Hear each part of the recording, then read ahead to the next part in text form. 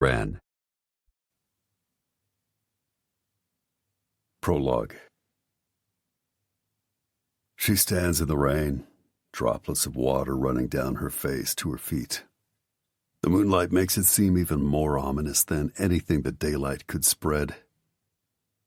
Her pain seeps out of her, almost as if her tears are the reason she's wet, rather than the rain that has soaked the parking lot. The pulse of rage pounds my temples along with my adoring crowd behind me. The stadium energy is alive. It vibrates through me as I watch her. "Why?" she yells at me. Her long, wet hair sticks to her face. The guitar solo behind me wails as they chant my name. I wonder if they know how much I need to hear them. This is the moment I die and become reborn. Her grief will heal. Mine will fester and ooze. It's poison, growing stronger daily until my heart will not beat for her anymore. She was, my anchor. My fucking lifeline to the real me. I watch her beautiful face in the moonlight, her pale skin never looking more striking at this moment, until she backs away from me, taking my soul with her. Agonizing pain seizes my chest as I let her go. I don't reach for her. I don't stop her, though the pain's so excruciating it's as though I've swallowed a knife. The slow descent slices my insides. The bike waits for her like a living creature. An angry, living beast. Its exhaust fills the area. It rumbles and vibrates on the pavement, reminding me that no matter how high I rise, I'll always be the man who hemorrhages grief. She hesitates, her hand on his shoulder. Time stops. 1, 2, 3. I hear my heart pound and I know it's hers calling to me. "I hate you, Reese Granger," she screams. Her thin body trembles as she swings one long leg over the seat and climbs on, clinging to the biker in front of her. I can't see him.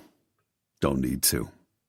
I know his rage, and I'd feel the same if the roles were reversed. His dark bike shines, almost glows in the moonlight. The sky blasts an eerie white zigzag across the black night. The pelting, almost stinging rain burns my sensitized skin. I open my mouth to try to take back all that has happened, to make her stay. But I stop myself. I owe her more than that. The guitar solo is almost over, and the lights from the stadium lasers fill the wet night with color. My followers never leave. They're what I need to focus on. Even with Mother Nature sharing her grief for me, my people love me. They know I bleed for them, and in return they give me their undying devotion. The bike, like a dark demon, speeds away, the red tail light illuminating the two figures who seem to evaporate into the wet night. For a second, I move as if I can actually catch up with the lead horse. I rip off my soaked shirt as if to shed my skin, or at least her scent, but stop as I acknowledge the truth. This is it. She's mine, and she's gone. I'm not good. All the people I love end up getting hurt. The rumble of the crowd stops me, calls to me. Like a junkie with his addiction, I slow. We never had a chance. Timing. The one thing you never escape. Our past formed our future. Tossing the wet shirt to the ground, I reach for my heart, then look up into the rain-filled night and let it wash away my guilt. Betrayal stings like a bitch, and no amount of Mother Nature's cleansing tears can rid me of who and what I've become. I've lost my muse, the one love of my life. The crowd chants my name. I embrace it. Let it fill me, build me up. The adrenaline of their screaming love allowing me to accept who I am. Rock God. As if the universe agrees, it lets out a loud, explosive crash of thunder. She's gone and taken my heart with her, but this, I still have this. I start to walk, but the water weighs me down. Hands touch me, and someone passes me a bottle as I make my way up the stairs. It's chaos. Mayhem. The crowd roars as if my very presence has brought them to life. I lift my fist to the sky and close my eyes. I am home. I am the rock god. Chapter 1. Gia. Present. 25 years old.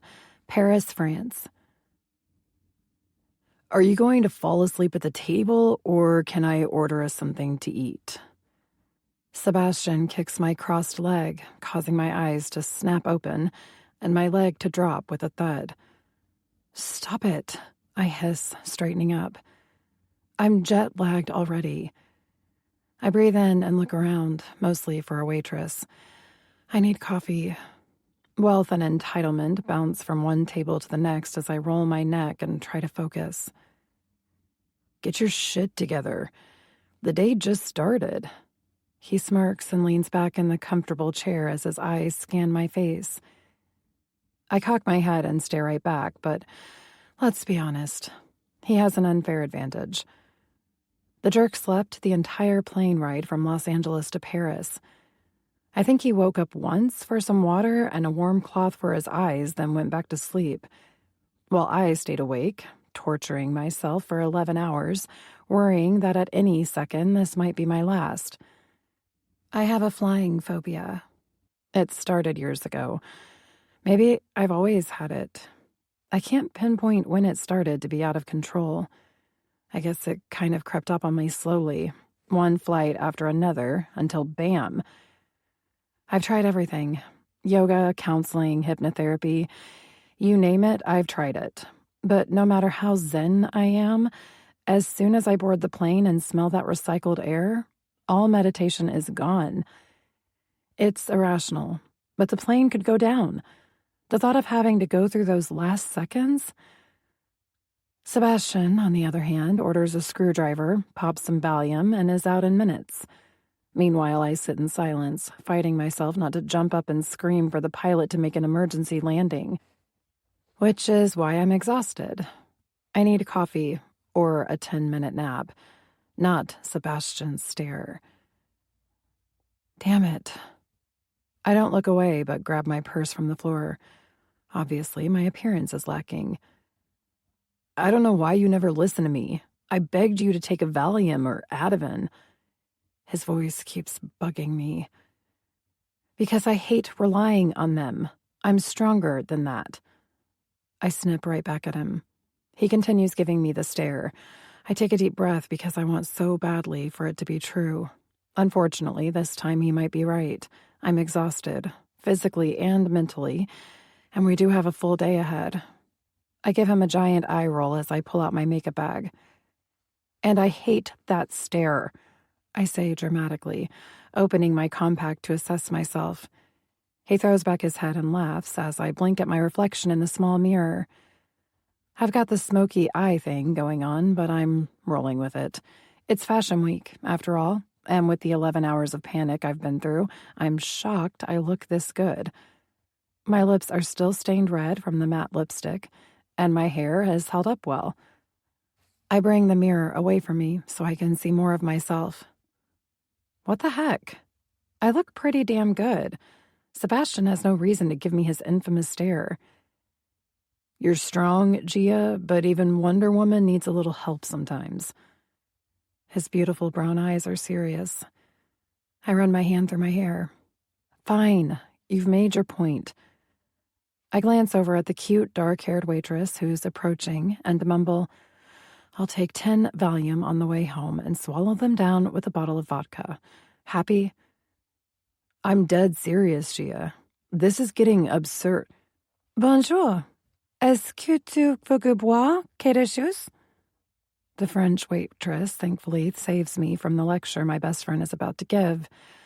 I hate when Sebastian gets on his soapbox, or worse, displays his brotherly concern. I have a brother, and trust me, he's enough. Bonjour, Booty. He instantly shifts so that he can give her his full attention, flashing her his beautiful smile and causing the poor girl to blush. Perfect. I'm never going to get coffee now. Women go crazy for Sebastian when he decides to show interest. The man oozes self-confidence. That, and he's fucking hot. You want your usual? He speaks without breaking his stare with the waitress. Yes, please. I feel like kicking him with my new heels. He's being ridiculous. Sebastian orders in flawless French. He's from Montreal, so he speaks the language. I snap my compact shut, tossing it back into my bag and forcing them both to look at me. Coffee. S'il vous plaît? My accent is horrendous, which is why I always let Sebastian order, but I have zero patience this morning. If he wants to flirt, he can do it after I get a cup of coffee. I recross my legs and sit up straighter. We just got off a plane and I'm in desperate need. I trail off as Sebastian leans forward and takes my hand, smiling at me, as if I'm not quite right. The waitress looks at me blankly, as if she doesn't speak a word of English, which is a lie. Everyone speaks enough to understand coffee. I'm sure she's wondering what's the deal between Sebastian and me. If I wasn't so tired, I'd try to smile at her so she could be reassured that I have no interest in Sebastian sexually. We're strictly friends. Best friends. Well, best friends who used to have sex. I met him my freshman year at UC Berkeley. I was nursing a broken heart, and he was drop-dead gorgeous and willing to fuck without asking questions. Thankfully, we're two peas in a pod. Within months, we both knew that we're definitely better as friends than lovers. I'm not the type of girl who's ever going to be in a serious relationship, and Sebastian is a playboy. He's also my partner, my rock, my voice of reason. I'd do anything for him, which is why I'm in Paris. He's broke again. Sebastian likes to live way above his means.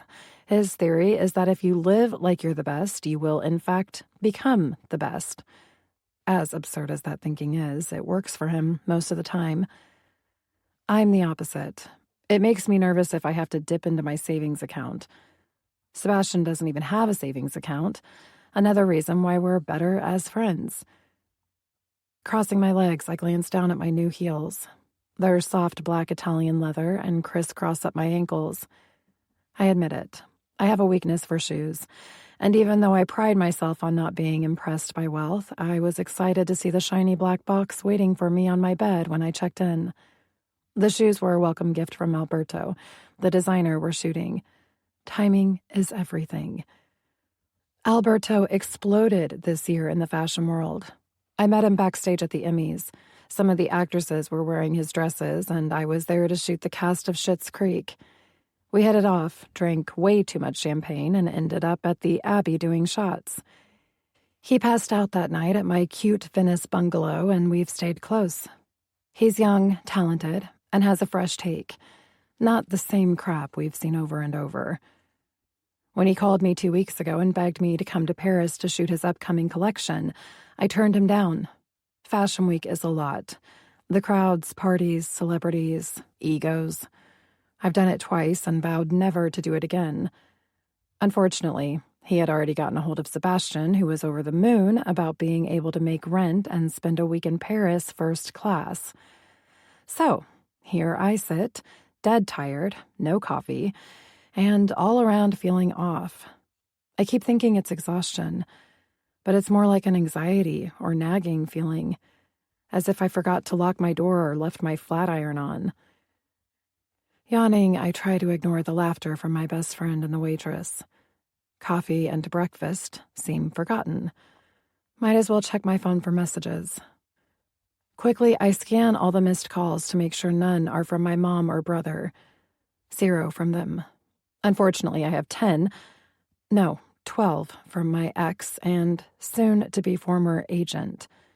Perfect. I glance up at the gorgeous hotel. It's stunning, Giant floral displays are tastefully arranged all over the hotel, filling the space with a soft but fresh smell. Whites, creams, and golds grace the lobby and restaurant we're sitting in. I lean my head back to admire the ornate turquoise beams that house the glass ceilings. My phone vibrates again. I don't need to look down to know it's my ex. I can sense his craziness across the ocean. I try hard not to regret things, but Jeff is one big fat mistake. This is absolutely the last time I get into a relationship with my agent. Why? Why do I do these things? Maybe I was feeling pressured to find someone, or I was sick of sex without some sort of connection. Whatever it was, in a moment of weakness, I said yes to Jeff. He's older, powerful, and rich, not to mention one of the best agents on both coasts.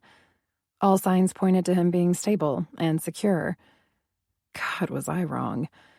I've never been with a more paranoid, borderline narcissistic man. Not to mention the sex was beyond bad. Cringeworthy, really. I close my eyes and try not to let my mind remember his body. Great. Now I see him naked.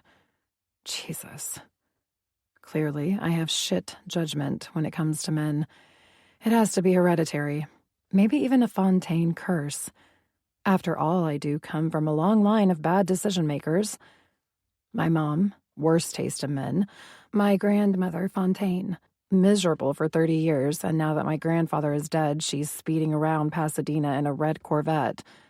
And don't get me started on my dad and his numerous failed marriages. I reach for my glass of ice water and almost laugh. There is only one Fontaine who is happy and in love. My brother. It's unfathomable. Axel never even wanted to fall in love. He hated it, made fun of it. Yet somehow he's happy. With kids. I'm an aunt to twin girls. Surreal if I take the time to think about it. Axel is actually living my childhood fantasy. The house, kids, maybe throw in a dog. He even has a white picket fence around his yard. It's kind of a drag. He doesn't even care when I tease him, just laughs and agrees, then grabs Antoinette and kisses her as if there is no one else in the world, which makes me feel like shit. I'll never have what they have. Then that causes me guilt because I do love my brother and I'm happy for him. Back and forth, I ping-pong. It's why I've kept myself busy working and avoiding Antoinette's calls. She's knee-deep in planning their wedding, and she wants me around for it. But she has a whole crowd of women who love her, most in happy relationships. I'm like the third wheel. My phone vibrates again, bringing me back to the now, and the waitress's over-the-top laughter. Can she be any more obvious? Sebastian isn't going to be into her as soon as we pay the check. That's mean, but true. Rock God! A girl screams as she runs past our table. Time stops. For one terrible moment, I break out in a cold sweat. I take a breath as dread slithers up my spine, causing goosebumps on my arms. I'm hearing things. My brain is just tired. No way did I hear her correctly. Gia? I almost scream, or puke. Either one is close to happening. Sebastian frowns at me, but who cares?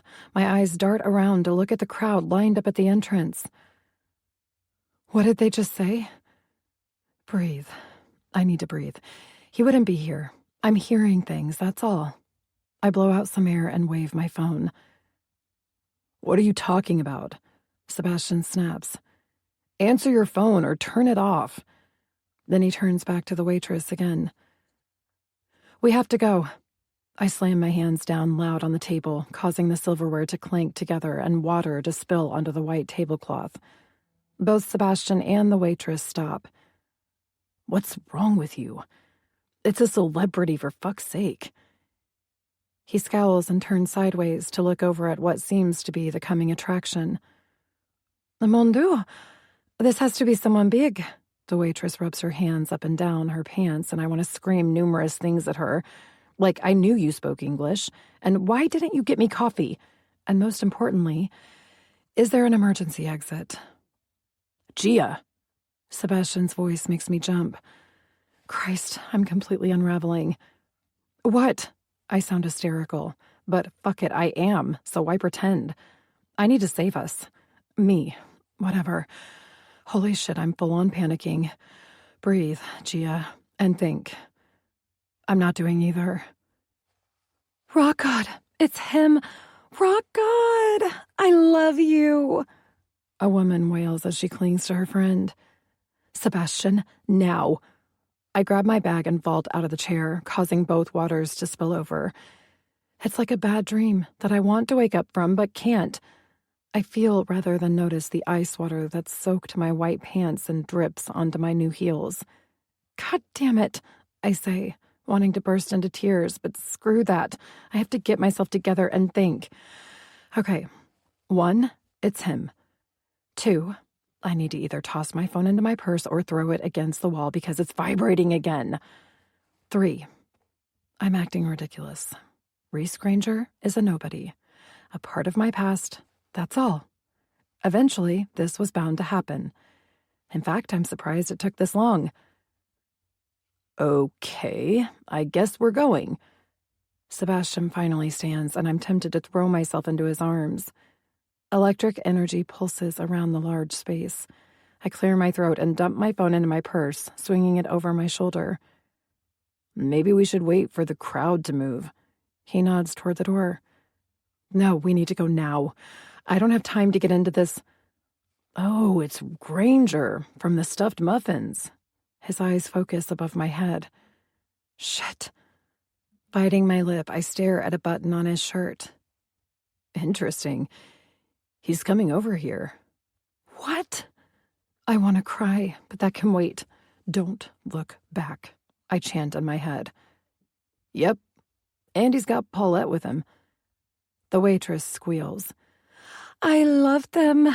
Granger is magnificent. Thankfully, she switches to French. She was bugging me before. Now I really dislike her. I close my eyes to brace myself. He's as bad as they come.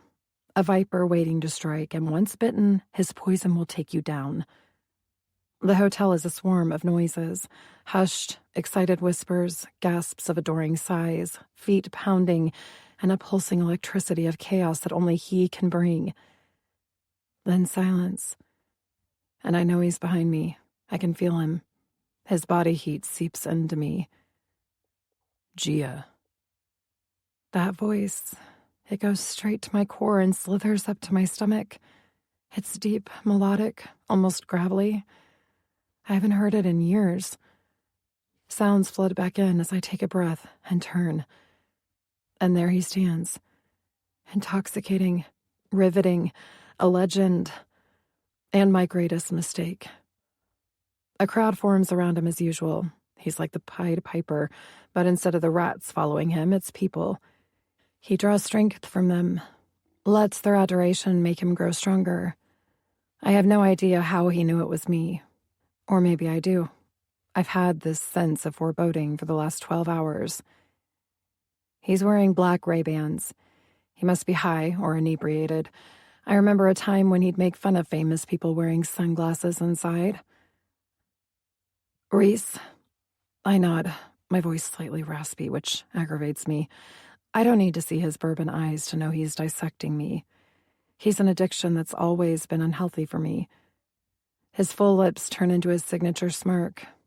Actually more like a slight snarl, and my heart thuds. Lucifer.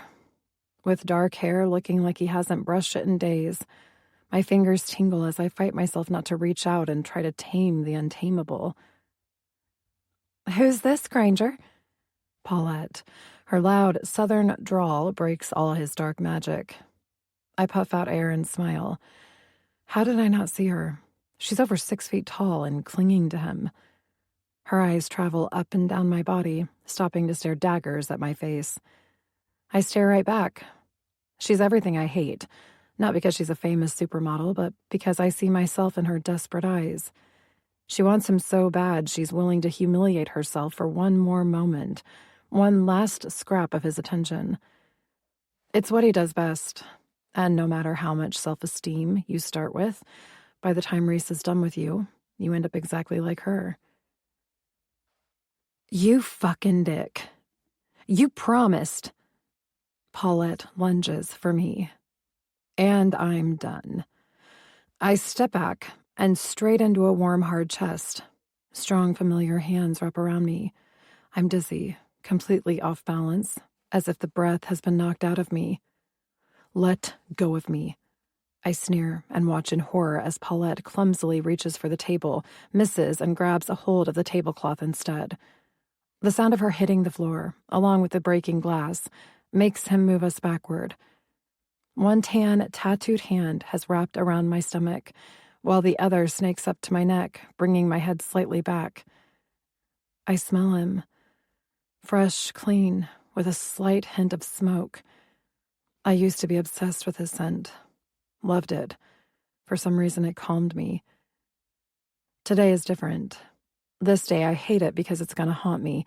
It's all happening too fast, like a whirl of colors and loud cursing with Paulette sitting in a pile of water, silverware, and glass.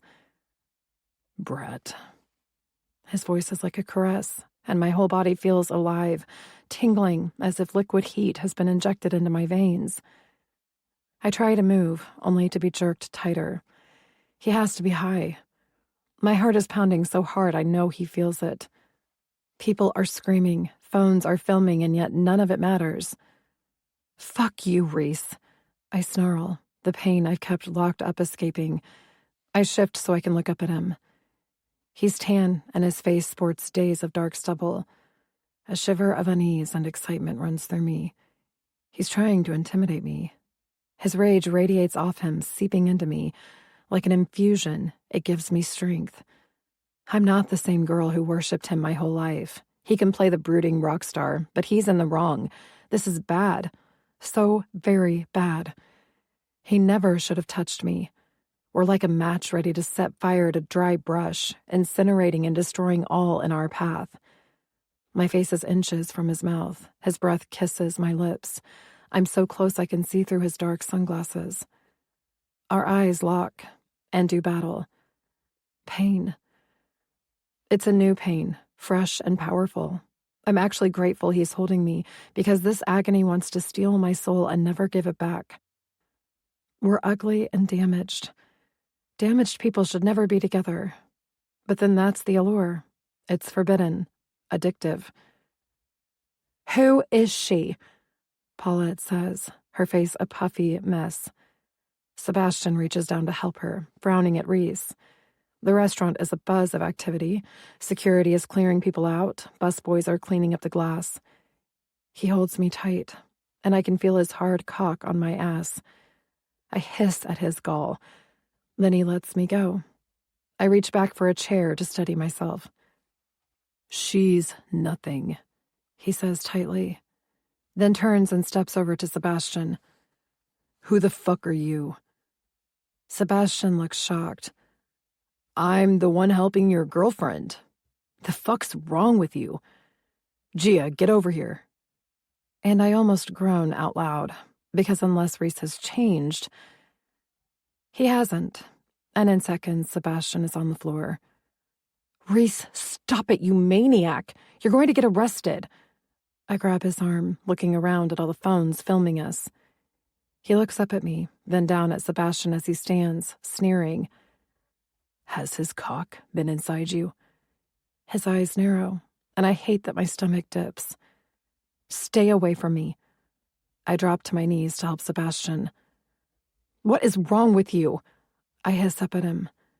A jolt of energy zings through me as it dawns on me that I can see his eyes. His sunglasses must have come off when he attacked Sebastian. For a split second, I swear I see pain. But it's gone so fast I might have imagined it. Here, breakfast is on me. Reese snorts. Reaching into his pocket to toss a wad of money at us, he takes Paulette's hand and drags her toward the exit. Jesus. Sebastian. I grab a napkin from the table to dab his bloody lip. Are you okay? He pushes my hand away. I'm suing that motherfucker. What the hell just happened? He glares at me, kicking the pile of $100 bills away in disgust. He's a friend of Axel's. as if that should explain why he acted like a lunatic. "I'm so sorry." He looks over at the crowd following Reese.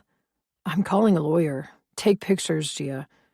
He motions for the police, who were talking to the manager. Suddenly, I'm forgotten as he switches to rapid French. I assume he's telling them that Reese Granger attacked him for no apparent reason. I sit down in the chair and wait for Sebastian to finish, trying not to think about Reese, his smell, and the past. Reese Granger was a fantasy. He's clearly not stable. The drugs and booze have caught up to him. Another cliché fallen rock star. Only he's far from fallen. If anything, he's at the top of his career. Rock God. That's what they call him. But to me, he'll always be the one who makes all the girls cry. Part 1. Chapter 2. Reese. Past. 17 years old. Burbank, California. Dude, hurry the fuck up. I glance over at Nuke. He stands, twirling his drumsticks, completely interrupting me and Stephanie. Give me 5 more minutes. I'm a dick, but Nuke's an asshole. Can't he see I'm dealing with shit? It's pretty obvious that she's hysterical.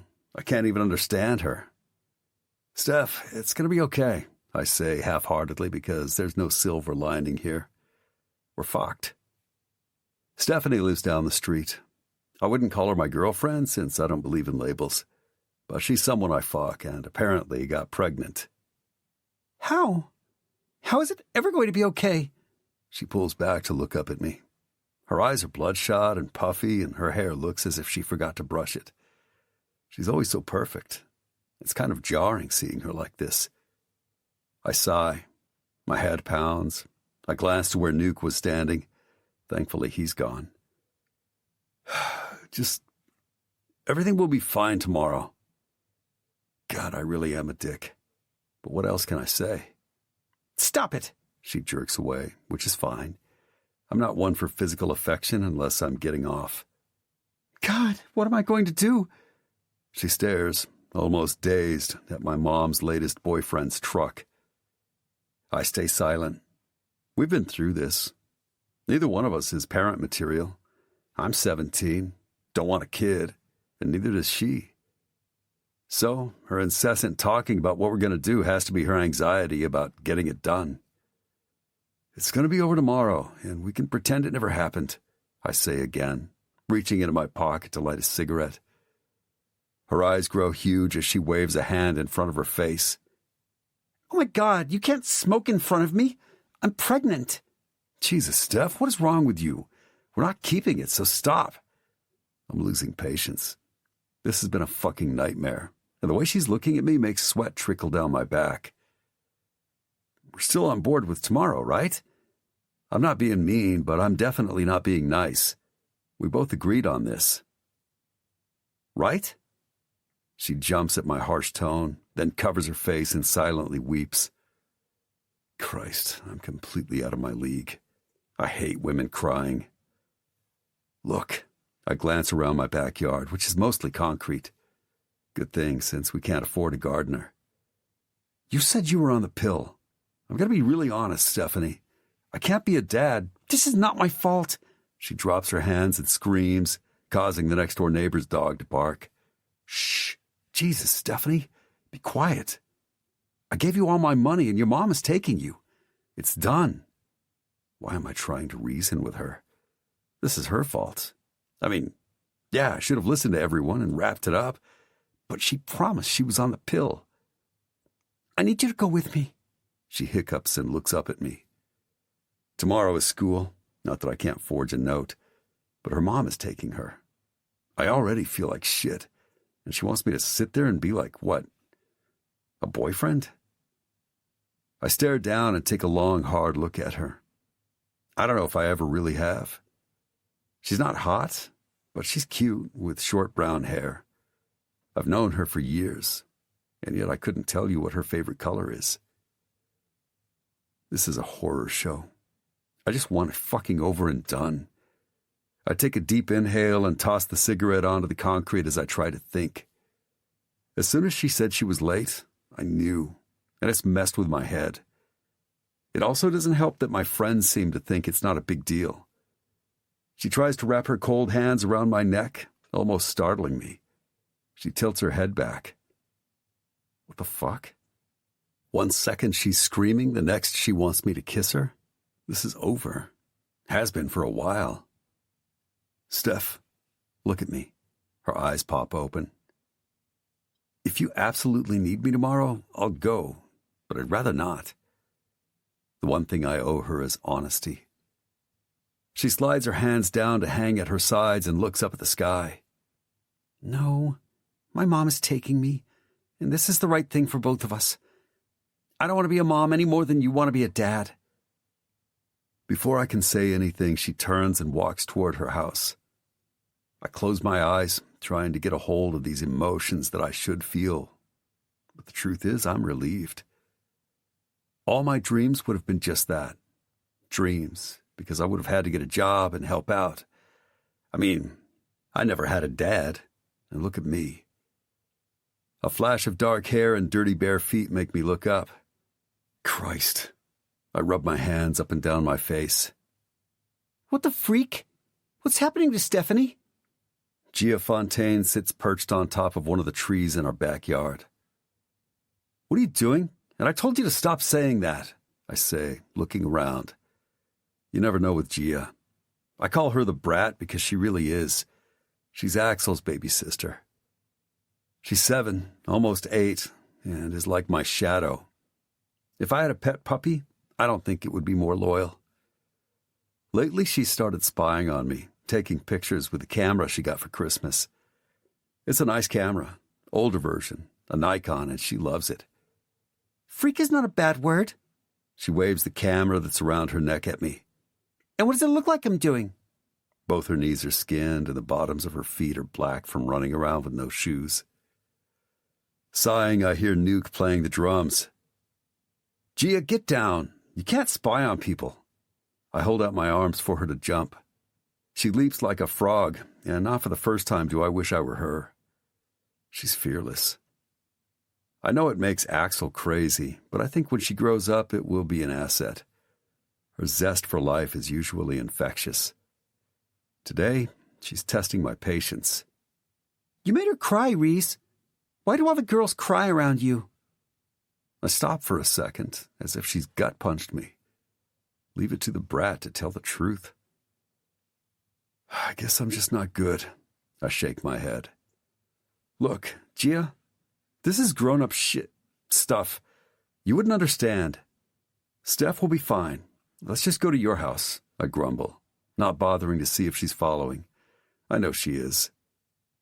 Why is she saying she's going to have a baby? She runs so that she's at my side, then brings the camera to her face and snaps a picture of me.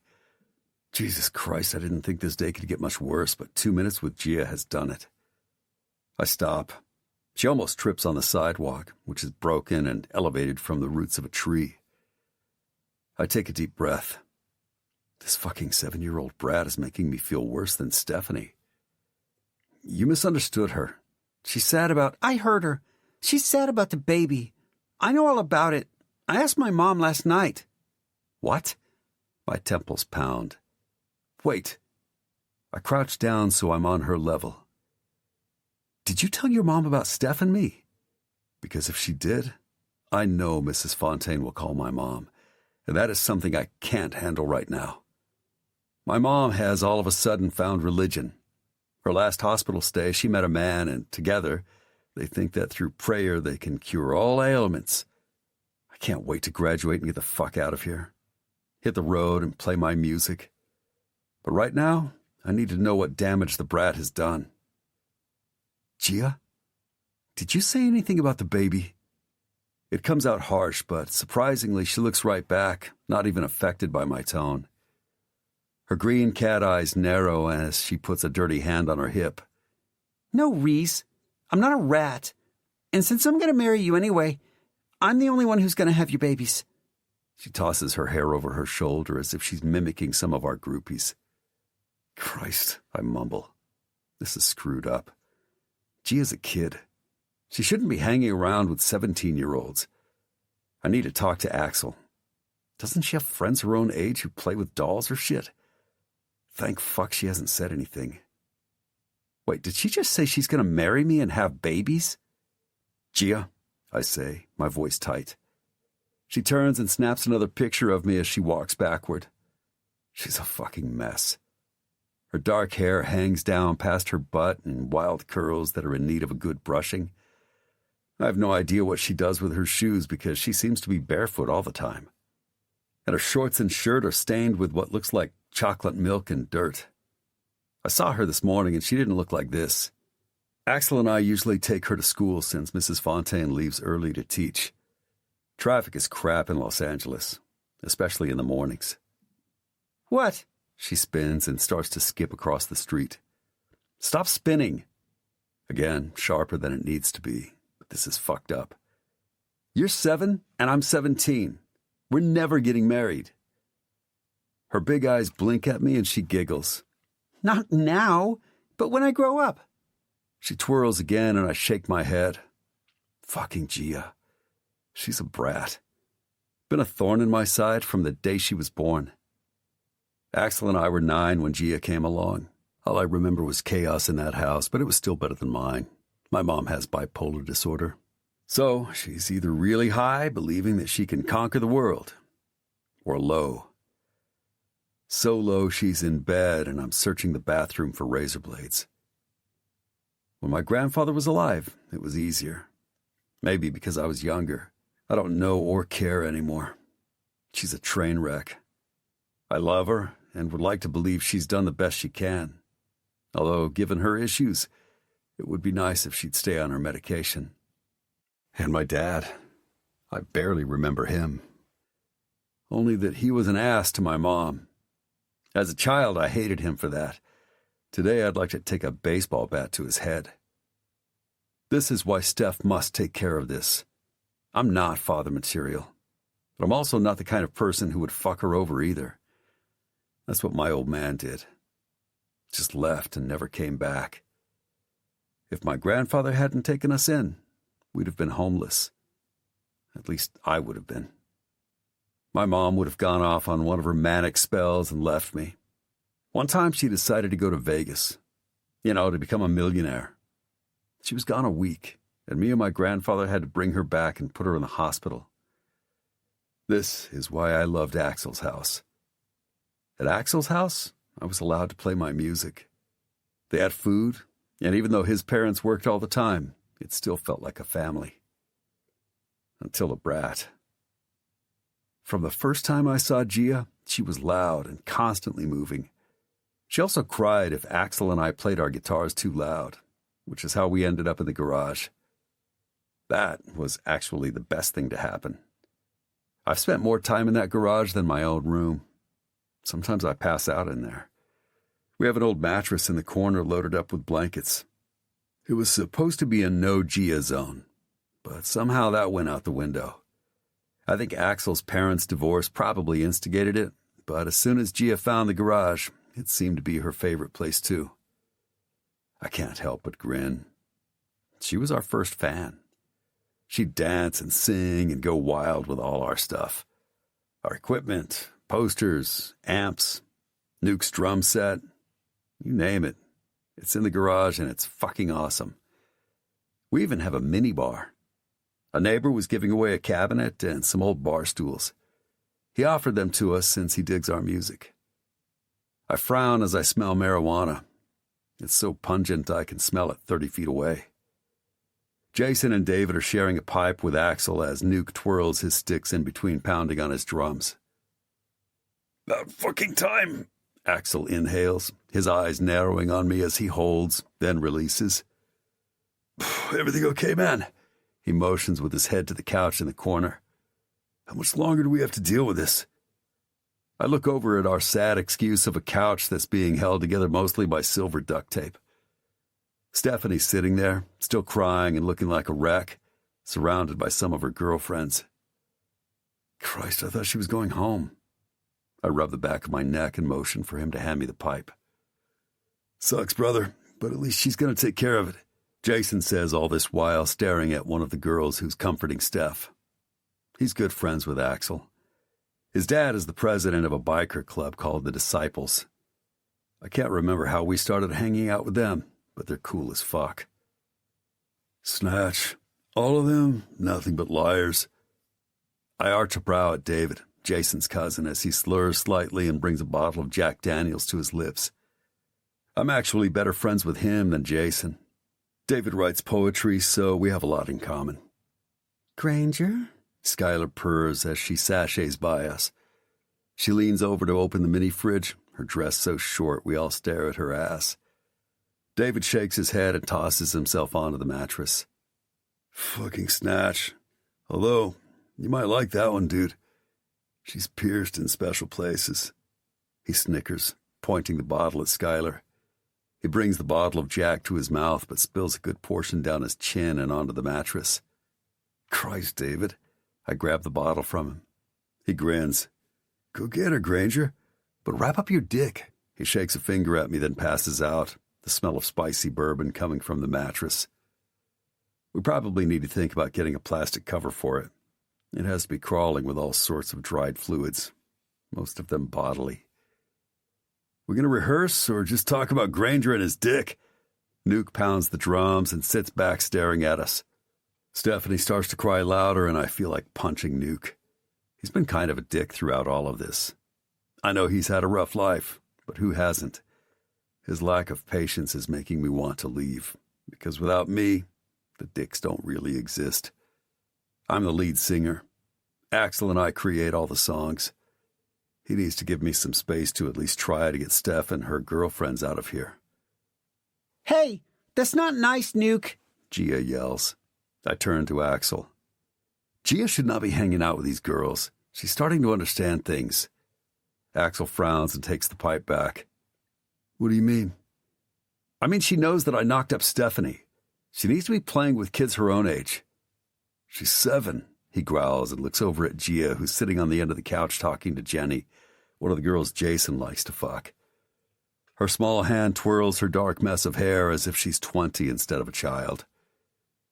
Gia? Axel scowls at her.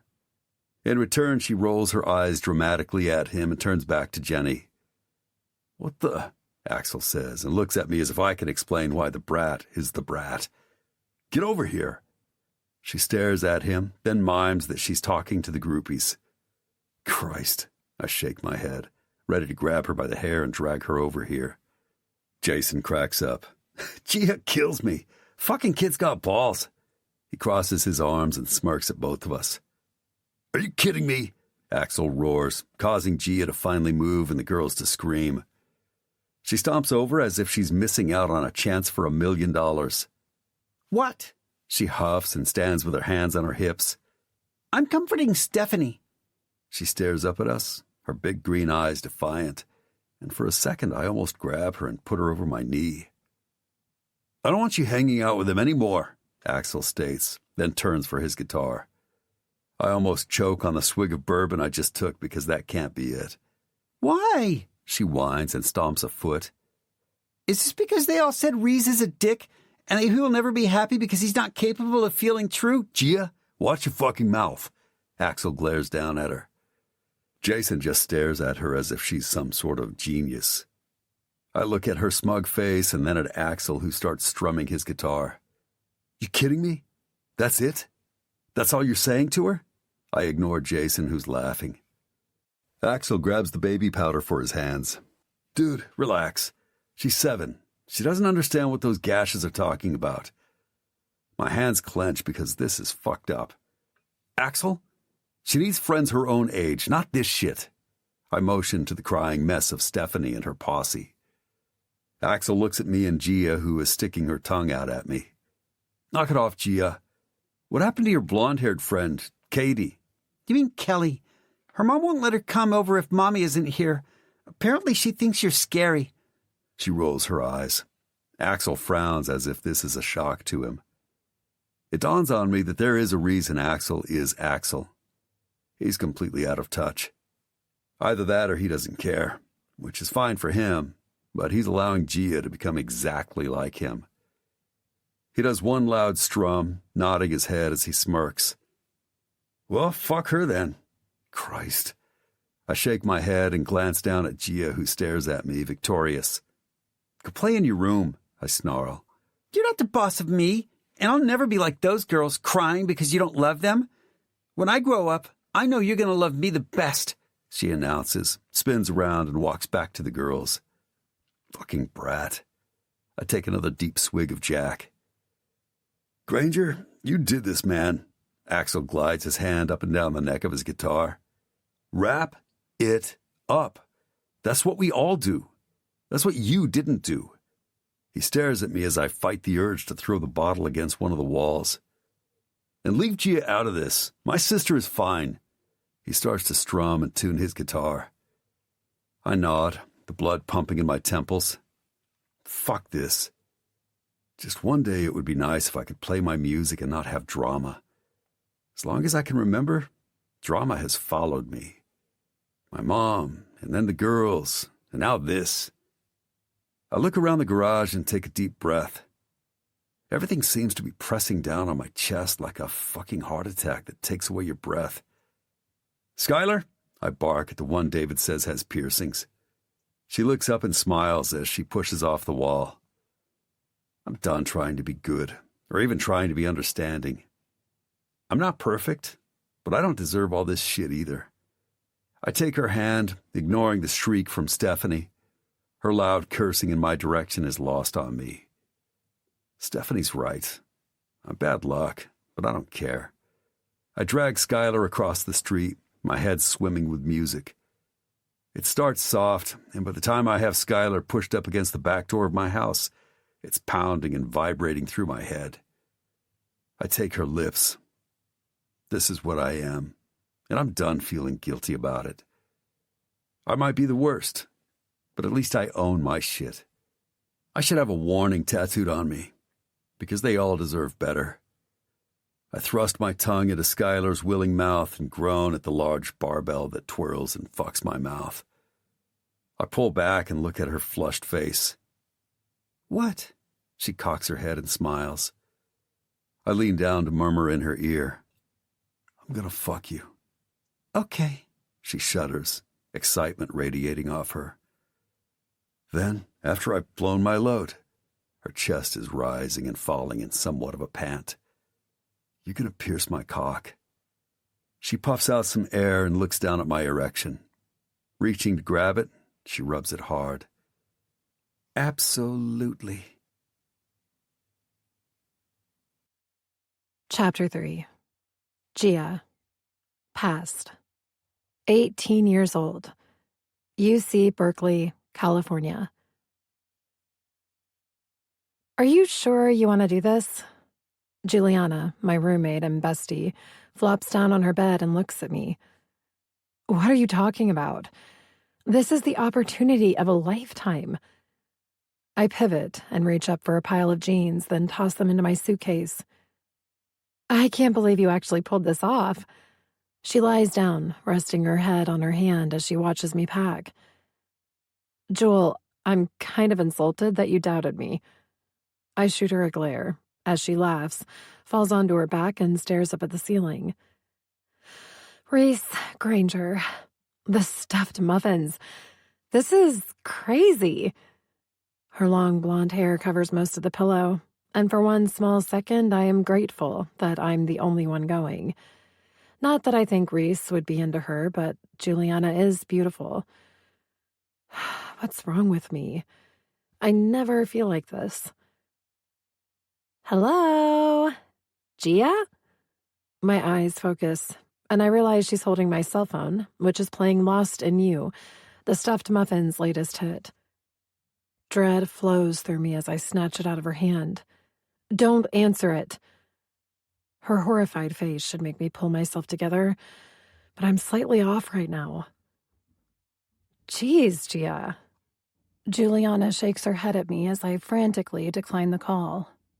I look at her and back at my phone before sinking down to sit on the edge of my bed. I need to think. This might be nothing. Just my mom wanting to tell me to be careful and that she's excited for me. You okay? You're starting to worry me. Juliana's big blue eyes show concern. I must look as bad as I feel. And I feel like I want to puke. I thought you said your mom was fine with you going on tour with them over winter break. She cocks her head, and the kindness in her voice makes me want to cry because I have worked so hard. And if this phone call is what I think it is, I did. I jump up and pace in our tiny dorm room, which is so limited on space that my giant suitcase takes up a big portion of the floor. Shit. I make my brain think. Juliana was right. It's a miracle I've pulled this off. It all boils down to the fact that both my photography and English professors are giant Stuffed Muffins fans. So much so that I was pretty much given a guaranteed A. All I have to do is an exclusive interview that my professor, Mr. Barry, can submit to Rolling Stone for me and provide some recent pictures. And it'll probably put me on the map. Over the years, I've stayed in touch with Nuke, their drummer, and if his drunken phone calls complaining about how the band is not in sync are any indication, Reese absolutely needs me. I mean, who else knows him like I do? The time is now. I'm already late. This is the tail end of their tour. 6 weeks. 6 weeks to make Reese realize what I have always known, that we're soulmates. It doesn't matter that I haven't seen him in years, or that he has become one of the biggest stars in the world. What matters is us. He needs me. It's why I'm so determined to get out of here. They're playing tonight in Seattle. Nuke was a bit fuzzy on how long they were staying. My phone starts singing again, and I take a deep breath. Might as well deal with it, because I'm absolutely going to do this. Exhaling, I toss my hair off my left shoulder. Hey, Mom, what's up? I'm super busy, so if it's not an emergency, I really need... Gia, you need to stop and listen to me. My mom yells through the phone, halting my rant. Damn it. I had hoped I could talk right over her. You need to call your brother. And those are the last words I ever want to hear out of my mom's mouth. Why? I almost exploded her. Why the hell did she tell him? He's not happy, she says flatly. I huff. Axel's never happy. Taking a deep breath. It's hard not to go off on my mom, but I hold back. I glance over at Juliana, who sits at the end of her bed looking like a Disney princess, except for her gross and annoying habit of picking her nail polish off. I almost swat her hand, but I need to focus. Look, sweetheart, I know this is through the university, but Axel has some concerns. I go to open my mouth, but she continues. Call him. You know he's only looking out for you. If he says yes, then by all means, go and do the best job in the world. She says the last part as if she's on a talk show. She's so phony and completely see-through. God, I can't believe I felt guilty, because technically this has nothing to do with Berkeley. But now I don't. Of course, she's trying to make Axel happy. That's what everyone does. It's all about not upsetting Axel. Pathetic. All but me. Screw that. He's my brother, but I can see his flaws. I take another deep breath. Fine, I have. I'll call Mitchell, but just for the record, I am 18, so I don't need permission from either of you. The line goes silent. Hello? I'm here. Her voice is loud and clear. Call your brother, young lady, if you want to continue using your credit card. And then the line really does go dead. God damn it! I toss my phone on the pillow. God damn it! I jump up and pace. What? Juliana tries to follow, her blonde hair slapping me in the face as I turn quickly. Sighing, I look up at the dull white ceiling. I have to call frickin' Mitchell. I clench and unclench my hands. Who's Mitchell? Juliana's voice goes up. She gets flustered easily. Axel. Mitchell is Axel. My eyes flash at her. Never mind. I wave my hand, already rehearsing what I need to say. Hey, big brother, I'm going to spend my whole winter break with the stuffed muffins. Why? Because I need to convince Reese Granger that we are destined to be together. So deal with it, and don't stand in my way. Somehow, that's not going to fly. In fact, he might lock me up. He and Reese are not close anymore. Screw this. He can't control me. I mumble and push on his number. It's like a Band-Aid that you know is going to burn and sting when you take it off, so you rip it off fast. That's where I'm at. Might as well rip it off. Oh, dear. Juliana wrings her hands as I straighten my shoulders back, frowning at her. I don't need any bad juju. I love her to death, but she worries way too much. I'm about to sigh in relief because he's not picking up, and I can leave a message when I hear, "What?" Hey, Mitchell. So, no. Rude. You don't even listen, Gia. He sounds grumpier than usual. I have shit going on, so I'm gonna make this fast. Over my dead body, would I ever allow my baby sister to be anywhere near Granger? Holy shit. That's harsh and kind of vicious.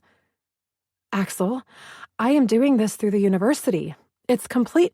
Do you think I'm mom? That's the stupidest thing I've ever heard. You are lying, and the answer is no.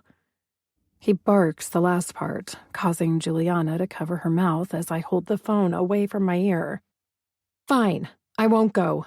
But you are making a huge mistake, completely clipping my wings. This is my career, you know. Axel? Mitchell! I look down at my phone. God, he is such an asshole. He hung up on me. Can you believe it? Juliana sinks to her bed, her eyes full of tears, and I have to fight myself not to yell, "What the hell are you crying for? My whole life plan has been ruined." Or has it? Juliana. I drop down next to her, my mind spinning. This could work. Juliana's dad is rich. Not wealthy, but rich. And Juliana is freaking perfect. She's so responsible. She has access to money, a.k.a. she can give me a loan. I'm so sorry, Gia. I know you truly wanted to do this, but you know what they say. If it's meant to be, then screw that. I interrupt her kind but unnecessary pep talk. We make our own destinies, and I need your help. Taking her cold hands in mine, I give them a supportive shake. I'm dealing with a complete rule follower here. Juliana never did anything adventurous until the day we became roommates. Thank goodness I came into her life. You do? Oh God, what? Her eyes grow huge. Stop it. It's not a big deal at all, really. I smile at her, and she stares back, befuddled. Okay, listen. If my mom and Axel are going to be like this, then I can't use my credit card because...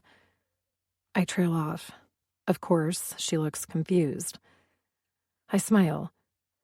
Juliana, I need you to give me a loan and cover for me if my mom calls. I squeeze her hands again as her eyes get bigger, if that's possible. Don't panic. I let go of her hands. They're clammy. She's not going to call. Oh, thank God, she whispers. But in case she does, just pick up and tell her I'm working. I do jazz hands and smile encouragingly, trying my hardest not to lose patience. Oh dear. She blinks at me, and again, my conscience nags at me. I jump up and move to close my suitcase, needing to get away from her responsible energy. Please, Juliana, you need to believe in me. If you don't, then I don't think I can handle it. You know I believe in you, she snips. Fantastic. I need a loan. But they said no, Gia.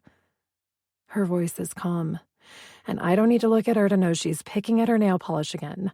I can hear the annoying scratching. I mean, you can't disappear for weeks and think they won't know.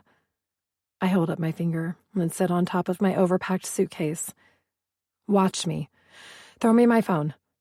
I motion with my hands while blowing a piece of hair off my face. She leans over and hands it to me. I give her a saucy wink and push on my mom's number. Watch and learn.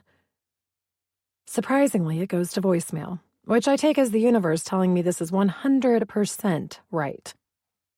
Hey, Mom. So after thinking about it and talking to Mitchell, I'm not going to go.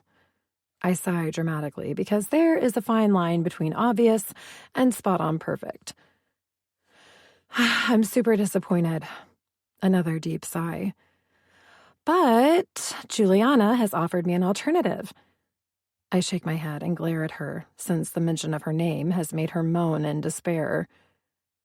Her dad is a big commercial real estate guy, and he's hiring her over the break to help out. Anyway, he was getting ready to hire a professional photographer to take pictures of his properties and update his website, but Juliana convinced him to hire me instead. Gazing at my shoes, I avoid the look on Jules' miserable face. I want you to know I'm devastated about not being able to get the scholarship. I'll check in when I can. I push end and turn to Juliana. See? Easy peasy. Now how much can you loan me? You're like a Jedi master at lying. Her face is flushed, and I smile because, again, thank goodness she has me. She hasn't been this excited since I made her go to TJ with me for a fake ID. You're seriously going to do this no matter what? She licks her lips as I motion for her to sit on my bag so I can zip it up. Yep. I need enough for a plane ticket to Seattle and emergency money. A couple thousand should do it in case I need to buy some things. I'm pulling numbers out of my head. Whatever, I don't care about the money. Gia. She grabs my hand. What? And you can get up. I almost laugh at her, but that would be horrible. It's not her fault. She's a truly good, innocent person. She stands and takes a breath. You promise that your mom will not call. Or Axel. She whispers my brother's name and turns pink.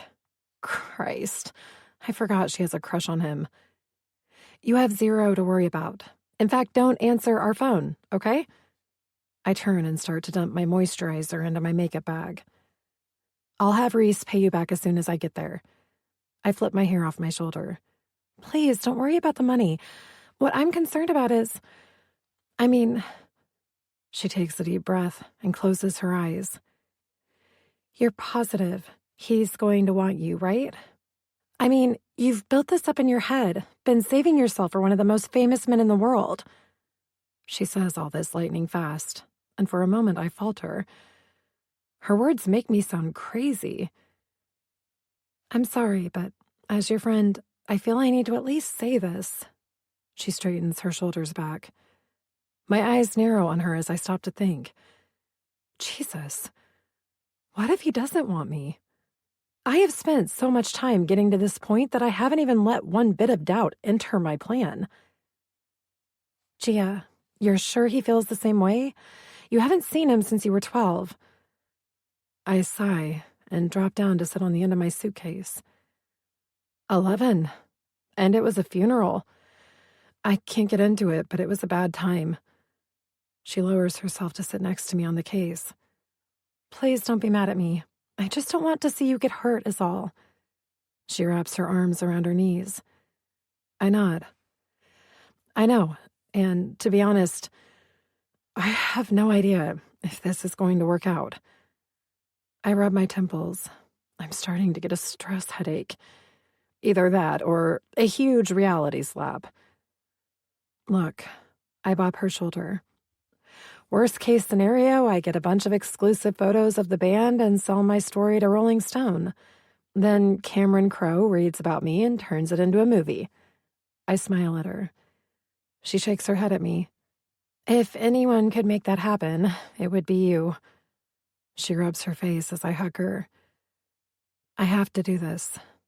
I know you think I'm crazy, but he's the one. You are crazy. So crazy, but I believe in you. Now give me your account number. Chapter 4. Reese. Past. 27 years old. Seattle, Washington. Granger, get your ass over here. I look over to see who's screaming at me. I'm seeing double, but grin anyway. I hold up my bottle of exclusive tequila and nod at the person. I have zero idea who it is. God, people are so obnoxious. Why do they think we would talk to them? T calls out, making me turn my face away in distaste. This one's a disaster, even for Nuke. She's a model he met in New York a couple days ago who's somehow followed us to Seattle. She flips the poor guy off and wraps her arms around me, trying not to spill her martini. Wipe your nose, T. Peeling her claws out of my side, I let go of her waist. Her waifish body sinks into the velvet purple couch as her martini spills everywhere. The fuck, man? Ammo yells up at me as T tries to lean on him, screaming that her shoes are ruined. I raise the bottle of tequila to my lips and smirk. Ammo and T belong together. Where's Nuke? I grit out, not sure why I'm so aggravated with Ammo. Maybe because he seems happy and content, and I'm the opposite. He sits there looking relaxed and snorting coke with Gordon, one of our new record execs. Ignoring them, I look out at the massive crowd of bodies. This club has to be over capacity. I can barely see the dance floor. There's nothing but a swirl of colors and bright lights. The loud beat vibrates through my chest. He's at the airport, T shouts, still trying to climb onto Ammo to save her shoes. Jesus Christ, he mumbles as he dumps her onto the other side of Gordon, who smiles and makes room for her.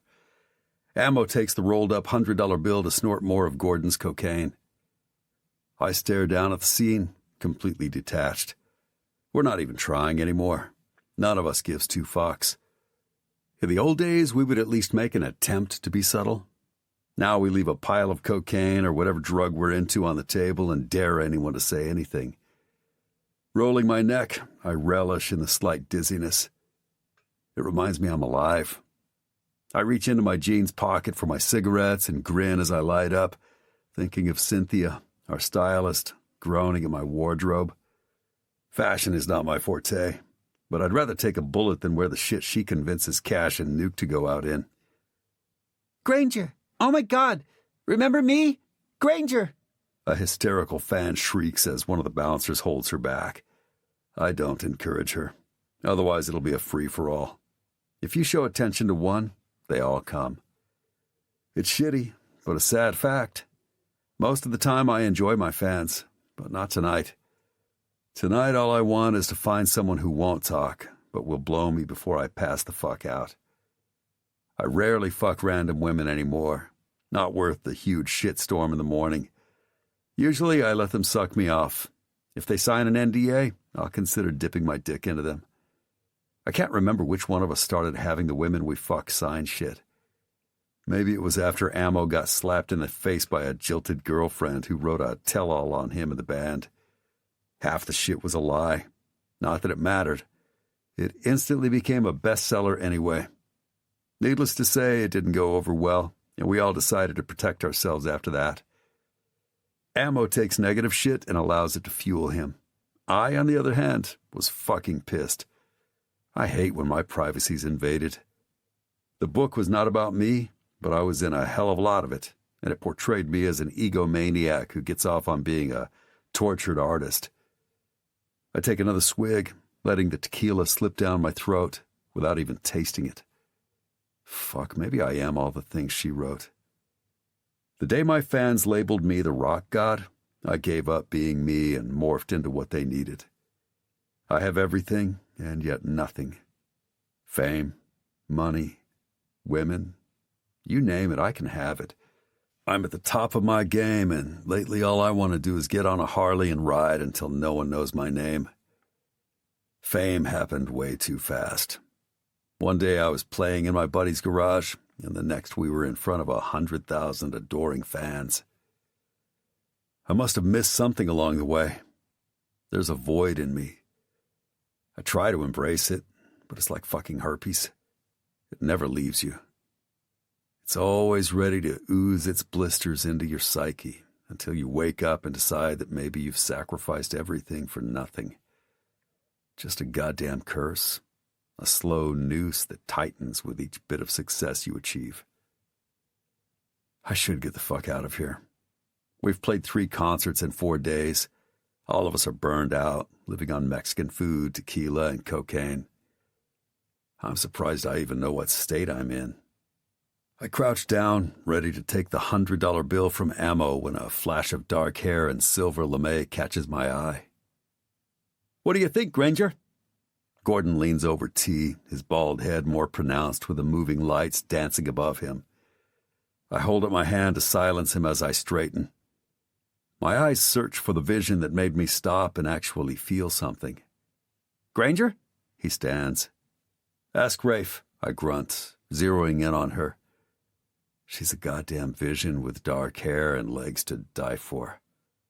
"Dude," Ammo shakes his head as he snorts and wipes his nose. "You need to listen to Gordon. This could be good for the muffins." "Tell it to Rafe," I repeat as I let my eyes devour her.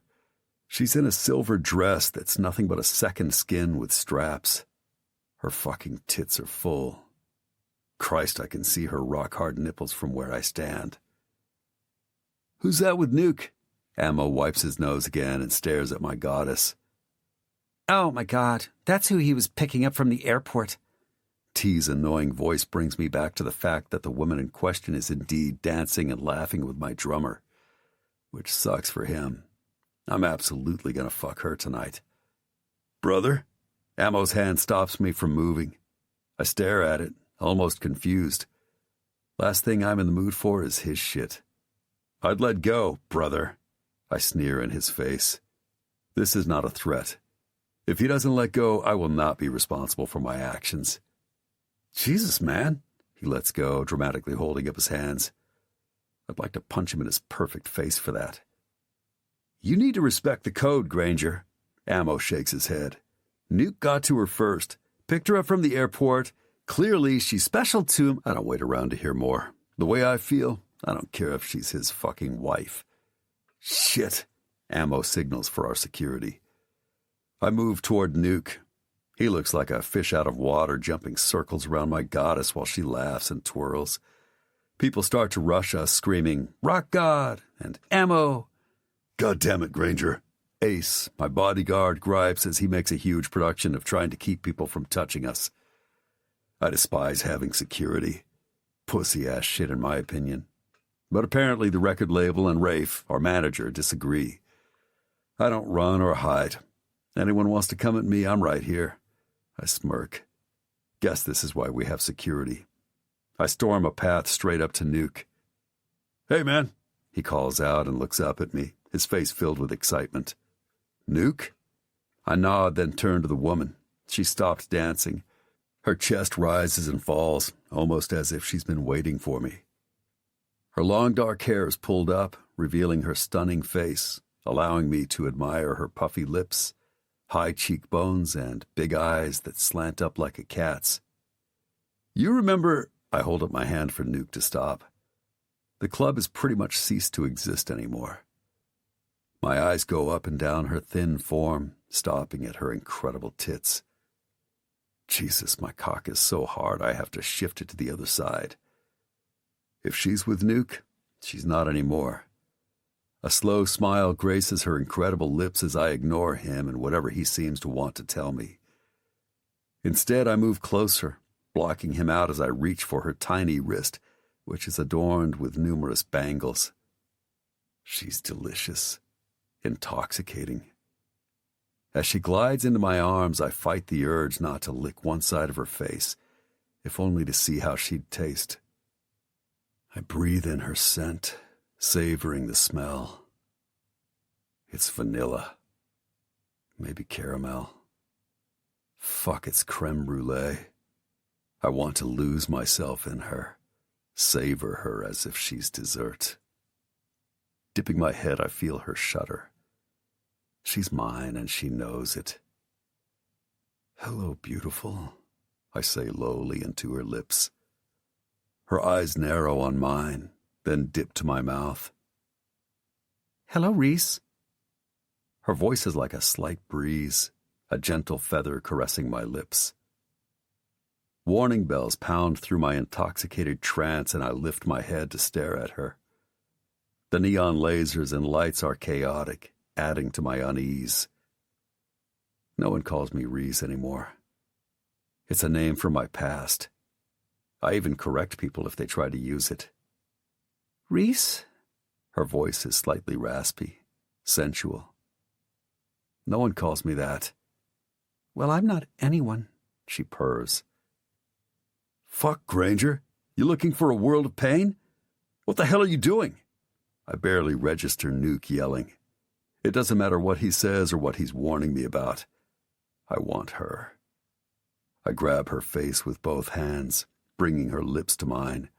A premonition that this one is dangerous flashes through my head. It doesn't matter, though. I'm all in. Roughly, I claim her lips, thrusting my tongue deep inside her mouth. She moans and wraps her hands around my neck. Her body fits perfectly, as if I hired a sculptor to mold her to me. She tastes like sugar and berries, and all I want to do is live inside her honey core for days. Hunger. I haven't felt starved like this in years. That need, drive to obtain something, to want something so desperately that you don't care if she ruins you. Lifting my head, I say, "Let's go." Yes, she nods, her eyes slits and lips swollen.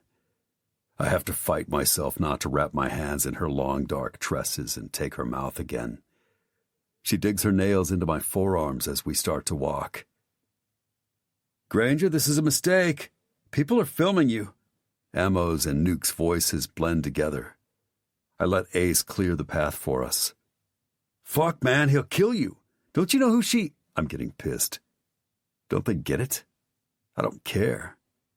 Who do they think they're talking to anyway? Hunger. I let the adrenaline flow through me. For the first time in years, I want something. I want it.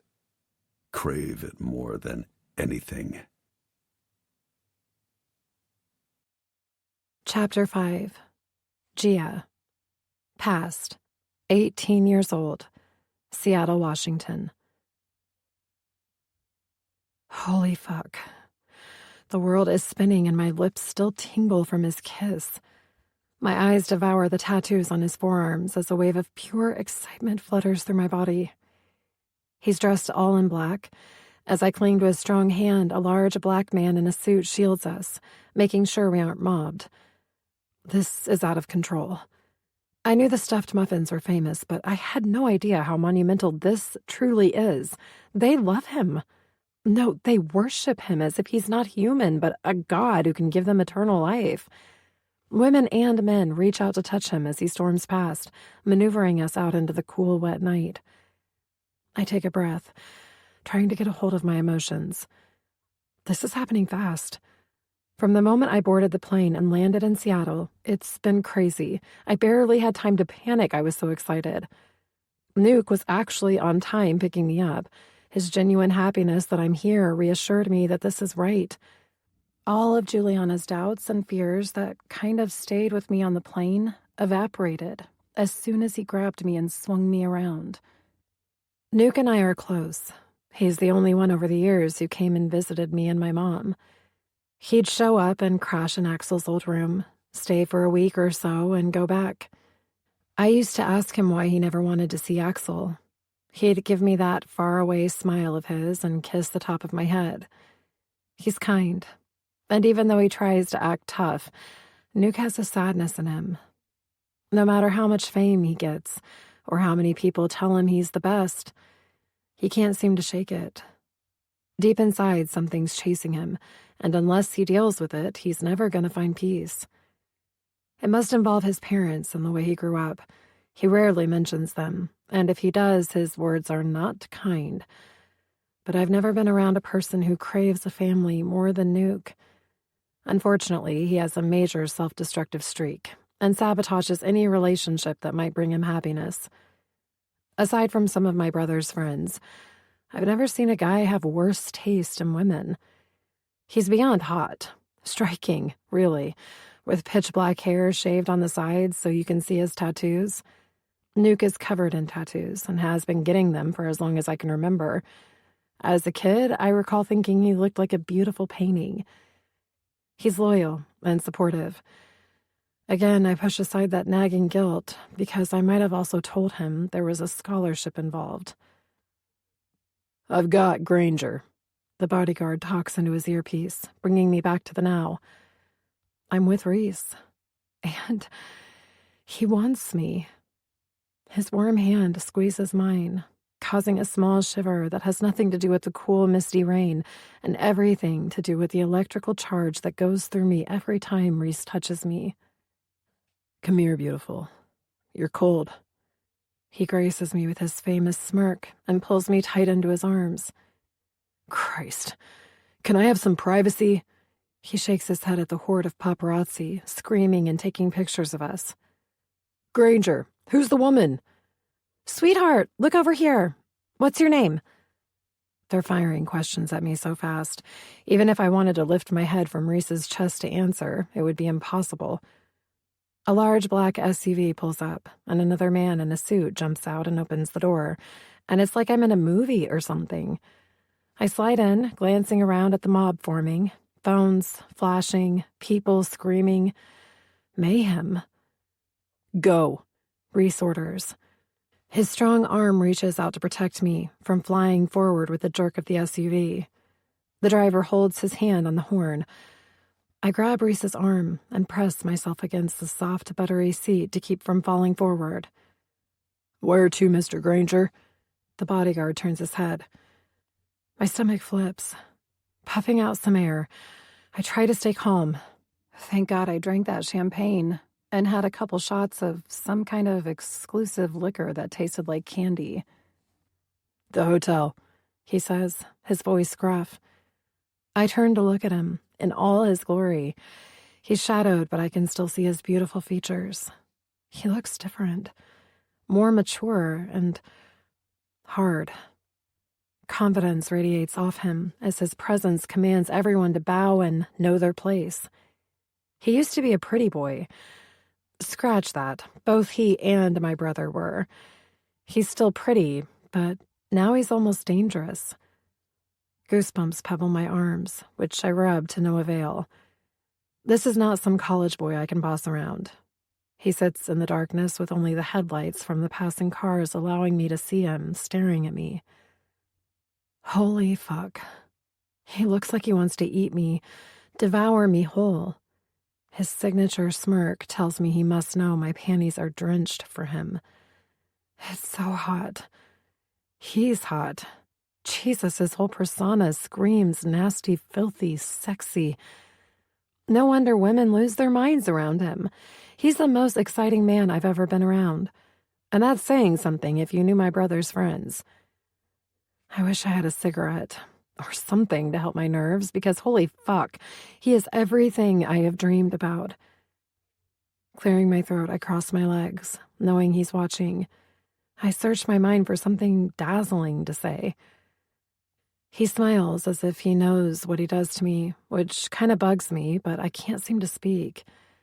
Until I can stop my pulse from racing in sexual excitement, maybe it's better if I remain silent. How do you know Nuke? His voice is seriously amazing.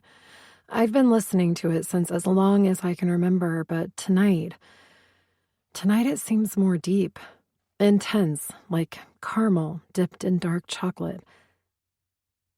Wait, did he just ask me how I know Nuke?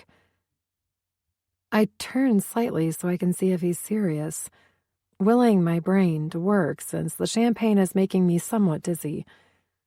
What the? My mind races. I sense the power of his impatience as he waits for an answer. Is he serious? Does he seriously not know it's me? The way his eyes hold mine in the darkened vehicle, I have my answer. Shit. I never dreamed he wouldn't recognize me. Okay, there are two ways of handling this. I tell him the truth, or I smile and say, "We go way back." He reaches for a strand of my hair and twirls it around his finger. His eyes scan my face, then dip to my breasts. "Oh, God," I whisper. My nipples harden, and I lean back into the cushioned seat again, this time to get a hold of myself. "You a liar, beautiful." He reaches for my breast, his thumb roughly rubbing my nipple, and I almost moan out loud. "No, I'm an old friend." This time I do kind of moan. As he continues to rub and pinch my nipple, his other hand wraps around my neck, bringing my face inches from his. "I know all his friends, and trust me, I'd remember you," he says gruffly. And if I wasn't so freaking ready to grab his hand and shove it in my panties, I'd laugh. Thankfully, the SUV saves me from myself and slows in front of his hotel. "Granger, do you want me to clear the lobby?" The hot bodyguard turns to look at us, and my cheeks turn hot. Reese brushes my lips with his, then lets me go as he opens the door and steps out. I clear my throat and pull down my dress. God, the bodyguard doesn't look fazed at all. Clearly, this is not the first time he's witnessed this. "I'll take it from here, Ace. Thank you." He holds out his hand for me. I slide out and decide that if I'm going to make this work, I can't be getting jealous. There are going to be a million women throwing themselves at him. Again, that voice in the back of my head makes me hesitate, if only for a second. Am I doing this wrong? I feel like I've been telling a lot of white lies, starting with my mom. Is karma going to slap me in the face? "Holy shit, it's Granger!" A group of men in suits call out, making me push aside my thoughts and focus on my future. His hand lies firmly on the lower part of my back. Nodding, he moves us fast. I barely glimpse the gorgeous lobby when the elevator door closes on the few people brave enough to have followed him. "This is crazy," I whisper. His tall, hard body pushes me against the glass wall. "Welcome to rock and roll, beautiful." In a moment, his lips are on mine, and I cling to him, opening my mouth to let his tongue take mine. He tastes like smoke with a hint of citrus. My head is spinning, and every single cell is buzzing with need. This goes beyond wanting him, or fantasy about the famous rock god. I've never felt anything close to this before. He grips my chin, forcing me to allow his tongue more access. His other hand roughly jerks my dress up, and my leg wraps around his thigh. "Fuck," he says into my mouth as he rubs his erection on my wet panties. The elevator dings, but Reese reaches over to stop it, and like the dark magician I suspect he might be, he pushes aside my underwear and thrusts 2 fingers into my wet core. Jesus. Tight. His eyes look into mine, and for a split second I think he might realize who I am. Instead, he captures my lips and slides his fingers in and out, finger-fucking me hard and fast. "Oh my God," I gasp as he roughly rubs my clit. Nothing about him is gentle. He's powerful and primal. I groan into his mouth as my tongue twists with his. "Fuck, this is the tightest cunt," he says huskily, and my head falls back against the cool mirror. I cling to his shoulders, climbing as if I'm possessed. I rub my pussy on his hand. "That's it, beautiful. Fuck my hand. Fuck it hard." His nasty voice makes my core pulse. "I'm going to come," I say hoarsely, not even recognizing myself when I lift my head and dig my nails into the back of his neck. "Yeah, that's it, baby. Squeeze my fingers." "Reese." Vaguely, I'm aware that I'm chanting his name as I orgasm.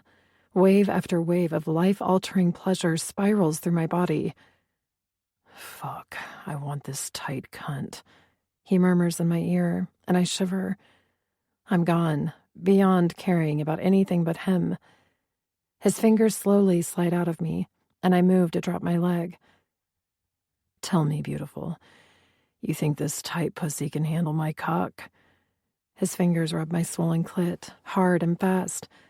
Jesus, he's full-on nasty, dirty, and fucking amazing. I can't answer. Or maybe I do. I'm not making sense because I'm getting ready to come again. That's it. Just like that. Give it to me, beautiful.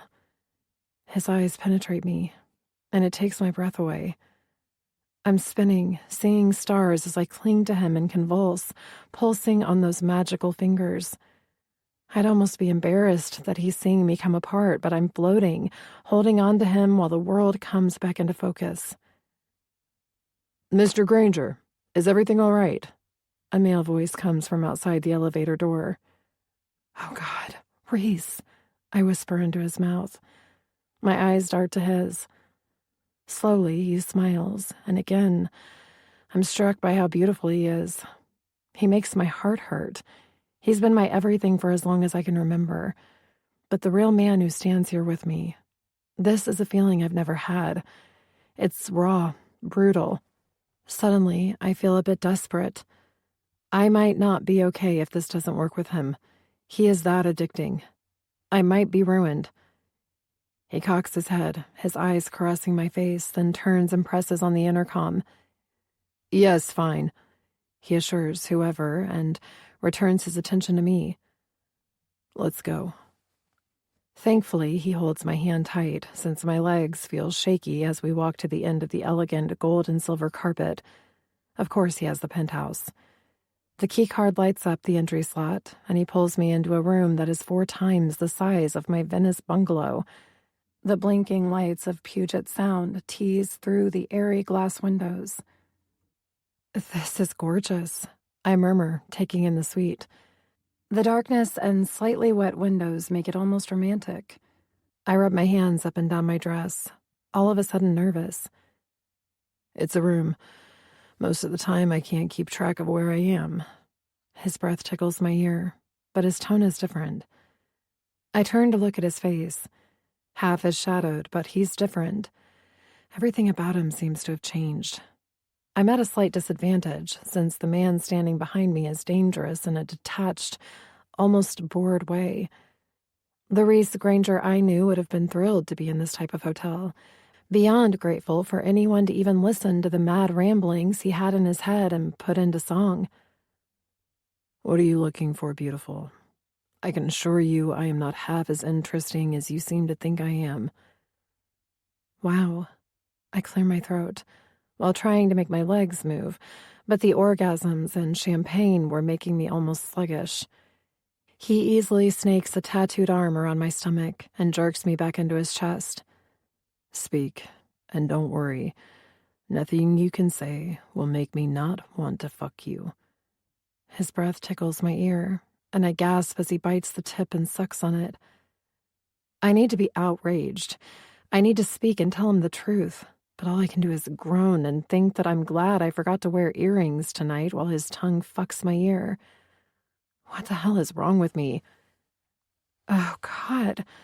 I hiss as his rough skin slides up my body to my breasts.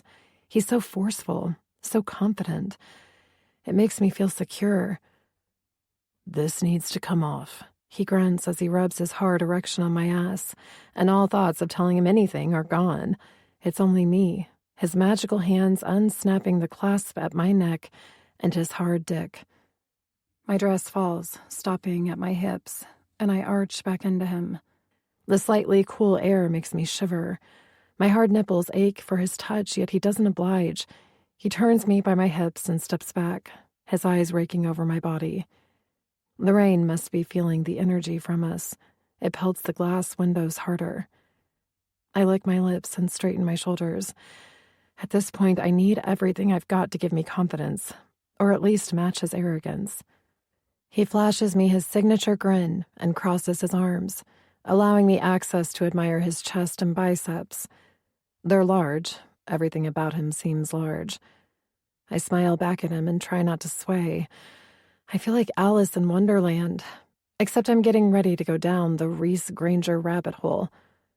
Clearly, I'm drunk, but whatever, this is it. I am in Reese Granger's room, and he's freaking hot. No, he's perfection. My eyes trail up and lock on his. He's almost too intense. It's intimate and scary. I open my mouth to speak, but he thrusts his thumb inside. Suck. He snarls and jerks the rest of my dress off my hips so that I'm standing in nothing but my black G-string and heels. Clinging to his arm so as not to fall, I suck hard and let my tongue twirl around his thumb. It tastes like smoke and liquor. Fuck. He pulls my hair back, forcing me to lock eyes with his fierce ones. I'm connected to him, and it kind of throws me for a second. I like to think of myself as a free bird, someone who loves to experiment. Sure, I'm still a virgin in the traditional sense, but that's because I've been saving it for him. Yet as he stares down at me, I realize that all my experimenting was child's play compared to him and how he makes my body respond. As if I'm his instrument, he brings me alive. And now I know that there are boys, and then there are men. Apparently, the guys I've been messing around with were boys. Either that or Reese Granger truly is a god. He pulls his thumb out of my mouth with a pop and trails the wetness all the way down my chin and neck to rub one of my nipples. His eyes hold mine hostage as I try to breathe. Screw that. I'm trying hard not to pass out. You are fucking beautiful. His raspy voice makes my skin feel as though it's on fire, yet goosebumps emerge on my arms and thighs. I reach for his shoulders. You are. He doesn't smile and merely cocks his head. It's dark, but the lights from outside let me see his glorious smirk as he jerks me up to his mouth. And then he kills me. Damages me for anyone else. His mouth takes mine in a kiss that can only be described as my awakening. I groan and let him guide me. Slow and deep, his tongue plays with mine. What's happening to me? This is not at all how I played this moment out in my mind. I never imagined he wouldn't recognize me, or that he could make me feel like this. I never even knew I could feel like this. Take off your panties, he growls. I blink at him, then quickly slide them off and step out as he reaches down and lifts me up. My legs easily wrap around his waist as he starts to walk. Vaguely, I notice a fireplace and white couches. The smell of flowers clings to the suite. All at once, he tosses me onto the bed, and my back lands on the white down comforter. God, I shouldn't have drank this much. It's clouding my judgment. Somehow, I thought I would tell him that I had been saving myself for him and it would be magical. Instead, he's getting me off in the elevator only moments ago and doesn't even know my name. Is that bad? Fuck it. I'm rolling with this. I've come this far, plus I came all over his fingers in a matter of seconds. Without a doubt, this is going to be the best night of my life. I scramble to sit up, my heels giving me traction. They dig into the comforter, and I swear I hear a rip, but don't care because Reese Granger is taking off his shirt, and that's all that matters. Even with the lights off, I can see his numerous tattoos, but it's his freaking lean 8-pack that's making me take small breaths so as not to hyperventilate. Although I might be making myself worse, considering the room is slightly spinning. I lick my lips and watch him roughly jerk his zipper down and kick his jeans off.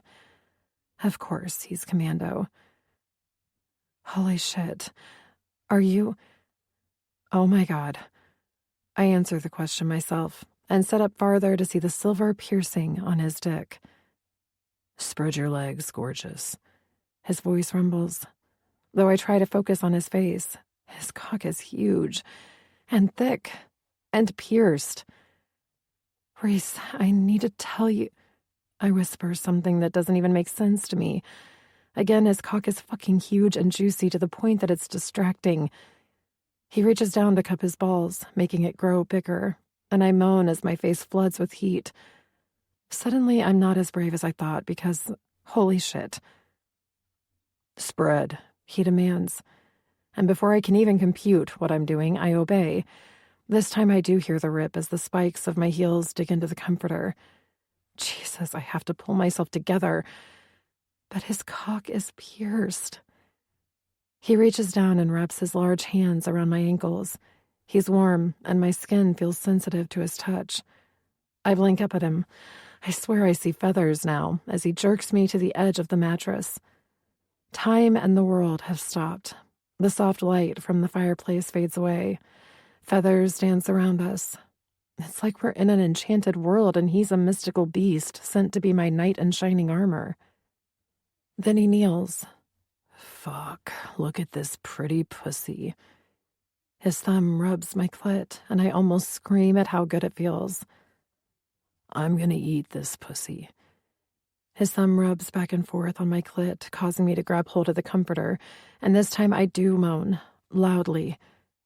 Then I'm gonna fuck this tight cunt hard.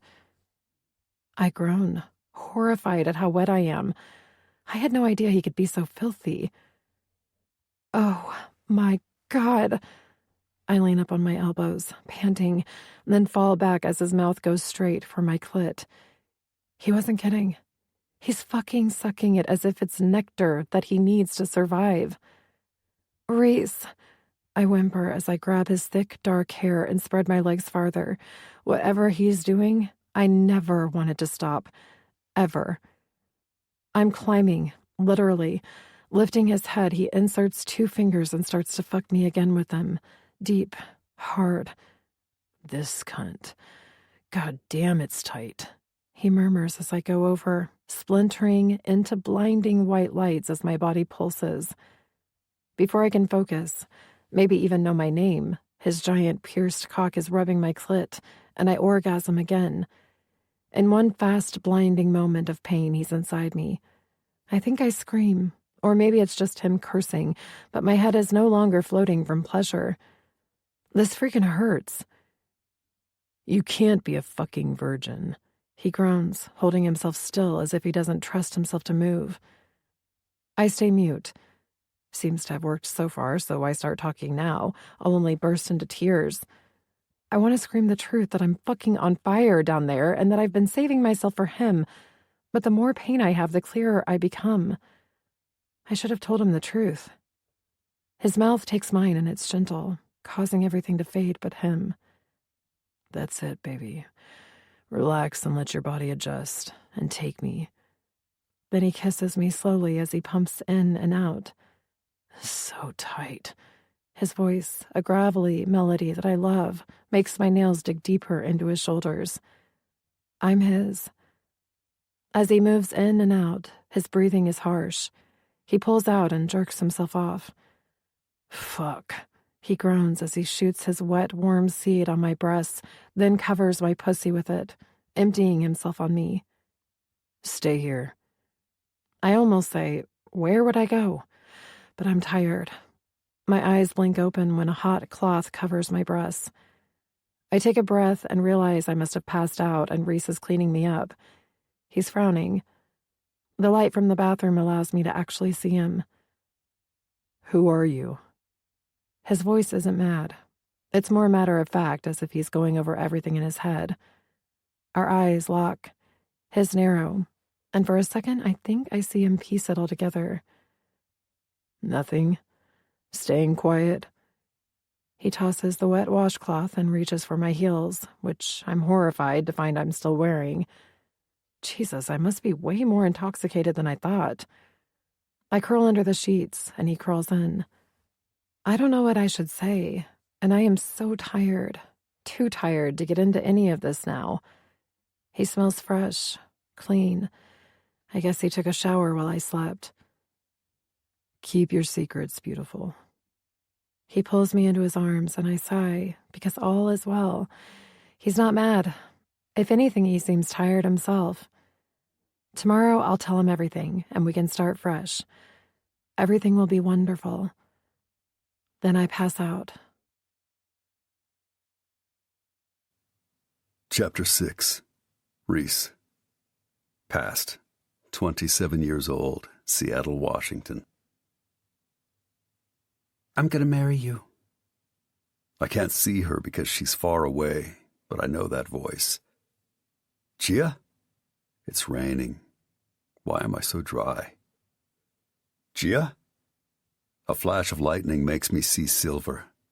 Then she's right in front of me, only it's not her. It's my goddess, with large cat eyes and cherry-stained lips. She's in the silver bubble with me. Reese. I need to get out.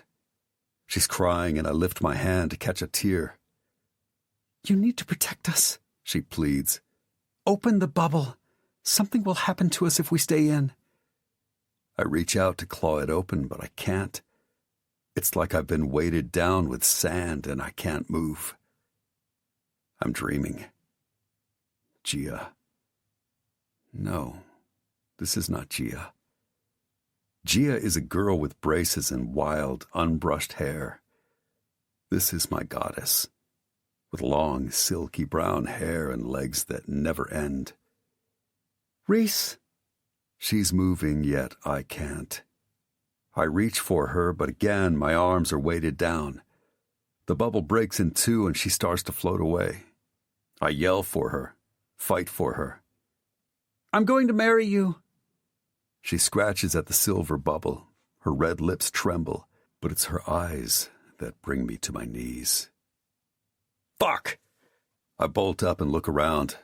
Rain pelts the windows. The room is gray, but not pitch black. It must be morning. I take a breath, trying to steady my pounding heart. I glance over at the mass of dark hair on the white pillow next to me. The woman's back is to me. The covers have slipped down, allowing me to see the crack of her ass. The fuck is going on? I take a breath. Feathers rise and twirl. A sliver of sunlight streaks through the black and angry clouds. I reach for my cigarettes on the expensive nightstand. I need to slow the fuck down. At this pace, I'll wind up in rehab. Leaning back, I rest against the headboard. My lighter flicks to life, and I let my sluggish brain try to recall the night before. It's coming, rolling over me, like the feathers that are dancing around us. I bring the cigarette to my lips. Inhale. Exhale. The nicotine needs to work. I need to stay calm and not overreact. The ominous feeling of doom weighs down on my chest. It's all there, bitch slapping me awake. The concert. We played like shit. That led to the club. Cocaine, tequila, and her. I don't need to roll her over to know.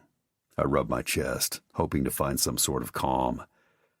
What has she done? I look at her back. It's bronze from the sun and her Italian blood. She shifts slightly, allowing me to see a tease of a tan line. I take one last deep inhale and put the cigarette out as I wake up, cut through the cobwebs and connect the dots. My cock is hard. My nostrils twitch at the scent of us. Of her. She tasted like fucking honeydew, with the tightest cunt I've ever fucked. It can't be. I throw off the white sheet, ignoring the barrage of feathers, and stand, staring down at the bed and my dick.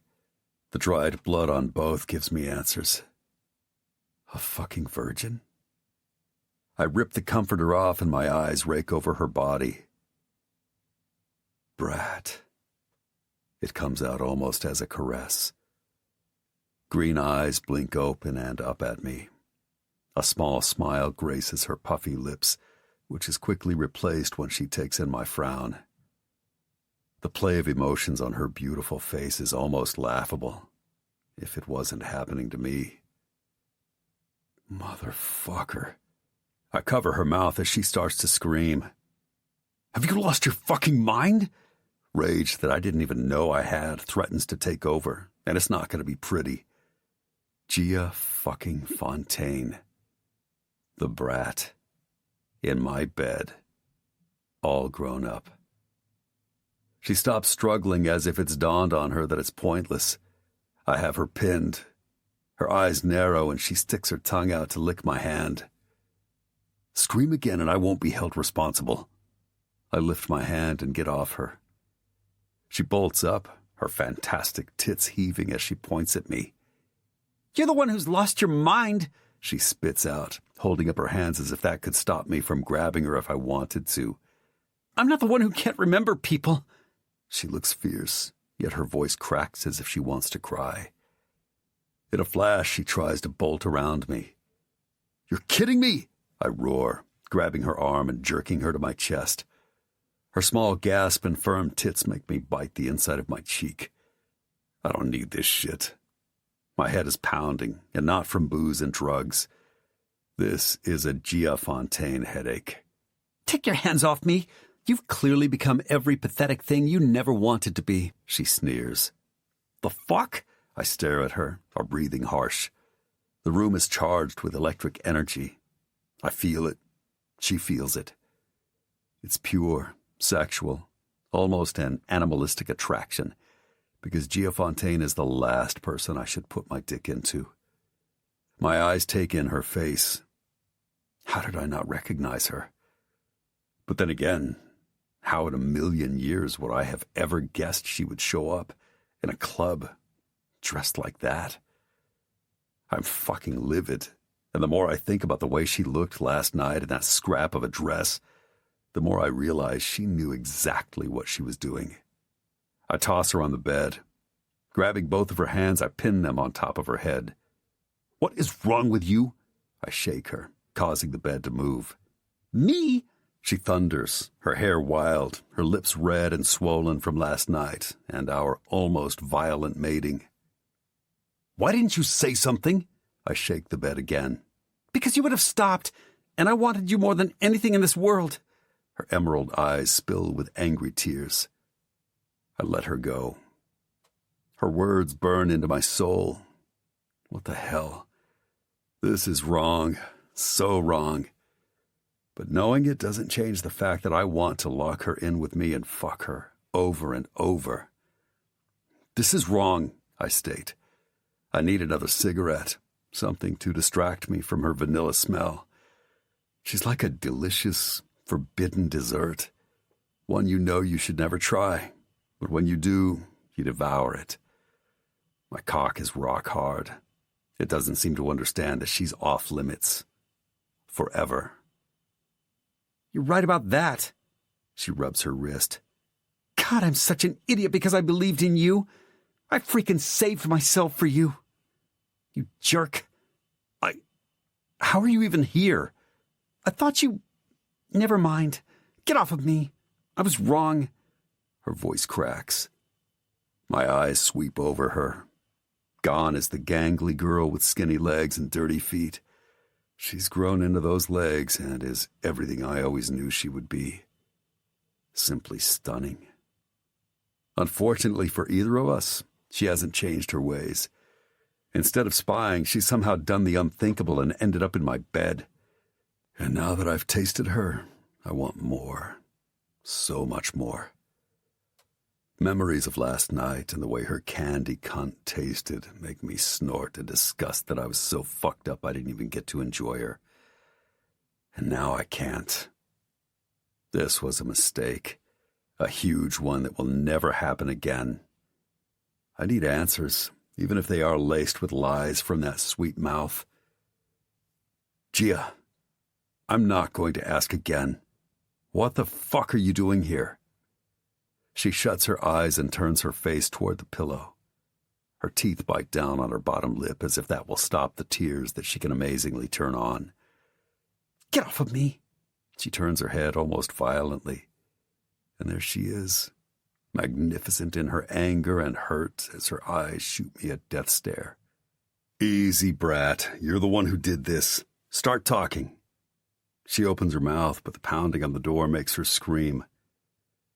God damn it, Granger! Is Gia in there? Nuke's voice vibrates inside. Go away! I'm dealing with shit, I bellow.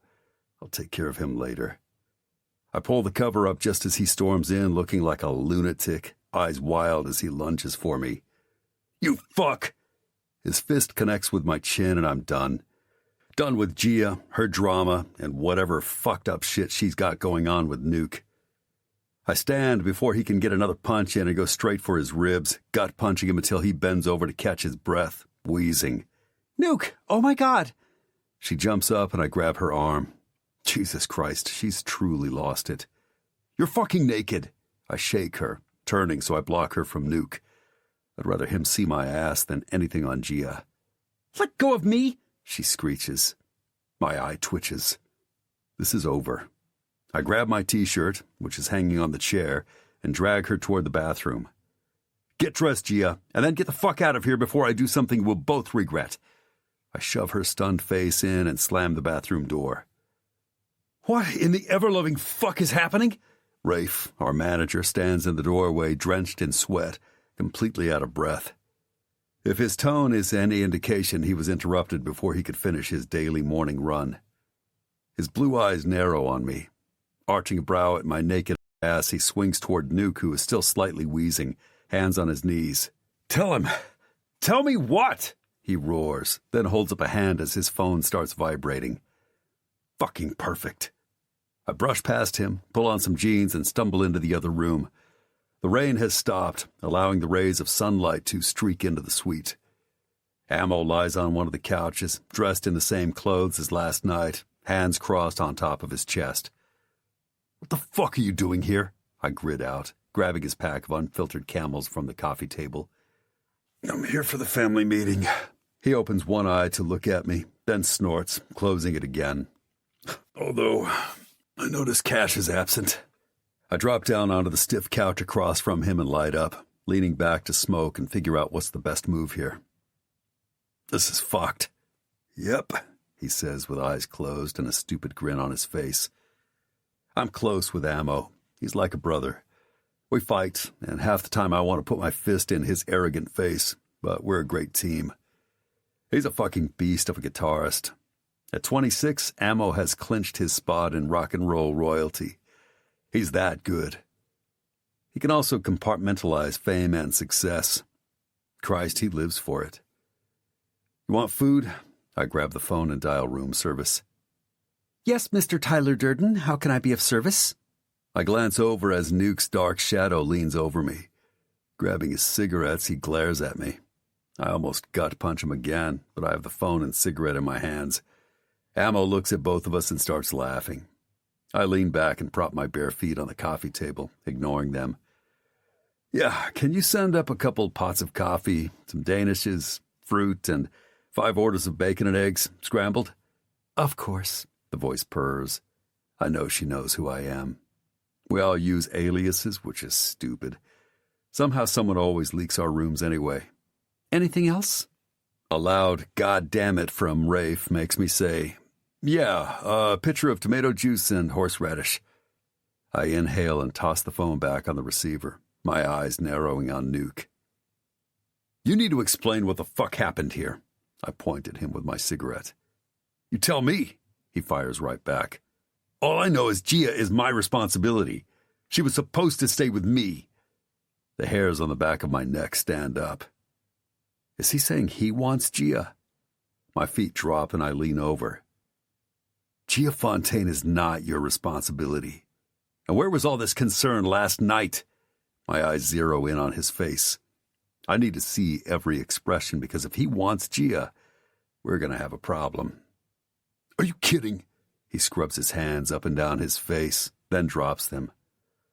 Look, last night I was high and drunk. Never in a million years did I think even you would fuck Axel's sister. I didn't know it was Gia, I state, getting madder as the seconds tick by. For fuck's sake, Gia is an adult. She needed to use her words last night. Ammo sits up and looks over at Nuke, then me, and crosses his arms as if this is the best entertainment he's had in years. You can't be serious. You really want me to believe that you had no idea that was Gia? Nuke stares at me, his brow furrowed, and reaches for a bottle of Jack Daniels. 0, I stare right back. I told you. He takes a step toward me. Like hell you did. My pulse is pounding. I haven't felt like this, ever. It was as if I finally found my muse only to be slapped in the face. Granger. He looks up at the ceiling and turns to stare out the window. This is Axel's baby sister we're talking about. He's gonna kill us.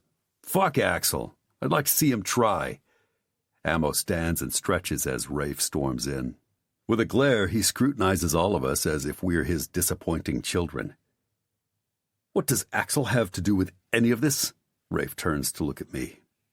I didn't know. Didn't know what? He demands. How did you not know? Nuke yells, then turns to Rafe. That woman, he points at the bedroom, is Gia Fontaine. As in Axel Fontaine's baby sister. As in we are fucked because I'm sure she's called him and the disciples are now on their way. Christ, I stand and go straight to the minibar, saying over my shoulder, Pull your shit together, Nuke. I'm not afraid of Axel or the disciples. Grabbing a bottle of vodka, I figure screw waiting for the tomato juice. Okay, the last thing we need to deal with is a motorcycle club. Rafe's voice is calm, too calm. I glance over at him. Even without his suit, he radiates control. There's a reason Rafe is the best at what he does. He's cutthroat. People don't fuck around when dealing with him. In his mid-50s, he gets as many women as we do. Hell, he probably gets more. He's also made us rich, along with himself, and he's the closest thing to a father I've had. Still, I'm not in the mood for any of his lecturing this morning. Just everyone relax. I look around at all three of them. None look happy. Even Ammo's smart-ass smirk is gone. He sits with arms crossed. Gia's not going to call Axel, and the disciples aren't going to kill us. Stop acting like a pussy, Nuke. I take a big swig and breathe out fumes, instantly feeling better. Really? Well, I hope to God what I just heard is not true, because if it is, then we have a problem. Rafe holds up his cell. That was Deborah.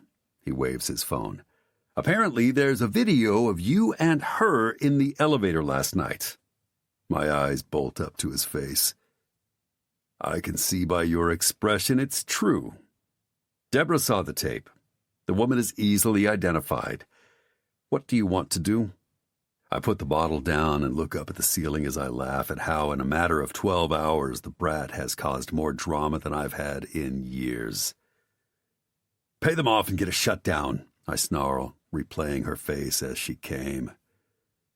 Goddamn, Granger, what do they have? Nuke stares at me, his hand clenched, and at this point I wouldn't even mind if he comes at me. At least it would distract me from the repercussions of last night. Apparently, they have actual footage of Granger and Gia last night. Rafe says all this as he turns away to talk on the phone. This is unbelievable. Nuke comes at me, only for Ammo to stop him. Granger, this is unlike you. You need to clean up your shit. And that's all he says. I almost laugh again, like they're enlightening me on this.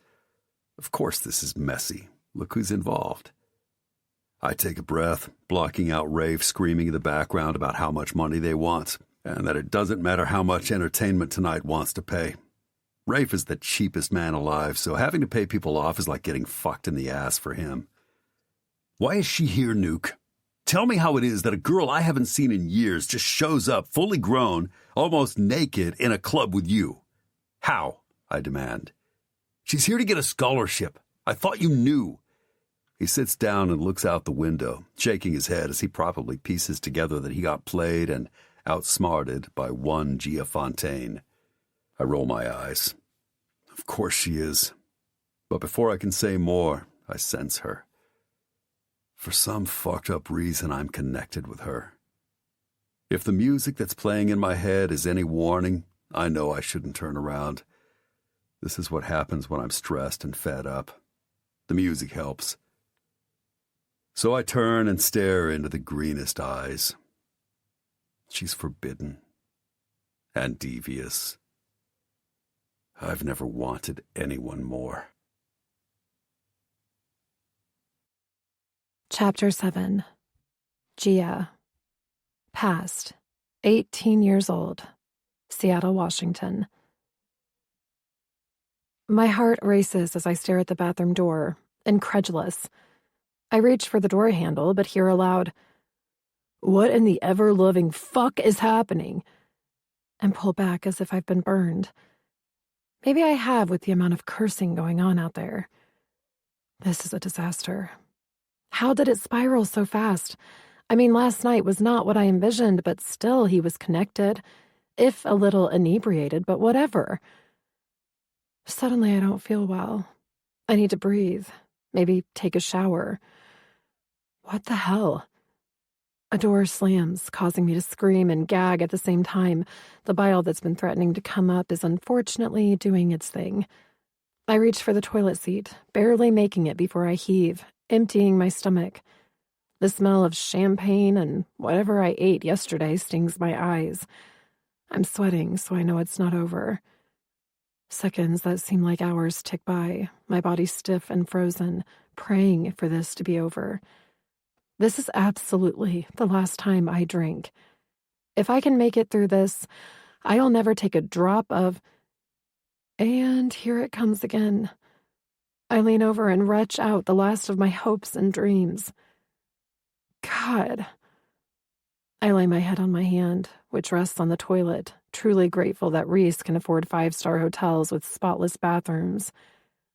At long last, the world stops spinning, and I stand, feeling like I've just run a marathon and dehydration has set in. I rest my hips on the cool marble sink and twist my disgusting, puke-scented hair off my face. I feel like shit. Why? Why did I let Nuke talk me into those shots last night? Okay, I breathe out. This is not ideal, but not a complete nightmare. Now that I've eliminated all the poisons, I can somewhat function. My mind instantly reviews my options. One wrong move and I'll be kicked out of here. I stink of sex and throw up. A shower is a must before I can tackle all that's happening out there. Stretching my hands toward the ceiling, I take another deep breath and feel remarkably better as I admire my surroundings. The bathroom is gorgeous. It's huge, probably the size of my dorm room. The white orchids and marble floors remind me how lavish he lives now. Reese has come a long way from our little neighborhood. My fingers drift over the numerous fluffy white towels rolled and placed perfectly in a wooden cubby. Too bad this morning is crap. I'd kill to soak in that large tub. Let the hot water erase the truth that my heart hurts. I push all those negative thoughts aside, open the glass shower door, and blast the hot water. What's my next move? Lifting my face to the water, I close my eyes. It's pretty simple. I can grab my bags and run back to California. Or I can stay and fight for him. Now that I'm somewhat sober, I need to decide if Reese Granger is worth the fight. This morning was not good. If that's a foreshadowing of the future, it won't be as easy as I thought. Reese is different. Maybe it's all the fame, being constantly surrounded by yes people, I don't know. But he's not the same Reese Granger who lived down the street and slept in our garage. It's like he has, in fact, become the rock god. I came here to make Reese fall in love with me, not realizing that 10 years might have changed a few things. Like, rock god is fucking hot, and used to getting his way. Case in point, grabbing me off the dance floor, not even bothering to find out my name. Butterflies flutter in my stomach at how exciting that was. He takes what he wants, and he wanted me. I turn my back to the pelting water and sigh. In hindsight, I probably should have told him who I was. I kind of understand his anger this morning. If I were in his shoes, I'd be pissed too. And poor Nuke, the look of horror and guilt on his face as he stormed into the room trying to be my protector. God, I am totally screwing this up. I groan into my hands, mortified. It's like I'm stuck in some endless film loop in my head showing the same clip of Nuke's face over and over as he lunges at Reese. And I jumped out of bed, naked. My words echo around the shower as I grab some shampoo. This is almost cringeworthy. I need to call Juliana and tell her everything. But she'll be mortified for me. Lathering up, I close my eyes as the soap drips down my sensitized body. I breathe in some of the coconut-scented shampoo and decide to go with my gut. And my gut says he wants me. I'll let him calm down. Maybe everyone will be gone and I can distract him with my body. My nipples harden at that thought. I wish I hadn't been so drunk last night. It would have been nice to have a less fuzzy memory of my first time. Yeah, I'm not leaving. I've come too far to give up now. Turning off the water, I breathe out. Bold, Be bold, Gia. Then I almost laugh at how ironic it is. Reese was always the one thinking my fearless attitude was great. Guess not so much now. I reach for a fluffy towel and crack the door open. The room is empty, but I hear a loud voice. Apparently, they have actual footage of Granger and Gia last night. Fuck.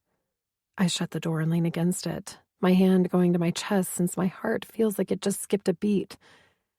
This is bad. Beyond bad. I drop the towel and spin around for something to wear.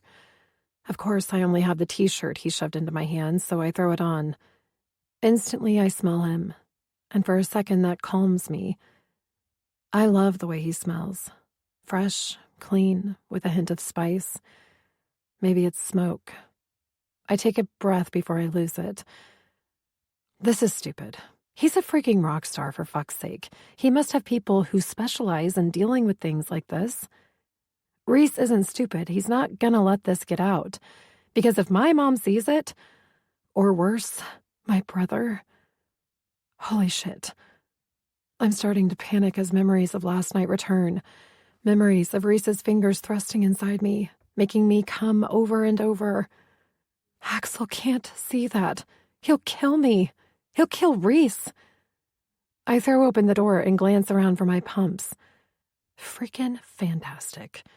They're under an ornate chair, meaning I have to lean over and pray I don't puke again. I grab them, trying not to topple over as I slip them on, then march in, only to falter at Nuke's voice. She's here to get a scholarship. I thought you knew. Of course she is. Reese snorts. Turning his head, he locks eyes with me, as if he can sense me. I freeze and instantly regret not finding my dress from last night. Up and down he peruses my body, stopping to stare at the bottom of his t-shirt that comes to my mid-thigh. Nuke's eyes follow Reese's, then widen as if I have grown horns. Christ, Gia. He shakes his head. I toss my wet hair off my shoulder, trying to manage as much dignity as I can in heels, no panties, and an old black t-shirt. Hold on, Deborah. An older guy with piercing blue eyes, salt and pepper hair, and a beard to match points at me. Gia Fontaine? I blink at him. He's a full-on silver fox. Unfortunately, he doesn't seem friendly, if his eyes and tone are any indication. That's me. Puffing out some air, I try to smile, but it's tight, making my lips twitch. Okay, everyone out. Reese stands and takes my hand. Silver Fox's eyes follow me. You're Axel's sister, the one who's in the elevator footage. He barks out the questions, but doesn't wait for my response, just turns his back on us, continuing to yell on his phone as someone named Deborah. Poor Deborah. I'd heard rumors about their manager being an ass, but that was mostly from my brother, so you never know. Reese moves in front of me, his tall body a shield. What the hell are you wearing? He says, his eyes fixated on my boobs. I have no clothes. This, I pull the bottom of his t-shirt, is what you shoved in my face, remember? I snap right back. Ammo slaps his knees and stands as I peek over Reese's shoulder to stare at the ace of spades. That's what the tabloids like to label him, since each member of the Stuffed Muffins has a playing card tattoo. I know this because I've had a giant poster since I was 13 on my ceiling, with all of them looking like gods with their shirts off. Ammo's the ace. A gorgeous bad boy rocker with blue eyes, honey wheat blonde hair, and hot tattoos.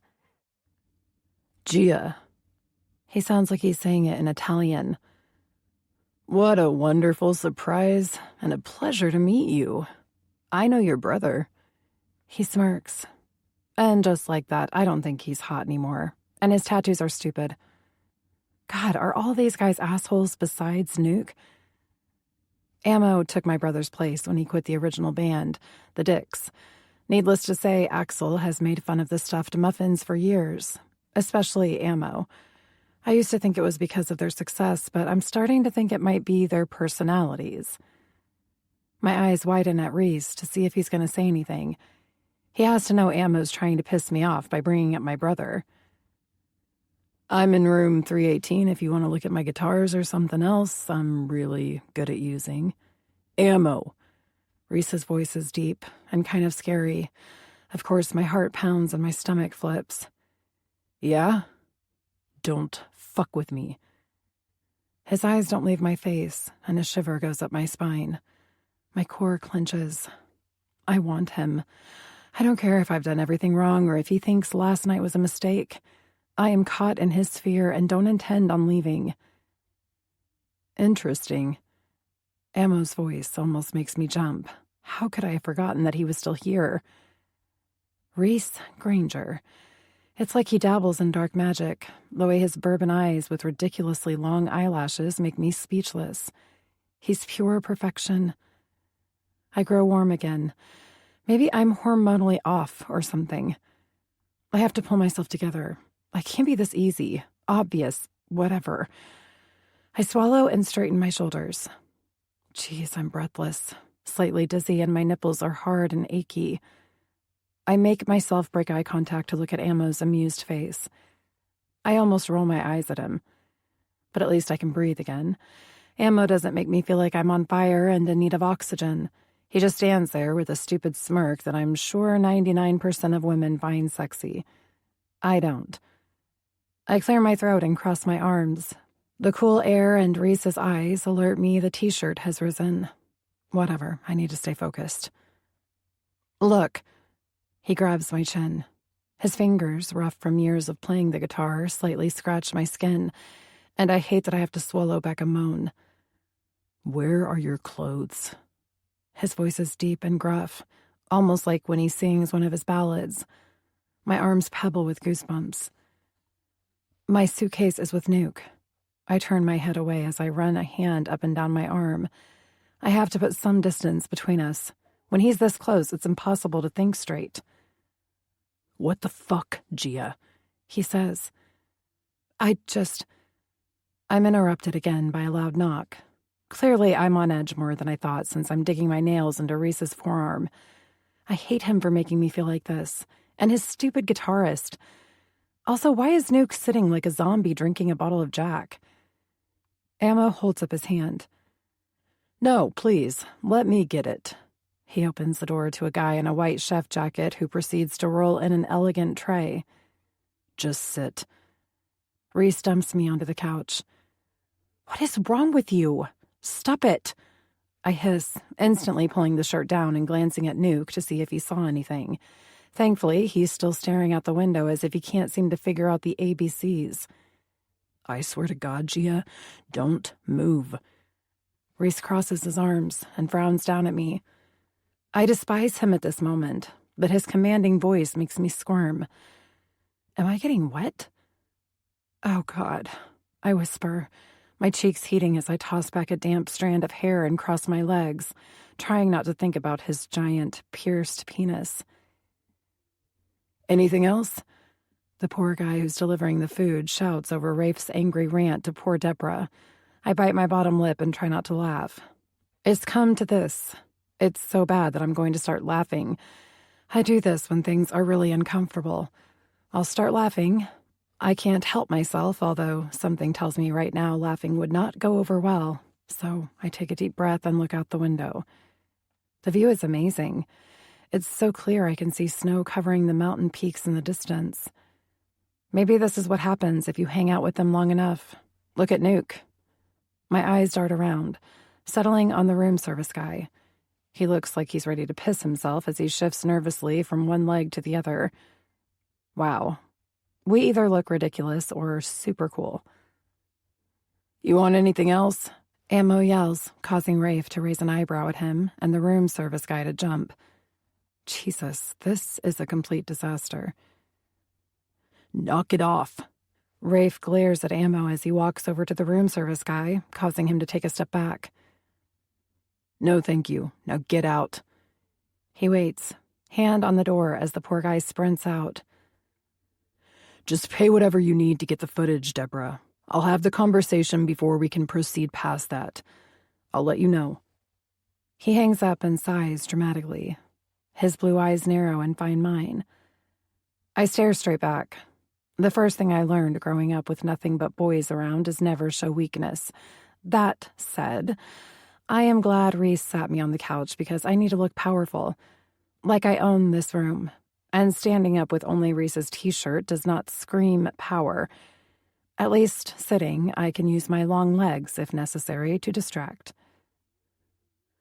Let's take this from the beginning.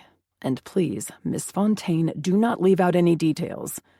He walks toward me and sits across from me next to Nuke. Rafe is by far the scariest out of everyone in this room. He looks like he wants to put a bullet in my head and bury me in a shallow grave. I know men like him. My brother's club is filled with them. It's in their eyes. They care about few things, but what few things they care about make them dangerous if you stand in their way. How can I help? Sounding like a bitch, I smile at him, which must surprise him because he raises an eyebrow at me, then sits back to look at Reese. You can help me by explaining how and why you are here. He looks at his phone, which is blowing up with texts, then back at me. I shrug. I'm a photographer. Clearly, that's not the answer he wanted. Bullshit. Listen carefully. Just relax, Rafe. Reese holds up a hand to keep him quiet, his eyes searching my face. Does Axel know that you're here? He's like a king. I stare at him, almost speechless at how dominant he's become. Does he? He demands. No.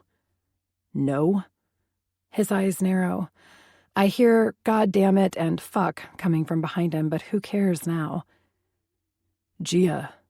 Nuke comes into my view as he stands next to Reese. You told me that this was a scholarship opportunity, that Axel was the one who suggested you get in touch with me.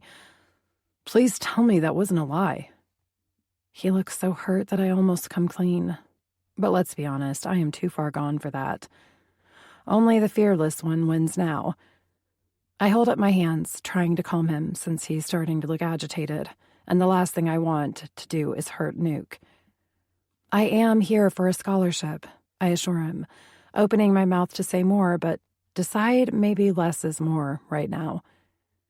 Gia. Reese's voice is like a caress. He's not buying it. Whatever, I'm not backing down. What? I glare up at him. I had an opportunity and I took it. The room is quiet, almost eerily so. Only Rafe's phone seems to not understand what's happening. You want to take pictures of us? Reese's voice drips sarcasm. Yep, I snap. I'm studying to be a professional photographer. And you expect me to believe that the university is going to give you a scholarship if we let you take these photos? He's trying to intimidate me, staring me down, causing me to rethink whether Rafe is indeed the scariest. What has happened to Reese? Breathe, Gia. I swear I'm going to pass out, but I'd rather die than look away from him right now. Yes. It comes out husky, and for a split second I think I see admiration in his eyes. It's gone too fast. Perhaps I'm just being hopeful. Okay. Reese smiles, but it doesn't reach his eyes. I think I might puke again. Ammo, Rafe. Gia's here to further her love for photography and education, he says. She forgot to mention any of this before I fucked her. I jump up and almost twist an ankle in my heels, but who cares? I could probably get hit by a car and not feel it right now. I am done. He doesn't get to be an ass to me, not now or ever. He wants to make me look like the bad guy? Fine, I'll be the bad guy. I'd be careful, Reese. I'd hate to tell my brother you took my virginity and called me a liar. A loud Jesus explodes from behind us. I'm sure from Nuke, although at this point, who knows? He stands inches from me, so close I can smell the vodka on him, so close I can hear his teeth grind. So I deal my last card. I want my pictures and interviews with all the muffins. In return, my brother, along with the disciples, will never know anything. I place my hands on my hips, if only to open my rib cage to allow air in. 1, 2, 3. We're in a dead heat, both of us not blinking. "You really want to play it like this, brat?" He grits out each word. "You leave me no choice," I fire right back. "You think I'm scared of Axel?" His eye twitches. "You should be." I spit it out in his face. As soon as it's out of my mouth, I want to take it back, because the look he gives me makes me want to run and hide. How did this get so ugly? "Wait, Reese." I reach for him. He looks at my hand, then up at my face. And for the first time in my life, I am actually afraid of someone. "I'd take your hands off me, brat. And stay away." He laughs, moving away, as if being close to me sickens him. I think I call his name, but can't be sure. All I hear is the slamming of his door. Holy fuck. "Are you out of your mind, Miss Fontaine?" Rafe's voice makes me look over at him, rather shell-shocked, and for a second I almost say yes. Instead, I straighten my shoulders back. "I need to talk to Reese." "I think you've done enough." Grabbing his phone, Rafe stands. "You can take the photos. I'll have contracts and numerous things for you to sign." My eyes blink up at him. I wish he would leave. I wish they all would leave, because I need to tell Reese I didn't mean what I said. "I'll get you a room.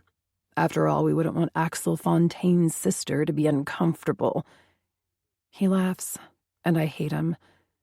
Ammo walks over to stand in front of me. "Don't ever threaten my brother. I don't care who your brother is." He turns and leaves with Rafe, my eyes following them until the door shuts.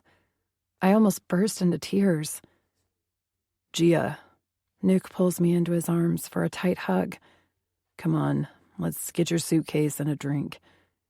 He kisses the top of my head. What did I just do? I mumble into his chest. His shirt smells like Downy. My adrenaline rush has vanished, and I cling to him for support. "You just made an enemy out of Rafe, and seriously pissed off Granger." "I never meant for this. Oh my God." "Yep." He sighs, holding me tight, resting his chin on the top of my head. "I have to talk to Reese." My voice sounds far away. "Not now." My eyes snap up to his as he shakes his head. "Trust me. He needs to know that you lied to me and Axel to get to him." My face instantly heats up. "Nuke." "It's true. Gia, he needs time to cool down. Threatening to tell Axel wasn't your best move." He sighs. "Are you kidding me?" I pull back. "He told everyone that we fucked." I whisper the fucked part. Nuke frowns. "You don't think, Gia. You just go after what you want." He rubs the back of his neck as if I'm giving him a headache. Jesus. He laughs, then shakes his head, pulling out a pack of cigarettes. "Am I gonna have to defend your honor? Because you poked the beast, and I don't mean Rafe." He motions his head toward Reese's door. "Granger is the fucking beast, babe. He's everything you should have stayed away from." He lights up and inhales. I take the cigarette from him. I try not to smoke much since I quit a couple months ago, but I need one right now. "No, you already defended my honor earlier." I grin up at him and allow myself to look at the room. The suite is impressive, bigger than most houses. All white walls with dark native wood. Gorgeous purple orchids surrounded by succulents sit on the tables. What the hell? I look up at the tall ceilings. It wasn't supposed to be like this. I shake my head, suddenly tired, as I close my stinging eyes against the morning sun. I'm sure it wasn't. I sigh and cock my head, looking at him. You're a good friend, Nuke. Yeah, I am. He smirks, taking a deep drag of his cigarette and putting it out in his half-empty bottle of Jack Daniels. So, he leans against the back of the couch and looks at me. What are you going to do, Gia Fontaine? I inhale and drop my cigarette in the bottle, then look at him as I twist my wet hair back in a low bun. I'm gonna win. Chapter 8. Gia. Past. 18 years old. Scottsdale, Arizona. Gia, meet me in half an hour at my room. Nuke yells across the lobby. I roll my eyes at him as I pass. He bursts out laughing. A long line of women has formed in front of him, all of them waiting to be in his arms. He pulls a random one and holds her close. I'm hungover, depressed, and so tired I can barely wave at him. Instead, I push the elevator button. Rookie, come on. He laughs at the face I give him. If you change your mind, you know where... I won't, I grumble. Sighing, I close my eyes and wait for the elevator. I'm not even fazed anymore by all the excited squeals and screams that follow the band everywhere. I need a quick shower and sleep. After the awful events with Reese 2 days ago, I've either been drunk or traveling. This morning I had to get up at 5 a.m. to shoot Cash working out. Rafe seems determined to make my life hell, and Reese... I bite my lower lip, trying not to think about him. The doors to the elevator slide open, and I wait for the 5 screaming women to get out of my way, pretending I didn't hear one of them talking about Reese's pierced penis. After I glance down at my key card to check the room number, I push the button and watch the doors glide shut, snorting in disgust. 2 days. For some stupid reason, I allowed Nuke to get me drunk, and to be honest, I haven't been sober since. Until now, and I feel like shit. But if I'm ever going to make this right with Reese, I need to be at least somewhat on my game. The elevator dings, and I feel like I'm 90 as I drag my ass off the wall and pull my bag to the room. I seriously don't know how everybody functions on tour. I've been here less than 72 hours, and I'm about to collapse. Opening the door, I relish the cool air in the room. Arizona weather is pretty much like California, so it's sunny, even though it's December. Dumping all my stuff on the queen bed, I make my way straight to the shower. I can barely keep my eyes open as I scrub myself with the delicious-smelling coconut and vanilla gel. The shampoo is so good, I make a mental note to grab as many of them as possible. Stepping out, I wrap a towel around me. I'm thinking room service. Can I order dinner this early? I'd love a hamburger with fries. I'm about to pick up the phone when a knock on the door makes my heart leap to my throat. Shit. I look down at myself.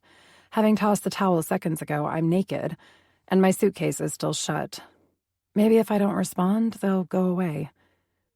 A louder pound on the door is my answer. Damn it. I spin around and throw open the closet for a robe.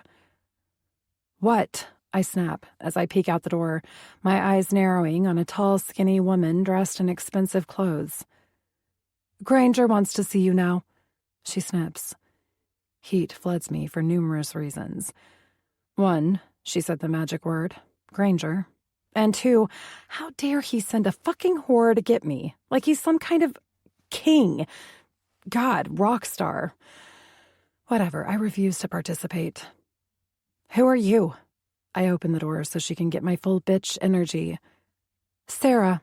She straightens, and again I want to scream. Another fucking model?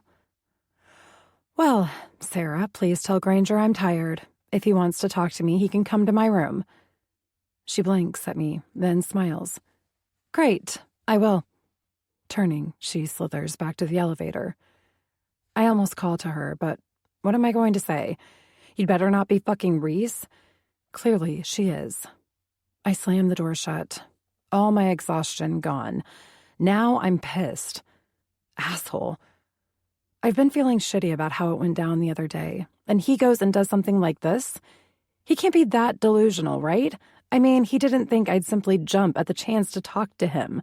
Run to his room like what? A groupie? He has to know I'm special. I'm me. Dropping down on the edge of my bed, I toss my suitcase off with a thud. I need my phone. Juliana will listen to me rant. As I stand, trying to remember where I left it, a loud pounding makes me scream. I cover my mouth, freeze, and stare at the door like it's going to magically open. Open the fucking door, Gia. His raspy voice goes straight to my core. I shake my head, but realize he can't see me. Actually, all of this is absurd. I told that dumb groupie to tell him. How did he get here so fast? Taking a glance in the full-length mirror, I almost laugh at how crappy I look. My face is fine, only because I'm flushed. But I have black circles and haven't had a chance to brush my hair yet. It's a long, tangled mess. Since I don't have my usual elastic band, I grab a pen from the desk and pin my hair up with it. Before opening the door, I stop to take a deep breath. I am sober, thank God. Hungover, but that can work in my favor since I seem to always make an idiot of myself when I'm alone with him anyway. Trying to get a hold of my racing heart and the butterflies in my stomach, I take one more breath. Be bold. Only the strong win, Gia. I chant as I swing the door open. Chapter 9. Reese. Past. 27 years old. Scottsdale, Arizona. She said what? I snap at Sarah, who can't even try to hide that she's thrilled she gets to tell me this. She's tired. She shrugs. I have zero idea why she's such a bitch. She reaches for a bottle of vodka only to stop when I glare at her. I took a private plane with ammo, using the excuse I needed time to write. In reality, it was to decide what the fuck I'm doing. I shouldn't go near her, but the bro code went out the window the moment my cock discovered her tight pussy.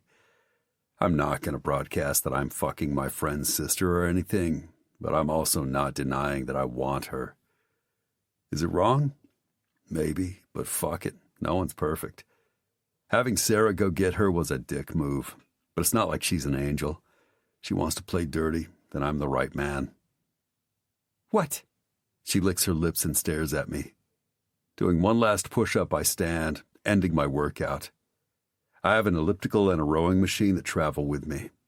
In the old days, I'd box and work out with a trainer. Now I like a more traditional workout. Heavy cardio and basic push-ups and sit-ups, along with squats. I open my door. This shit stops now. Gia's not in charge. I crack my neck as I walk down the hall. I had Rafe put her on the band's floor. He wasn't happy about it. Not that I give two shits. I want her close. Granger? Sarah yells. Should I wait for you? No. I don't even bother looking back at her as I pound on the door. Open the fucking door, Gia. Bracing my hands on either side of the door frame. She swings it open and I almost start laughing. Her green eyes, glistening with anger, widen as she greedily dips her gaze to my sweaty bare chest and basketball shorts. Oh. She reaches for her hair as if to make sure it's okay, then drops her hands and straightens her shoulders back. What, Reese? Her voice cracks. She looks tired, almost fragile in the large white robe. Pushing past her, I enter her room. Her unique smell of vanilla and whatever shampoo she's used makes me grit my teeth.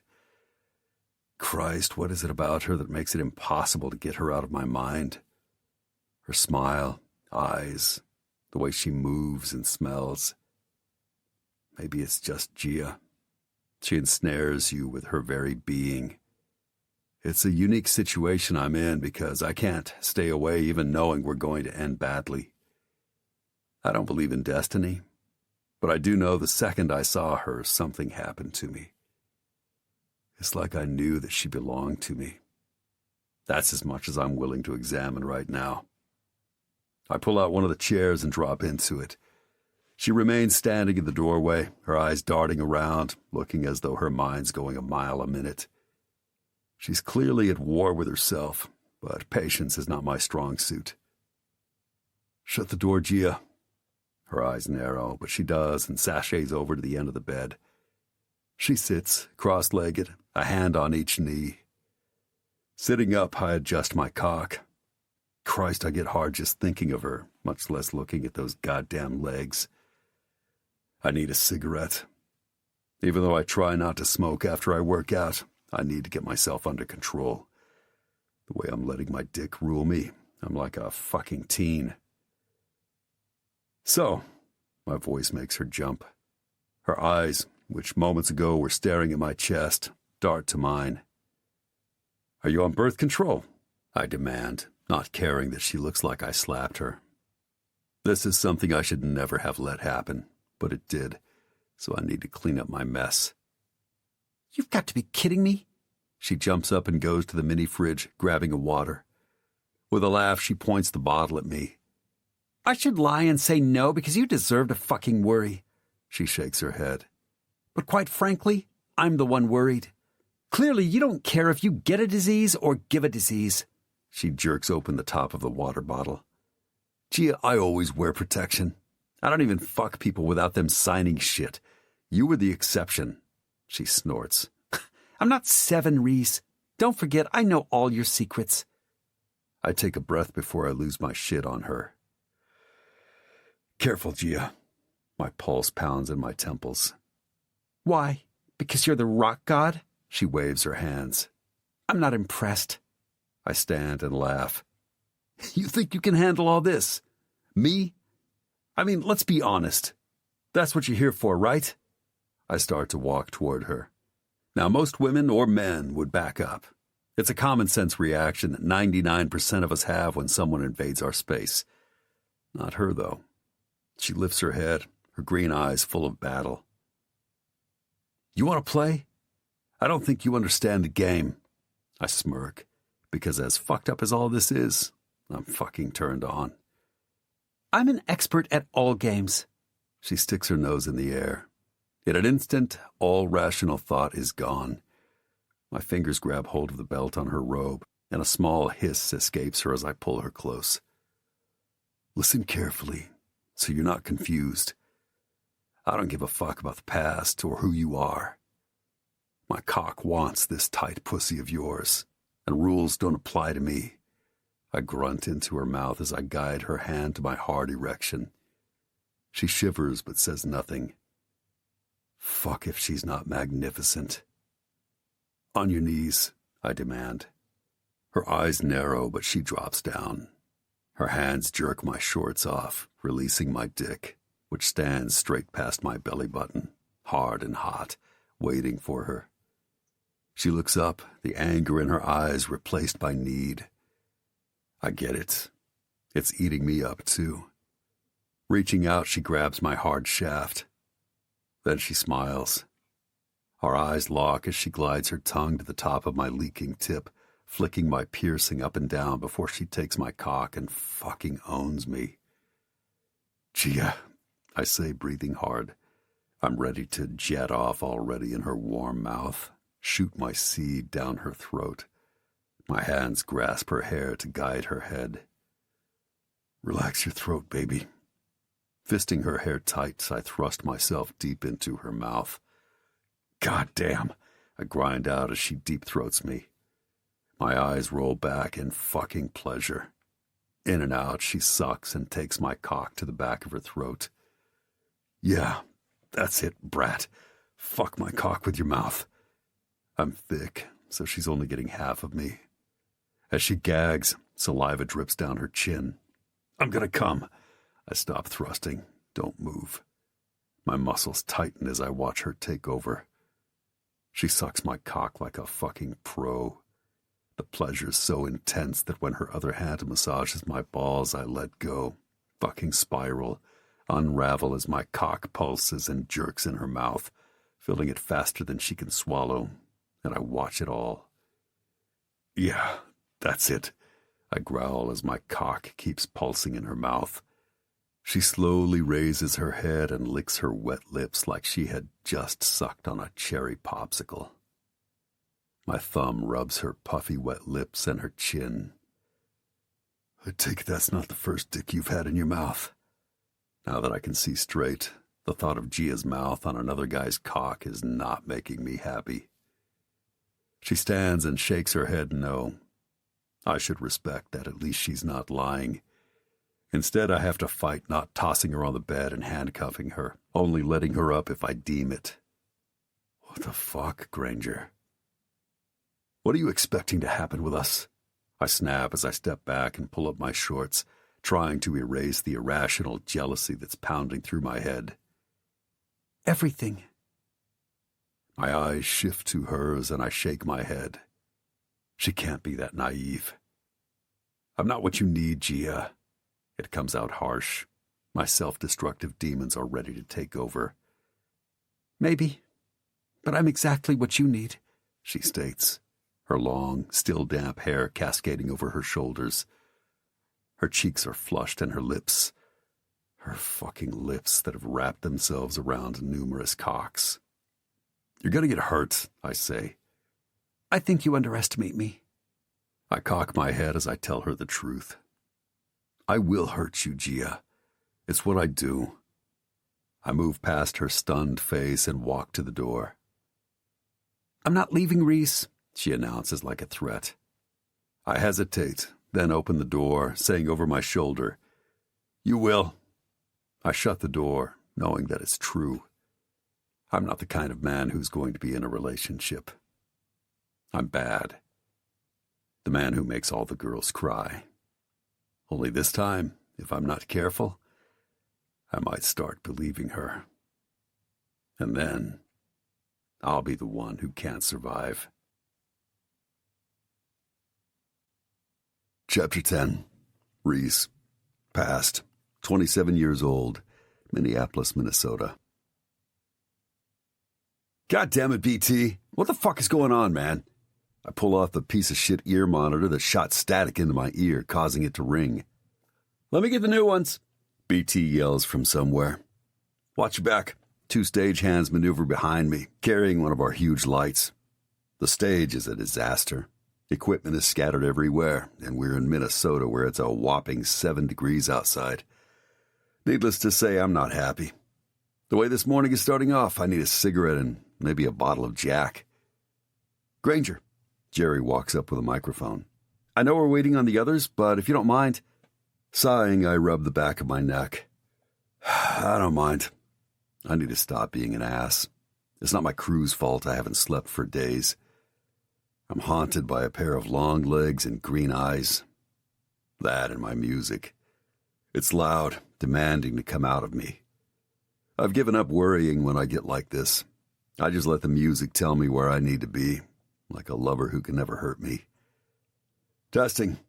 I don't even bother saying more and shove the microphone back at him. Fix it, Jerry. We sounded like shit in Texas, too. He nods. I'll reprogram again, he grumbles, talking to himself as he walks away. Misty sachets past Jerry, shaking her head at the way he incessantly talks to himself. She steps up to me, saving me from all the dark shit I've been thinking about, most of it concerning the brat. The way her lips felt, taking my cock. Her tight, wet cunt that's made for only me. I thought you might need this. Her voice makes me focus on her as she hands me a large coffee. The smell of Irish whiskey filters out from the top of the plastic cup. I grin. Misty, you never disappoint. She smiles back as she bites her bottom lip. Nope, I never do. You need me to refresh your memory? Her aggressive behavior is usually fun. I've fucked her numerous times. She's willing to do anything. Unfortunately, this morning it does nothing for me. Wrapping my arm around her, I kiss the top of her blonde hair, pretending I didn't get her blatant invitation. BT, how much longer, man? I bellow, causing her to look up at me in confusion. Not that I blame her. I want to tell her I'm fucked up and to not take it personally. Marita's fault. BT walks up looking like a mad scientist. It's a miracle we're doing as good as we are. The Wild played the Kings last night. Perfect. Maybe I should hire their crew since they broke down an ice rink in a night, and my team can't seem to finish our rig. I remove my arm from Misty. BT laughs while he tries to wrestle open a box wrapped tight with clear tape. Jesus, Granger? Nuke walks by carrying a bottle of Jaeger, and it's not yet noon. Lighten up, Francis. He steps up to his throne and removes his shirt. Misty? He motions for her to come to him. Nuke? She almost skips over to him. He takes a swig and hands the bottle to her. I swear I can smell the dark spice of licorice from where I'm standing. Nuke's getting worse by the day, but I have my own demons and shit to deal with. Where the fuck are Ammo and Cash? I grit. No idea where Ammo is, but Cash is fucking Amanda. I saw his white ass on the way in. He says all this as he starts fondling Misty. BT finally rips the box of IEMs open. Here, brother. I'm sending that faulty box back. Fucking pisses me off, he grumbles. His hair is down to his ass and held in place by wires and 2 sets of headphones around his neck. BT's been with the band for years, so bitching at him goes in one ear and out the other. He's either become immune to one of us being an ass or he just doesn't care. "Let's go red for you, Granger," he grins, shoving the custom tiny ear monitor at me. I take off my electric guitar and hand it to Dallas, my personal tuner. I hope to hell this one works. My ear is still ringing. I put the tiny monitor in. BT's voice instantly becomes clear, along with Nuke's conversation with Misty. "This one works," I say dryly, clicking it off. BT gives me a distracted nod, glances down at the box, and walks over to Nuke. One of our equipment trucks slid off the road last night. The Teamster didn't see the black ice, and Nuke's drums were on it, so they brought in a new set. "You want to give her a try?" BT hands him his sticks, moving Misty behind him. I'd laugh if all this wasn't so pathetic. Our head roadie is having to force us to do our jobs. "Misty?"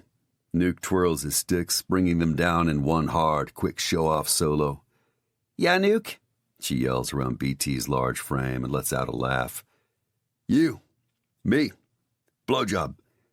He finishes off with a dramatic solo. Misty claps and BT shakes his head and hands him his IEM, telling him to focus. "Cash, get your cock out of Angela," I bellow. "Christ, Granger, I'm here, you angry fuck." Cash walks out from backstage, zipping up his jeans. I don't even respond to him. He's right. I'm angry. His attitude isn't helping. Or the fact that Ammo decided not to even show up. "Dallas, call Ammo to see what the fuck is happening." Dallas stops tuning and reaches for his phone. "And you got a cigarette, brother?" Misty's loud laughter makes me grit my teeth. "Yeah." Dallas hands me his pack of cigarettes. He's old school rock and roll. Not that he's old, but he's got the 80s Tommy Lee look going on. "I also got some serious hash if you need to chill out." He waggles his eyebrows, then talks into the phone. "Hey man, just checking in. Everyone is waiting." Snorting, I light up and block out Dallas's conversation with Ammo so I can drink my Irish coffee and smoke in peace. I should leave. I'm getting mean, and that's going to end up with one of us having a black eye. I've basically done my sound check. If they don't give a fuck, why stick around? Cash stretches his arms out and swings them back and forth, jumping up and down like he thinks he's the shit. I fight the eye roll. His ego is out of control. Cash has nothing to be arrogant about anymore. He looks like he hasn't slept in days, wears his hair in his eyes half the time, and has a wardrobe of stupid clothes. Today he's wearing a trendy red t-shirt held together by safety pins. I'd love to blame Cynthia for Cash's clothes, but he probably picked that shirt out himself. I met Cash back in high school. He went to Harvard Westlake, one of the most expensive private schools in L.A. How he started hanging out with all of us is anyone's guess. I think it was David who found him. Anyway, his parents are big-time lawyers. He had a BMW. I drove my mom's old-ass Volvo that was held together by duct tape and prayers. None of us cared that he was different. He could play the fucking bass like Flea from the Chili Peppers. Also, his parents were 100% believers in us. They bought all our earliest equipment. I think half our early gigs were favors to his dad. He didn't judge us. Even with half of us hanging out with bikers, it never fazed him. He was a cool kid who loved music and had big dreams. That changed the moment we started to get popular. As soon as we made our first million, Cash started to distance himself. Suddenly he was hanging out with other musicians, dating models, dressing like a douche. "Okay, I'll tell them." Dallas's voice brings me back to the loud stage. "He said he's almost here. Gia's shooting him." His voice cracks like a goddamn teenager mentioning Gia, which makes my head pound. He wants her, but I can't even get pissed since she seems to have enchanted everyone. Well, besides Rafe. In the last week and a half, she's befriended my crew. Christ, I don't even know all their names. But she does. Taking a drag of my cigarette, I exhale and grind out. "You finish up for me, man." I jump off the stage and walk through the huge arena toward the doors, ignoring the numerous people calling my name. "I need to take care of something," I yell over my shoulder. Chapter 11. Gia. Past. 18 years old. Minneapolis, Minnesota. You sure you don't want to come in? Ammo inhales and hands me his joint. I wave it off as he exhales. Stop asking. The answer is still no. He grins and opens the door that leads to the arena. Come on, bring that camera, catch the magic. He winks. God, Ammo. I laugh, shaking my head. I'll just wait out here, or we can finish the shoot tomorrow. Nah. He rolls his neck. I'm feeling good today. God, I wish he had said tomorrow. But whatever. Maybe I'll try to take a quick nap. As usual, I'm tired. Partying all night and getting up 2 hours later to shoot the band is killing me, which sucks. I'm young. I should be having the time of my life. I'm traveling with the stuffed muffins, staying in luxury hotels with chauffeurs, bodyguards, and people who will do anything just because. And I'm not enjoying it. No matter what kind of happy face I try to put on or how glamorous this world is, I came here to be with Reese, not be uncomfortable, insecure, and exhausted. Nothing has turned out like I planned. After that day when he came to my room, I've barely seen him. And if I do, he's surrounded by groupies or rave. Not sure whom I hate more. That's a lie. I hate the groupies. Rafe's just an asshole, but at least he's honest about it. The fucking groupies, on the other hand, are nothing but gold diggers trying to steal my man and my life. Even Ammo is growing on me. He's arrogant, but I like that. He's also fun and extremely talented. God, if only I could turn off my feelings for Reese and switch them to Ammo. So much easier. Besides my brother killing him and all that. I bite my bottom lip, my heart racing as I watch a couple of skanks throw me a dirty look, then laugh as they open the doors. I hear Nuke's drum solo and a bunch of yelling. Fucking groupies. Or models. I snort. That's what they call themselves, since they post themselves on Instagram. I roll my eyes and concentrate my thoughts on the shoot I had this morning with Ammo and my masterpiece. Sex, drugs, and rock and roll. That's what I'm calling my book. Gone is the idea of selling it to Rolling Stone. The photographs I've taken deserve to be in a book. My only problem is getting Rafe to agree. I might be forced to call in my brother on this one, but I'll wait until I have it ready. I bite my bottom lip to stop smiling at the visual of Axel, Blade, and Ryder making Rafe an offer he can't refuse. It's too fantastic, really. I grab the elastic from my wrist and twist my hair back into a low bun. Sliding down the concrete wall, I sit on the floor and pull my coat tight around my neck. It's not freezing in the concourse, but it's not warm either. Cynthia, the band's personal stylist, dropped by my room last night with this fabulous black 3/4 length Sherpa coat. I'm assuming it was from Nuke, since he was horrified when I pulled on my designer jacket before we landed in Minnesota.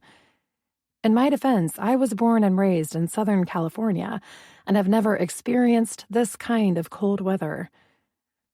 I should blow off Ammo, grab my bag and go back to the hotel to sleep for a couple of hours before the concert tonight. Or be brave and go inside to take pictures of the sound check. But the thought of seeing Reese and hearing him sing makes my heart hurt. Who am I kidding? I've parked myself outside the arena doors in hopes of seeing him. Sighing, I let my head rest on the cool wall, my mind going a mile a minute. I've taken so many pictures that when I close my eyes, my brain still thinks I'm photographing. I've shot the crew, stadiums, fans. Yesterday I got the band coming off their jet. It was like vintage rock and roll, as if I stepped back into time and was photographing the Doors or the Beatles. I captured everything that is purely the stuffed muffins, their charisma, the hysteria of the fans, and the wild energy that follows them with every step they take.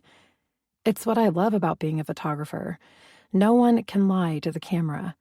It sees all. My leather bag vibrates, and I ignore it. I can't deal with whoever's on the phone bringing me down.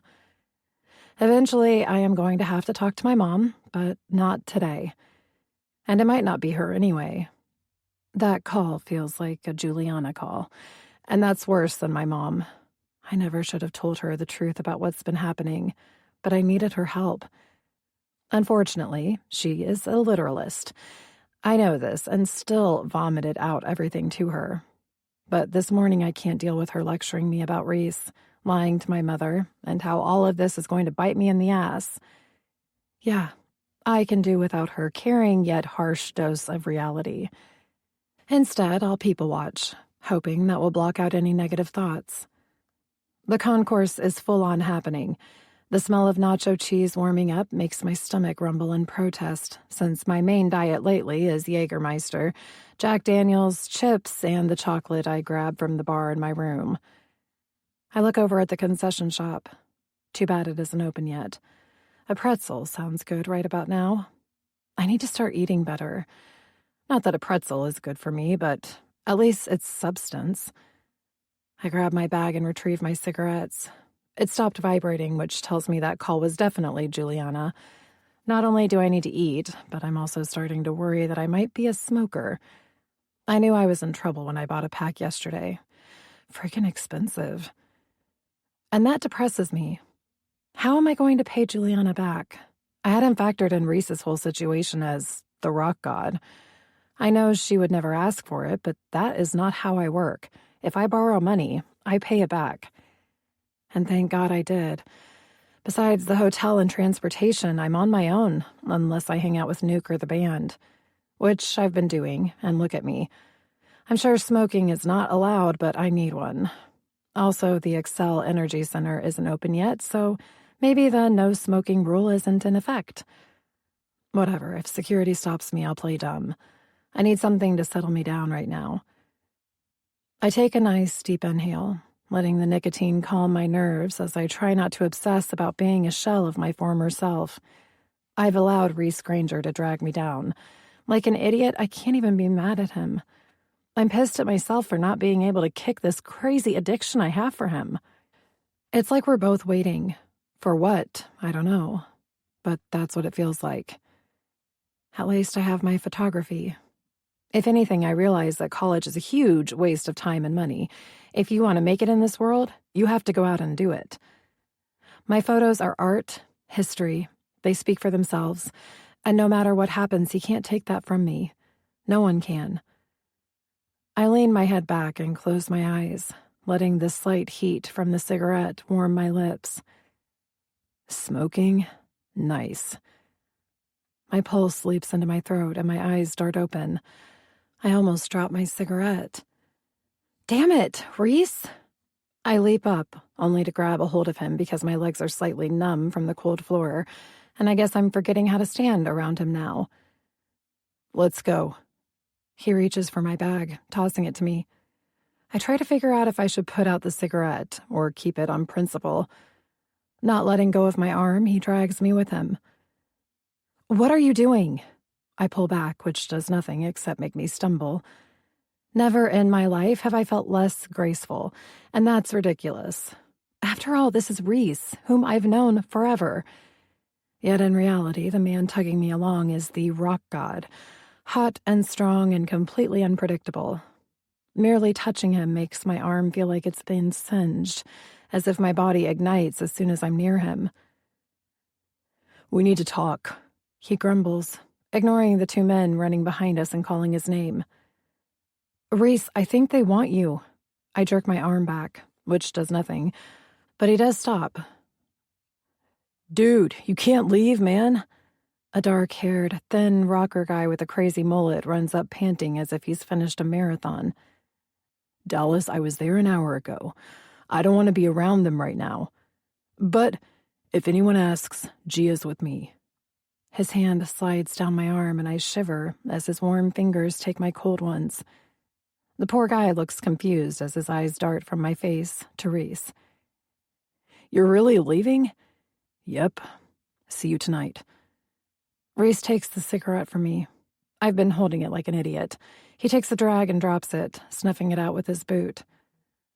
I don't want you smoking. He looks down at me, and my heart flutters. His brown eyes are almost black in this light.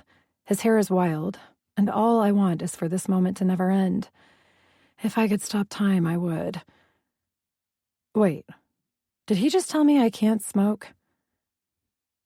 Granger, you need a coat, man. You'll freeze your balls off. I'm not afraid of the cold. He smirks, but they're right. Reese is only wearing a faded black thermal. You need a coat. What are you do? I say to his back since we're on the go. He bangs the doors open. A mob moves in, almost as if they're attacking us. It's the only way I can describe this madness. They're like a pack of hungry wolves stalking him, screaming at how much they love him and can they have his autograph. People are taking pictures with their phones while I cover my face with my hand. Usually, Reese will talk to his fans. Not today. He maneuvers us forward, not engaging. His hand tightens on mine and I cling to him with both hands, giving up on hiding my face. Clearly my boots were not made for the ice. This is just fucking insanity, I yell at his back. My only answer is his hand squeezing mine as he leads us to a large black SUV. The celebrity chasers are screaming at us, so I bury my face in his shoulder. When he opens the passenger door, I jump in. Thankfully, the SUV is covered in frost, so as soon as he shuts the door, no one can see inside. Jesus Christ. They are 10 times worse with Reese than they are with Nuke. He gets bombarded. I can't believe this, but I might actually feel bad for him, which is ridiculous because this is what he wanted. This is what he's worked so hard for, dreamed of. But at what cost? Because what I'm seeing is a man who has everything, and yet he's drowning. This is why my brother decided to leave the band. He knew what he wanted, and it wasn't to be a rock star. Inside the SUV, it's like a freezer. In all the madness, I barely registered how bitter cold it is outside. Reese looks over at me, both of us slightly panting, allowing me to see our breaths. You okay? His brown eyes sweep my face. The craziness ceases, and it's just us. Suddenly, I'm not cold anymore. Beneath his stare, I am on fire. Yes, it comes out raspy. His eyes dip to my mouth. Oh God, this is it. This is when he kisses me. I can feel it. Thick, powerful. Reese Granger wants me. I lean slightly forward, forgetting that people are chanting his name, not even caring that they're scraping the snow and frost off the front of the window. Kiss me. I close my eyes. His body heat caresses me as I wait. Kiss me. Gia. His voice rumbles, forcing my eyes open. What the hell? I'm almost too confused to understand that maybe I was reading him wrong. I stare at him. Put your seatbelt on. He turns on the engine. The defroster blasts on, causing me to jump. The warm air blisters my already sensitive cheeks, which burn from humiliation. What is wrong with me? He places a hand on my seat's headrest to look out the rear window, his eyes locking with mine for a second as my heart leaps to my throat. Then he looks back, and I turn to watch the sea of strangers chant their love for him. God, I'm no better than the groupies. To be honest, I am a groupie. I'm following a man around, believing that he's the one. With some difficulty, I try to buckle myself in, but my poor fingers are numb. Warm hands push mine away. As if I'm an annoying child, he quickly buckles me in, then spits out, Did Cynthia not get you gloves? Cynthia? Who's Cynthia? My brain is crazy right now. God, Cynthia is the band's stylist. I'm losing it. Wait, is he insinuating he was the one who got me the Sherpa coat? Reese glances at me, frowning. Gia, do you have gloves? Did you have Cynthia buy me this coat? He ignores my question, lays on the horn and puts it in drive. Let me know if I'm going to hit anyone. I put my numb hands under my legs, hoping that he turned on the heated seats. My ass is starting to warm up, so I guess he did. People wave, and surprisingly do move out of the way at last. Maybe they've figured out he's actually leaving. Holy shit. I stare in shock. Oh my God. A woman and her friend are jumping up and down, one pointing frantically at the friend who's topless with rock and God tattooed, one on each breast. "What?" He smirks at me. "You wouldn't tattoo my name on your tits?" Reese slows down and gives the girls a double honk, causing them to scream, "We love you!" No, I would not have rock God tattooed on my breasts. I don't even like tattoos. I grumble, gazing out the window at the gray morning. It looks cold, although the snow is white and pretty. His mouth twitches. "Tell me something, brat. This lying, does it just come naturally?" My stomach flips, which bugs me because he's not being nice, but the way he says brat makes me instantly wet, even if he is an egomaniac. Arching a brow at him. "You're used to yes people, Reese. You've become a superstar. I told you I'm not impressed." I reach for my bag to get my sunglasses. Sure, it's gray outside and completely not needed, but whatever. He turns and flashes me a grin, then throws back his head to laugh. My eyes hungrily travel down his neck, and I try to breathe. It's been so long since I've seen him laugh, smile, or be interested in something. "You're right," he nods and grins, gunning it onto the freeway. I'm kind of surprised he owns it. Clearly all hope isn't lost on him, because what makes Reese Granger incredible is not that he's beautiful. It's that he's got this charisma that makes people tattoo shit about him on their body. He's gifted, brilliant, and imposing. No wonder people worship him. He makes everyone want to be near his greatness, listen to his gift of music, and get caught in his fear. My stomach flips, and I bite my bottom lip so I don't scream, "I love you." Instead, I turn my head and pretend to watch whatever landscape is whirling by. Chapter 12. Reese. Past. 27 years old, Minneapolis, Minnesota.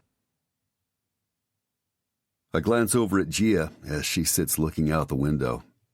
I know she's been hanging out with Nuke and my road crew, which I shouldn't care about, but I do. Jealousy. It's a new emotion for me. "You're too thin," looking over at her. Her big eyes stare at me like I've insulted her, but it's true. She looks thinner than even a few days ago. My need to feed and protect her kicks in. Christ, what's happening to me? I almost grin at my caveman thoughts. I need to feed my woman before we mate. "You hungry?" "I'm starving." She snips and takes her hair down, running her fingers through her long curls as she recrosses her legs. It's a simple thing. I've seen hundreds of women do the very same thing. But there's something about Gia, the way she moves. She's graceful and delicate, fierce and determined. My hands tighten on the leather steering wheel. My chest almost burns for her, which aggravates me. And just like that, I hear music. It's like she's my muse. I clear my throat. I'm acting like a fucking teenager excited to have a girl sit next to me, not a 27-year-old man who's a goddamn rock star. I should have let Misty blow me earlier. That was stupid on my part. Could have taken the edge off. But my dick wants only one woman, and I've got her sitting next to me. Let's be honest, I'm a depraved fuck, and I'm not ashamed to admit it. I crave her. I'm ready to lock her in my room, eat her cunt, fuck her so hard she's raw, then turn her around and claim her ass. Maybe tie her to my bed, feed her and bathe her. I take a breath. I need to get off the freeway and find a place to eat.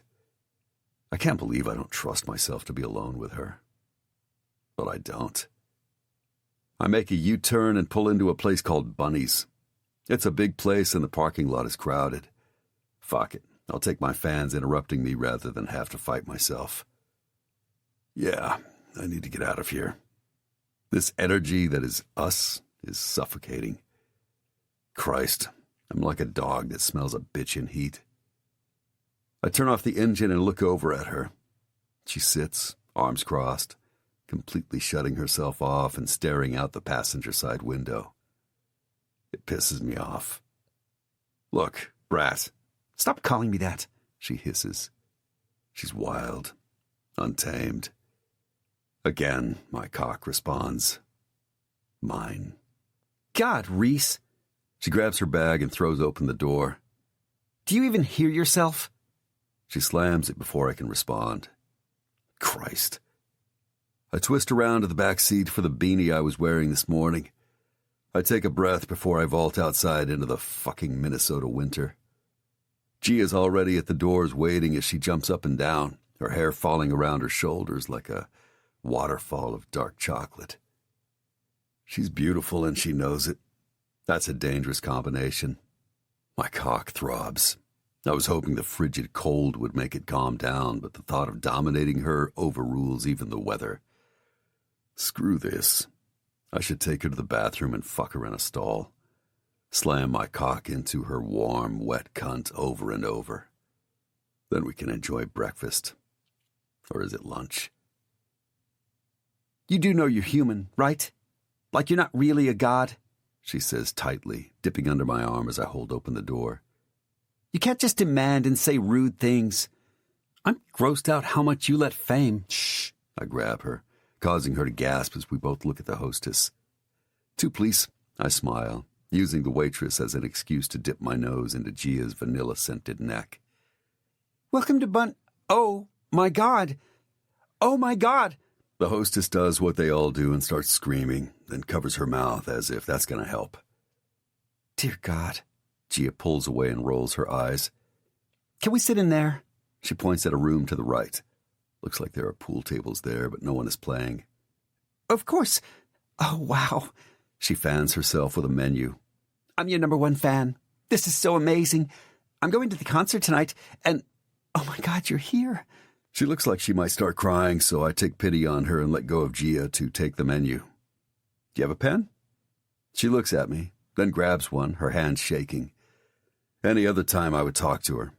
She's cute in a good girl way, but all I can think about is Gia and the confused, almost sad look she's giving us. Again, anger rises in my chest. What the fuck is wrong with her? Not that she has to be impressed, but she doesn't have to look like she feels pity for me. What's your name, beautiful?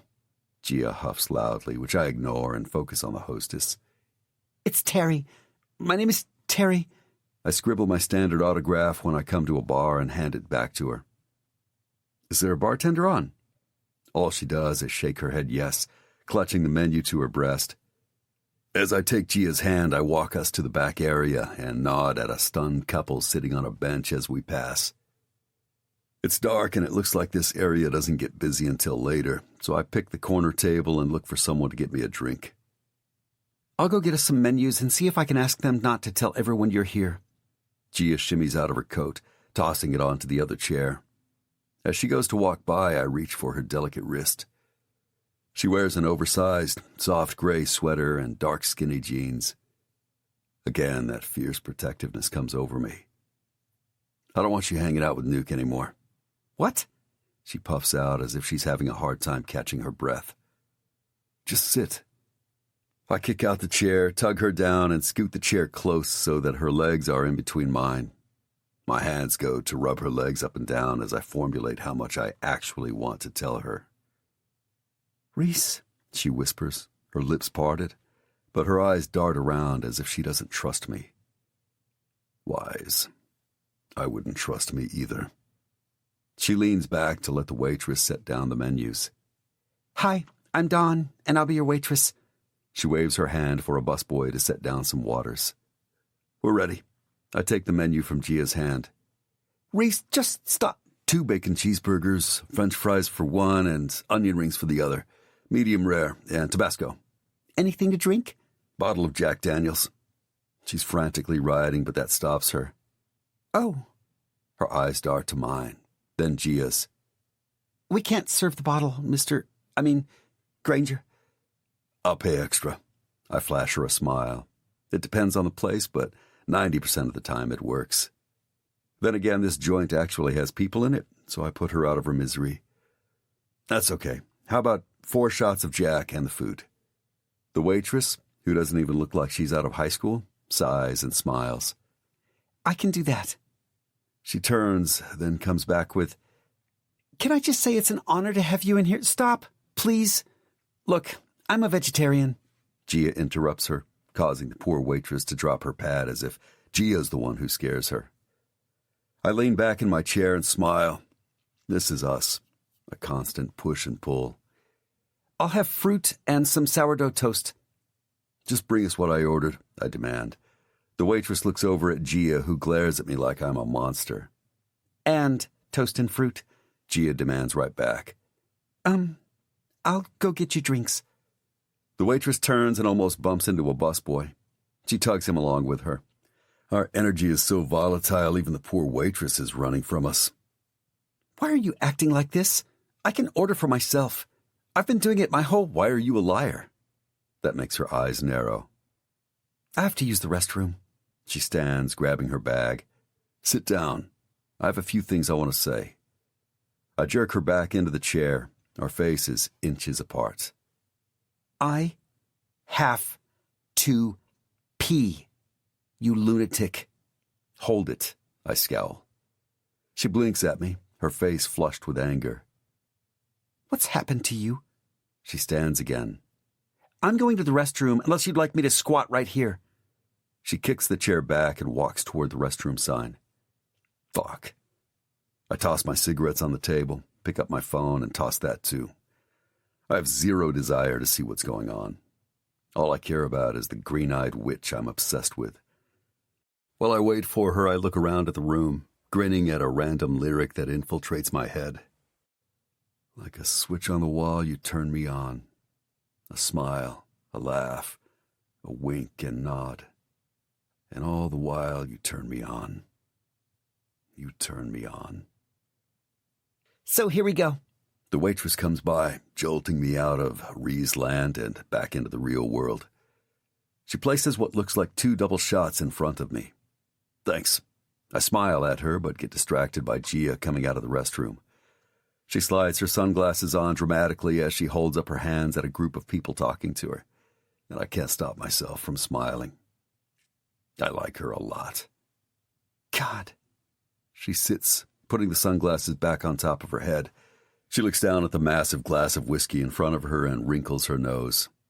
Can I get a cup of coffee, please? She smiles at the waitress, and the whole room lights up. I almost reach for my heart. You betcha.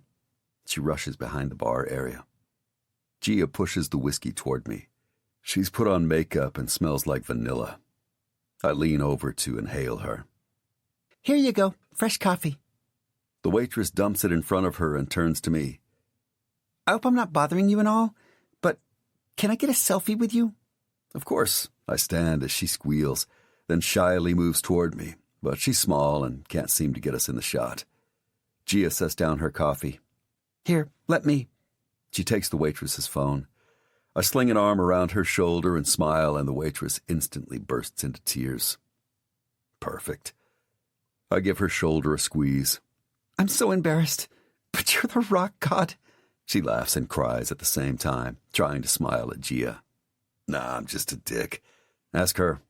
I motion my head at Gia, who is busy snapping photos. It's true, he's a dick. Gia smiles at the waitress. Here, I got some great ones, she says, handing the phone back. Thank you. She turns as 3 other waitresses come in with our food. Can we? I stop them because this is how it starts. How about you let me eat with my girl, and I'll take pictures and sign shit on the way out. Thank you, Granger.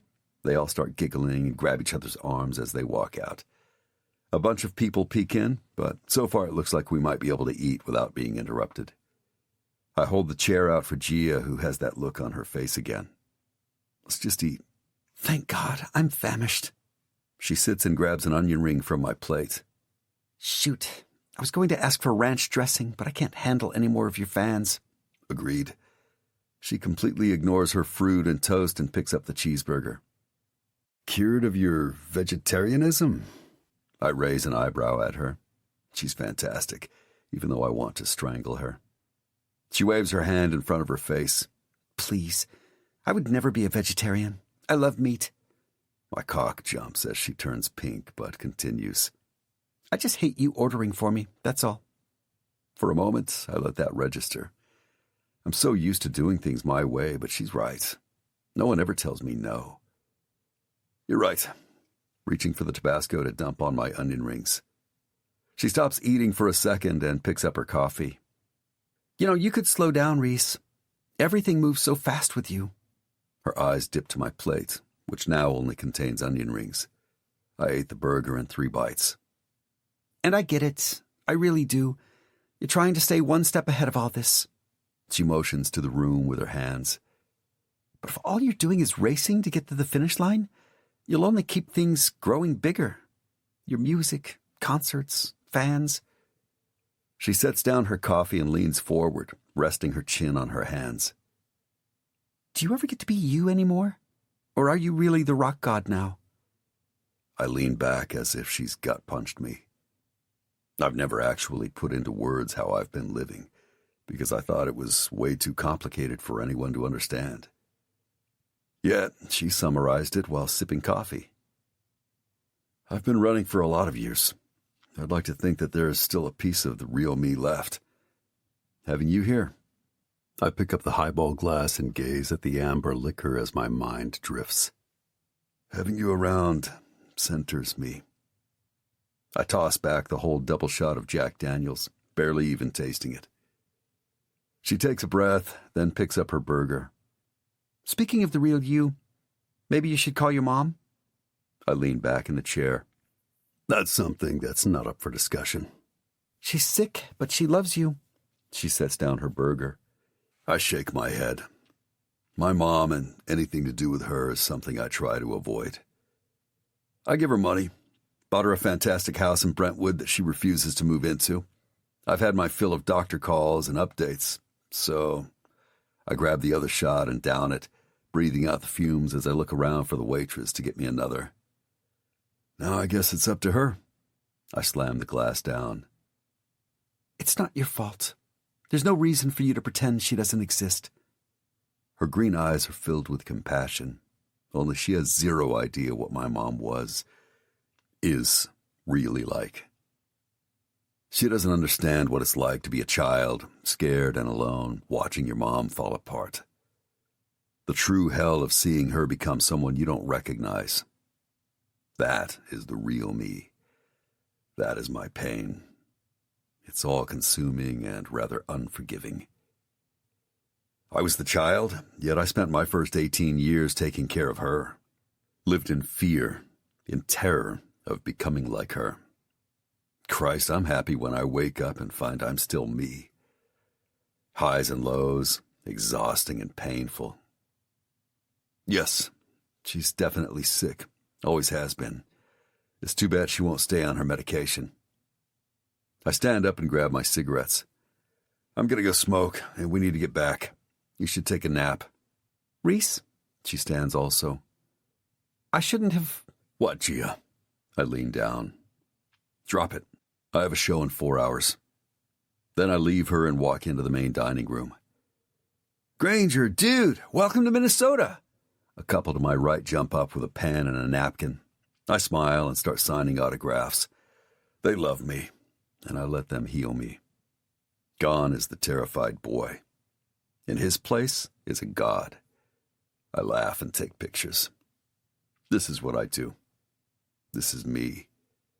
How dare she remind me? I'm at peace not visiting my mom. The pain and emotional agony are too much to handle, especially because she could get help and won't. I've begged her so many times, sent the best doctors to her house. It's been 5 years since I've seen her. I went home to surprise her for her birthday. The house was a pit. No one should have to live in such filth. Yet there she was, lying in bed with no sheets or blankets, unable to get up and staring at a wall. The smell from her, along with the numerous drugs, was the last straw. I called Rafe and he brought in the best doctors. I even stayed and missed things I had to do with the band to help her. But as soon as she was admitted to that hospital, she was complaining about how she hated the way the medication made her feel. And that was the last straw. I haven't been back since. I pay people to come in and clean. I pay people to give her meds that she refuses. Some wounds are yours and yours alone. They own you, and you let them live inside you, fueling you, making sure you never have to see or be near that wound again. Reese? I turn and focus on Gia. She has her bag and holds my phone as she pushes her way to my side. I'm sorry. Her eyes blink back tears as if she understands my demons. She can't. No one can. Let's go.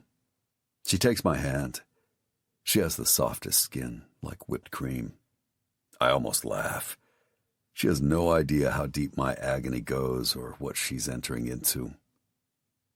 Why do all the girls cry around you?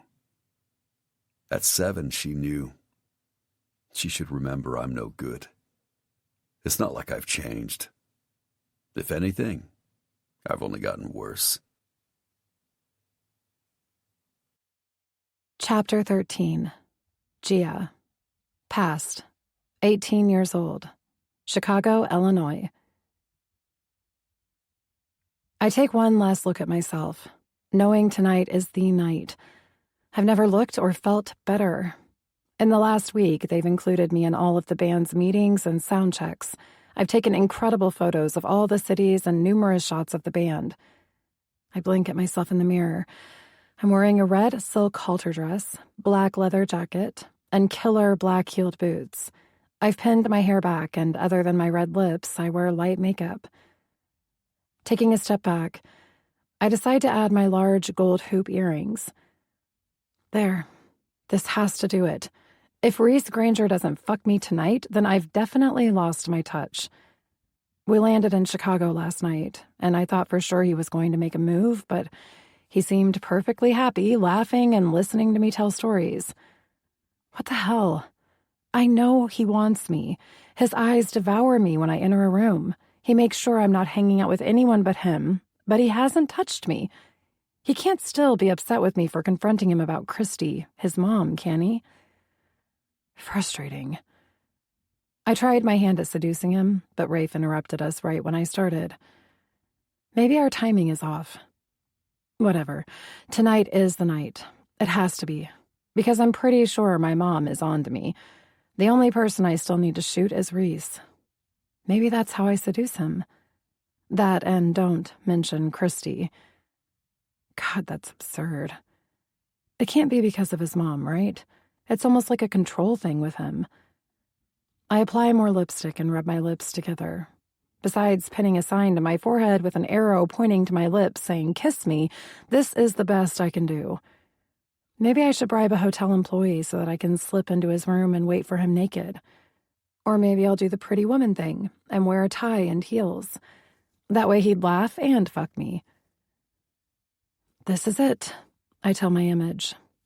I've been touring almost 3 weeks with him, and my loan from Juliana is getting low, not to mention her constant phone calls reminding me that school starts in 2 weeks, and that she's fairly confident he doesn't see me as anything more than a friend. To add more to my plate, it's almost Christmas, and my mom is insisting I show up at her house for at least a day or two. Pressure. Jesus, he's got to take the bait tonight. I'm becoming paranoid that pictures of us have been leaked and my brother is hiding, waiting to kill Reese, which is stupid. Oh, God. I groan. The loud bang on my door breaks me out of my funk. Grabbing my bag, which holds my camera and pretty much all of my life, I sling it over my shoulder and take a breath. Let's do this. Hey, Toby. I swing my hotel door open. Toby is Rafe's assistant. He's a great guy with bright red hair and cute freckles. He's around 6 feet and weighs maybe 150 pounds, making him look like he's still in high school. The guy is freaking skinny, and I think he's maybe 26 or something.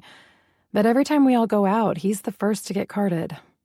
Whatever, he's great. And if he can survive Rafe, he's got to be amazing.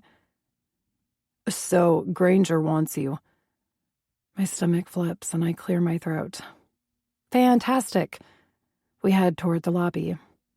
Toby's easy to be around. Another thing I like about him, he's always bringing me coffee when I'm shooting the guys. He doesn't have to, but still, I appreciate it since it's keep up or be left behind in their world. Oh, come the fuck on. Really, Toby? I almost dropped my bag, but it has my camera, so I stop and let it hang for effect. Rafe is standing at the exit in his stupid suit, messing around on his phone. Sorry, Gia. He wants to ride with us to the United Center. His face turns red, so I don't say more. It's obvious he feels bad. I roll my eyes and walk up to Rafe and stand there waiting. Like the arrogant ass he is, he keeps typing, ignoring us even though I've completely invaded his space. Hey, Rafe, haven't... He holds his finger up, and I swear to God, I want to kick him with my heeled boot. I look at Toby, who is busy looking at his phone, so I swing my bag back onto my shoulder and start to walk out, only for Rafe to grab me. The car is over here. He keeps hold of my arm, as if I am a hostage or something. I don't even care. The faster I get into the car, the quicker I'll be at the concert. A driver jumps out. Of course Rafe would want a limo. I don't recognize this driver. He must be for Rafe only. He gives me a nod as I slide in. Wow, I say, looking over at 3 women with dresses so short you can see their crotches as they sit giggling with champagne. Gia, I want you to meet Vivian, Barbie, and Brittany. Rafe slides in. Poor Toby looks pale. His freckles are really popping in the limo's light. He sits next to the girls while Rafe sits next to me. Fantastic. I don't engage, but nod and put my big bag between us as the limo takes off. So, how are the pictures coming? I sigh. Whatever game he's playing, he's going to be disappointed. I have a one-track mind tonight. Fabulous. Turning to look out the dark window, I watch as the limo speeds up to get on the freeway. I need to take a look at them since you'll be leaving us soon.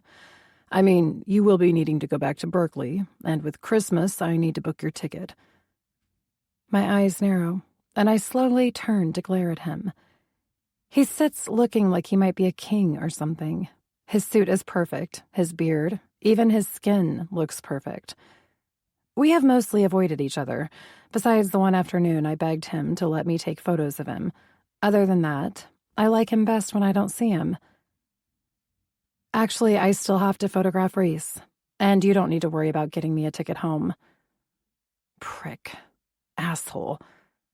My mind gets cut off in the middle of its rant. No, I insist. You've had ample time to get Granger, so I'll be needing to see all the photos. How does Thursday work for you?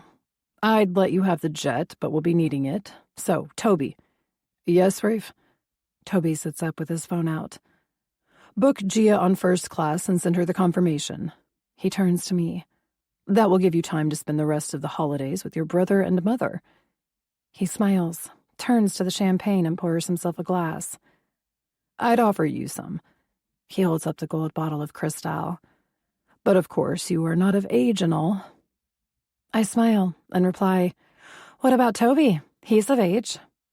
If Rafe wants to be a fucking piece of shit, then I'll be the biggest bitch. His eyes narrow. Toby, can I get you a glass? I'm fine, thank you.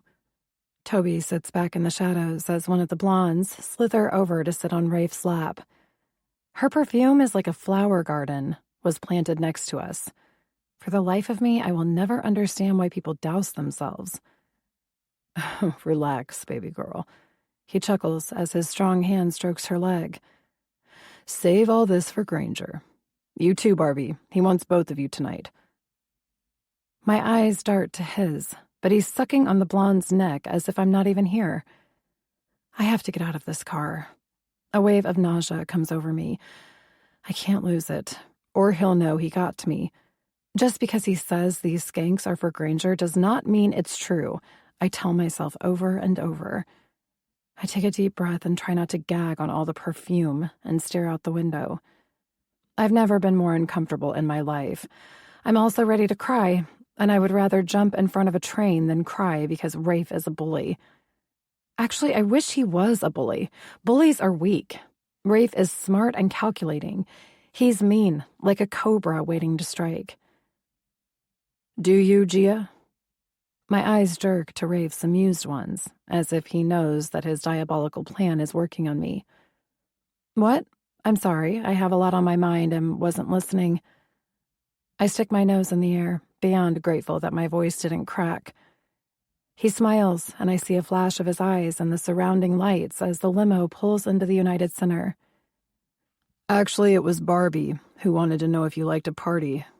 His voice is dry, almost flat-sounding. What? Party. Of course, I'd need Toby to have you sign an NDA, like they did, if you want to join them with Granger tonight. I blink at him as my eyes shift to the others. The girls look intrigued. Toby is the only one who rubs his forehead as if he wants to be anywhere but here. I swallow, then smile.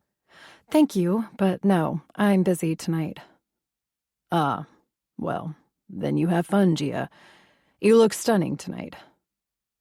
It's almost like he's got some weird way of controlling time, because just as he says it, the limo stops and the door opens to a bunch of screaming people. So, of course, he gets the last word. Think about it, beautiful, one of the girls murmurs. Granger is truly a god in bed. He can take care of all of us, and when he's busy with one of them, I can make you see stars. She winks and slides out. Too stunned to move, I sit there. Holy fuck. I just got propositioned by a groupie who fucks Reese and signed an NDA. I'm going to throw up. Gia, sweetheart, we need to move. Rafe looks down into the limo at me. He knows. I see it, feel it. He knows that he's affected me. You go ahead. I have to make a call. Please, God, make this monster leave. Please. I chant in my head. Gia. I look at him. You wanted to play. Now let's go. He holds out his hand, and I stare at it. This is my moment. I can choose to fight or leave. I take his hand and slide out. I have no choice. I always fight. Chapter 14. Reese. Past. 27 years old. Chicago, Illinois. Granger, you want some? Nuke pounds his chest like Tarzan. That, my friend, is good shit. He grabs a groupie and sticks his tongue down her throat. I shake my head. As I bring the bottle of Jack to my lips, cold hands slither up my t-shirt and touch my chest. Rock God. Fumes billow from her mouth like a Harley starting up. I will suck your cock so good. Ask Nuke about me and my deep-throating, T says, her voice sultry. Her enlarged lips look like she recently got a fresh dose of collagen. Wipe your nose, I mutter. She pulls back. What's your deal, man? Do you like dick or something? She stomps her high-heeled foot. I couldn't care less. Yep, you found me out, T. I refuse to engage with junkies. The truth is, a month ago she would have worn me down and I would have let her blow me. Now I only want Gia. God, you're an asshole. She spins around, I'm sure looking for Nuke, but Nuke's moved on. It might not be nice or even healthy. Fact. We all move on. None of us can stay in any sort of real relationship. Actually, that's not true. My brothers, that's who I'm in a relationship with. Which is why the brat should never have shown up. She's crashed her way into my life, no hesitating, fearless. She gets what she wants. What I didn't factor in was that she was right. Gia makes me feel. When I'm with her, I'm me, the good and the bad. I take a swig from the bottle. Why am I worried about her? I'm the one who will be destroyed when she walks away. And she will. This is the time where I should actually take T or any groupie and fuck them. Just be done with this song and dance we're playing. Strike first, fast and lethal. Instead, I'll feed my craving, this insatiable hunger that grows every day. The green room door swings open and my eyes search for her, disregarding Rafe and the trail of girls he has with him. The fuck? I asked Toby to bring her. Where is she? I say to no one. Cash is in the corner lifting weights. He does this before every show. Ammo stands strumming his guitar, laughing at something a girl said. The large flat screen that displays our opening act reads 5 minutes. Then the camera pans to the mass of people stuffed into the United Center. My cock hardens. This is my church, my one true love. The music I hear in my head, put on paper, and record. For some crazy, fucked up reason, people buy it. I never set out to be famous. I wanted it, but I was happy to be able to touch one person. Playing in front of 26,000 loyal fans is a high like no other. Reaching for my guitar, I ignore the hopeful faces of women who seem to all blend together now. I step toward Rafe, who's deep in conversation with Devon, one of our PR agents. Where is she? I don't care if I'm interrupting. I have to go on stage in under 5 minutes, and I want her. Rafe frowns and stops talking to Devon, but doesn't answer me. Gia, where is she? I told Toby to bring her. Excuse us, Devon. Rafe walks a few feet away from a confused Devon, who instantly pulls out his phone. What's going on, Granger? Need I remind you who her family is? We don't need this, he gripes. I shrug and stare him straight in the eyes. She's my muse. Turning to Ammo, I say, let's do this. Cash, Nuke.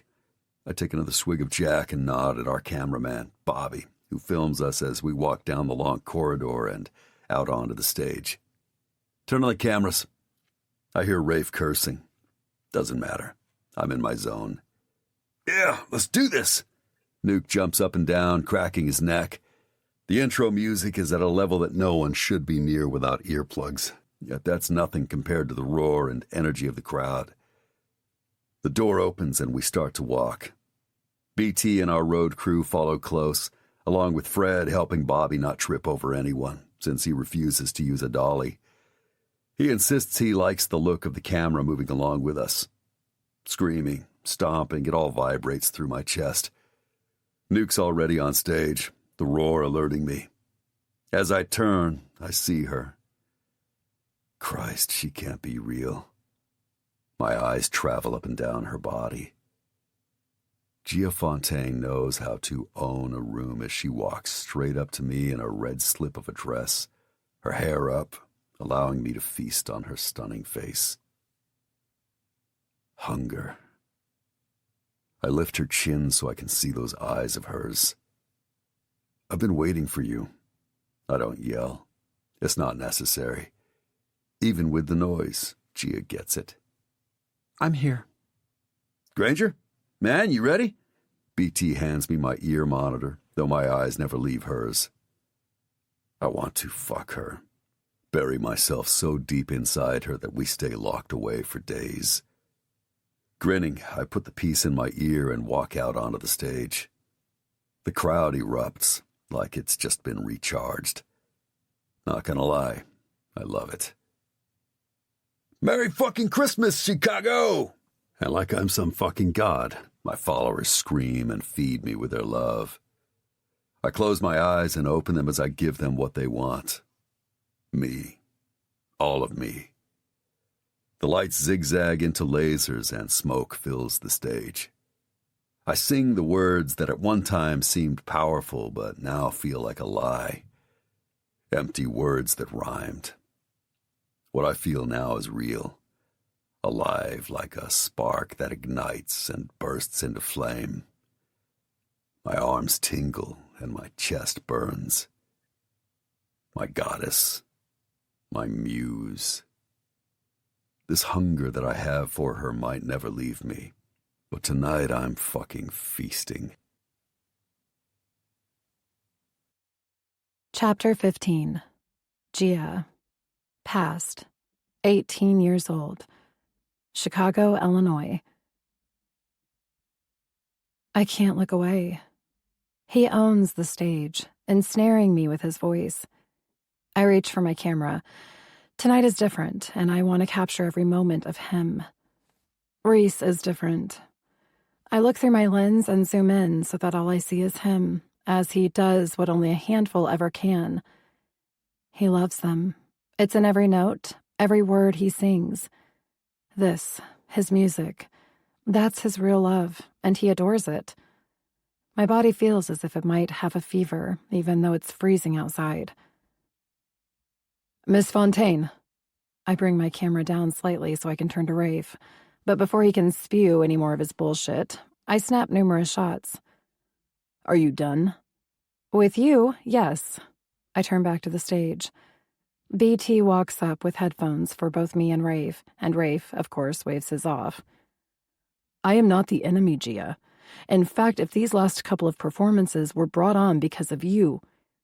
I turn to him. An hour ago, you bought me a plane ticket. I yell over Nuke's drums. It's so weird that Rafe never seems to yell, but you can always hear him. Yes, keep that. He brings out his phone and starts typing. I guess he's done. Such a shame, he's a complete ass. He is fucking hot in his own way. Not hot like Reese, but hot. I see him with a ton of women, but same as the boys in the band, he seems to have a new one at every stop. Why do I need to keep the ticket?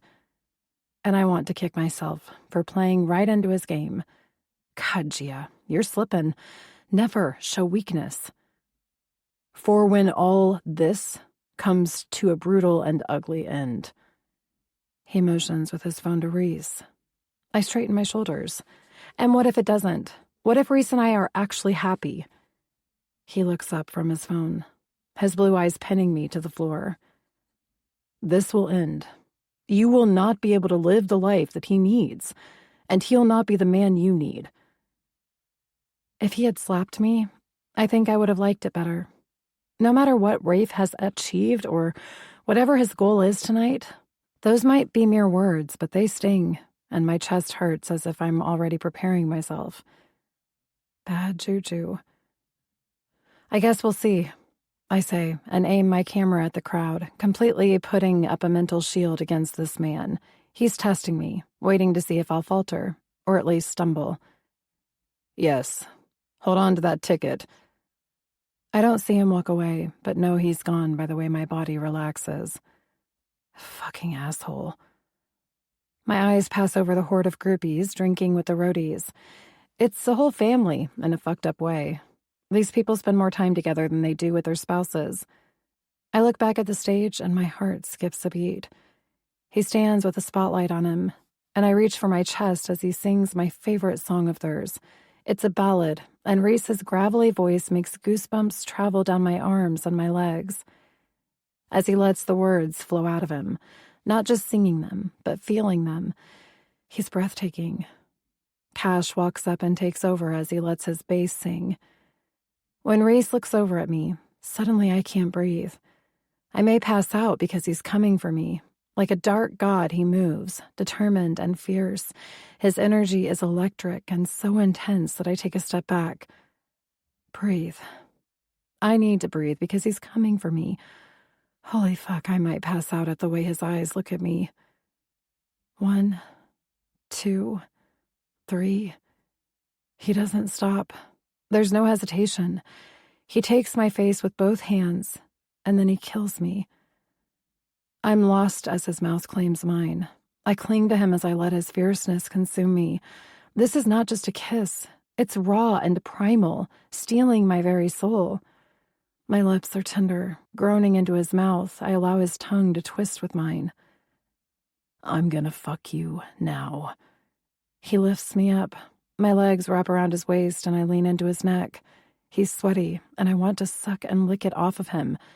His body heat seeps into me, and I barely recognize my own voice. Yes, I groan. I'm spinning. My back hits the cold concrete wall, and he takes my lips again. This is insane. I try to look around, but his hand is already lifting my dress, and before I can even mention that we might get caught, his fingers are inside my panties. Fuck yes, Gia. Look how wet you are for me. It's a growl, but he's right. I am soaked as he finger fucks me hard, rough. Reese, I murmur, digging my nails into his neck. Spread your legs wider. I do, as he rubs my clit hard, and I'm gone, soaring as I come. I open my eyes. He's not holding me anymore. My hands slap the concrete as I watch him undo his jeans and push them down. Grabbing my left leg, he thrusts himself deep inside me. I think I scream, but can't be sure. All I hear is music. I have no idea what happened to my headphones. Christ. He freezes, letting me adjust to his giant, pierced cock. Fuck, this tight cunt is mine. He rasps into my mouth. Yes, I chant. He pulls out and thrusts in again as I claw at his chest. He grabs my chin roughly. I am gonna fuck you hard. I can't respond as his tongue fills my mouth and I taste the jack he must have been drinking earlier. His other hand holds my leg so I don't fall over as his cock pounds in and out of me. Fuck, I snarl, reaching up to bite his lip. He ruts into me as my body contracts. Who do you think is watching me fuck you? My eyes jerk open as my core pulses. I try to stop it, but I'm gone, soaring as I cling to him. Yeah, that's it. I'm gonna fill this cunt up. He thrusts into me hard, then stops as his body jerks. Christ. He kisses my forehead. I couldn't wait. Our breathing is harsh, as if we're in sync. I nod, trying to piece together that I just got fucked, standing up in the middle of his concert. You are so cool. He looks down at me and raises an eyebrow as I laugh, our mouths inches apart. You have to get back on stage, I say, trying to sound fierce as he pulls out of me, then buttons his jeans. I straighten up, only to discover my panties are soaked. I should probably take them off, but I'm trying to get my mind and legs to work. You stay where I can see you at all times. He takes my lips again. Unsure if I can stand alone, I hold on. Somehow I put one foot in front of the other. He leads me back to where I was standing before he wrecked my life. Because after that, I'll never be the same. After that, I know for a fact that I'll love him till the day I die. My bag is on the ground along with my headphones, but that seems like a lifetime ago. In seconds, my world has changed, and I'm never going back. Chapter 16. Reese. Past. 27 years old. New York, New York. Reese, honey, I need you to sing for Mommy. I'm tired. I need to sleep. Why can't I sleep? Don't be silly. You can sleep later. We need to get you ready. You and Mommy are performing tonight. My mom spins and spins as she picks up a feather boa, a white one, and drapes it around my neck. It tickles my nose and I hate it. I hate all of it.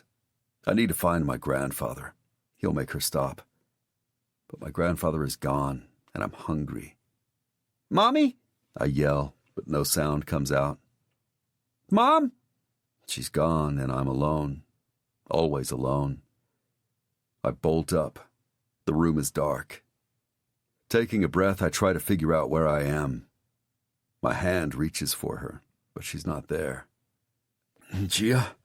I swallow down the remaining hangover I have after having that dream. Brat? Standing, I don't bother with jeans and walk to the bathroom. The fuck? My mind instantly wakes up enough to figure out I'm in New York and Gia's not in my bed. Where is she? God damn it. I storm out of the bedroom and into the main area of the lavish suite. I grab my phone and am about ready to call when I see her. Fuck. I throw my phone back on the coffee table and lean against the wall to catch my breath and watch her. She's on the balcony, smoking, in what looks like one of my black t-shirts. The fluffy white robe hangs open. My eyes trail down her form and my chest burns as I take in the sight of her wearing my black combat boots. If I live to be 100, I don't think she'll ever be more stunning than at this moment. She looks up at the dark, early morning sky and the moonlight kisses half her face along with the smoke. Her steamy breath circles her as if it knows she's the beauty it seeks. I push myself off the wall, grab my aching cock, and stroke it as I open the glass door. One of the best things about having money is that you can step out onto a penthouse balcony equipped with heat lamps to warm you. Don't get me wrong, the Christmas night is almost magical with all the lights of Manhattan, the horns, and the excitement of the city. Looking for Santa Claus? She smiles and turns, her eyes going directly to my cock, which stands straight as I stroke it and slowly rub the pre-cum all over my piercing. I'm hoping I've been a good girl. She licks her lips and smiles. Eyes on me, I command, and watch her battle with wanting to do her own thing and listening to me. It's irrational, this sense of possession I have with Gia. As soon as I stopped fighting my conscience about fucking my childhood best friend's baby sister, I went all in. Sometimes when I'm with women, I dominate them.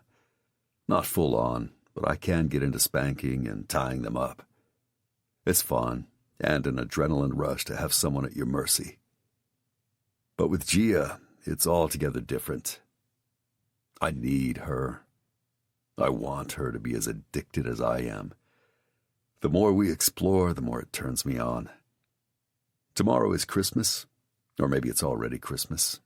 Whatever. I plan on spending it balls deep inside her all day. This is the first Christmas I've celebrated in years. Fuck, it's definitely the first time I've ever bought a woman a present. I reach for her neck and wrap my hand in her thick hair. I guess we'll have to see if you are a good girl. I bite the bottom of her puffy lip. She moans as I suck it and taste a slight hint of blood. The metallic taste makes my cock throb. Letting go of her, I trail my hand down her neck to the collar of the robe and pull it off her shoulders. It flows to her feet. We both look down at it, and I glance at my boots, which are ridiculously big on her, but sexy as fuck. Nice boots. You like? I do. Give me the cigarette. She does, and I put it out in a large plant. Take off this shirt, Gia. My voice sounds harsh in my ears. My nostrils flare as she slowly lifts the shirt, allowing my eyes to feast on her waxed pussy. I can't decide if I want to shove my cock down your throat or suck on your cunt, I husk. Reese, she whispers, glancing around as if someone can see us. I grab her hips and bring her chest to mine. Her full tits and fucking hard nipples make me groan. Take it off. Her breathing is harsh. Licking her lips, she slowly removes my t-shirt. And there my pretty baby stands, fucking naked in the New York winter, wearing only my boots. I have to fight myself not to make her kneel while I jerk myself off on her tits and face, claiming her over and over. Fuck that. That can come later. Right now I'm gonna eat and suck on her wet pussy, then fuck her. After that, maybe I'll jerk off on her tits. Sit on the couch, brat. I smile as her ass drops right down. Open those fucking long legs. She does, and I sink to my knees, pulling her to the very end and slinging both over my shoulders. Now, we shall see if you're a good girl. I go straight for her plump clit and suck on it hard. God, she pants out, her hand slapping the metal base. She arches her back like a cat. I'm about to command her to spread wider when she moans and shoves her cunt deep in my mouth. Her slick juices drip onto my tongue, and I greedily use it to fuck and lick her. I'd love to finger fuck her ass, but not tonight. Gia has zero patience, and it's my fault. I fuck her hard and fast, becoming borderline obsessed with her magical pussy. I want my cock inside her 24/7. As soon as I let go and stopped fighting myself, things became clear real fast. Gia, on the other hand, is so caught up in her lies that she insists she have her own room. Not that she's ever in it. I know it's because of Axel. She's paranoid. I've humored her the last week or so, but it's getting old fast. I'm not scared of Axel. I'm sick of hiding her when we leave. Worried photos of her face are going to be in the Inquirer. Fucking come clean. I intend to deal with all this shit. We have a week off before we play Madison Square Garden on New Year's Day. Hunger. It's not abating. If anything, I'm like a man who has been given his favorite meal and allowed to feast. I lightly bite her clit and feel her start to contract. She's slick and wet and fucking perfect as I send her over the edge. Her hands grab my head while she whimpers and pulses in my mouth. Lifting my head, I gaze at her. She's fucking magnificent. Legs spread, lying back spent on the recliner. The moonlight and lights of Manhattan kiss her skin. I crawl up her body as she smiles and reaches for my cock, jerking me. I take her mouth, wanting to savor her, not rush this time. She tastes like mint and delicious smoke. Thrusting my tongue deeper, I want all of her. Always wanting more. That's me. Forcing her for more. I'm a greedy fuck and I want her soul. I want her to breathe only for me. Think only of me. I slide inside her honey walls and my eyes roll back in my head at how fucking amazing she feels. Her tight cunt squeezes my cock and I try to go slow, letting my body have this moment. This is fucking ecstasy. In and out, I torture us. Music floods my head as I take her ragged breath and inhale it back inside her. Our bodies are in sync, and I'm ready to blow my load. Fuck that. I pull out as she gasps her protest, then screams as I take my slick cock in my hand and rub my pierced tip on her swollen clit. Shit, I'm gonna come. She sits up as if it's happened so fast she can't handle it. That's it. Come for me, Gia. Come, baby. I push her back, my hand wrapping around her neck to hold her still. Her eyes blink at me wide as I watch her come apart, fucking explode. Holding for one more second, I let go and slam my cock back inside her. Fuck, I grunt. Christ, it's good with us. I'm done. I'm not holding back. She can take it and then some. My balls tighten as I pound into her tight cunt. I'm so close but not ready for it to end. Her nails claw my back as her pussy clenches tight, like a vice, milking the cum out of me. And I'm soaring, free as my body jerks. I fill her warm cunt with my seed. Wave after wave of euphoria flows through my body. I look down at her, and as our breathing calms, I slowly pull out, brushing a strand of hair off her neck. Come on, baby. I stand and bring her relaxed, almost drugged body with me. I can't move, she mumbles. I grin and carry her into the suite, straight to the bedroom. When I lie her down on the bed, she curls into a ball and reaches for me. Where are you going? She pouts as she watches me head to the bathroom. Flicking on the light, I almost do a double take at my reflection. Christ, I'm smiling like a fucking lovesick idiot. It's pathetic, but for the first time in my life, I'm happy. I grab a washcloth and wait for the water to get hot. I can't seem to let myself have this. Peace is fleeting to me. I'm always trying to stay one step ahead. The problem is I somehow have forgotten what that one step is. The truth is, I can't believe I'll get to have her.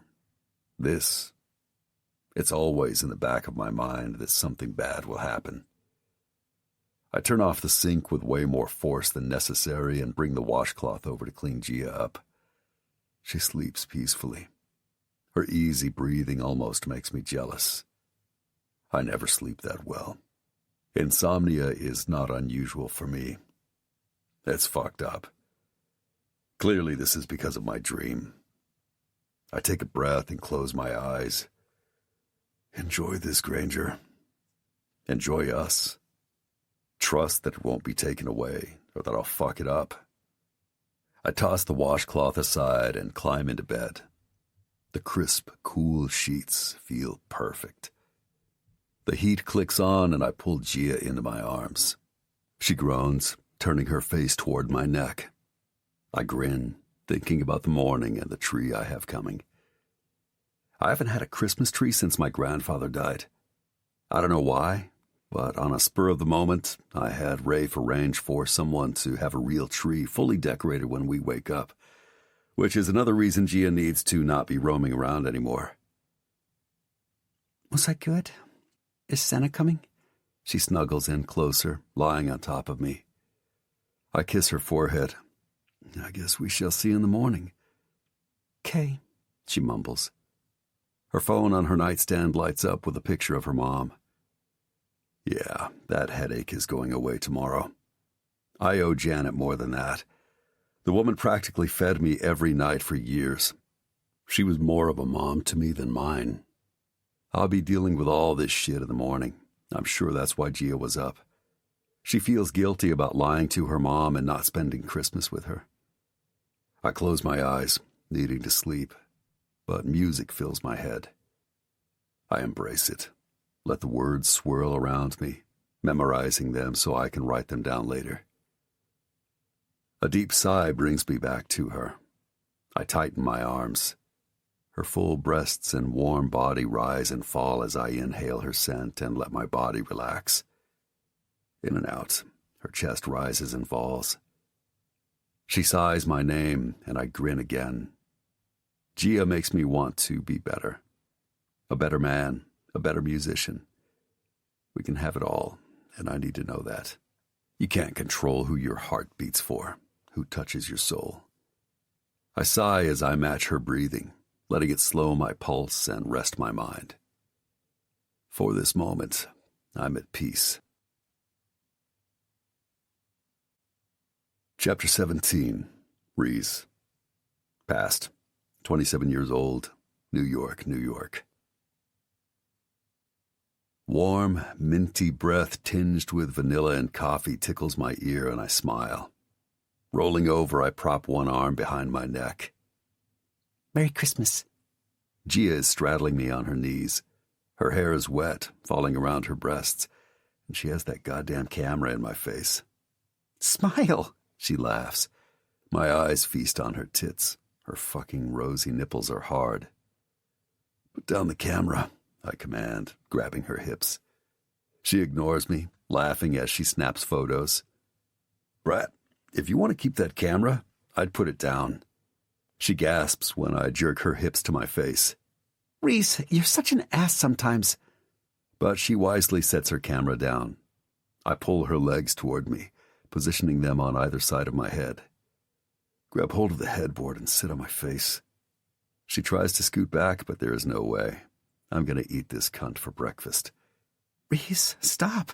Her voice is breathy, and I smile at her shyness. Gia likes to act all worldly, but she's innocent on pretty much everything but blowjobs. I'm not going to think about that right now. Come on, baby. Spread your legs and fuck my face. Puffing out some air, she grabs the headboard and I guide her honey right down onto my mouth. That's it. I lick and suck her clit, then grab her ass. Relax. I bring her down and shove my tongue inside her. Oh my God. She throws her head back and closes her eyes. I guide her hips up and down on my face. This is... Reese. She whimpers and grasps my shoulder, digging her nails into it. She lifts up, almost as though she's horrified she loves this. Wait, I need to... She looks down at me, her lips red, her nipples hard, and her cunt wet. Gia, I'm not playing. I grab her wrist with one hand and shift the other to her ass. Now make yourself come. She instantly tries to pull her hands away, but I'm 10 times stronger. Smiling, I lick my lips and taste her. Her eyes flash with defiance. I'm taking away her control. Can I at least have my hands? No, fuck my face. She closes her eyes. Eyes on me. You watch me eat your cunt, I growl as she tries to break away one more time. Her eyes lock with mine, and I grin at her distress. She lowers her pussy to my face and rubs herself against me. Fascinated, I watch her come to life and let her slick arousal saturate me. Her hips grind, her chest is flushed, and she's panting like she's on a treadmill. "I'm gonna come," she says, her voice ragged. I let go of her hands and hear her claw the wall while I suck on her clit, my thumb reaching to stroke her folds and move to her rosette hole. As soon as my thumb rubs it, she goes off, pulsing and coming in my mouth. I grab her and flip her over. Spreading her legs, I thrust my cock deep inside her. So fucking tight. I pump into her and hold her ass. Our bodies slap together almost as if we're making music. My nostrils flare as I inhale our scent and rub my hand up and down her back. "God, you're beautiful," I pound into her. "Reese," she says, her voice husky with need. Her pussy latches onto my hard shaft. My thumb rubs her hole. I pull out and she yelps in protest. "Shh." I slap her ass, causing her to turn. "Lie face down and keep this ass up," I demand. Her long, sooty lashes bat at me, and for the first time since I've known her, she looks at me unsure. I cock my head at her, pissed. "What the fuck? You don't trust me?" Her eyes dip to my wet cock, then up to my face. "I do, but you're huge, and I don't think—" "You either do or you don't." I cut her off, gritting my teeth. I have no idea why this is pissing me off so much. She should know how I feel, that I treasure her. Fuck, I'm risking a lot having her with me. "Gia," I growl, my cock throbbing. I'm seconds away from standing up and jerking myself off. "I do. I trust you, Reese. You know I do," she retorts and flips over to stare at me. "What's happening?" She reaches for my cock and I slap her hand away. "What the hell? Are you kidding me? I was seconds away from coming," she exclaims. I chuckle. Leave it to Gia to be greedy. "Never mind. I'll do it myself." She spreads her legs, moving her hand toward her clit. I straighten, watching her hesitate. "Perfect," I sneer. This has somehow gone to shit. It's Christmas and I'm standing with my cock in my hand instead of in her cunt. Slowly I stroke myself, pulling on my piercing. "Do it," I demand. "Never mind, Gia." I jerk myself off fast, hoping to finish in a rush. "Why are you acting like this?" She fires right back, eyes narrowing as she looks at my face. "Squeeze your tits. I'm close," I rasp. "Or do you want me to get a groupie in here to help? They have no problem spreading their legs. That way I can come and you can learn." And there's my self-destructive behavior. My ugly words just hang in the air, smothering us. She gets up on her knees. I fully expect nails in my chest or ugly words in return. "Go ahead, brat. Tell me I'm shit. Remind me how I'll never be happy or have true love," I grind out. She cocks her head and slowly reaches for me. I flinch, as if her touch has burned me.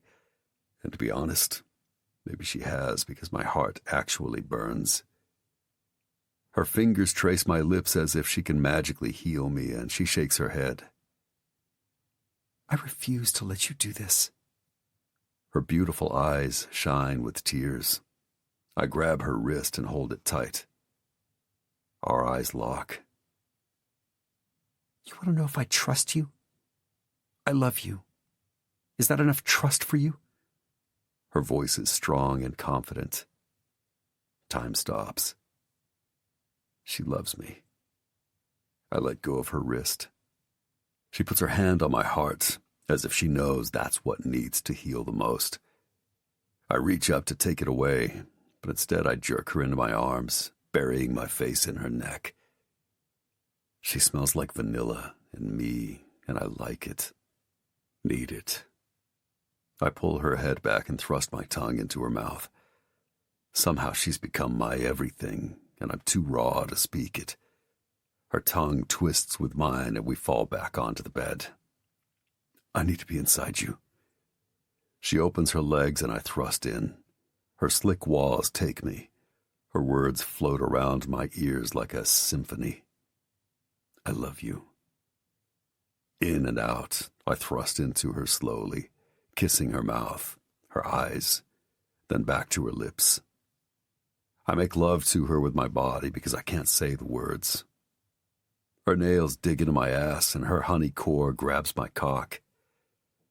I love you, Reese Granger. She goes over, her eyes turning almost black as she arches her neck.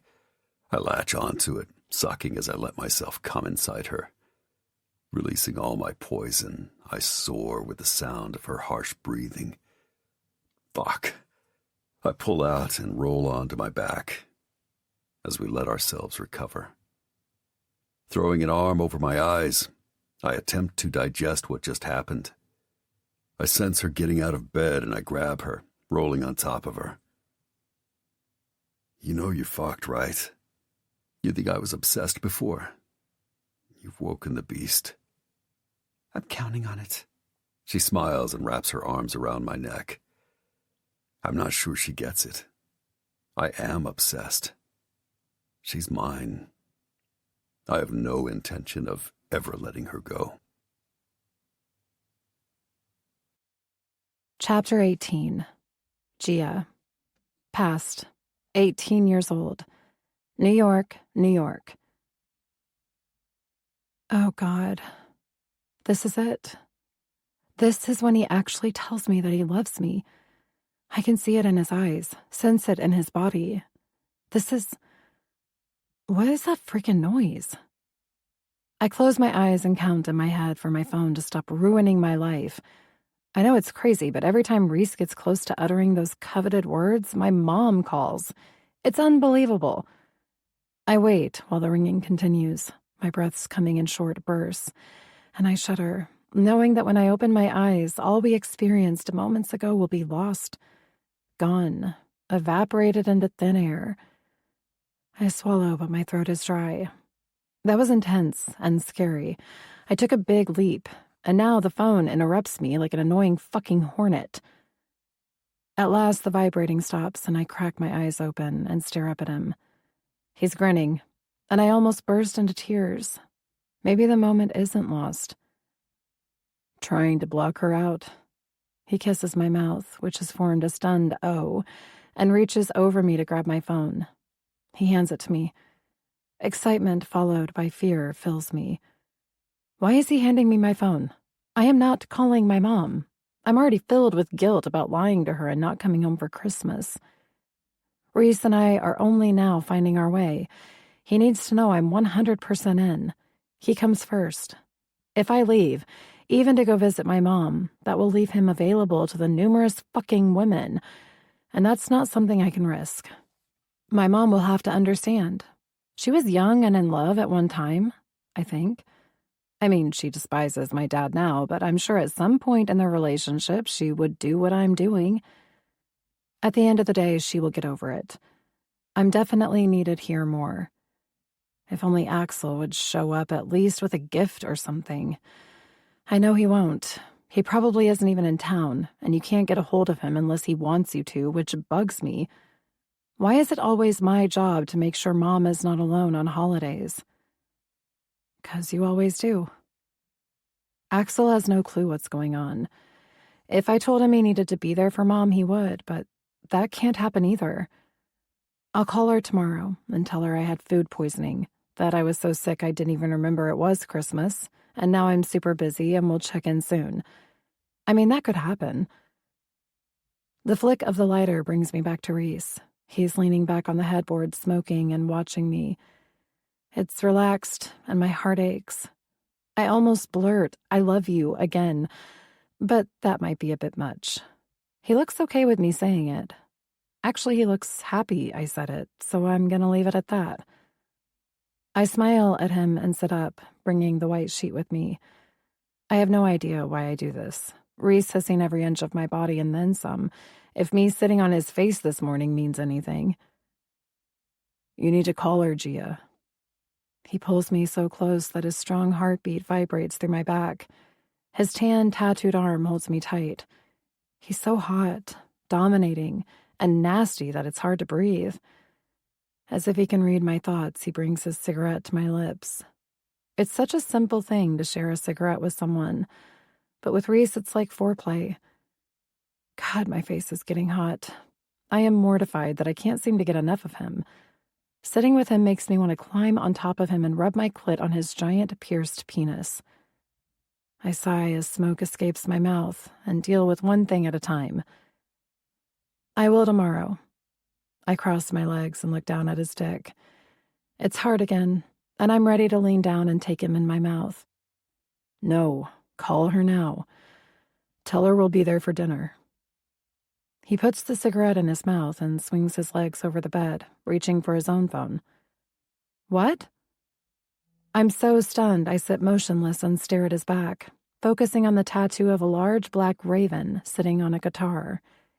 He turns and grins, causing my heart to flutter. And Merry Christmas, brat. He stands and my eyes trail down his perfect body. Michelangelo would have begged to sculpt him. I need to shoot him naked. Call her. Have her set the table for 3. He turns, taking a long drag from the cigarette. Something has to be wrong with me. I'm losing it and staring at him like a complete idiot. My mom. Wait, did you say 3? He rubs his chest as he looks out the window. It appears to be gray and snowing slightly. Make the call. I need a shower. He inhales, and my gaze drifts to his hard cock. Gia. My eyes dart up to his amused face. I'm not hiding us anymore. I owe you and your mom more than that. Also, she should not be without you for Christmas. I nod because he's right. I know he's right, but this could be a terrible mistake. My voice cracks, so I clear my throat and sit up straight. The thing is, Axel could show up, and I've been lying for almost a month. Can't we spend Christmas alone? Call, Gia. We're having dinner with Janet. Unless you want to surprise her. He laughs. And try to focus on something other than my cock right now. Oh my God, you're unbelievable. I throw a pillow at his retreating back. I'm not thinking about your... But he disappears into the large bathroom. The sound of the shower tells me he's serious. If he wasn't, I'd be in the shower with him.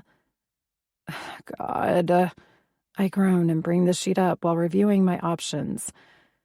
Should we surprise her? No, that would be bad. I'm gonna have to call and stop acting stupid. Once she sees Reese, she'll know that what I did was right, and all will be forgiven. Also, I need to break it to her that I have no plans of returning to college. My life is with Reese now, and he's a full-time job along with my photography. What am I? Crazy? She's gonna freak. I can already hear her tell me no man is worth dropping out of college for. Reese is, though. He needs me. All that fame and money can't buy him happiness, but I can make him happy. I love him, and I know he loves me. I'm a little disappointed he didn't say he loved me back, but he does. I can feel it. If he didn't love me, there's no way he'd be getting on his private jet to Los Angeles to have Christmas with my mom. I pick up my phone and look at the numerous missed calls from her and Juliana. I take a deep breath and let it out slowly as I push on Mom's number. Hello? Gia? Hey, Mom. Oh my God, what is wrong with you? Didn't you see the 911? She sounds like she's been crying. And my mom is not a crier. She also uses 911 a lot, so no, I did not take it seriously. I sit up and start to sweat. What's happened? Is it Axel? I can barely breathe. My brother is a dick, but I love him. He's my rock. Being in the Disciples means things could happen to him, more so than with a regular person. I'm always worried about getting the phone call. What? Her shriek is so loud I have to move the phone from my ear. No, your brother is fine. Where are you? I called the cops to try to locate you. This time she blows her nose loudly. Mom, I yell, flopping back. You scared me. And please tell me you did not call the cops. What are you talking about? Of course I did. I called Juliana's father, and he had absolutely no idea where you were, but he did know you were not working with him or staying with Juliana. I demand to know what's going on. You're making me sick. Okay, calm down. I'm sorry. I should have told you, but I didn't want you to be mad or tell Axel. I bolt up. Wait, you didn't tell Axel any of this, did you? I'm freaking out. I can deal with her calling the police, but not Axel right now. The door to the bathroom opens and Reese walks out wet with a towel wrapped low around his waist. Taking one look at me, he frowns.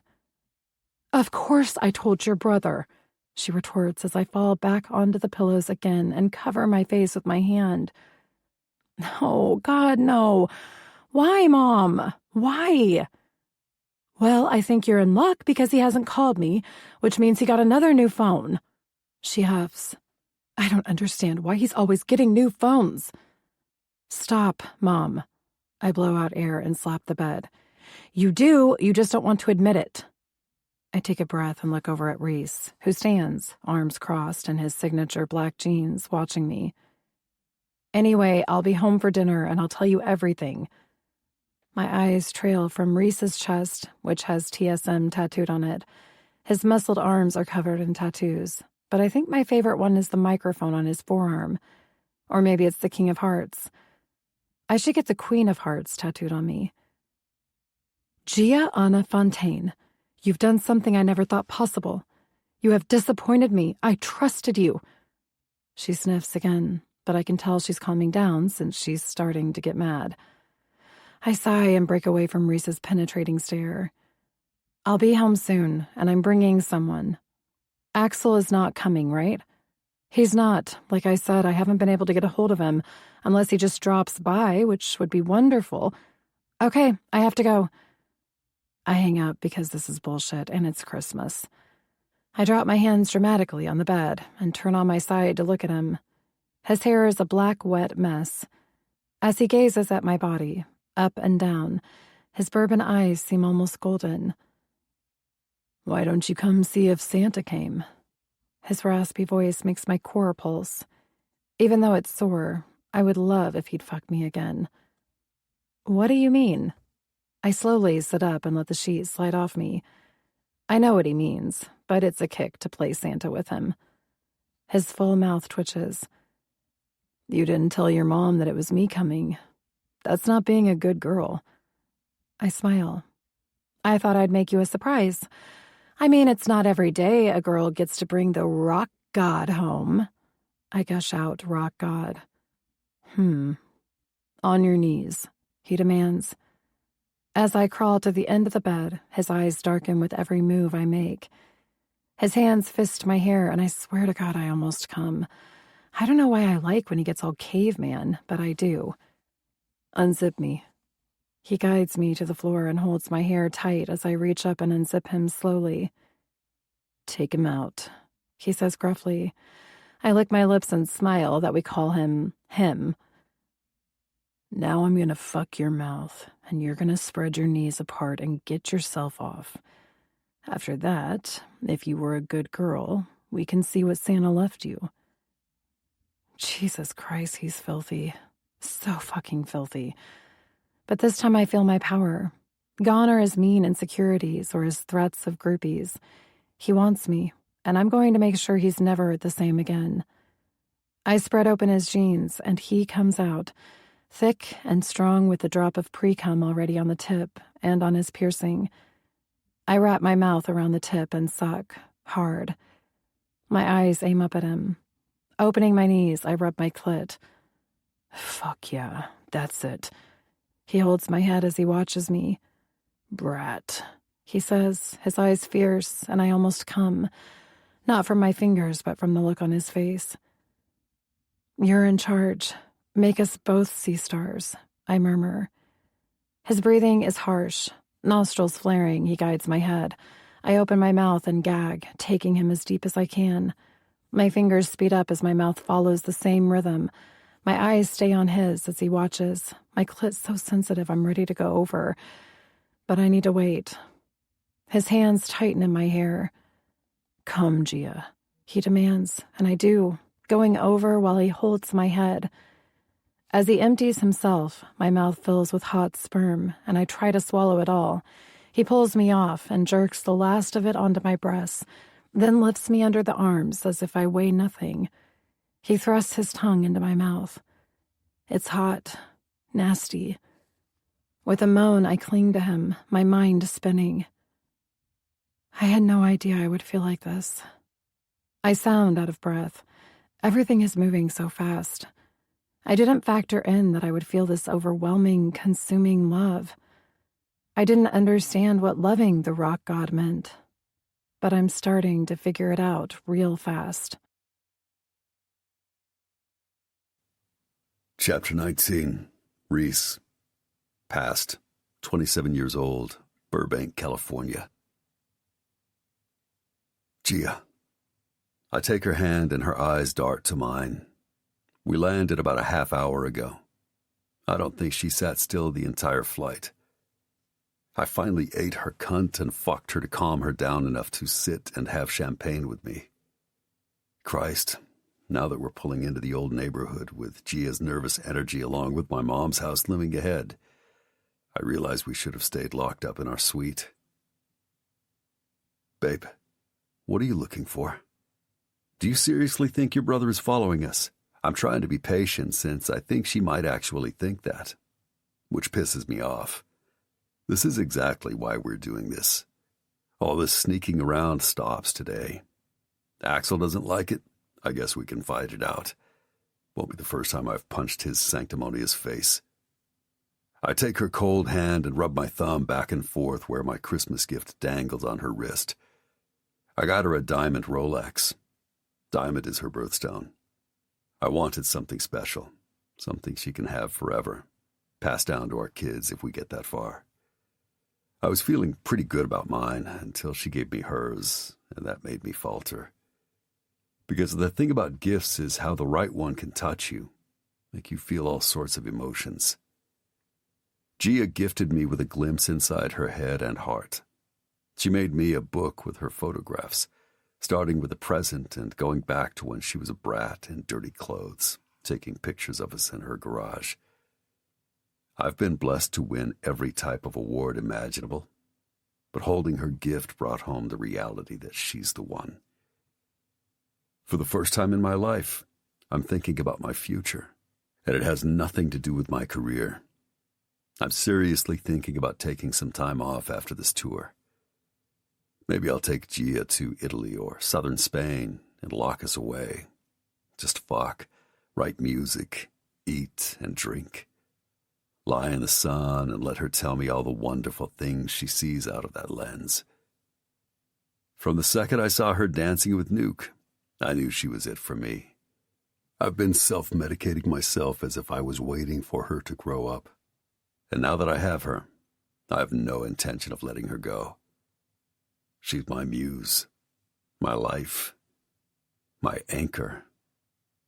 Gia, who keeps me sane when my world wants to fuck me up. If I was good, I'd encourage her to finish college. But to be honest, I'm a selfish fuck, and with my connections, school is foolish, especially with her talent. It's raw and unique. Going back would only stifle her creativity. She needs to travel, continue developing her own style, not be molded into something someone else has already perfected. I'm being ridiculous, I know. I have no idea what I'm looking for.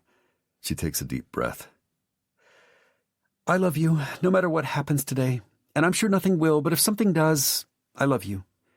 She tries to smile, but is strained. She looks down at her new watch as if it'll calm her. My lips twitch. She's adorable. Gia Fontaine, I say as the SUV pulls into her mom's driveway. Yeah? She leans into me. Her green eyes blink, and I know she desperately wants to hear the words. And I will say them, but not in her mom's driveway. I reach over and rub her lips with my thumb. I'm crazy about you. That will have to do for now. Her eyes reveal hurt and confusion, but we have all the time in the world. I'm not rushing it. A cough from the driver interrupts us. She pulls back as if she's only now remembered we're not alone. Sorry to interrupt, but are you going to need me to wait, Mr. Granger? He turns to look at us. What do you want to do? I ask. She puts a hand through her hair and then rubs under her eyes. Dinner, and that's it. I don't have a good feeling about any of this. She points at her mom's house, then digs in her bag, retrieving some lip gloss. Do I look okay? I grin at her. Relax. You look like my girl. Now let's do this. Yes, let's get it over with. She flings open the door as I lean forward to the driver. Give us a couple hours, and then we will head back to the tarmac. Yes, sir. Thanks, man. I open my door as he jumps out to finish opening it for me. I hold up my hand. You don't have to do that. I glance around the old neighborhood. All the yards still have green lawns. Most are decorated for the holidays. I just want to say it's an honor to meet you. Huge fan. He nods at me, then Gia.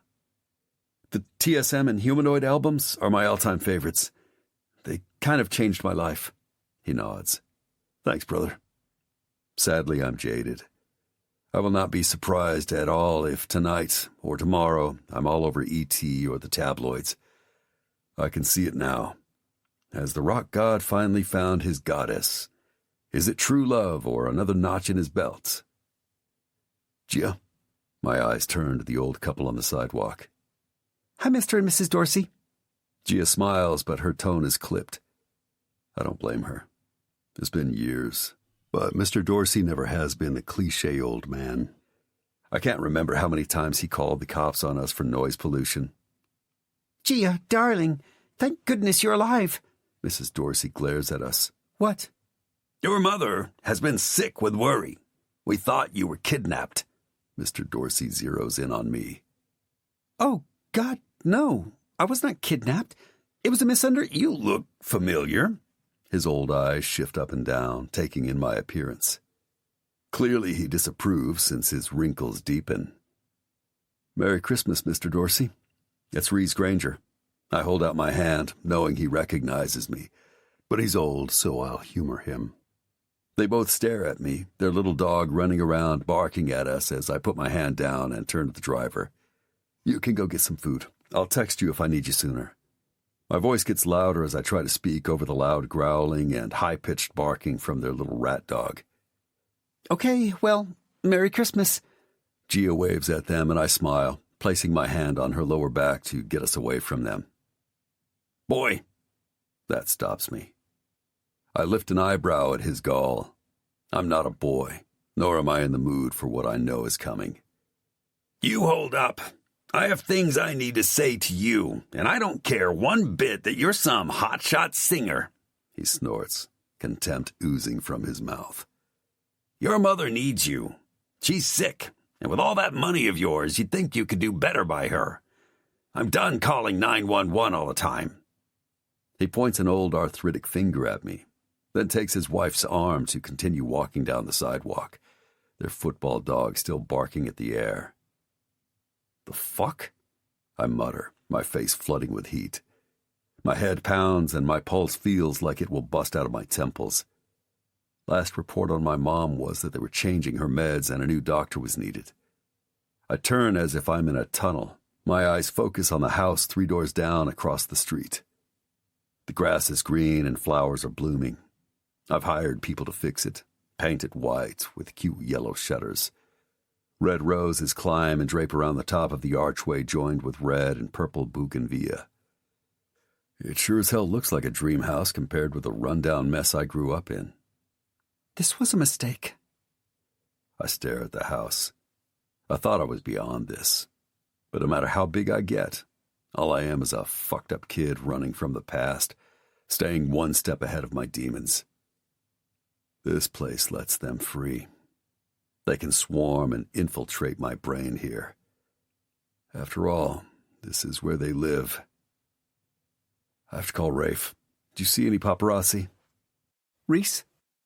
Like a soothing warm blanket, she touches my hands, my face. You don't need to call Rafe. Her voice brings my eyes to hers.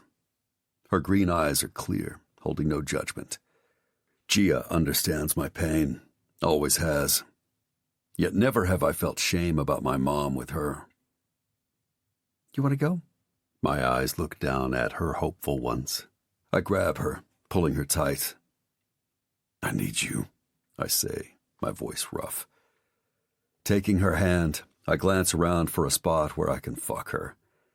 Maybe her body will take my mind's poisons away.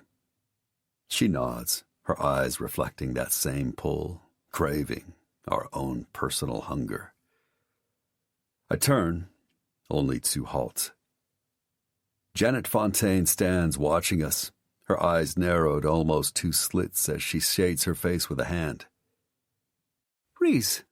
She sounds shocked as she drops her hand. She'd be beautiful like her daughter if she didn't always look like she had the weight of the world on her. Oh, Gia, I just can't believe this. She holds open the door and steps aside rather dramatically, but whatever. Let's get this over with. Gia was right. This was a mistake. But we're here, and hopefully I won't have to come back for years. I now understand why you don't want my son over for dinner. She snips as I step inside. I bite the inside of my mouth to stop from snarling that I'd fucking love to beat the shit out of her son right about now. Take it easy, Mom. I can explain everything. Gia's voice trails off as we both take in the inside of the house.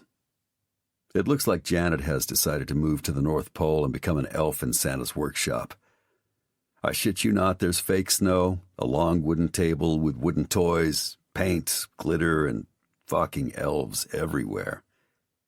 Oh my God. Wow, Mom. Gia looks around as Janet walks by and grabs her glass of white wine. I had to do something or go mad with worry. She says all this as if it's normal to make your living room look like this. She sits on the white couch, which has a blanket saying Santa's, and I wonder if she thinks she's Mrs. Claus, as she reaches for a red-striped pillow to put behind her back. What is happening? Gia mumbles as she tosses a few elves aside so we have a spot to sit. Janet, I'm sorry if Gia scared you. I lean forward, my hands resting on my knees. I'm assuming you have pieced together that Gia is with me. She holds up her hands. When you say with you, like with you? She looks like she swallowed a bitter pill. Or do you mean with the band? Taking pictures for the scholarship? Oh God, really, Mom? Gia's eyes are huge as she stares at her mom. I sit back.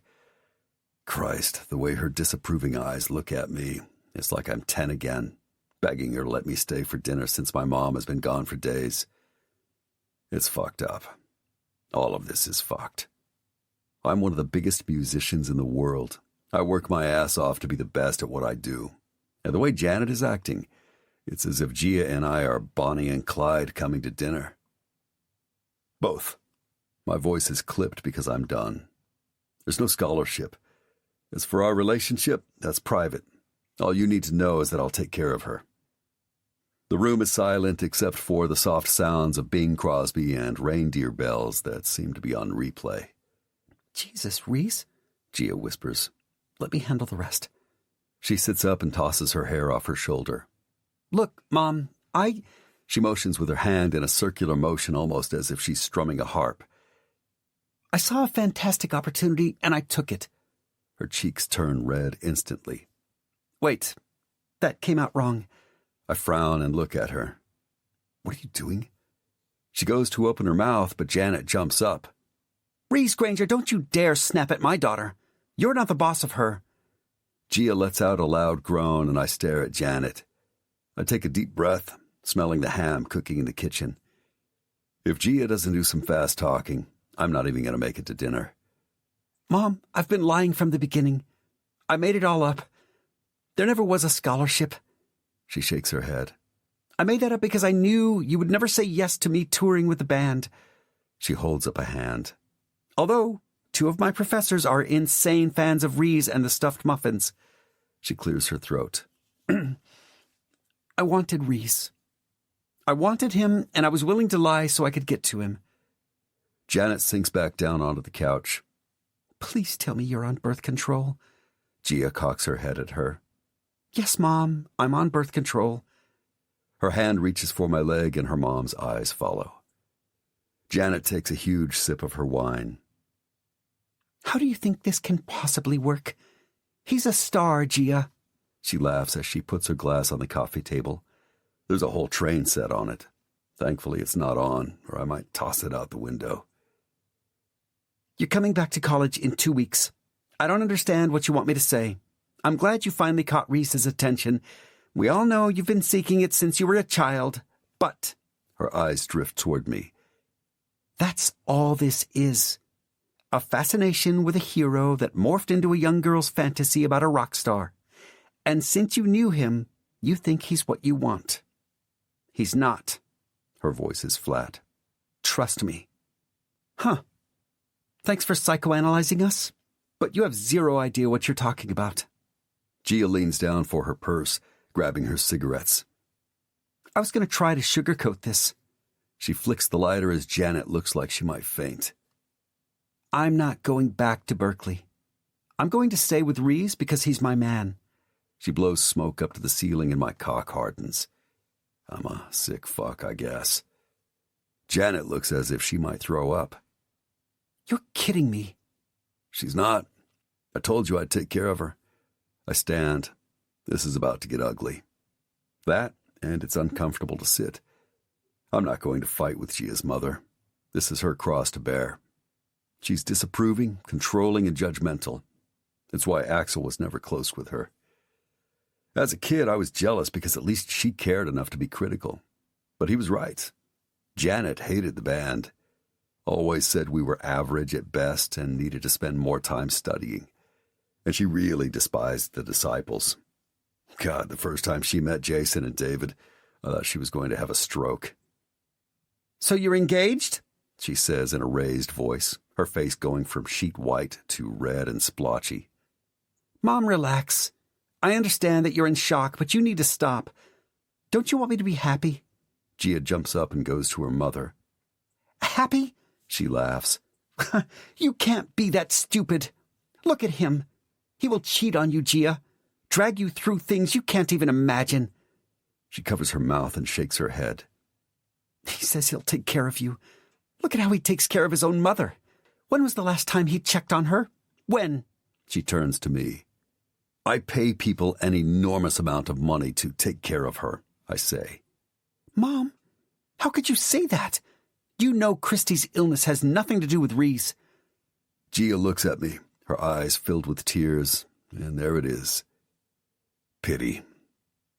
I can take anything but having my girl look at me like that. My head is heavy, as if my neck can barely hold it up. Look how he takes care of his own mother. Reese? I walk past Gia, who tries to grab my arm. I need to get away, or I will say something we all will regret. Reese, I'm coming with you. She lets go to get her purse. I turn to tell her to stay, but her pain makes me stare, as fat tears spill down her cheeks. I catch one and take in her beautiful face. Pain and tears. Why do you make all the girls cry? I need some air. She nods but digs her nails into my arm as I try to leave. You're okay, right? She's borderline hysterical as her mom stands there and drinks. I'm fine. You stay and work this out with your mom. I have things I need to do. I hadn't planned this, but we can't escape who we are. Not without me. She shakes her head, panic in her eyes. You need me, she croaks. Let him go, Gia. Janet's voice makes me grit my teeth. His own mother. I need to be alone, Gia. I remove her hand. This time she doesn't try to grab me again as I throw the door open. She screams at her mother. I tune it out, letting it be my background music, angry and alive. The sun is going down. Reaching into my pocket for a cigarette, I notice our black SUV and the driver sitting a couple of houses down. He waves. I light up and inhale. Music fills my head. The tempo is set as verses write themselves. Why do you make all the girls cry? Nuke's drums will take over, angry and powerful. Ammo will make his guitar scream. I bring out my phone and start to type as I sit on my grandfather's porch. Like magic, the words appear. Drops on the tile. Tears of red. Not good enough. That's all she said. All she said. Take that muscle from my chest. You had it in your hand. In the year of the snake, you pounded it like dough. Drops on the tile. Tears of red. Not good enough. That's all she said. My fingers can barely keep up. An hour, maybe a minute, has gone by as I let myself purge. I reach for my cigarette, but it's burned out along with the sun. A car drives by, its headlights making me stand. It's Christmas and I'm coming to see her, with nothing but a pack of cigarettes and my phone. I take a breath and knock on the door. Chapter 20. Reese. Past. 27 years old. Burbank, California. I roll my neck and it cracks as I wait. The camera that hangs in the top right corner blinks red as the door opens. A woman in blue scrubs looks confused, her mouth hanging open. Mr. Granger, no one told me you were coming. Her hand goes to her hair, which is pulled up into a knot on top of her head. It seems to be all the rage with women lately. I'm sorry, it was spur of the moment. She nods, then steps aside as I walk in. My eyes scan the room. The large flat screen I bought her is on the wall. The house is almost unrecognizable. Jesus, it really has been years since I've been back here. Call me Granger. I'm not sure I even said that out loud as my eyes sweep the large room. It's spotless. The walls are painted a pale green, almost celery color. Black and white photos of me and my old band, the Dicks, hang on the walls. On a separate wall hangs my first platinum record, TSM. I vaguely remember having one of Rafe's assistants deliver it to my mom for her birthday. Or maybe it was Mother's Day. The hardwood floors are new. That was one of the first things I insisted on when she refused to move. I agreed, but had the carpet removed and added a new kitchen, along with 2 bathrooms. I would have done more, but apparently the more I changed, the more it upset and caused anxiety for my mom. I stopped the construction after she disappeared for 4 days. They finally found her in Las Vegas, in some sty of a hotel, fucked up on heroin and cocaine. I'm Lisa. She smiles, looking at me like I walk on water. She in her room? I don't know why I ask. I know the answer. Can feel her depression, her fucking agonizing mental pain from here. And just like that, I have to grab the back of a chair as I hear my grandfather's voice. Reese, make sure you got them all. My eyes aren't good enough to see them all. She hides them, you know. Yes, I hope I got them all. I think I got them, Grandpa. My hands open, revealing the razor blades. He pats my shoulder and wipes the perspiration from his forehead, then holds the garbage can for me to dump them in. Why does she do this, Grandpa? I whisper. One slices me and some blood spills from my palm. Reese, I told you to be careful. I have enough to deal with, he snaps. Grabbing my hand, he squints to see how deep it is. Sorry, Grandpa. I was super careful. I watch as the blood drips down my arm. My grandfather tries to move without groaning. He has a bad back and he's old. Here, wrap your hand. He hands me a tissue. Now you go watch TV or maybe do that music you have such a gift for. Your mommy needs to sleep. I will, Grandpa. Do you want me to start dinner? I jump at the loud scream and the sound of things being thrown in my mommy's room. My grandfather looks pale and worried. I bite my lip to not cry. I'm a big boy. I just turned 6, and my grandpa says that's big enough to not cry. That I'm going to be the man of the house, so no crying. But she scares me when she's like this. She scares me a lot of the time. I go to hold his hand, but he's holding both of his together, praying. Pray with me, Reese.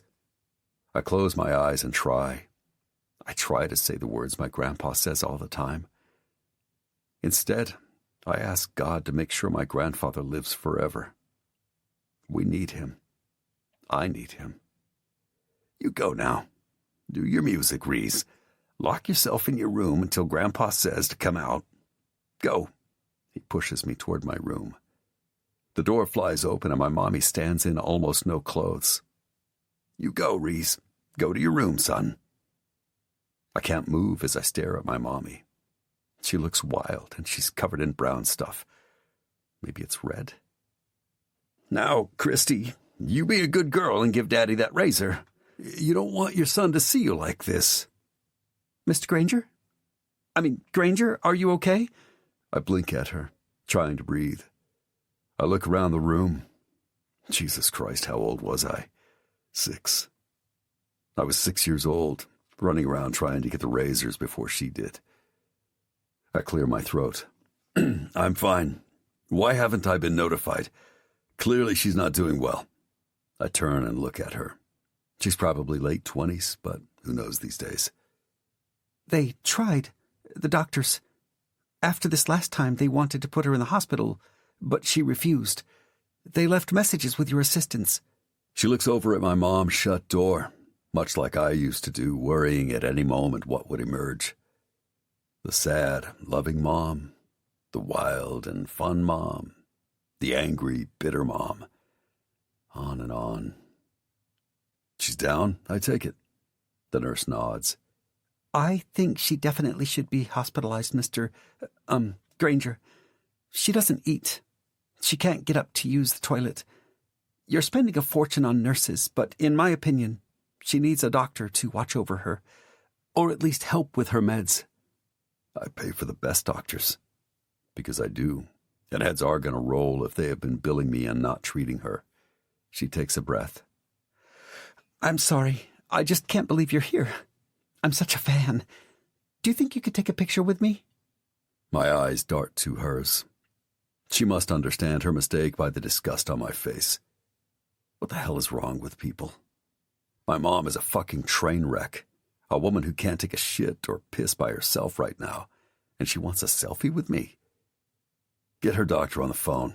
I don't give a fuck that it's Christmas. I walk past her and don't bother knocking. I know what I'll see. The room is dark, save for a small glow from a light in the corner. My eyes adjust enough to see that in her large room, all the walls are bare. There's nothing but her bed. As I enter, I see a small lump. The bed looks to be made, except for the lump. Mom? I take a breath, amazed at how clean it smells. At least it appears they're keeping the place, and her, clean. I walk around. I know which wall she will be staring at. It's the same wall she always picks. Once, when I was angry as a teenager, I taped a picture of a naked woman over the spot she always stares at to see if I'd get any response. Mom. I sit and pull the comforter down to see her. She lies on her side, her hair pulled back in a ponytail. Her temples are tinged with gray. Her skin is pale, as if she's been locked in this room for a long time. Fuck. I close my eyes and let this sink in. Let it all sink in. I reach into my pocket for my cigarettes and light up, inhaling deeply as I look at her. She pulls herself into a tight fetal position. Her movement doesn't change, and she remains staring at that spot. So, here's the deal, Mom. It's Christmas, and I came to see Janet because Gia, you remember her? The brat. I inhale again. Yeah, the brat fucking showed up and rocked my world. Just tore it up. I wasn't going to come see you because I knew this is what I'd find. I lean forward, my thumbs touching together, and decide to keep going and voice it all. She's not hearing me anyway. So, you'll be shocked to know that Janet hates me. Well, maybe not hates, but certainly doesn't want me with Gia. And I was sitting in her fucking crazy house as she told her daughter what scum I was. And all I thought was, I don't belong here. I look over at her. She blinks, but there's no other response. Yeah, It sucked. It hurt. And all of a sudden, I wanted you. I take another inhale because no matter what, I do want her. I knew you'd be like this, but that's okay, Mom. Because there's one thing about you. No matter what I do, how bad I fuck up, I know that you'll understand. I look out her window. It has bars on it, but the shades are slightly open. And that's good, because it's a crazy fucking world out there. I nod as I look down at my hands. One holds the cigarette. The other reaches out to touch her hand, which hangs at her side. I'd have liked to talk to you sometime. My chest is tight, as if I have the flu and I can't get a good breath. I'd have liked to tell you things. Instead, I left you. And look at you. You're alone in this room, staring at that goddamn spot again. My vision is blurry. I wish I was a better son. I wish you had been a better mother, but I get it. Because every day I live with the fear that one day I'm going to wake up and be staring at a spot, not wanting to move. Something wet is on my jeans. I can't be fucking crying. I don't cry, ever. And I certainly don't cry over her. Fuck. I'll see you around, Mom. I go to take my hand away, but she holds it. I freeze. Mom? I let the tears come. I let all of it come. Like a raging storm, it pours out of me, and I weep for the first time since I turned 6. I weep for her, me, Gia, because deep down Janet is right. I am my mother's son. I'm sorry. I lean down to kiss her cold cheek as she keeps staring at her spot. If my hand wasn't warm from hers, I'd think I imagined her giving me that. I turn, and she stands in the doorway, her eyes a mess, her mascara and tears running down her face, her lips red and puffy. This is when I should make her stay with her mom. Fuck, everyone is right. She is light and doesn't need all my shit. Gia. She moves toward me. Her hands, which always seem to take my pain away, touch my face. This is when I walk away from her. Her hands reach for my cheek, trailing down to touch my lips as if she knows I'm going to speak something she can't hear. I'm not good. I'm raw. This room is like a death chamber, sucking the life out of me. Yet I can't seem to move. One of her hands goes to touch my hair. She stands on her toes to look me in the eyes. Hunger. It crawls through me as I lean into her touch. You're good and kind. You're the one, Reese Granger. Her eyes look like giant pools of green water as her hands soothe me. Fuck. I pull her tight, nuzzling her neck as I give in to my famine. I'm not good. My brain is at war with my heart. But there is no war with a heart. It's strong and powerful. And mine beats for her. Chapter 21. Gia. Past. 18 years old. San Francisco, California. My eyes blink open, and for a second I'm confused as to where I am. I reach for him, but he's not there. Sitting up on my elbows, I look around. Yet another hotel room. This time we're in San Francisco. Reese? I yell. How long have I been sleeping? The room is silent. I flop back onto the pillows and wipe my hands up and down my face, then lean over and grab the pack of cigarettes and light up. San Francisco, only 15 to 20 minutes away from Berkeley. It wasn't that long ago that I was sitting in my dorm room plotting with Juliana on how to get to him. Now I feel ancient compared to that girl. I cross my legs, prop the pillows behind me, and look around the room. We need the maid, but Reese is writing, so no one but us is allowed in. Leaning my head back, I close my eyes and mentally prepare for tonight. It's the last concert of the tour. My mind wanders to how I need to call Juliana and tell her I'm not coming back. I miss her.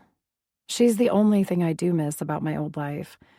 After the fucking nightmare with my mom and dealing with Christy, yeah, Juliana is definitely the only one I miss.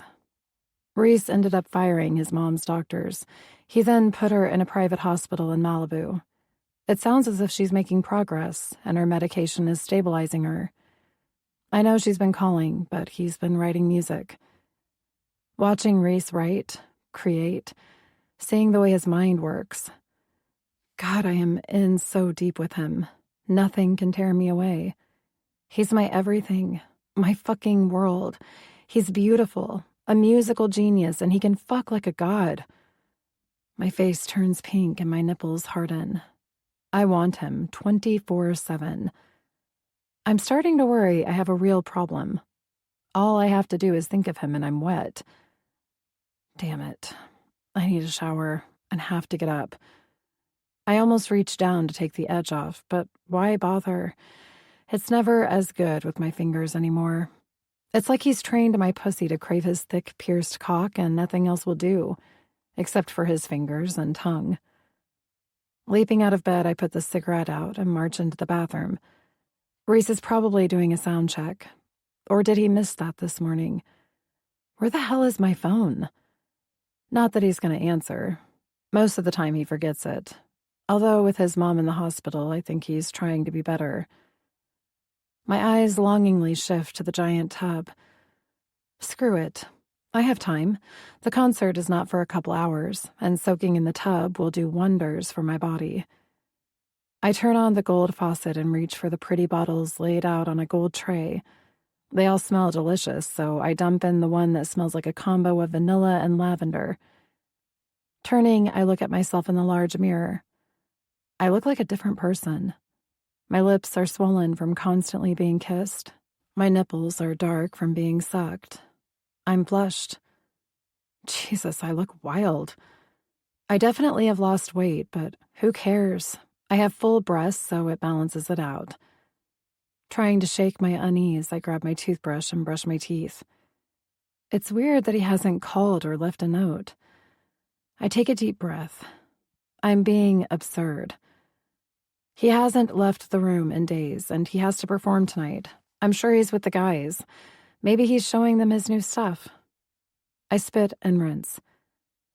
Everything is okay, I tell myself. Exhaling, I sink into the hot tub. But now I'm getting paranoid. I can't enjoy this. I need to wash up and go find him. I'm just reaching for the gel when I hear the door click open, and I freeze. Reese? Nothing. Reese! I shout, standing. Reese! I reach for a towel, glancing around for a weapon. What if it's a crazy fan who's somehow gotten in and is going to kill me because I'm not Granger? Brett. I scream as I reach for the edge of the tub. What the fuck? You jerk! I throw the towel at him. Of course it misses him, not even getting close. He looks at it, then leans against the door. His dark eyes inspect my face, and he smirks as he stares at my breasts. Stop it! I sink back down. I thought it was a lunatic fan coming to kill me. I huff, leaning back until the bubbles are up to my neck. He watches with his arms crossed, his hair a mess, the dark strands making my fingers itch to run through them. Pushing off the doorframe, he enters, stopping at the edge. Why are you all flushed? His voice is deep, gravelly, and of course my nipples harden and my clit throbs. What do you mean? I'm taking a hot bath. I snip. He leans down, his hands on both sides of the tub. Let me see, he says, and I can smell the bourbon from here. My eyes narrow. Where were you? Out, he grins as his hand reaches into the tub and wraps around my ankle. Reese, stop it. I'm not in the mood. I try to jerk my ankle away, but he holds on as water splashes up to my face. In one quick jerk, my ass slides toward him, and he holds both my ankles. Now, beautiful, let's try this again. Show me. His nostrils flare as he watches the bubbles around my breasts. Show you what? My voice is tight. I have no reason to be mad at him, other than that he left to go drinking without me, and now he wants to get all domineering. He does nothing but smile as my heart flutters. I hate him right now. It's not fair for him to be this perfect.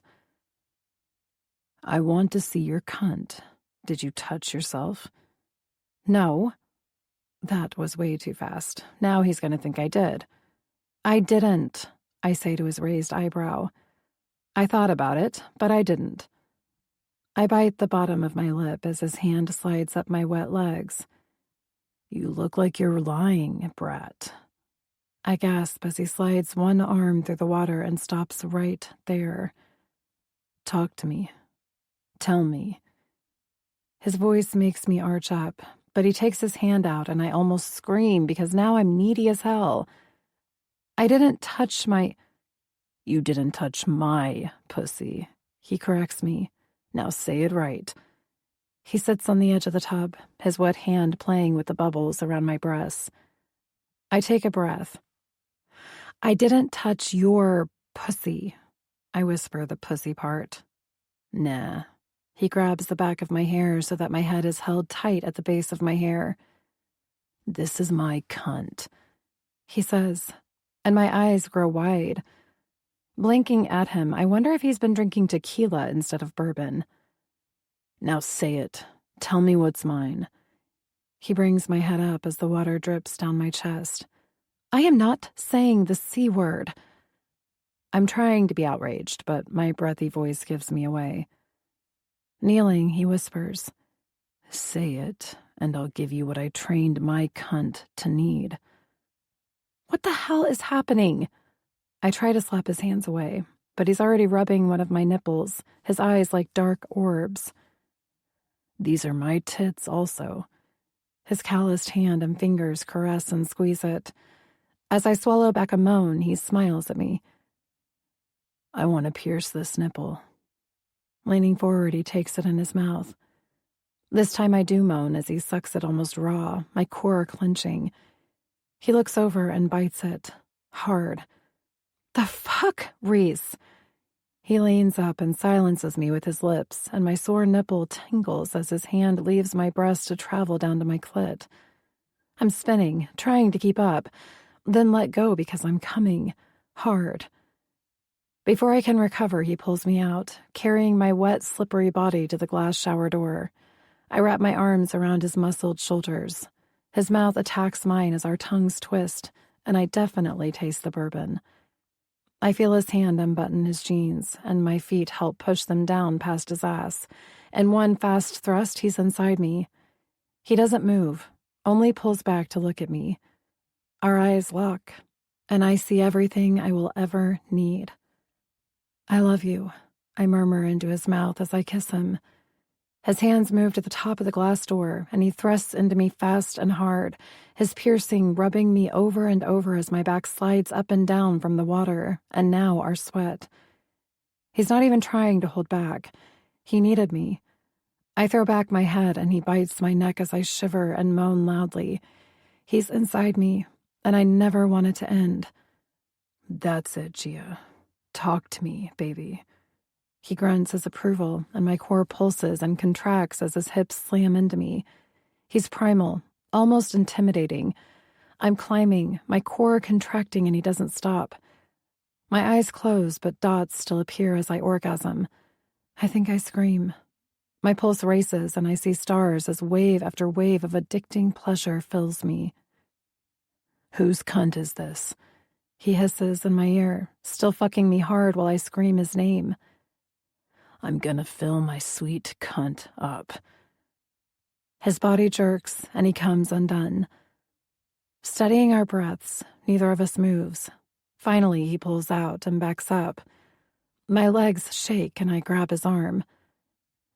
Take a shower and get ready. He kisses me. Aren't you going to join me?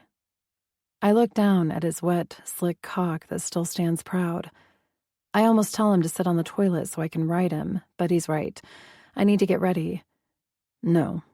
I want to smell us and my cunt when I play tonight. God, Reese, you are so vulgar. He grins, then throws his head back and laughs. Vulgar? He rolls the R. I like that. Hurry up. He slaps my ass, and I roll my eyes stepping into the shower. There goes my relaxing bath. The way my legs feel like rubber, I could use it. Sighing, I raise my face to the water and try to figure out what's going on with me. It's not like I'm in a bad mood. How could I be? I've had numerous orgasms already today. It's more an unsettled feeling. I grab the shampoo. This has to be because we're in San Francisco. I wish I could skip tonight's concert, snuggle in bed wearing one of his black t-shirts and wait for him to come home. Yet I can't, and I'm being ridiculous. Just because he hasn't said what we're doing next doesn't mean I should get weird. I hurry, washing and turning off the shower. I need to look fantastic, especially tonight. No clue why I feel this way, but I do. Chapter 22. Reese. Past. 27 years old, San Francisco, California. I take a deep drag off my cigarette, barely registering that it's raining. Leaning forward, I let the rain soak my head. Some asshole paparazzi is probably zooming in on me, but fuck it. I need some air. I look up at the sky. It's gray and dark. Angry clouds. I haven't gotten the phone call saying we're postponing, so I assume this will let up. Not the first time I've gotten wet playing outside, but it always casts a strange unease over the band. My phone vibrates and my heart races so fast my temples pound. Rafe, we might have to postpone until tomorrow. This fucking rain. Me, do you want me to wait here? Rafe, no. I pocket my phone and breathe out deeply, letting my heart rhythm return to normal. A woman I dated almost a year ago called Rafe yesterday demanding I pay her money. She claims she's pregnant and that I am the father. The chance that this is real is zero. This happens all the time. Women saying they're pregnant. It's always some desperate groupie looking for a handout. But this time, I have Gia. Something tells me this would not go over well. Renee. I shake my head. Can't even remember her face. Nothing but a name. I've racked my brain trying to remember. I recall a Renee, but her face blends in with the faces of countless women I fucked. Taking a deep drag, I close my eyes and let the rain soothe me. If I had anything to worry about, Rafe would have found out. The fact that he hasn't mentioned it and is concerned about the rain makes all the drama go away. I open my eyes as a zigzag of lightning streaks across the sky. Maybe I need to buy a house. Living out of hotels is getting old. And now I have Gia to look after, care for, and we need a home base. Fuck, we can have houses all over the world for all I care. I always see myself in Los Angeles. It's home, and I need the warm weather. But can I deal with my mom? We can always buy in Malibu or the Palisades. I'll let Gia decide. I take one last drag of my cigarette and put the butt out in a potted plant. Time to go. My cock is getting hard. Gia? I look around, making sure I'm not forgetting anything. With the rain, traffic might be shit, babe. I'm ready. I look up and freeze. There she stands, my goddess. My heart aches at the fear that this thing we share can be ruined by any bad mistake. She sachets by me. Her vanilla perfume fills me, calms me as I watch her get her bag. My eyes take in her body. Black skinny jeans and high-heeled boots showcase her long legs. Her see-through sweater leaves little to the imagination. You're fucking stunning. She smiles as she lifts her arms to pull her hair back in a low bun. My hand goes to rub my burning heart. Hunger. Grabbing her, I pull her into my arms. She bats her long eyelashes at me. She's got the smoky eye makeup thing going on that makes the green of her eyes look like glittering emeralds. Her bag falls to the floor with a thud, and she wraps her hands around my neck. Have I told you that I really like you? I say, my voice low. She laughs. You have. She purses her red lips. My nose dips to her neck.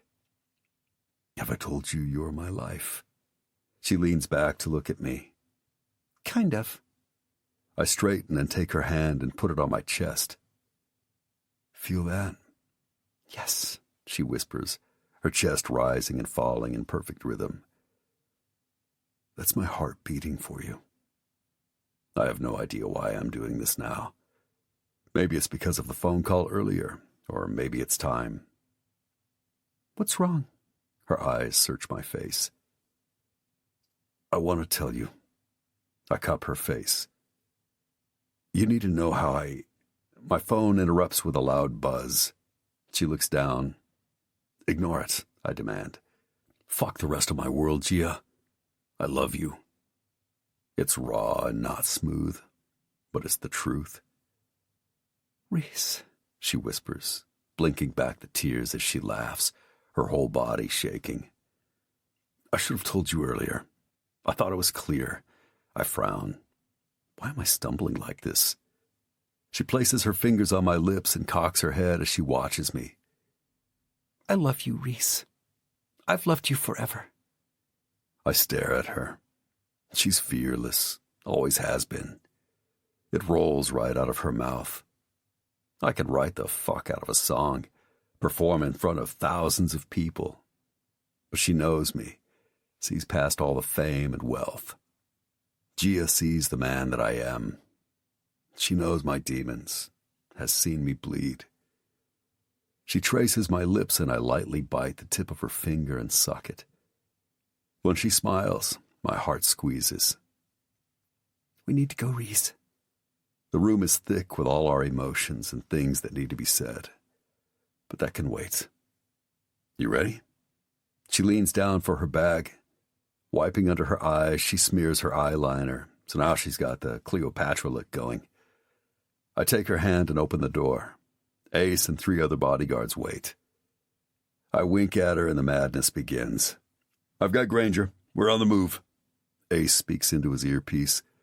I squeeze her hand as we take the stairs, trying to avoid the crowds that must be waiting for me. Get the limo. We're coming in 3, 2, 1. Ace throws open the door that leads to the lobby. There he is. A man tries to block our way, his damn camera in Gia's face. I fucking know this scumbag. He stalks me all the time. I'm warning you, Bob. Get that camera out of her face. He swings it toward me right as Ace pushes him back. Granger, man, who's the beauty with you? He laughs as we pass and ignore him. You gonna reschedule because of the rain? Granger? I flip him off. He keeps smiling the whole time. The crowd that was waiting at the lobby entrance and elevators runs toward us. Granger, rock god, can you sign this, please? Granger, I heard the concert is postponed until tomorrow. Granger? This is insane. Get more guys and clear them out, I tell Ace, who is talking into his earpiece. Rock god, I love you. A woman grabs a hold of my shirt. What the hell? Gia explodes as Ace calmly removes her hand and pushes the crowd back. Jesus, this is a big fucking mess. Now the rain seems to have picked up. It's pouring and still, people are outside waiting. I hold up my hand as I plow through. Rock God, I love you. Rock God, over here. Granger, I'm pregnant. The words just blend together as I hold up my hand and go straight for the limo. Christ, I shake my head, water dripping down my face and neck. Leaning back into the leather seat, I pull a wet Gia next to me. Ace slides in and slams the door. Move, he yells at the driver. What the fuck, man? Who leaked that we're staying here? I glance out the window, then over to Ace. The limo pulls out, horn blaring. Cash was at the bar last night, and Nuke stopped to sign autographs earlier. Ace looks out the window, then back at me as we glide down the street slowly, the wipers going at full speed. You can't play in this rain, Reese, Gia says, almost dazed as she looks out the window. Pull over, I tell the driver, raising my hips to get my phone out of my pocket. Christ, there are at least 20 missed calls from Rafe. The last one reads 911. Did you hear anything about tonight? I look at Ace as I push on Rafe's number. My main priority is your safety. I haven't checked my phone, he snaps, which is very un-Ace. He always stays cool and collected, but even he must feel the ominous vibe. I rub the back of my neck, waiting for Rafe to answer as I kiss the top of Gia's head. Hand me that bottle of Jack, brother. Ace grabs it, passes it to me, and pulls out his phone. I'm almost ready to hang up when Rafe answers. You still at the hotel? Loud noises filter through. No, we just left. Go back. I'm already at the hotel. Meet me in my suite. The show has been postponed for tomorrow. It's not safe. The fuck, Rafe? You could have told me earlier. My head pounds as I crack open the bottle. Bring Gia. The line goes dead. I take a breath because I'm getting ready to lose my shit, and that's not going to help anything right now. Reese? Gia looks up at me, confusion on her face. It's not happening tonight. Go back. I bring the bottle to my lips and drink, swallowing the spicy burn like it's water. Concert postponed, and Rafe wants to talk for a few minutes in his suite. I spit out as I take another swig. Why? She demands. I guess we'll find out. It comes out harsh, causing her eyes to narrow as she looks at the bottle and leans her head back on the seat. God, please tell me it's not Axel. Do you think my mom told him? Or worse, he saw a picture of us? Her leg starts to bounce. I look at her. I'd fucking give anything for it to be Axel. I told you I'm not hiding. She rolls her eyes at me, then looks out the window as the limo pulls up to the hotel again. Okay, I've had my guys clear most of the crowd out. Let's go nice and easy. Ace is back as he opens the door and I climb out, holding my hand to Gia. 2 cop cars are parked on the side and people are still yelling and taking pictures, but the crowd has definitely thinned out. We head toward the stairs. Are you going to drink the whole bottle before we even find out what's happening? Gia exclaims, passing me as she takes the stairs like a pro. Her ass looks amazing. I must be feeling no pain as my cock hardens and I'm almost ready to blow Rafe off. He can deal with whatever shit this is. That's what I pay him for. Fuck this. I stop at the 3rd floor and open the door leading to the rooms and elevator. Rafe can handle whatever it is. Gia and Ace stop mid-climb. No, we're going to Rafe's suite. She puts her hands on her hips, barely out of breath. I grin at her as she shakes her head. Whatever, you stay here and finish the bottle. I'll take care of whatever drama is happening. She leaves me, her boots clinking as she takes the stairs 2 at a time. Ace nods approvingly. Gia kicks ass, man. He follows her while I watch, knowing I need to follow. It can't be. I would never fuck without a rubber. Aside from Gia, it doesn't happen. I bring the bottle to my lips. The few times the rubber has torn on my piercing, the women have taken the Plan B pill, right? I stumble out the door into the lavish hallway and push on the elevator button. Clearly, I'm not going to catch up with her, but at least I should make it to Rafe's suite first. Chapter 23. Gia. Past. 18 years old. San Francisco, California. I'm fucking out of breath, but my nerves feel better at least. Ace and the other 2 security guys are with me as I walk down the end of the hall to Rafe's room. Do you know what this is about? I whisper to Ace, who's a big guy, so he's still catching his breath. No clue, but the vibe is not good, he mumbles. I stop and wait for him as I take my hair down. The low bun thing is making my head hurt. I run my hands through it and straighten my shoulders. Gia, you're not going to wait for Granger? Ace laughs and shakes his head like I'm either a badass or have lost my mind. I have you. Let's get it over with. I start to walk. I'm not going into that room, Ace responds. I ignore him. As my bodyguard, he has to, right? Jesus, I'm freaking out now that I'm staring at the ornate door. I should wait for Reese. I turn to Ace. Listen, you know who I am, right? Like, you know about my brother? I shake my hands because they feel numb. Yeah, I know Axel, Gia. I sigh in relief. Okay, good. So he might be in there, and he doesn't, or didn't know about me and Reese. I know all this. Wait for your man, Gia. He warns as he texts. My man is drinking a bottle of Jack. Look, you don't understand. Reese is not afraid of Axel. I look at Ace, but he keeps texting, and the other two simply stare at me. God, if Axel is in there, I whisper, pointing at the door. Maybe I can calm him down before... Screw it. I pound on the door, taking a deep breath. Granger is on his way. Ace says this like I'd better be scared or something.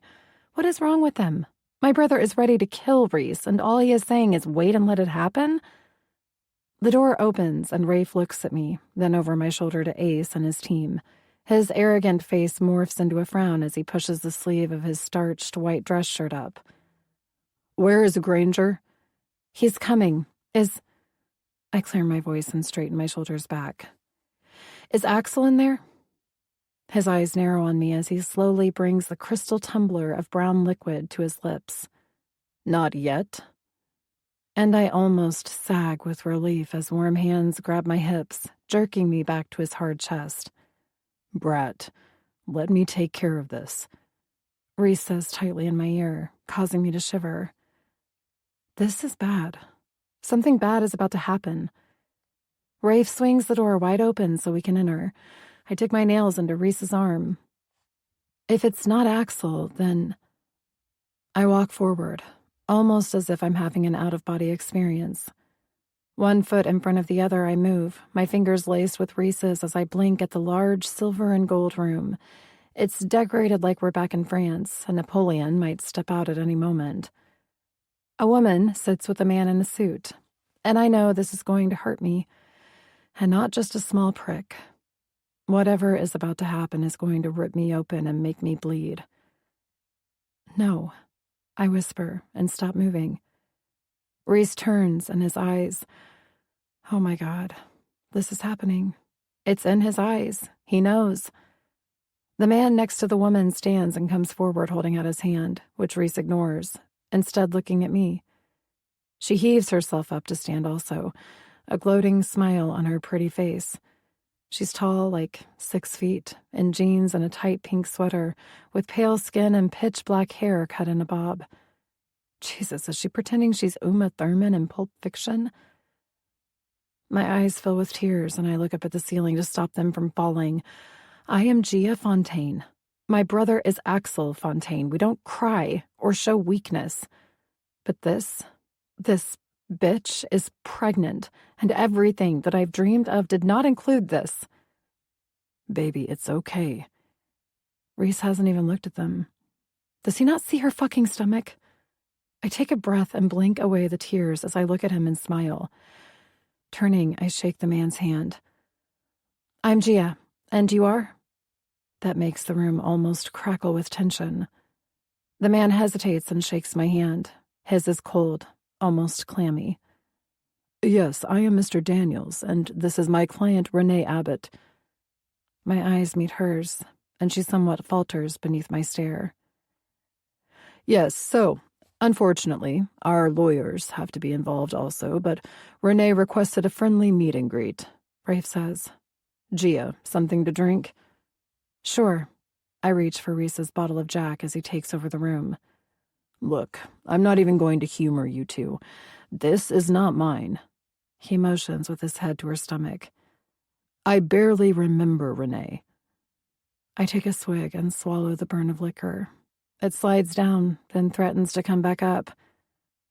Yes, Miss Abbott thought you would think that as you always use condoms. You have a piercing on your genital. I'm going to puke. I never should have taken that swig on an empty, anxiety-laced stomach. I'm starting to sweat as I hear my life being torn apart and snagged away from me. I want to scream that it can't be. I'm the one. Me. I'm supposed to be first. I'm supposed to have his babies, not some pale-faced skinny model. Reese takes the bottle from my hand, as if he can feel and know everything I'm thinking. For one horrifying moment, I wonder if I said all that out loud. It's none of your business, he grumbles. Granger, the baby is yours. The rubber tore on the piercing. Renee speaks for the first time, and she has an accent. It's not French, maybe Scandinavian. You fuck like a beast. She turns to me. It happened more than once. If that had happened, I would have made sure you took Plan B, he says. You did, she replies and sits back down. All eyes stare at her, and I start to back up because this is when I need to leave, run, hide, curl into a ball, and try to make this not be happening.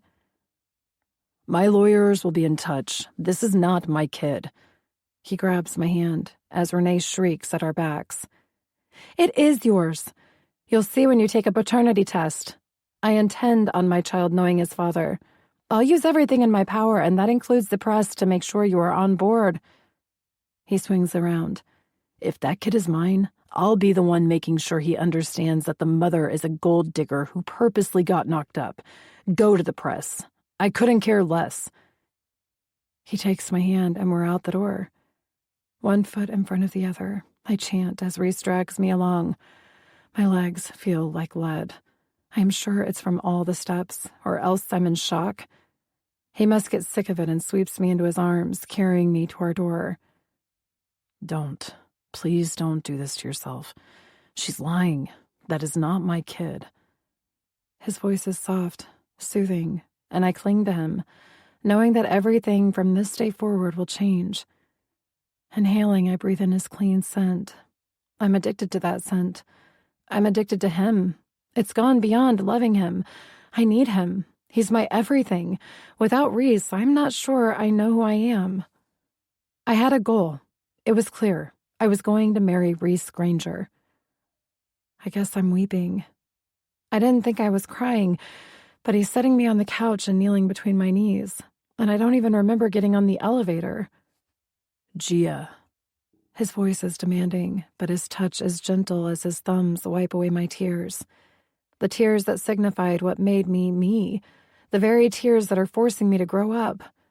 Not everybody gets what they want, no matter how hard they fight, claw, and try. The tune, "You Can't Always Get What You Want," bursts into my head as I look at him.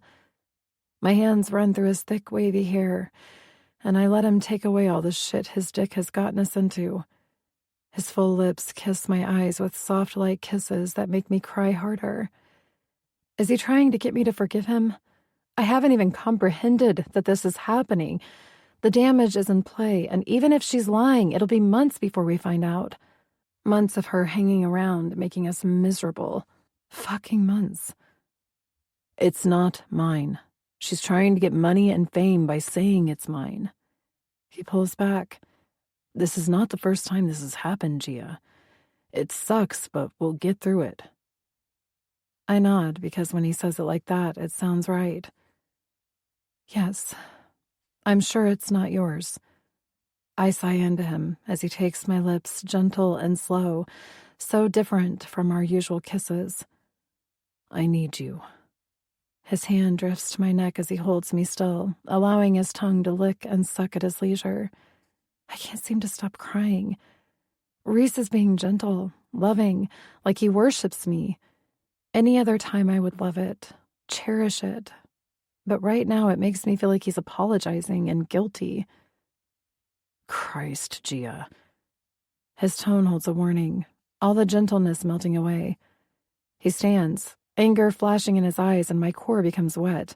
This is what I want, need. I can't handle tender right now. I don't know what I need. My head is throbbing as if I've just been knocked awake with a brick. He may be a father. And then Reese will be connected to that woman forever. He'll experience one of the greatest things in life, having a child. And it will be with her. I'm devastated. God, I'm so pathetically naive. I truly believed Reese was everything. Everything but flawed. Was this what you were dealing with today? I raise my chin. He ignores my question, which makes me assume it's a silent yes. He reaches into his pocket for his cigarettes and sits down. The elegant, giant wingback chair makes him look like a king or a god. As he lights his up, he narrows his eyes on me and inhales. Goosebumps cover my skin. The look he gives me is almost contempt, like he's the one who's been burned instead of me. Clothes off, he says. His full lips latch onto the tip of the cigarette so he can unbutton his jeans. I lick my lips.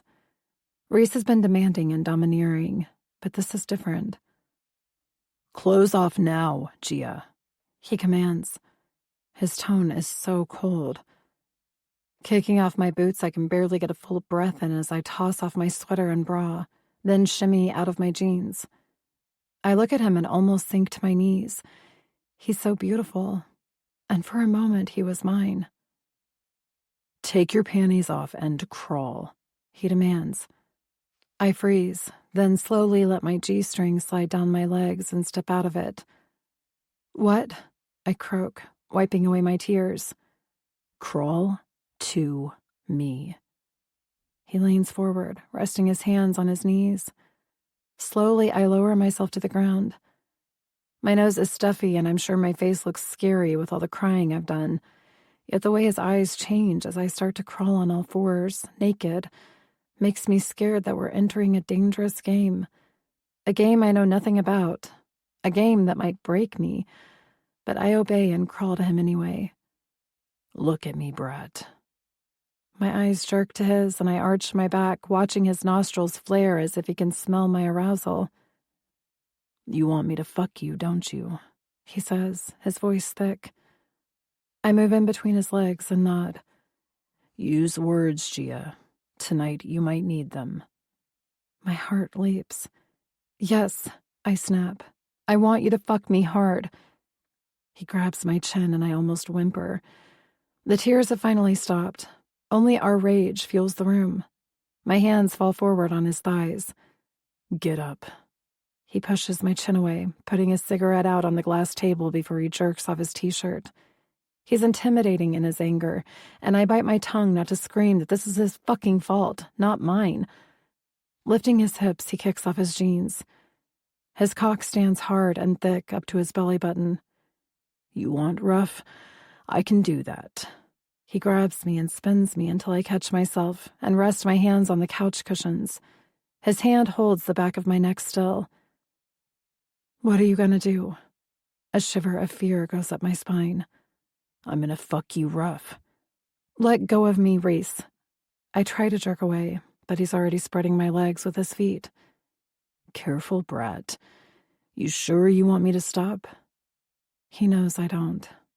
I bite my lip as my nipples rub against the couch's silk upholstery. I wanted to love you, but this is what you want. And in one fast thrust, he slides deep inside me. Yeah, your cunt is wet. You like it like this. He pounds into me from behind, lifting my hips so that he's so deep his piercing hits my cervix. I moan and claw at the end of the couch. This cunt is mine. You are mine. I moan as if I'm possessed. You want rough? He slaps my ass, and I scream. What is happening? He spanks the other cheek, and I moan with pleasure. I'm climbing, and everything but him, his cock, and my warm ass fades away. I can feel you getting my balls wet. You want more, he says as he roughly slams in and out, and his thumb rubs my other hole. Relax. He swats my ass again, and I start to contract. I'm going to come, fucking explode. He slows, and his thumb slowly goes into my ass. Reese, I groan, my voice hoarse. That's it, brat. You like my cock fucking your cunt and my thumb in your ass. He picks up speed, and I'm gone, floating in mindless bliss. My body is his as he grunts out a, fuck you, Gia. Then he jerks, and I feel the warm pulse of his seed filling me up. And then nothing. Coldness is all that remains. I hear the rustle of him grabbing his jeans. The slam of the door makes me finally turn. He's gone. I stare straight ahead as the tears spill down my cheeks. Why do all the girls cry around you? Because I'm bad. Bad. I bring my hands to my face, pull my knees up, and let go. Just scream out my grief. I get it now. I understand everything that Stephanie was crying about years ago. I get it and hate him for that. I despise that he's human and not perfect. I hate that he's famous and gifted, beautiful and strong. I hate you, I whisper into the silent room. He did exactly what I wanted. He fucked me and now he's gone, barely staying with me long enough to get dressed. I glance at the coffee table where he's left his phone, along with the cigarette he put out. Standing, I make my way to the bathroom. The water from earlier is still in the tub. After leaning down to let it out, I twist my hair up. He's gone. Just fucked me and left, kind of like Renee. He's fucked so many women he doesn't even remember her. God. I look up at the ceiling, needing Advil and sleep. I was going to take a shower, maybe a bath, but I'm tired. So tired. I barely pull the covers up when my mind goes blank. Chapter 24. Reese. Past. 27 years old. San Francisco, California. Brother, we need to get the fuck out of here. I stare at Ammo, and for a second I see two of him. With a grin, I bring the warm bottle of Jack to my lips. What time is it? I look around. We're in a seedy downtown strip club. I fucked Lacey and it's time to roll.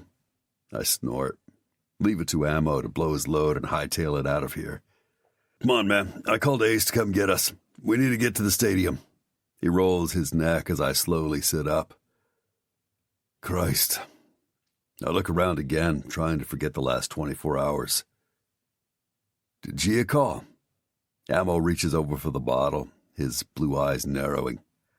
No. He takes a swig. Call Rafe and have him check on her, I say gruffly. Ammo raises an eyebrow, then dramatically sets the bottle down so he can lean forward like he's about to reveal the secrets of the universe or some shit. I'm going to try real hard to put myself in your position because I feel for you. I reach for my cigarettes. What the fuck are you talking about? I'm talking about you, Gia. You're fucking obsessed with her. He looks around, then back at me. But the fact is, you knocked up another woman and you need to figure out how you're going to deal with this. That sobers me up. I open my eyes wide, needing Visine. And here it comes, like dominoes. Every piece starts to topple on me. Gia, Renee, pregnancy. I didn't knock that bitch up. I don't even remember her. Wasn't she with Cash? You fucked her. I remember. Wait, was she with Cash?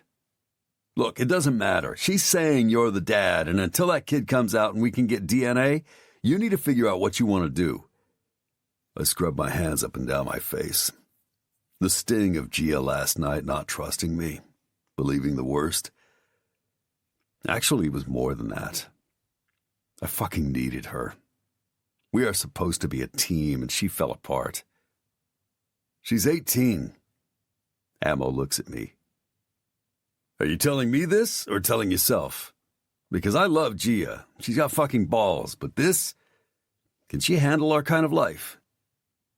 I left her. Just fucked her, picked up my clothes, and left. I lean my head back on the leather booth. You need a bump. Ammo takes a snort, then hands me the vial. My head rolls to the side. As I take it from him, a couple of haggard-looking day-shift strippers stumble over. You want a party?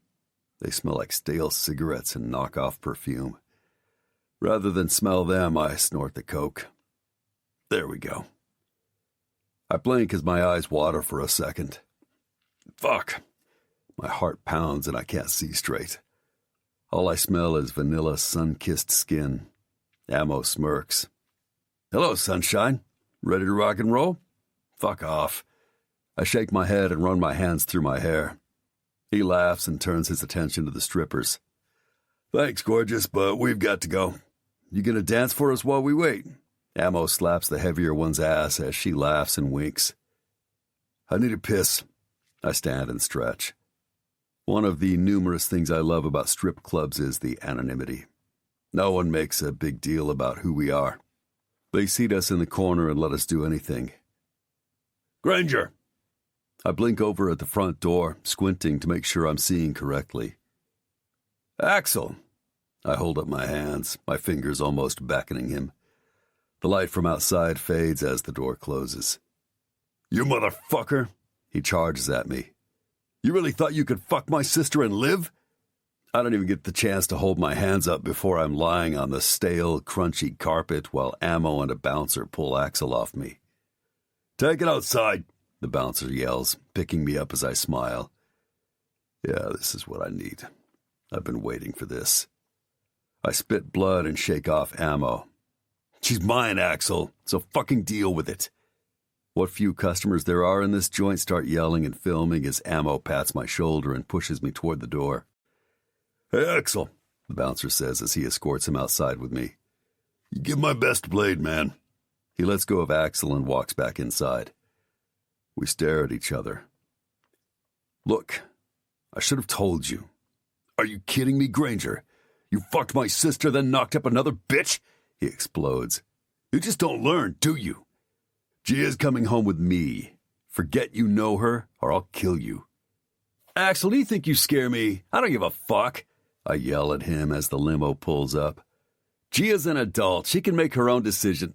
The sting of his punch makes my head swing to the right, and I wonder if he broke my nose. I don't care. Physical pain always feels better than watching Gia cry. "God damn it, Axel. Watch his face. He's got to perform in an hour." Ammo stands to my right, smoking a cigarette, holding up his hand to stop Ace from interfering. "That's it, Axel?" I pound my chest. I need this. Want this. My fist makes contact with his eye. Rock God twins is what they used to call us because we used to look alike. But as we beat the shit out of each other, I realize we look nothing alike. Axel is changing. His eyes have seen and done shit that I don't understand. "Enough!" Ace grabs my arm. "She's my sister, you fuck!" Axel bellows. "Have some respect! I should put a bullet in your head." "You're so full of shit, Axel. You're gonna put a bullet in my head because I'm in love with Gia." We're both panting as he sneers. "Love. You don't even know what that word means. You can't make her happy. You must know deep down that all you bring is misery, and I can't have that." He shakes his head and scowls at me. "Dude, you and I both know you're like Christy." I take a step forward, but Ammo holds me back. "Come on, brother. We have to go. We're gonna be late." "You know nothing, Axel, because you're a sociopath." I spit, rage radiating through me as I shake Ammo off. "And if you mention my mother again, I'll put a bullet in your ignorant head." All he does is smile and take a step forward. "I know you, man. Those demons run deep. You don't want your mom brought up, then stay the fuck away from Gia." I can't hear any more. I'd rather we beat the shit out of each other than this. The reminder that he's right. My hands open and close. The skies open and rain pours down on us. "Gia is mine, Axel, and you know it." Axel snorts. "Oh, really? Let's see how accepting she is when you've got a kid you want her to help raise." "That's not her thing, brother." He's not even yelling anymore, just stating all this as if it's a fact. "If you try to take her or tell her lies," I lunge for him as Ace and Ammo hold me back. Axel stands there, shaking his head, laughing. And all I can think of is if I had a gun, he'd be dead. I'd beat that smirk off his face and pull the trigger. His eyes narrow as he stops laughing. "She's coming with me. Forget you know us." He turns to get on his black Harley. "Come on, Granger. Let's go, man." Ace pushes me back and opens the limo door as I watch Axel, his hair already dripping wet, start up his bike. He's texting someone. "Where's Gia? I need a phone." I get in, the adrenaline rushing through me. Ammo and Ace follow, and the limo pulls out. "I took her to the stadium. I'm not gonna lie, she's pretty upset about all of this." Ace's voice is calm, as if he can help me extinguish the murderous rage that runs through my veins. "You can't make her happy. You're just like Christy." I run a hand through my wet hair and realize I'm bleeding. Who cares? He knew exactly how to come at me, exactly how to take me down. This is not about my external bleeding. This is about him threatening my very existence if he gets to her and takes her. "A phone! Give me one!" I bellow. My energy is so off balance, Ace holds up his hands as if that will stop my hemorrhaging. "Here, man, take a breath." Ace hands me his phone, and for a second I see myself through his eyes, as if I'm in a tunnel. All I see is pity. He thinks I'm nothing but a fucked up rock star. I stare at him as he cocks his head at me, dismissing me. Axel, Ace, Ammo, the 3 A's, all of them dismiss me, staring at me as if I'm crazy, just one breath away from the psych ward. Leaning back in the seat, I exhale. I'm calm now. I toss the phone back to Ace, who looks shocked but catches it. And I face the truth. I did this. Axel's not going to take her away. Gia will willingly want to leave me. I thought I was worthy of her, that I could love and be loved. But the universe always reminds me, slaps me in the face and tells me that it's not the case. My path is alone. "Granger?" Ace's concerned face comes into focus. Fuck it. I turn and look out the window as Mother Nature weeps for me. Chapter 25. Gia. Past. 18 years old. San Francisco, California. "Ace, what the fuck are you saying?" Rafe yells next to me on the phone. I'm wet and cold, and to be honest, I've never been more miserable in my life. Reese didn't come back last night. My mind was my only company, and it's an awful friend. Every horrible scenario played over and over in my head all night.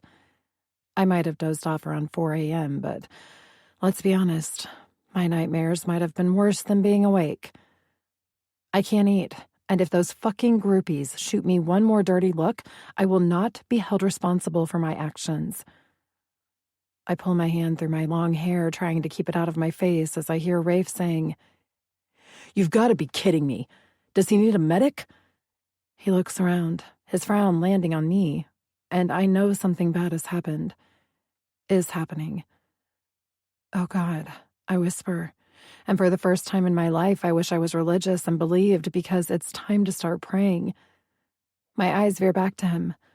With his tall frame and expensive black suit, he appears strong, confident, and perfect. I barely put on makeup. I've cried so much my eyes are swollen and my cheeks are flushed. I might have made myself sick. My skin's so hot it's as if I have a fever. I think I slathered on some red lipstick before I left the hotel. I was going to stay, wait for him to finally come back. But my mind wouldn't stop. I kept imagining Reese with one of the band's many groupies. It would help if I could stop crying, but I'm biting back tears while I watch everyone else getting pumped up. All but the lead singer and his guitarist. Rafe breaks our gaze but continues to yell out demands on the phone and at the road crew. Shivering, I bite my bottom lip. It's coming. The final straw. The nail in the coffin. The thing that's gonna send me over and make me start screaming and never stop. Cash is jumping around, stretching in a silver Adidas sweatsuit. Thankfully, the rain isn't getting worse. It's sprinkling, and the stage is wet. Numerous guys are on their hands and knees with bar towels, trying to make sure no one slips. Rafe looks down at me, his arms crossed. "How are you holding up? You look a little pale." His voice is almost kind, but I'd rather he were a dick. I'm fine, I snap at him. Rafe has never been my fan, so being nice tells me it's bad, whatever it is. I point at Renee. Why is she here?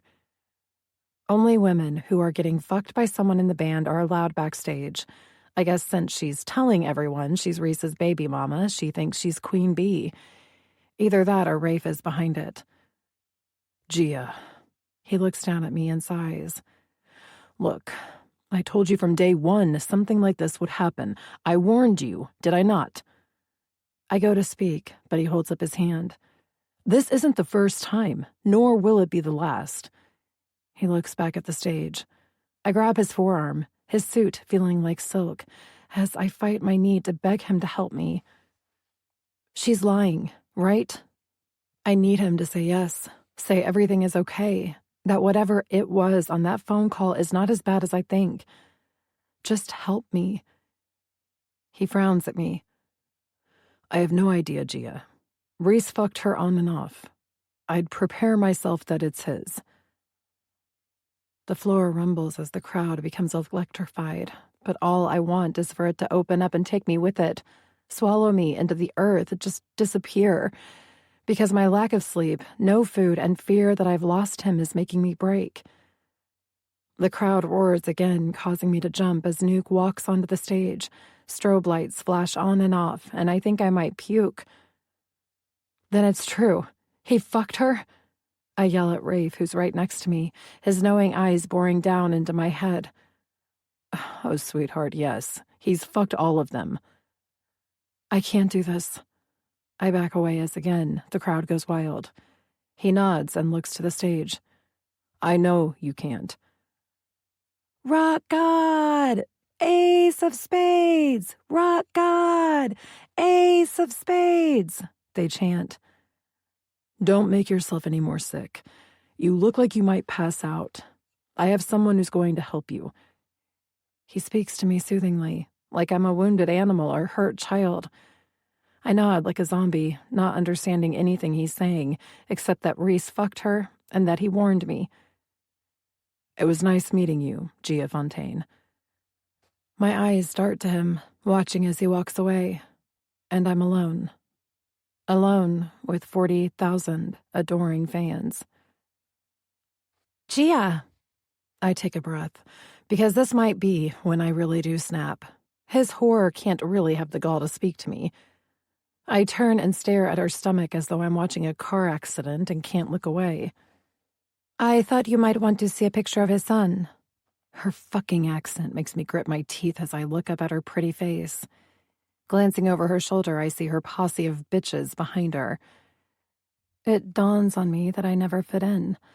The whole time I've been on tour, not once have any of them ever smiled at me or said hello. What? I yell, barely able to hear. Cash has taken the stage. His bass guitar is so loud my ears are ringing. Our baby, mine and Reese's. I have my latest ultrasound photo, and I figured since you might be like his second mommy, you and I should become friends. She shoves it into my numb hands as I stare at a black and white picture of an ultrasound, I guess. Tears fall. And for the first time in my life, I couldn't care less that I'm showing this woman my pain. Look, I'm going to be honest, since you look like you're not well. I am not going away, Gia. I am having his baby. It's only a matter of time before I'm back in his bed. Having a child with someone creates a bond that can never be broken. Get the fuck away from me, I yell, dropping the picture. She cocks her head as if she's trying to decide if I'm going to fight, and like a dumb bitch, she has to have the last word. I will, but your days are numbered. I almost start laughing, because numbered? My days are done. He stripped me of my dignity. I don't even recognize myself. Except that I can feel him. He's coming. No matter what logic my head tells my heart, it still beats for him. Only him. I watch as he and Ammo enter. He's everything, a god surrounded by mere mortals. I wanted so badly to be what he needed. I believed that I could be enough for him. My eyes move to Ammo, who drinks from a bottle of Jägermeister and strips off his wet shirt. He slings his guitar over his neck. I back away, wanting to run, but can't because no matter how much he hurts me, he is and always will be my soul. He holds up a hand and takes a towel to wipe his face, then looks up, his eyes searching for me. Everything fades. Time stops. Voices, music, the crowd gone. He looks at me, and my heart, which I didn't think could break anymore, rips in two as I watch him come for me. My throat tightens and it's hard to breathe. I barely notice that his nose is bloody and his lip is swollen. He looks like he got hit by a truck, but I know better. What happened to you? The hurt that's been piling up seems to reflect in his eyes. Everything. The crowd roars as Ammo takes the stage, and I can tell I'm losing him. I can't share him anymore. He wasn't mine to begin with. He was always theirs. Reese belongs to his fans, the nameless masses that adore and worship him. If this baby is yours, do you plan on being in its life? He cocks his head as his eyes caress my face. All I do is make you cry. He frowns as he reaches to touch me, but I back away. His hand drops and his eyes change, and I know that he's guilty of all his sins. I have to go. I nod yes, then fight myself and almost grab his hand, almost beg him to reassure me about way too many things, because in 24 hours, everything has changed. He starts to walk to the stage and I yell, "Yes or no?" He looks up and his eyes mirror my pain. A knife twists deep in my heart as I wait for him to make me bleed. If that child is mine, yes, I will raise it. I choke back the lump that seems to want to strangle me, and nod again as I watch him walk onto the stage. The floor seems to be alive with their excitement. Only a few lead singers are great. Reese Granger is one of them. This is our goodbye. I allow myself this last bit of love, knowing I will never listen to him again. Gia. Slowly, as if in a dream, I face my big brother. He takes one look at me and pulls me into his arms, shielding me like he always has from any pain. But he's too late. I'm bleeding like someone has opened a vein and I'm drowning in blood. This hurts. I cry into his shirt. Fuck him. I close my eyes as Reese's voice ricochets around the stadium, burrowing my head in Axel's shirt. I finally let it out in loud, gut-wrenching tears. His arms hold me as I sob and try to talk, knowing he can't hear me with all the noise. It doesn't matter. I don't even care that I can't seem to stop. It doesn't matter because Axel is here and I'm not alone. Piece of shit. Axel strokes my hair. I'd kill him, but by the look of things, I think you did the job for me. He can fucking wallow and slowly die in his own misery. He snarls. I shake my head as I gasp for air. I've cried so much, I'm forced to breathe through my mouth. I love him. He takes a deep breath and releases it. You're 18, he grits out, as though trying not to lose patience. You'll go back to college and find someone else. Fucking Granger will be nothing but a bad memory. You think he got her pregnant? I say to the air, since I'm holding onto his t-shirt, staring blankly at all the insanity happening around us. Axel snorts. Of course he did. This is his pattern, Gia. Why would you want to surround yourself with this shit? You'll be miserable. Look at you already. My heart squeezes. He's right. I know he is. He's my everything. You don't understand what that means. That I'm not me without him. I pull back so he can see the truth. The music is so loud it's vibrating through my chest. He's not good. He's not the man for you. I stare blankly as his words almost take me down. He's good, I yell. Axel stares at me as if I'm lying. My mind battles my heart. Can I really live with all this? Can I let him destroy me with other women and being a father to babies that are not mine? I can't. But thinking that and actually making myself leave him, giving up on everything that I dreamed about, that's the crazy thing about dreams. They can turn into nightmares real fast. I'm gonna get my bike. If I stay any longer, I may get violent. The decision is yours. I back up and wipe under my eyes as I try to smile reassuringly at him. If I don't want him to kill Reese, I need to go. Give me a second. He looks down at me, then over at the stage. Make it fast. His blue eyes hold mine, and that's the last of his patience. He's done. Nodding, I turn to watch Reese one last time. He's mesmerizing, beautiful, and not mine. All I do is make you cry. One foot in front of the other, I walk, passing roadies that give me sympathetic nods, passing Rafe and Renee as my face burns with humiliation. I don't belong here. I push back my hair, vaguely caring that I'm leaving without my suitcase. All it would do is remind me of him anyway. I have everything I need in my bag. I start to run and nearly trip down the steps leading to the parking lot. Stopping, I look up at the dark sky. Why? I scream as the rain picks up and my body shivers. I want to sink to my knees and let the water sweep me away. Why? I scream again, this time turning, knowing that he's here. My heart races as an angry zigzag brightens the night and I see Reese's beautiful face. He stands in the rain, his dark hair wet, his eyes full of pain.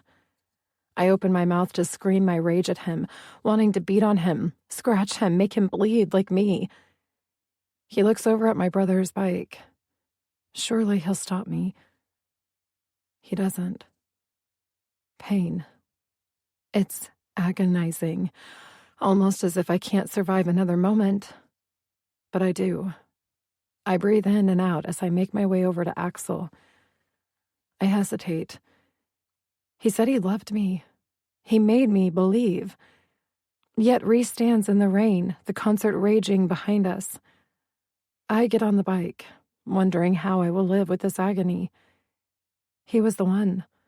My heart beats for him, and now it's over. It will never beat the same again.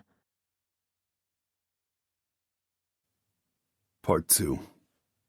Chapter 26. Reese. Present. 35 years old. Paris, France. Why? She yells at me. Her long, wet hair sticks to her face.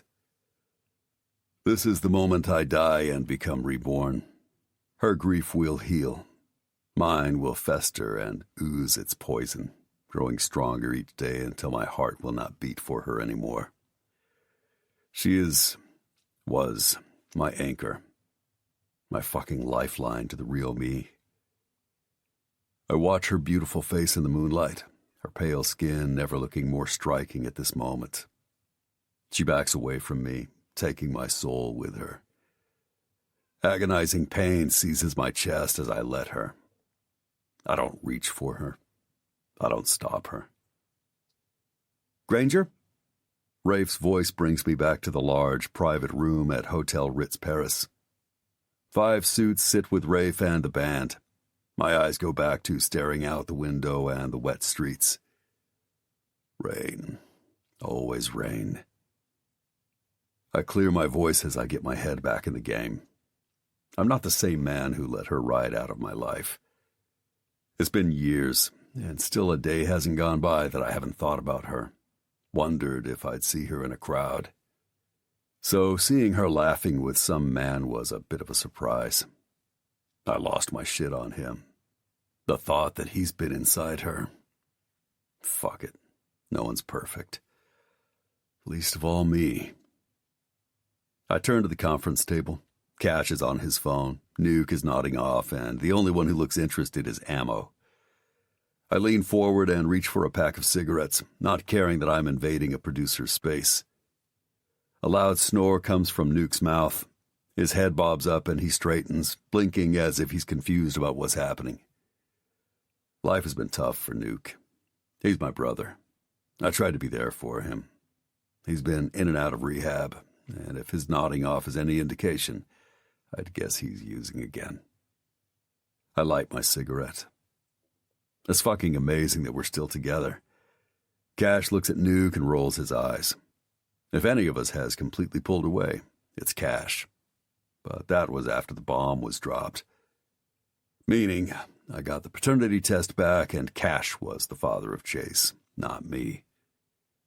Yeah, my life was destroyed, and he never once spoke up, never once said, "Hey, I was fucking Renee too." I lost Gia over that shit. But I moved on and tried not to hold a grudge. Cash shows up and he's a beast on the base. As for everything else, we don't talk about it. Professionally, we're thriving. Success seems to favor us, even when our personal lives tank. The stuffed muffins rise no matter what. I turn again and lean my hand against the glass window. Paris, Fashion Week. I came here because I've gotten back with my on-again, off-again model girlfriend. I'm trying to be supportive and show up when she walks the runway. I guess you could say Paulette's the closest I've come to having a relationship in all these years. I'm 35. Our last album, Untouched, went platinum and stayed #1 on the charts for months. Is there anything you want, Granger? This is going to be a major motion picture, a gritty look at the band, your pasts, and your future in the rock and roll world, Stanley announces. He's the bigwig at Weddington Studios. I know I shouldn't do it. I need to leave her alone. She's successful and seems happy, but my heart still beats for her. Or maybe it's just my cock that beats for her. Whatever, I can't seem to find peace. I'm obsessed with a green-eyed goddess. She's my muse. God damn it. Yeah, I do want something. I pick the DP and the photographer or I walk, I state, causing the whole room to stop what they're doing and stare at me. Someone clears their throat and I grin at the stunned executives and Rafe, who looks like he's ready to lose it. He's not stupid. He knows. The execs glance around at the band. Ammo leans back in his chair with his arms crossed behind his head. Who'd you have in mind, brother? He smirks. Stanley clears his throat and leans back in the leather chair. The thing is, Granger, production has started. We have an award-winning DP, and he has his crew. As for the photographer, we thought we would hire a few to give the band that gritty look. You can't be serious. We're paying you a small fortune. His eyes narrow and he reaches for a Fiji water. I nod. I'm dead serious. I have more money than anyone should. A movie about us does nothing for me. I can't speak for my bandmates. They can do whatever they want. But I don't allow the cameras near me unless you use who I want. I put out my cigarette and move toward the door as Stanley stands. Who do you want? I smile and walk back over, pulling out a chair to drop into. Gia Fontaine and Sebastian Knight. You gotta be shitting me. Cash looks up from his phone and shakes his head. Stanley leans back to look at me.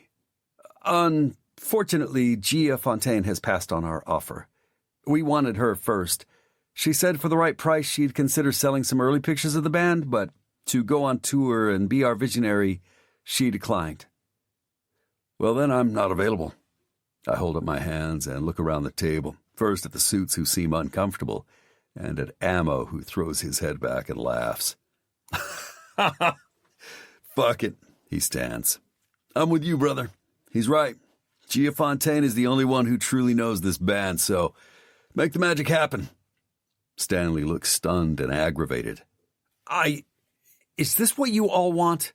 He looks at Rafe as if that's going to make me change my mind. Cash stands.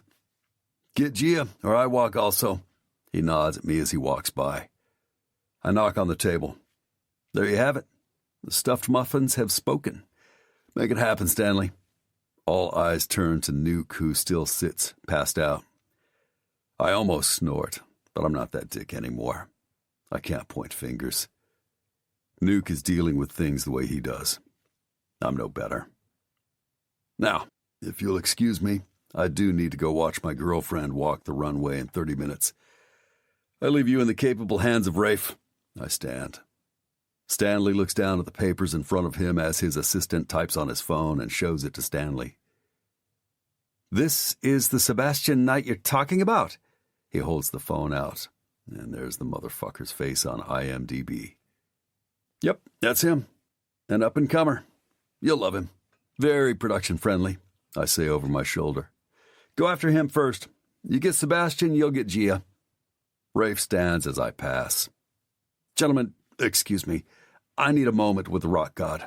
He walks next to me as I exit the room. What are you doing? Gia? And Sebastian Knight? He's threatening a lawsuit against you. I look down the elegant hallway and back at him. I'm sure he'll drop the suit. We're offering him a chance to go from a nobody to an actual DP. What time is it? I smirk. And if you're worried about it, make him sign something. Fuck you, Granger. Why now? After all these years, you really want to put yourself and her through this? He sneers. You see her one time, he holds up a finger, for a few minutes, and you're bribing her with her boyfriend? A couple of girls are giggling and watching us about 10 feet away. I smile at them and wave. We love you, they say as they film me, then bolt down the hall. That's exactly what I'm doing. Make it happen. I start to walk. Just tell me why, he calls after me. Because I've been dead inside, and spending that one moment with her, I turn to look at him. Made me feel alive. Rafe shakes his head.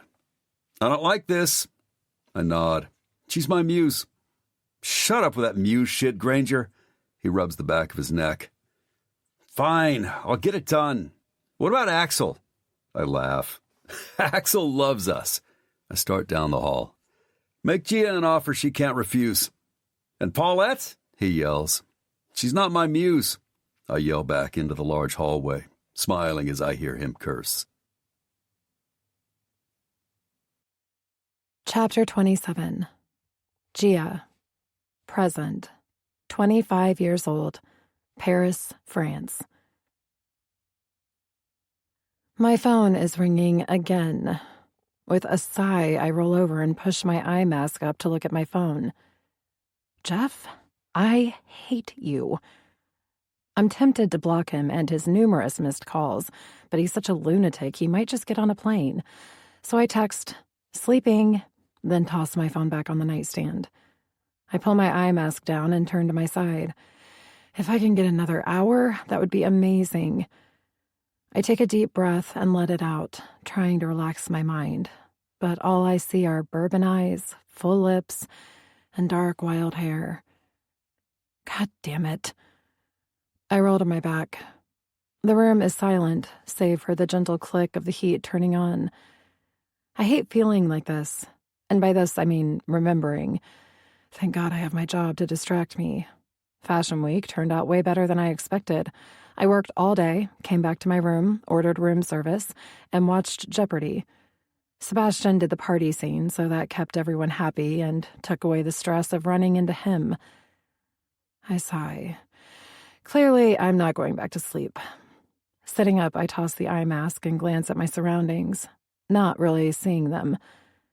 I need coffee and a cigarette. I lean over to dial room service and pick up my iPhone to translate that I'd like coffee, eggs, bacon, and a bagel with cream cheese. I love this feature on my phone. They probably think I'm crazy, but whatever. I lean my head back and try to figure out what I'm going to do. I'm supposed to return to LA for a quick job, but I might cancel it since New York is starting to look good. It has Juliana and no Jeff. Great. I'm in another shit mood. This is becoming my new norm lately. Where's that pack of cigarettes I bought the other day? I bite my bottom lip. I'd quit until the run-in with him. Asshole. I haven't said his name once since I got on the back of my brother's bike that rainy day. I basically considered him dead. Until he became alive again. I grab my hair and roughly put it into a messy bun as I remember... Everything. Not being able to function and locking myself in Axel's room for days. Fucking pathetic. No man is worth that. I try to block out that time of my life since all it does is piss me off. I wasted so much heartache on him. Didn't eat, didn't sleep. God, I think I dropped 10 pounds and I was thin to begin with. Poor Juliana had to come and get me. Otherwise, there's no way I would have made it back to school that semester. Then, dealing with my mom flip-flopping between sympathy and her I told you so crap. That's what made me get my ass into Juliana's BMW and go back to Berkeley with her. The thought of having to live with my mom in that neighborhood and looking across the street at his mom's house was not an option. But I survived. Standing, I stretched to get all the kinks out. Might as well pack since I'm heading back to the States in the morning. A small tap on the door alerts me that room service has arrived. That was fast. Or I've been so caught up in the past I don't even realize how much time passed. Coming, I yell, which is stupid because most rooms are pretty soundproof. Thank God my coffee is here. I am completely jet-lagged. I feel like I could drink a gallon. That's how sluggish I am. I grab a robe and open the door. Good morning, gorgeous. Sebastian winks at me, leaning against the doorframe wearing a black beret. Jesus. I roll my eyes at him. He's ridiculous in all the right ways. I also know him. He's either plotting or wants something. I step aside, letting the room service guy in. He sets the large silver tray on the table. Grumpy bear. Sebastian grabs me and picks me up as I scream and laugh. I am, so don't bug me. I need coffee. I shake my head and slap his chest as I smile at the room service guy. As I sign the check, I try not to tumble out of Sebastian's arms. Merci, Sebastian says to the retreating back of the poor service guy as he dumps me on the bed. Oh my God, what's going on? I sit up, feeling Sebastian's eyes travel the length of my legs. He turns to look at the room service tray. I know Sebastian still thinks he has feelings for me. I catch him staring at me sometimes and pretend I don't see it. Like right now. I focus on how excited he is, rather than the fact that he was staring at my legs. Do I need coffee first? I reach for the silver pot. I need you to do this for me. This is me calling in my best friend card or old lover, partner, whatever you want to call us, favor. Christ, he's still hoping. I sigh as I pour myself a cup. You know I'll always say yes to you. Sitting on the end of the bed, I cross my legs, making sure the robe covers them. I need to get better about this. We're so close that sometimes I forget he's a straight man. I mean, I don't, but we used to fuck, so I'm comfortable around him. Lately, he's been hinting that if I need him, he'll be happy to take the edge off for me. My sex life is so bad that it's a bummer I can't accept the offer. Sebastian is fantastic at making a girl come. I can't, though. I need his friendship more than an orgasm. Wait, what's going on? They haven't contacted you yet? He sits down in the big arched chair. Stretching his long legs out, he crosses them at the ankles, then takes off his beret and runs his hands through his curls. My eyes narrow on him. Is this what Jeff is calling nonstop about? I sip my coffee and open the top of the container for my eggs and bacon. You want some? I'll never eat all this. And they only gave me 1 coffee cup, so get a glass from the minibar area. I pick up a piece of bacon. Gia. Yeah? I say, almost choking on the bacon with the way his face is looking. What? Clearly you have good news. Why are you dragging this out? Because I thought you knew. His eyes find mine. Again, the bacon kind of gets caught in the back of my throat as I swallow it down.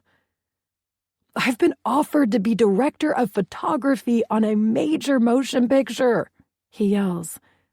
What? I shout. Because are you kidding me? No one works harder than Sebastian. Oh my God, I'm so happy. I drop the bacon and throw myself into his arms. I knew it was only a matter of time until the world saw how amazingly talented you are. He smiles, and for a split second I see Reese's smile instead. God damn it. Why can't Sebastian be the one my heart beats for? They offered it to both of us. He laughs. What? I pull back as dread, or adrenaline, makes my stomach flip. All of a sudden I can't breathe.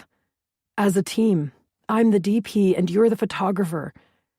He motions with his hands and suddenly it all falls into place. I rub my temples. Please tell me this is not the Stuffed Muffins movie. My chest tightens. So they did ask you? No. I mean, yes, they did, but I said no. I start to pace. I do this when I get nervous or pressured. Sebastian, I can't be a part of it. You take it, though. He simply stares at me. Stop it, I continue. They don't need me. I point at him, but the fact is they do. No one has more photos of that band than me. I have pictures back from when I was 7, 8 years old with my first Nikon. I already passed on this. What the fuck? I look up at the ceiling and shake my head. Who asked you? The head of Weddington Studios. This is a once-in-a-lifetime opportunity for me. I need you to say yes. Gone is my playful Sebastian. He's full-on asking me to do this as a favor to him. How can I tell him no? He has been there for me through everything, unknowingly keeping me going. But what he's asking for is not the end of the world. Reese Granger is my past. I need to think about my future, and this would be amazing on my resume. In reality, I'll hardly deal with him. It'll be the director and me, along with Sebastian. Fine.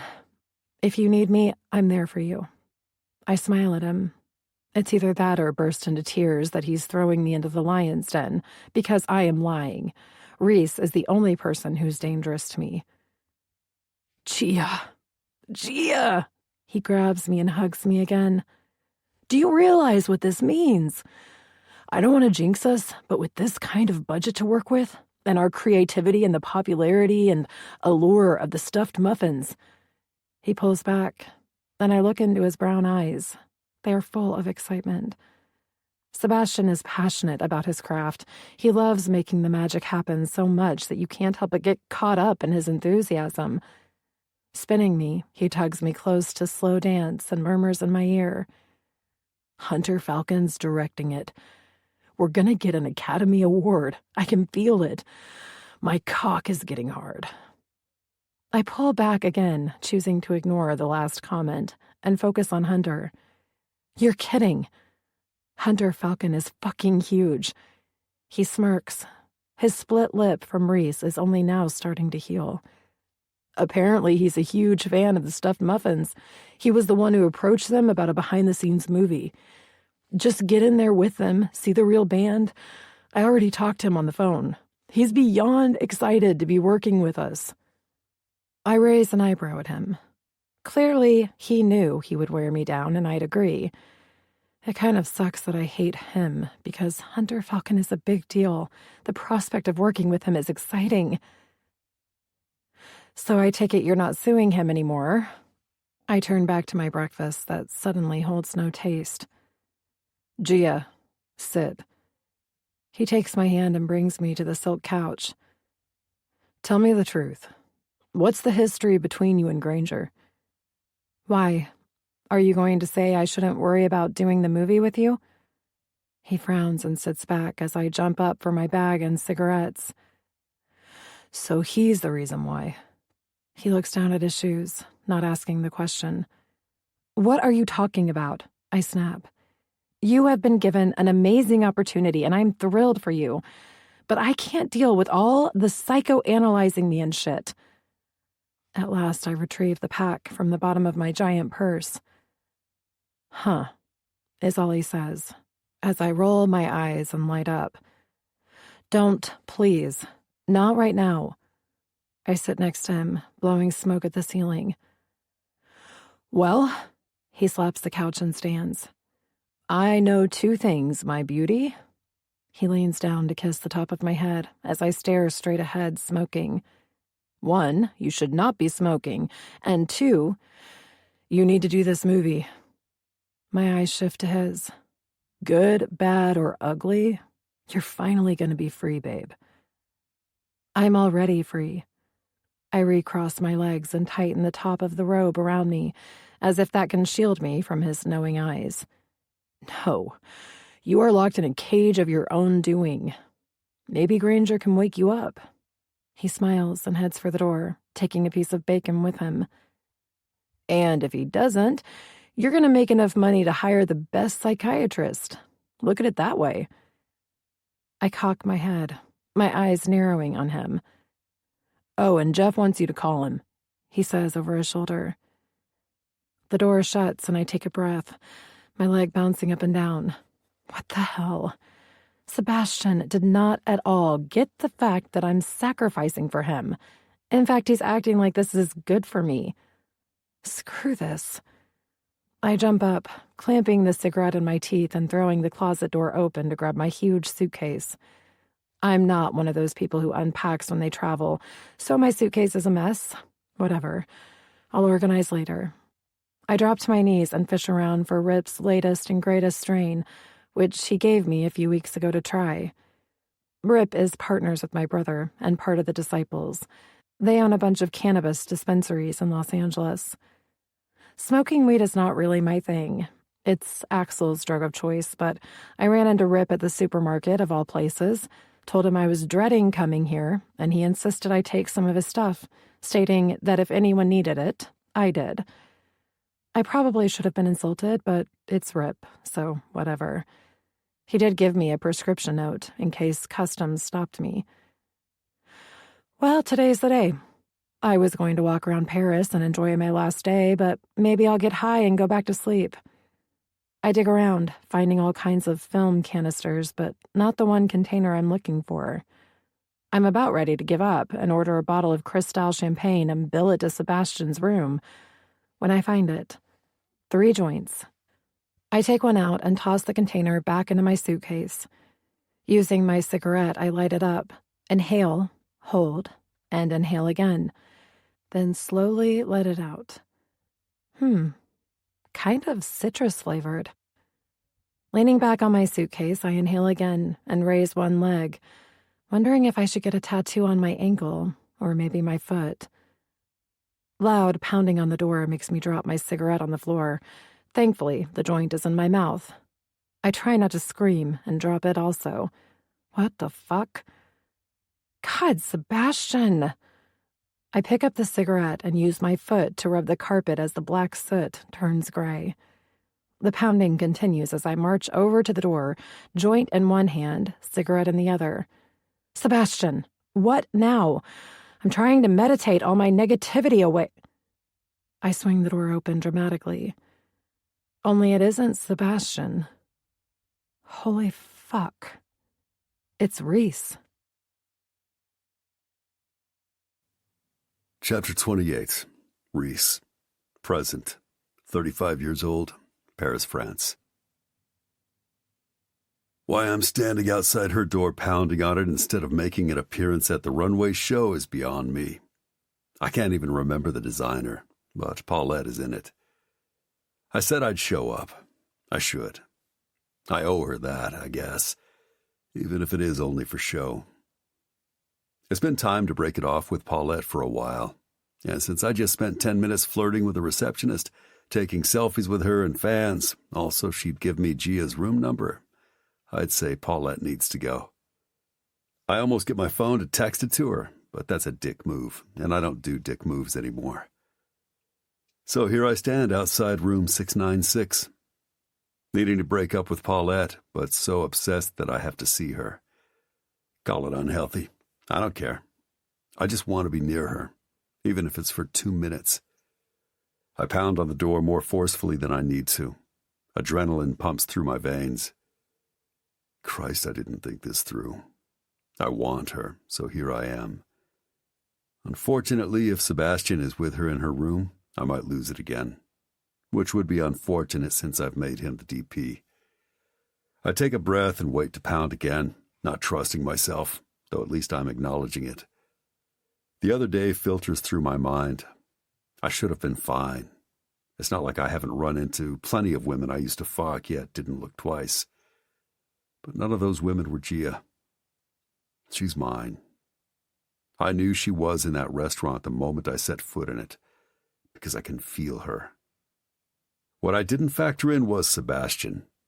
Seeing her with him set me off. For a split second, all the rage and pain brewing inside me for almost 7 years came out. All I heard in my head was, he's been inside her. I wanted to kill him for being able to touch what's mine. I take a breath. If he's in there with her, I pound again and hear a squeal. Sebastian, what now? I'm trying to meditate all my negativity away. The door swings open. Gia fucking Fontaine in all her glory. I almost reached to rub my chest because just looking at her hurts. She thought I was Sebastian. I want to wrap my hands around her beautiful neck, bring her ripe lips to mine, and fuck the thought of any man out of her head. Go all caveman and shit and keep her with me 24/7. That's the thing about obsessions. They grow and snake their way inside your head until you're consumed. She stands in a white hotel robe, her naturally tan skin glowing with health. My eyes trail to the V of the robe, which is open enough to allow my eyes a glimpse of her full breasts. She's fucking magnificent. My cock bulges at the thought of her hard nipples. She's also holding a joint in one hand and a cigarette in the other. My mouth twitches. This ought to be interesting. Reese, she states. Her eyes narrow, and for a split second I see her pain.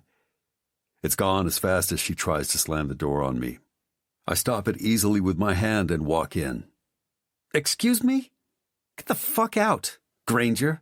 She sachets by me as I catch a whiff of her scent. Vanilla beans, coffee, and whatever shit she's smoking. Jesus Christ, she's high as a kite. You've got some nerve. I knew you were an egomaniac, but using Sebastian to get me to do your movie is fucking... Watch it, brat. I'm giving your boyfriend a career, and you know it, I snarl, my blood pumping. I haven't felt this good, this interested in years. For a second, she blinks at me as if she's trying to come up with something to say, but can't. I grin at her. She frowns and walks over to the phone. Do I need to call security? I sit down on her couch and prop my hands behind my head. Why would you do that? I'm not going to bite. Yet? She slams the phone down. Look, I don't want to fight. I agreed to do the movie, so get... You going to share that or just wave it around? I interrupt her as I motion to the joint with my head. Wait, what? I can tell she wants to go off but can't do it justice. I smile. Can't help it. Sit, brat. The least you can do is share what I'm assuming is making you feel pretty goddamn good. Then we can hash it. You can have at it. Tell me how I hurt you. You didn't hurt me, she says. You destroyed me. She drops down onto the couch. Her words are fierce, yet her body heat radiates off her and into me. She needs to be fucked, and hard. I take the joint from her, and it's like a fucking electric volt zaps us with that single touch. She feels it also. Her lips puff out a little air, and her chest becomes flushed. Her eyes trail down my body, and I lift my hips to pull out my lighter. Axel's latest strain. My voice makes her eyes blink back up to my face, and she leans back and smiles. No, Rips. I almost demand, who the fuck is Rip? But I light the joint and inhale deeply, then take more as I hold, feel the magic, and slowly exhale. This is good shit, brat. This Rip's a dealer? She smiles, and again my heart burns, aches as I bring the joint back to my lips. He's partners with Axel, not that it's any of your business.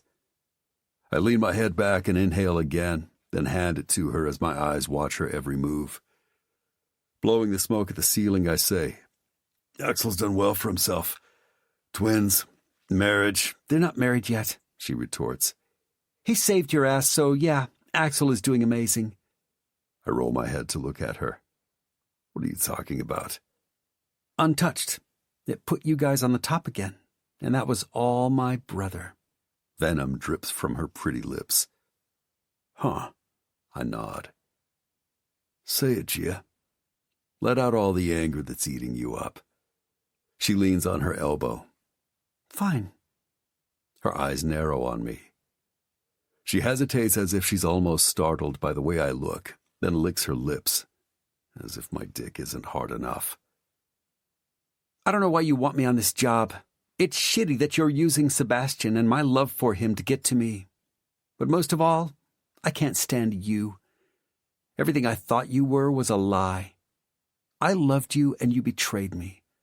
Her chest heaves and her eyes swim with angry tears. But all I hear is love and Sebastian, and I'm glad the fucking man isn't here. I should get up and leave. This is going to get ugly, but ugly is how she left it. Unfinished. So, I guess today we finish it. Brat, the fact is you couldn't handle this life. You didn't trust me. You left me. You believed everybody but me about that fucking pregnancy. I told you that baby wasn't mine. I sit up, my hands clenching as I try not to throw something. I waited for you, thinking you'd come back after it was all over the news that the kid was Cash's. But nothing. So fucking hate me, but at least get the facts straight, baby. Oh, trust me, I'm not your baby, and I don't hate you, Reese. I loathe you, despise you. My skin crawls if I hear your crappy sellout music on the radio. I used to think you were a musical genius. She snorts.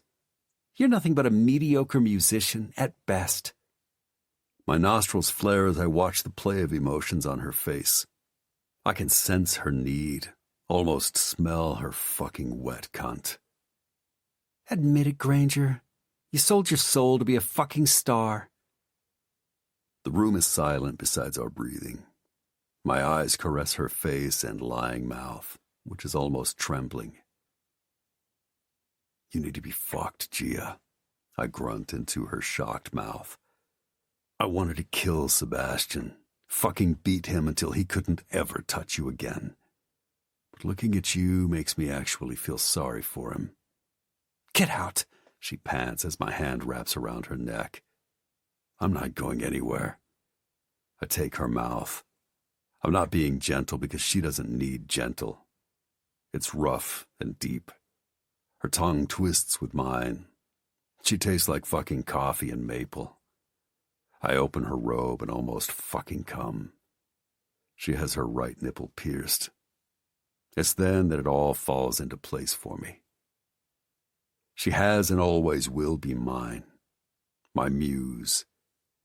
Sinking to my knees, I go straight for her wet cunt, sucking on her clit hard as my thumb rubs the gold hoop on her nipple back and forth. Oh, fuck, she groans and spreads her legs wider.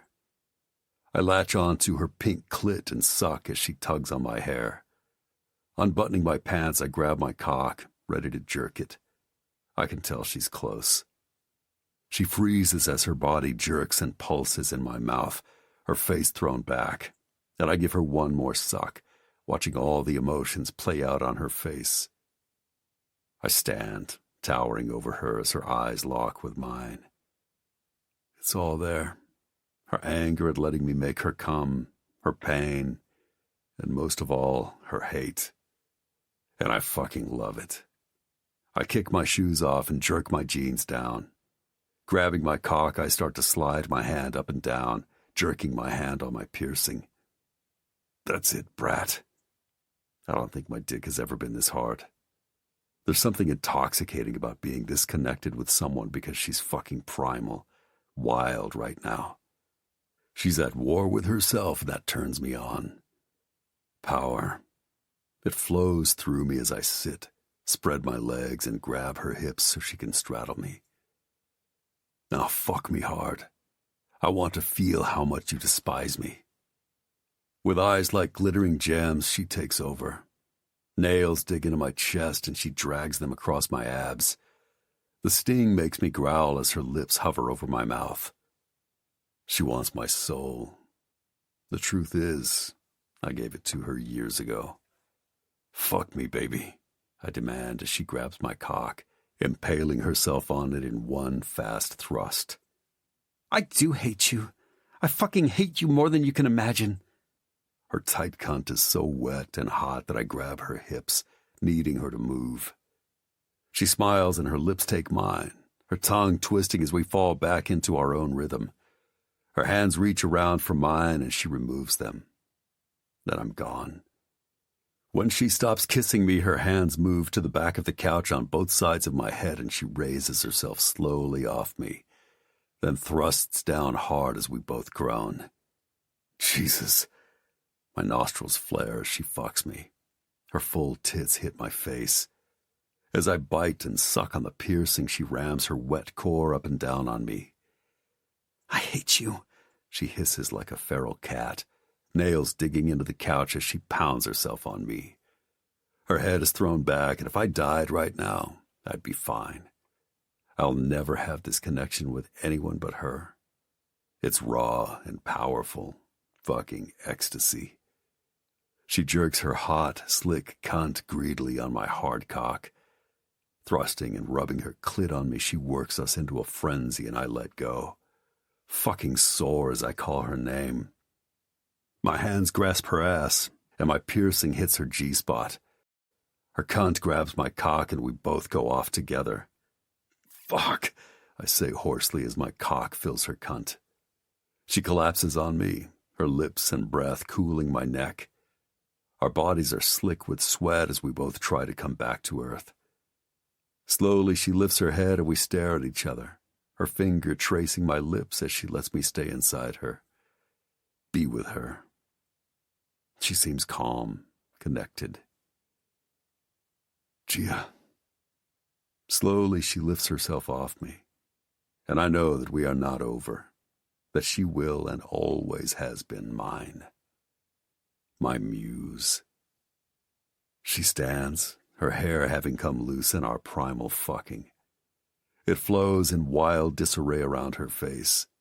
She says nothing, but turns and walks to the bathroom, slamming the door. What the hell just happened? I look at the closed door and smooth my hand up and down my face. Christ, that was more than casual fucking. Neither of us expected something that intense. I jerk my jeans up and put on my shoes as the shower turns on. Fuck. I grab my cigarettes, lighting up as I make my way to the door. I'm not sure what I expected to happen, but mind-altering fucking was not it. I bring the cigarette to my lips and smell her on my fingers, my shirt. God damn it. I've got to get out of here. I don't trust myself to stay. There are things I need to clean up in my life, and we both need time to cool down and process what just happened, because now I want more. Fuck that, I want all of her. I pull out my phone and press on Rafe's number. What? He snaps. Get her to sign the contracts and tell them I'm ready to start filming. Now. I hang up before he can respond. Rafe will get her to sign. She's in too deep now not to. We both know it. Good or bad, it's time. Chapter 29. Gia. Present. 25 years old. On the way to London, England. Granger, I love you. Emo, I want you. Rock God, Cash, over here. Their screams make my already limited amount of patience drop to zero. Nuke, Cash, remember me? Rock God. I stand patiently and watch all the usual chaos. This is the madness that happens whenever you travel with them. Yet today, I'm not in the mood. We're preparing to fly to London, but the fans essentially attacked us when we made our way across the tarmac. Thank God they have Ace and his crew. I know Reese hates having security, but he needs it. Hunter, what's it like hanging out with the stuffed muffins? I roll my eyes at the kiss-ass paparazzi. Hunter either is a pro at working the room, or he loves them. God, he's almost as coveted as all the stuffed muffins combined. They have that in common. Every member of the Stuffed Muffins is to die for hot, and Hunter Falcon fits right in with his California surfer boy look. He's also a machine. I don't know how he does it, but he never gets tired. He's probably 10 years older than me, but the man can shoot all night, get 3 hours of sleep, then text me because he came up with a great idea about following Cash around as he goes on his morning run. That might be why I'm so burned out already, because I don't care that Cash runs every day. I almost told him that this morning, but knowing Hunter, he would have had Sebastian turn the camera on me. That's another thing I'm going to have to deal with. Not only is Hunter a consummate flirt, he desperately wants to interview me. I have declined that along with a lot of dinner dates. I look down at my white sneakers. I rush to get ready, so my hair is piled on top of my head in a messy bun, and I'm wearing light makeup, mascara, and red lipstick, which is stupid since everyone is always late. I lift my camera and snap some shots of Nuke. He's laughing, and even though it's freezing and slightly raining, he's still shirtless. It works for him. His body is all muscle and lean, but I can't remember seeing him in a shirt in the week that we've been filming. "Stop it." Sebastian smirks at me. I look up at him. I guess he saw the eye rolls. "What?" "I'm tired," I groan as he wraps an arm around me. "Do you need a Valium? I can feel your energy." He looks concerned. I wish I could reassure him, but honestly, the lack of sleep and being around Reese is messing with me. If they'd get their asses on the jet, we'd be there in no time, I grumble, ignoring the throngs of women surrounding Reese. Why can't I just take the train? I look up at Sebastian's handsome face. Because you can't? He digs in his pocket. Here, take this now. He hands me a yellow pill with a V on it. I take it without water and reach into my bag for my cigarettes. I thought you were stopping. I am, just not today. My eyes narrow as I light up. He holds up his hands like I'm robbing him. I'm not gonna bitch while we're filming. Also, Hunter loves your photos. I heard him bragging to someone on the phone yesterday about you. I roll my eyes. You do know he wants to sleep with me. I mumble, blowing the smoke out into the gray, rainy atmosphere. You said no. He's been respectful, right? I smile at his protective side coming out. Yes, although I have a feeling he thinks he can charm my panties off. I roll my neck, hearing it crack. I need a freaking chiropractor. He's a creative genius and completely self-absorbed. I mean, for him not to have picked up on the sexual tension between you and Granger. He turns me so that I'm facing the action as he massages my shoulders. My eyes go straight to Reese. As if he can feel me, he looks over. There's no tension, I say automatically as I try to look away from his intimate stare, but can't. All right, we are clear to take off. Let's go. Rafe walks up. He pats Sebastian like they're pals while he grabs my arm, forcing me to speed walk with him toward the jet. And here it comes. I shouldn't get on this plane today. I'm ready to freak, and all I'm doing so far is climbing the stairs. Stop pushing me, I say to Rafe, who's ignoring me. He puts a hand up, blocking a couple of groupies from climbing the steps. Sorry, my loves, we need to see how many we have before I let more on. I almost say, you can have my spot, but like a nitwit, I keep climbing until I stop at the entrance. The jet is amazing. It seats close to 25 people with a massive bar in the back, which is where the cool kids, meaning the band members, get to sit. It's decorated in white and black, as in the seats are white, buttery leather, the carpet is thick and black, and the tables are black, along with all the sleek, voice-activated TVs that slide down when needed. God, what is wrong with me today? My flying phobia hasn't been this bad in a while. Sebastian and I flew back to LA, and I was shockingly calm. Might have been because I was running away from Reese and what happened in my room. Whatever. I made it. We got in on Monday. I packed, paid my bills for a couple of months, and signed my contract all that day. Then I fired Jeff, telling him to take his commission and not call me again. Tuesday, I had lunch with my mom, Axel, and Antoinette. 3 hours of hell, listening to Axel bitch at me about Reese, like he was educating me on the fact that he's a fucking rock star and incapable of love. I almost went off on him. Clearly he thinks I'm stupid. If anyone knows exactly what and who Reese Granger is, it's me. I simply smiled and assured him he had nothing to worry about. It's not like I'm perfect. I did fuck him and then basically ran. The only positive thing to come out of that lunch was Antoinette excused me for being a bridesmaid. I kind of felt guilty, but I know my limitations, and being around all the disciples' wives with their kids and happy marriages, yeah, I can't handle that. Gia, let's go. Hustle, hustle. Rafe moves me in and out of the way of the entrance. I'm ready to tell him I can't fly today. But Hunter enters, laughing with Sebastian, riding the high of the adoring fans. All the chaos that was outside starts to trickle inside as I sink into a seat and try to breathe. So, Gia. Hunter drops his giant leather messenger bag on the table. Sean, one of the flight attendants, slithers over. She's my least favorite. Pretty much rubs me the wrong way with her fake boobs and fake-looking flaming red hair. "Can I get you anything, Mr. Falcon?" She purrs at him. Again, I roll my eyes. I'm sorry, but she bugs me. Maybe it's because I suspect the entire band has fucked her. That includes Reese. Yeah, martini, Bombay Sapphire, or Hendrix. When he stretches, his honey wheat blonde hair falls over one eye. Gia, baby. Anything. I sit up, gritting my teeth. I hate the baby thing. I should say something, but I'm trying to fight a panic attack, so who the fuck cares? If he were anyone else besides Hunter Falcon, he'd be looking at a lawsuit. You can't call women baby or honey anymore, and he knows it. God, even the hair and makeup folks are taking offense. Apparently they don't appreciate people calling them glam squad or vanity. They prefer people call them hairstylists and makeup artists.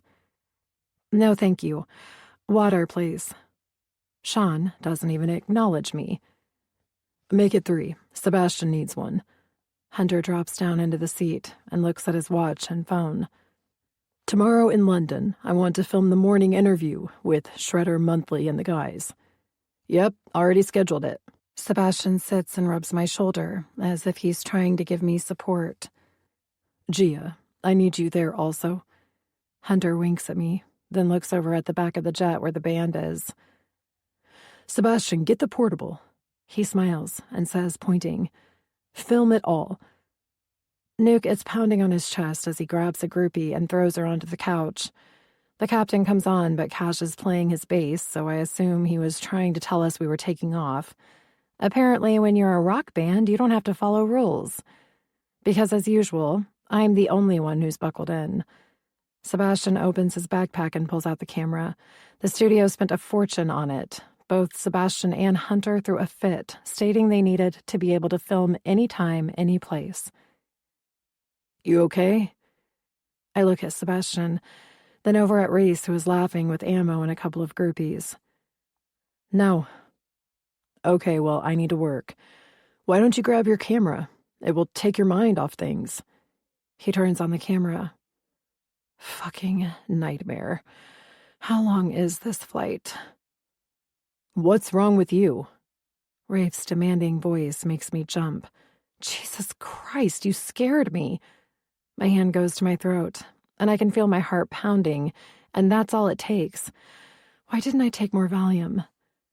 Rafe sits down where Sebastian vacated his seat and straightens his tie as his eyes scan my face. You're pale. What's going on? I almost grab his hand, because maybe he'll get the plane to land, and quite frankly, I'm freaking, so Rafe is better than nothing. Here we go. Sean comes back and drops off 3 martinis and no water. Can I have a water? I say, my voice tight. As the jet dips, my eyes snap to Rafe, who looks like he's making a huge decision. Sean, water, now. And Granger. We need to land. I can't. I shake my hands as I try to take in breaths. Oh, Christ. Rafe grabs my head and puts it between my legs as I hear Sebastian calling me. Hunter asks if I get air sickness, and all the while I'm about to pass out if Rafe doesn't let go of my head. I need to get out of here. I can't breathe. I try to sit up, knock away Rafe's hands, and run. Gia. His gravelly voice almost makes me burst into tears because as much as I hate him, I love him, need him. Suddenly, I'm free as he picks me up and sits down, holding me in his lap. Breathe. I got you, Gia. In and out. He whispers in my ear. I cling to his shirt, listening to that voice I've loved forever, my hand on his chest where his strong heartbeat thumps beneath it. I have Valium, I hear Sebastian say. She'll be fine. Reese responds, and the whole plane disappears. It's just him and me. No more screaming or guitars, girls and cameras. Only us and his strong heartbeat. That's it, baby. His hand is in my hair as I lean into him and breathe in his scent. Fresh rain and clean, spicy skin with a touch of smoke. I hate being like the... You're fine. Listen to my heart. I close my eyes and match my breathing with the strong thud. Right now I don't care that I need him or that he makes me feel secure. All I can do is breathe. Are you getting this, Sebastian? Hunter's voice breaks into our world, and I lift my head. But all I see are amber-colored eyes. I blink at him as he lowers his lips to mine. It's slow and calm, almost as if we're still in our own bubble. I cling to his t-shirt and our tongues dance together. My head falls back, and I let him take me away. If I live to be 100, I will always remember this moment when we soared above the world, Reese and I. He lifts his head, his eyes caressing mine. You feel my heart? I nod. I love it, I say, not even caring what I say or do. Reality can slap me awake when we land, but right now I'm right where I need to be. He pulls me in tight, and I listen to his heart. I survived the panic attack, but the real question is, can I survive him? I should pull away. He will hurt me again. It beats for you, he whispers. I can't look at him. He'll see all of me right now, and that can't happen. I burrow my nose in his neck while he strokes my hair. When the noise of the jet returns, he lowers the seat, yet all I hear is the slowing of his heartbeat. I sense his body relaxing, which is a little surprising. Reese is always on the go, his mind rarely at rest. Even when he was young, he never really rested. You feel my heart. It beats for you. It rings in my head. I know I'm going to be mortified later, but right now I'm tired. I listen to his heart and let myself drift away with him. Chapter 30. Reese. Present. 35 years old. London, England. Hey, Granger! They're ready for you. Been ready. You're late. Pam yells for me from the other room. She's Rafe's latest assistant. He's gone through 2 on this tour so far. I walk out of the bathroom, grabbing my phone, feeling better than I have in years. That's no joke. Waking up with Gia curled in my arms did something.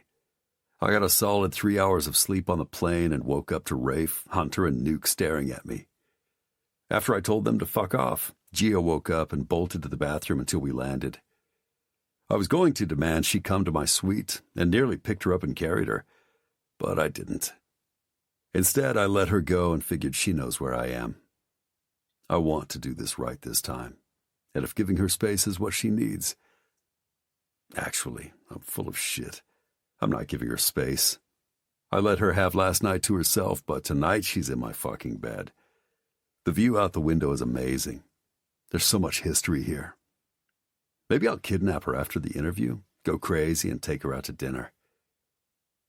Okay, so the woman who is interviewing you is Dorothy Ames, and the photographer is... Pam looks at her phone. Lacey Burton. She rattles off all this shit like I need to know or even care. I glance over my shoulder to see her running to keep up with me, which can't be easy in her heels.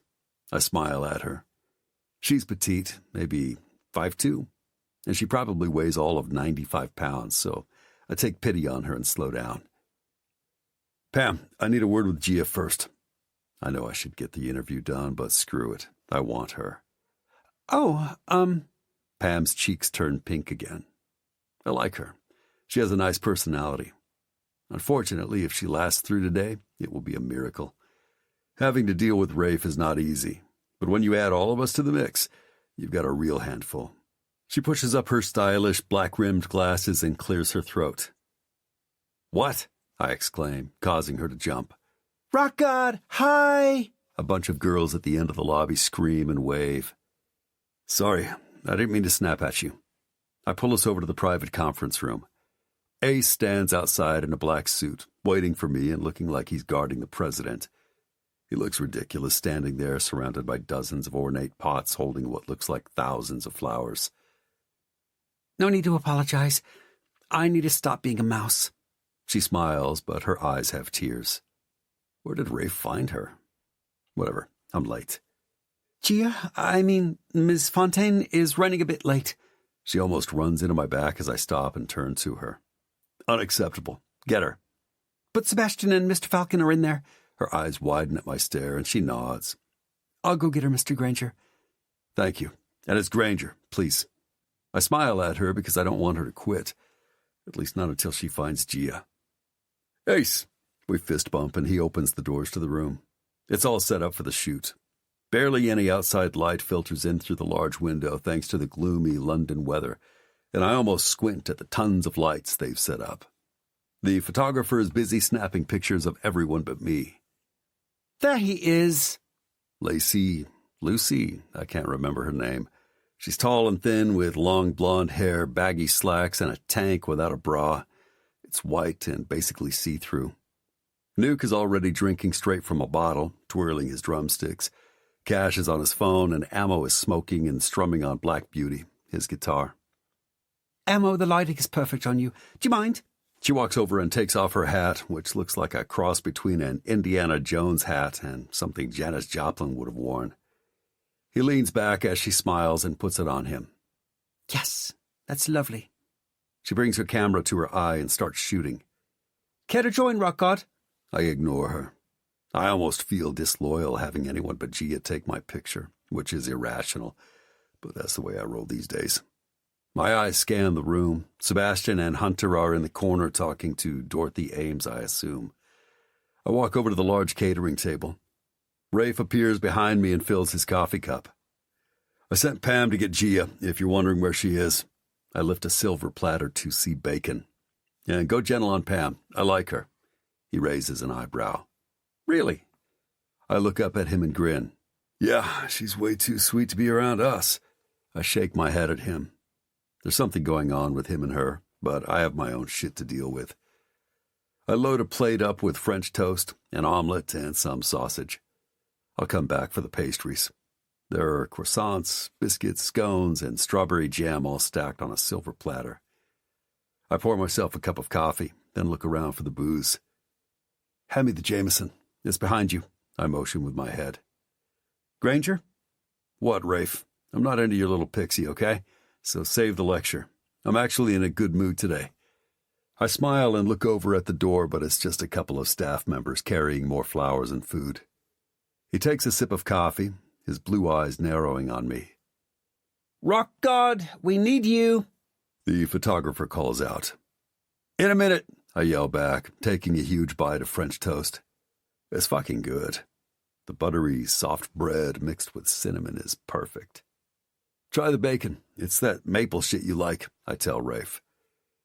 He sets down his coffee and straightens his sleeve under his suit jacket. So, here's what's going on. Gia wants to quit. I freeze mid-bite. The fuck? She says she's taken enough pictures and that her contract is fulfilled. Of course that's bullshit, and I toss my plate down and go straight for Sebastian, completely ignoring Rafe's cursing behind me. What's going on, Sebastian? I demand, walking past both the women and Hunter to shove him up against the wall. The fuck, Granger? He pushes back, and that's all I need. Gut-punching him, I watch in satisfaction as he drops to his knees. I'll tell you the fucking facts. You're here because of Gia. No Gia, no Sebastian, I snarl. Jesus, Granger, what the hell, man? Hunter grabs me as Rafe tries to block me from kicking Sebastian in the face. Security, Dorothy calls. I look at her as she stands there watching, and I know she's one of those we have to pay off. Sebastian gets to his feet. His hands rest on his knees as he sneers. This is why she wants to quit. You're a fucking piece of shit, Granger. A jealous, entitled prick. I should have let her leave instead of talking her into staying. He lunges at me as Dorothy shrieks and Rafe holds him back. The hell is going on? Ace yells. I shake loose from Hunter. But Ace's big body is now in the way of me kicking the shit out of Sebastian for no reason other than the fact I know he's been inside her. So she's staying? I demand. Fuck you, Granger. Sebastian straightens up, still wheezing. Clearly his anger is more powerful than the lack of oxygen in his lungs. Okay, let's all cool down. Ace lets go of Sebastian, who turns and goes to the window. I look at Dorothy, who again looks way too interested. You want that interview? Let's do it now. I sit in a chair as she looks at me, then sits, crossing her legs, a smirk on her lips. Christ, Granger. Cash saunters over. The adrenaline still pumps through my blood as I turn to look at him. To be honest, I should beat the shit out of him. This all started with him. Had he come forward years ago and said that he had fucked Renee, Gia would never have left. Shut up, Cash. Just sit and lie like you always do. The room goes silent, save for Hunter talking to Sebastian. I grab my cigarettes from my pocket and light up. Excuse me, Mr. Granger. A man dressed in a suit walks over and waves his hand for attention. There's no smoking in here. Actually, in all of the hotel. I see that some of you have cigarettes. I'm going to need you to please put them out. We also have a no fighting rule. I'd hate to have to ask you all to leave. The sound of my lighter makes his face turn red. He glances around as if someone in this room would actually help him. Find me. I inhale and look at Dorothy. Better start asking questions. She looks around as Nuke pulls out a chair and lights up a joint. Ammo saunters over wearing that stupid hat, while the photographer smiles and continues taking pictures. Before we start, none of what you just saw goes in the story. If you can't agree, then no interview. Rafe is in full damage control mode. I look over his shoulder as the door opens. 1, 2, 3. I know it's her before I even see her. I can feel her, my muse. I want to grab her and shake her for making me crazy enough to punch Sebastian, then fuck her for days. My hand rubs my chest as she comes closer. She's dressed all in black, skinny jeans, a long-sleeved shirt, and ballet flats. Her eyes scan the room, taking in the bad vibe, but I couldn't care less. She's here. I'm ready to bolt out of my chair, but I'm gonna do this fucking interview and lock us in my suite once it's over. Granger? Nuke hands me the joint. I take it and inhale. Dorothy turns her head to look at Gia, then back at me. All of you have been linked with numerous women, yet none of you have settled down. Why is that? What kind of question is that? Cash demands. My eyes laser in on Dorothy. She must be feeling all-powerful since she saw me lose my shit. Hunter and Sebastian stand a few feet away with the camera, filming all of us. I feel like I'm on trial. We're on the road a lot. This life we live isn't great for relationships, Ammo answers. And you? Dorothy turns to face me. What about you, Granger? Her eyes shift to Gia. Yeah, I've been in love. Is this Paulette? I know you guys have been on and off for a while. She smirks, and I wonder why people are the way they are. Like, does she go home after trashing people and feel good about herself? Paulette and I are better as friends. She nods. She has been quoted as saying you were the love of her life, but unfortunately you can't keep your dick in your pants. Any comment? My eyes narrow on her. I take a hit off the joint, handing it to her as I blow smoke in her face. Nope. No comment. She glares at me for a nanosecond, smiles and turns to Cash. What about you, Tommy Cash? You have a child? Christ. Nuke rubs his shaved head. It seems Dorothy has been snooping around in places that are better left alone. I look around the room. Rafe is on the phone in the corner. Ace is standing next to Gia. Yeah, I have a son. Correct me, but wasn't the mother saying it was Granger's? I'm only asking because it was all over the tabloids, and I thought since you are all together, you could clear up the rumors. Did you take a paternity test? And I'm done. She's a bitch, and I have other shit to deal with. Cash leans over the table so that she has to sit back. That's my son. I'm about to stand when she says, What about the disciples? You all are connected to the notorious MC Club, right? Axel Fontaine is the other rock god. Is that correct? The fuck are you doing? Nuke stands up. Dorothy grins. My job. She glances at her phone, which is blowing up. Pursing her lips, she flips it toward us, eyes twinkling like she's won the lottery.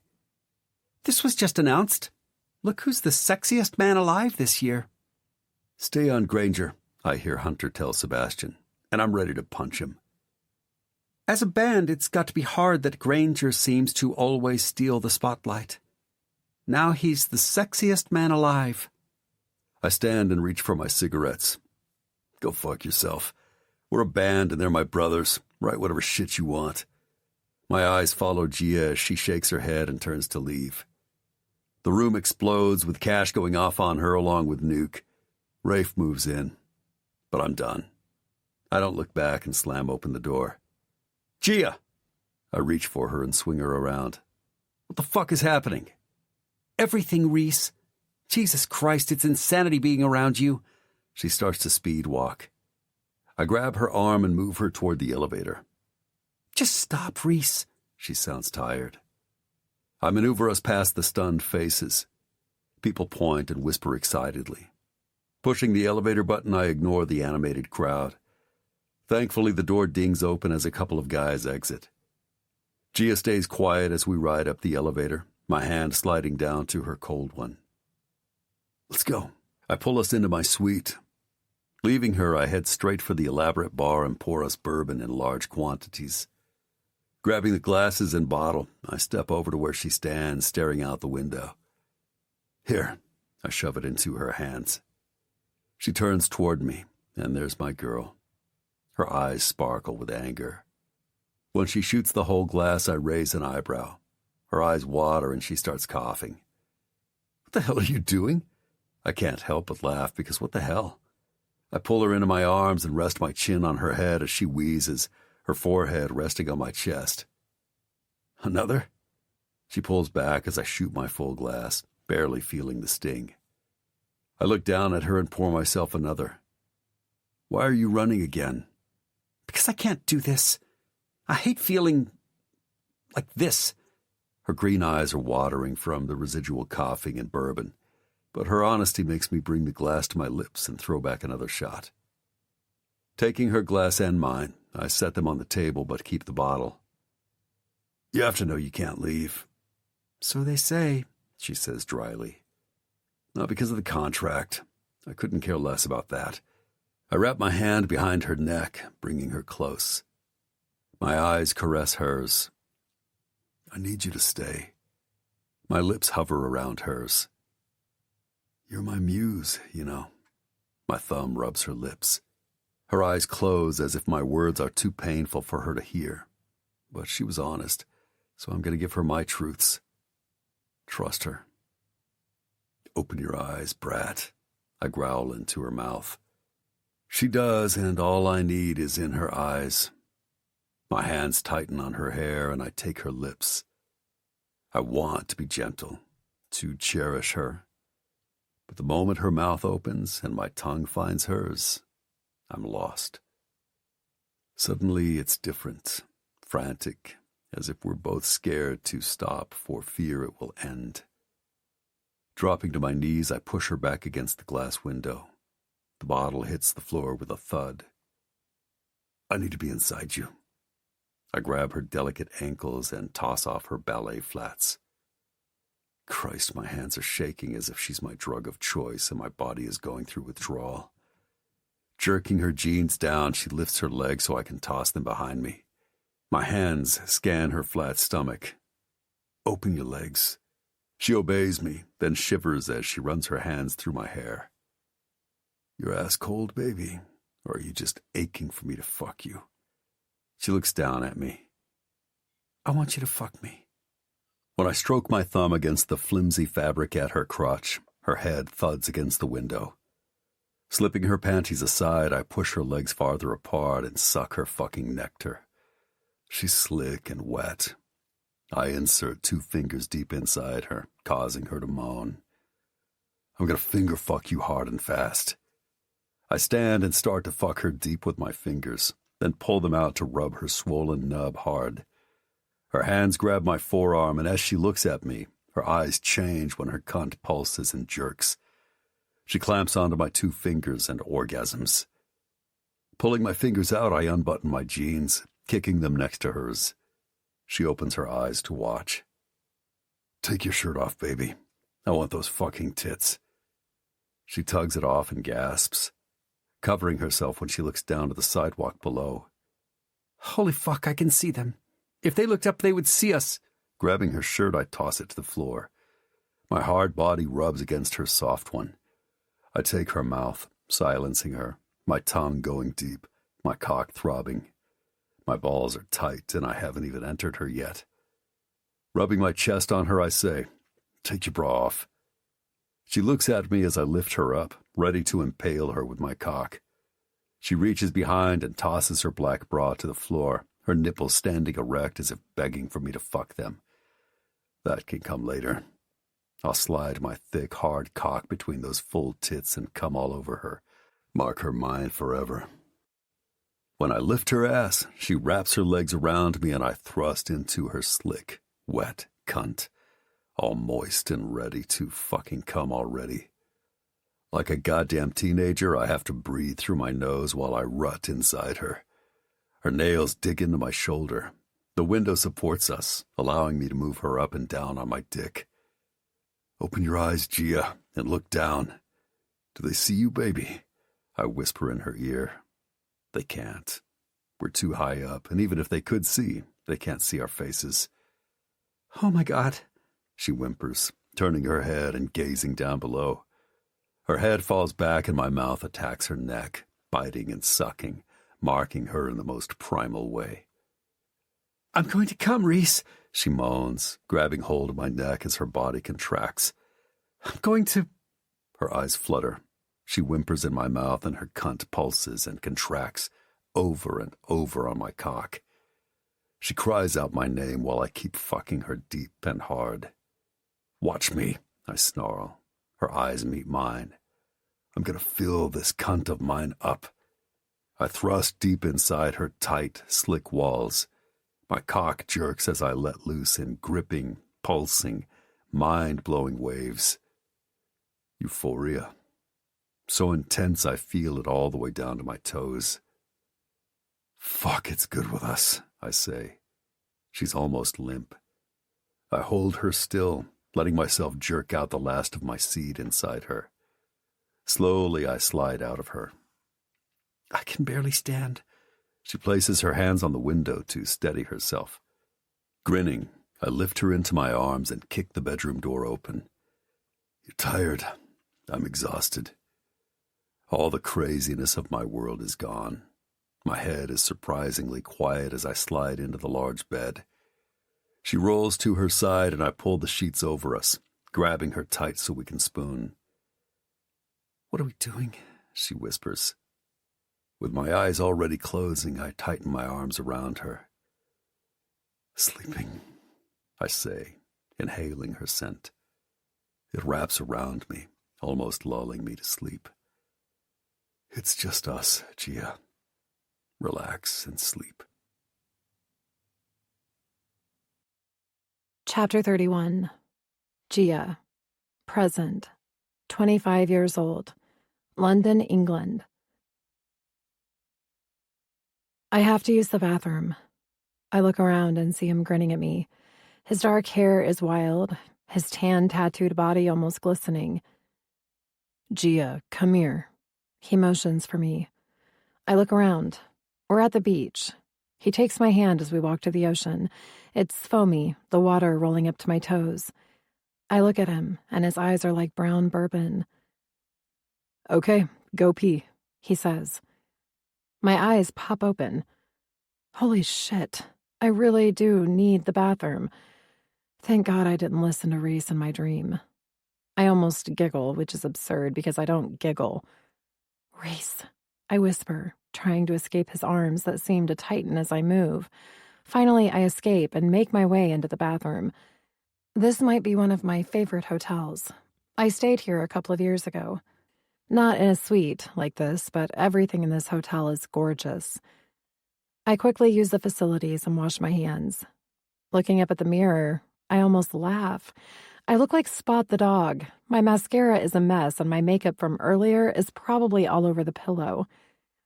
I can't remember sleeping that well in years. Turning the faucet, I attempt to fix my eyes. I'm probably delirious because I have zero to be happy about. I need to get out of here. Run away, as he likes to call it. But let's be honest, he's right. I do need to run. Guard myself from the eventual pain that's going to crash down on me.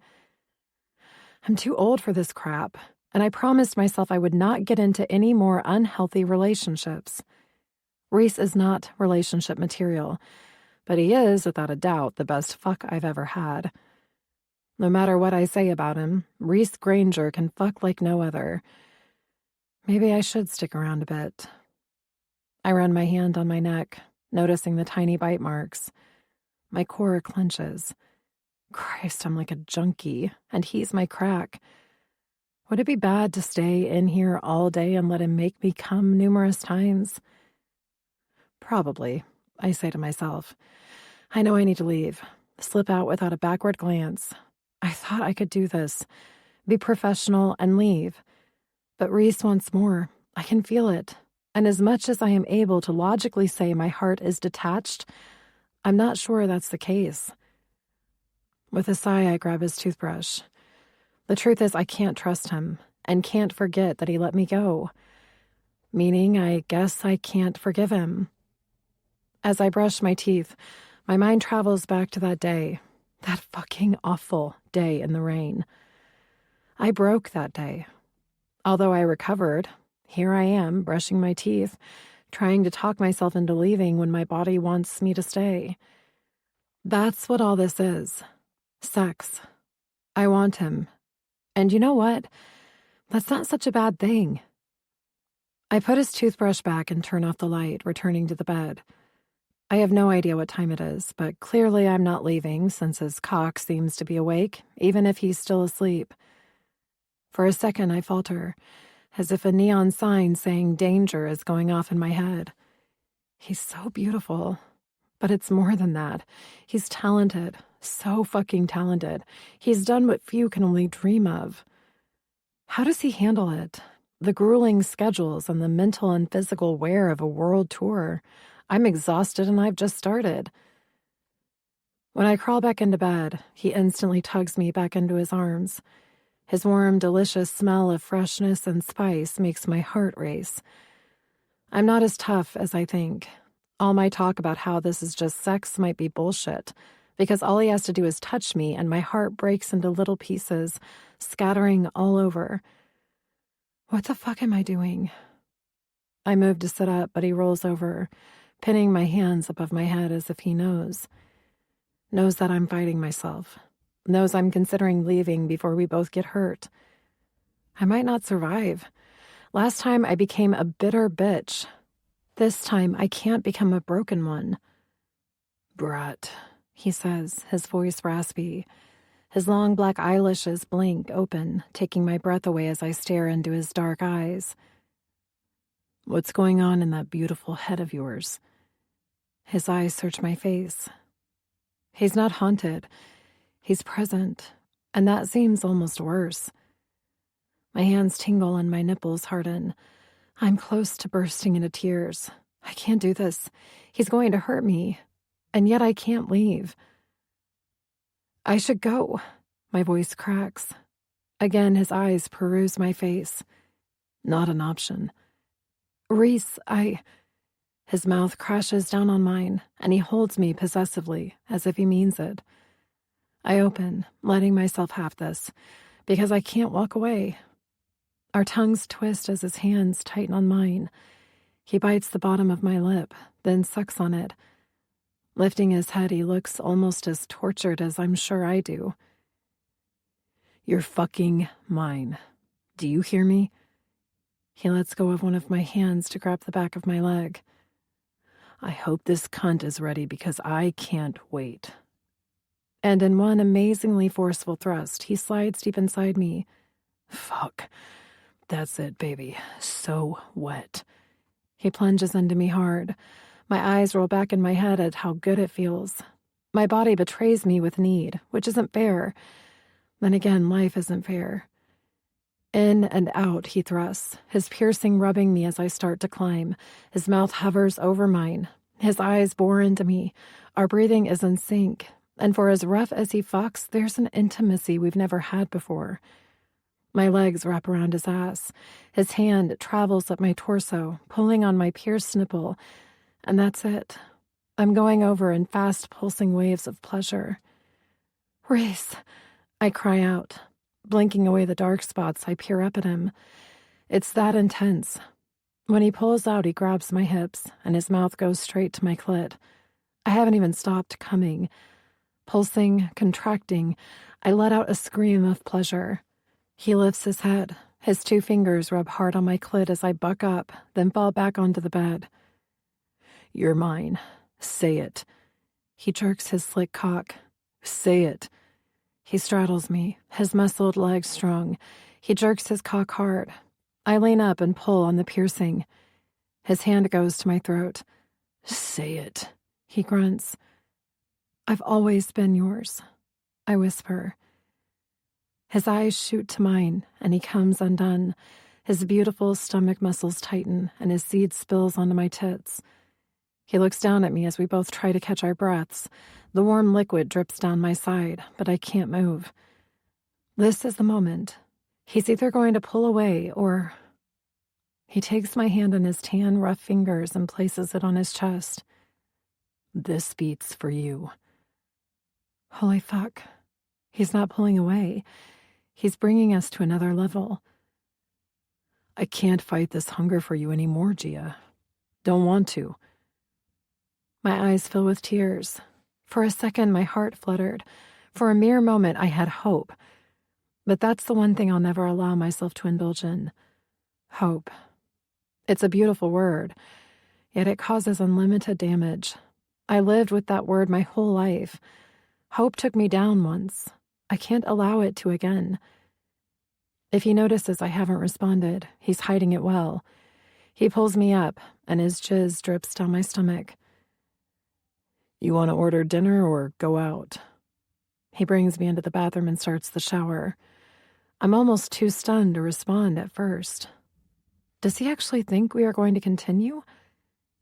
He steps in and reaches for me as I'm trying to make my brain work.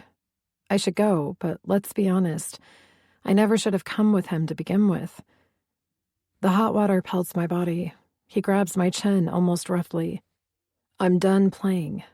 I know how you feel. You don't have to say it. I know it. Then he grabs the shower gel and starts to wash himself in angry, fast movements. By the time I get the shower gel in my hands, he's moving me aside to rinse and opening the heavy glass doors. Reese. He stops but doesn't turn.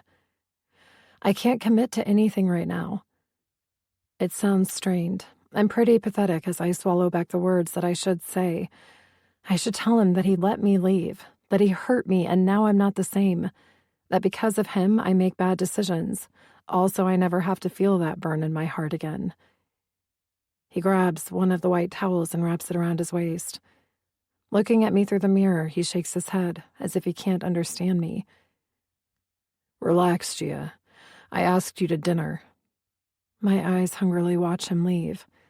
As he runs his hands through his wet hair, his broad shoulders and back look truly spectacular. I take my time in the shower. What the hell am I doing? Reese is starting to seem like the normal one here. I washed my hair and grabbed the body wash for the third time before I feel stable enough not to humiliate myself. My emotions are all over the place. I'm terrified he's going to hurt me, and I can't even enjoy the moment. The only time I'm completely free is when his pierced cock is fucking me. This is absurd. I have to get out. Wait, did he say he's taking me to dinner? I turn off the water and almost laugh because did Reese Granger just ask me out on a date? I step out, and the large bathroom looks like a sauna. That's how long I stayed in the shower. Wrapping a towel around my wet hair, I grab some moisturizer and freeze. I hear his guitar, but this is not a song that I know. He's creating. Goosebumps cover my skin, and it's all I can do to breathe. After reaching for a robe, I slowly open the door. I have known that Reese is a musical genius from as early as I can remember. I used to sneak out of my bed as a kid and spy on him. He basically lived in our garage his senior year, sleeping on that old mattress and writing. I'd go through the kitchen and sit on the steps that led down to the garage. It was then that I knew he was the perfect man. His words and voice moved me, even as a child. I lean against the doorframe and listen as he sings and plays. Fuck, I need a cigarette. This song is about me. She's a hunger that I've come to need. I've never been good with words, but that's all right because my heart beats for hers. My heart beats for hers.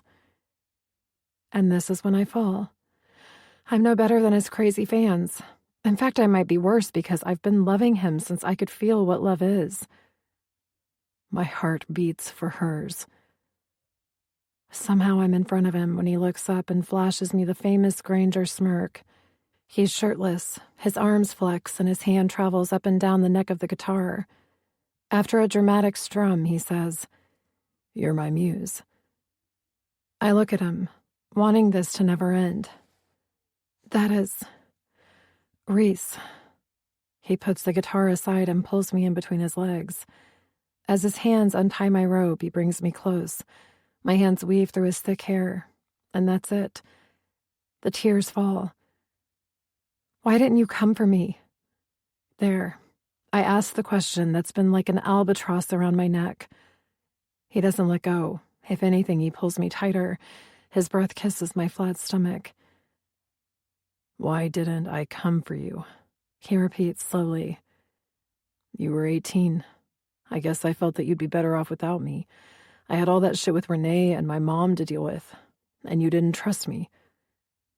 I pull back so I can look at him, see him. Why would you think anything changed? He leans back and cocks his head. Hasn't it? I shake my head no. I waited for you like a fucking... I throw my hands up, searching for the word. Like a stupid girl who sat and cried in the Disciples Clubhouse because I couldn't get up and I couldn't bear to go on.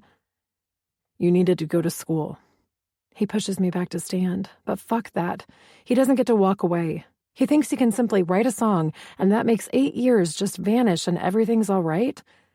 I grab his arm and he turns, his brown eyes filled with a pain no one wants, one that's hard to get rid of. Don't you ever tell me I run. Look at you. The tears that I've been holding back seem unstoppable, but I couldn't care less. What the fuck do you want me to say, Gia? He yells. I fucking love you. Always have. But that day I begged you to trust me. I told you that kid wasn't mine. You never came for me. You let me go. I yell back. And you're right, I was only 18. I still believed in love and soulmates and all that crap. But beyond that, I believed in you. He looks down at my hand that won't let go of him. If I do, that will be it. I'll leave this room and won't come back. That was mistake number 1. You out of everyone know I always make all the girls cry.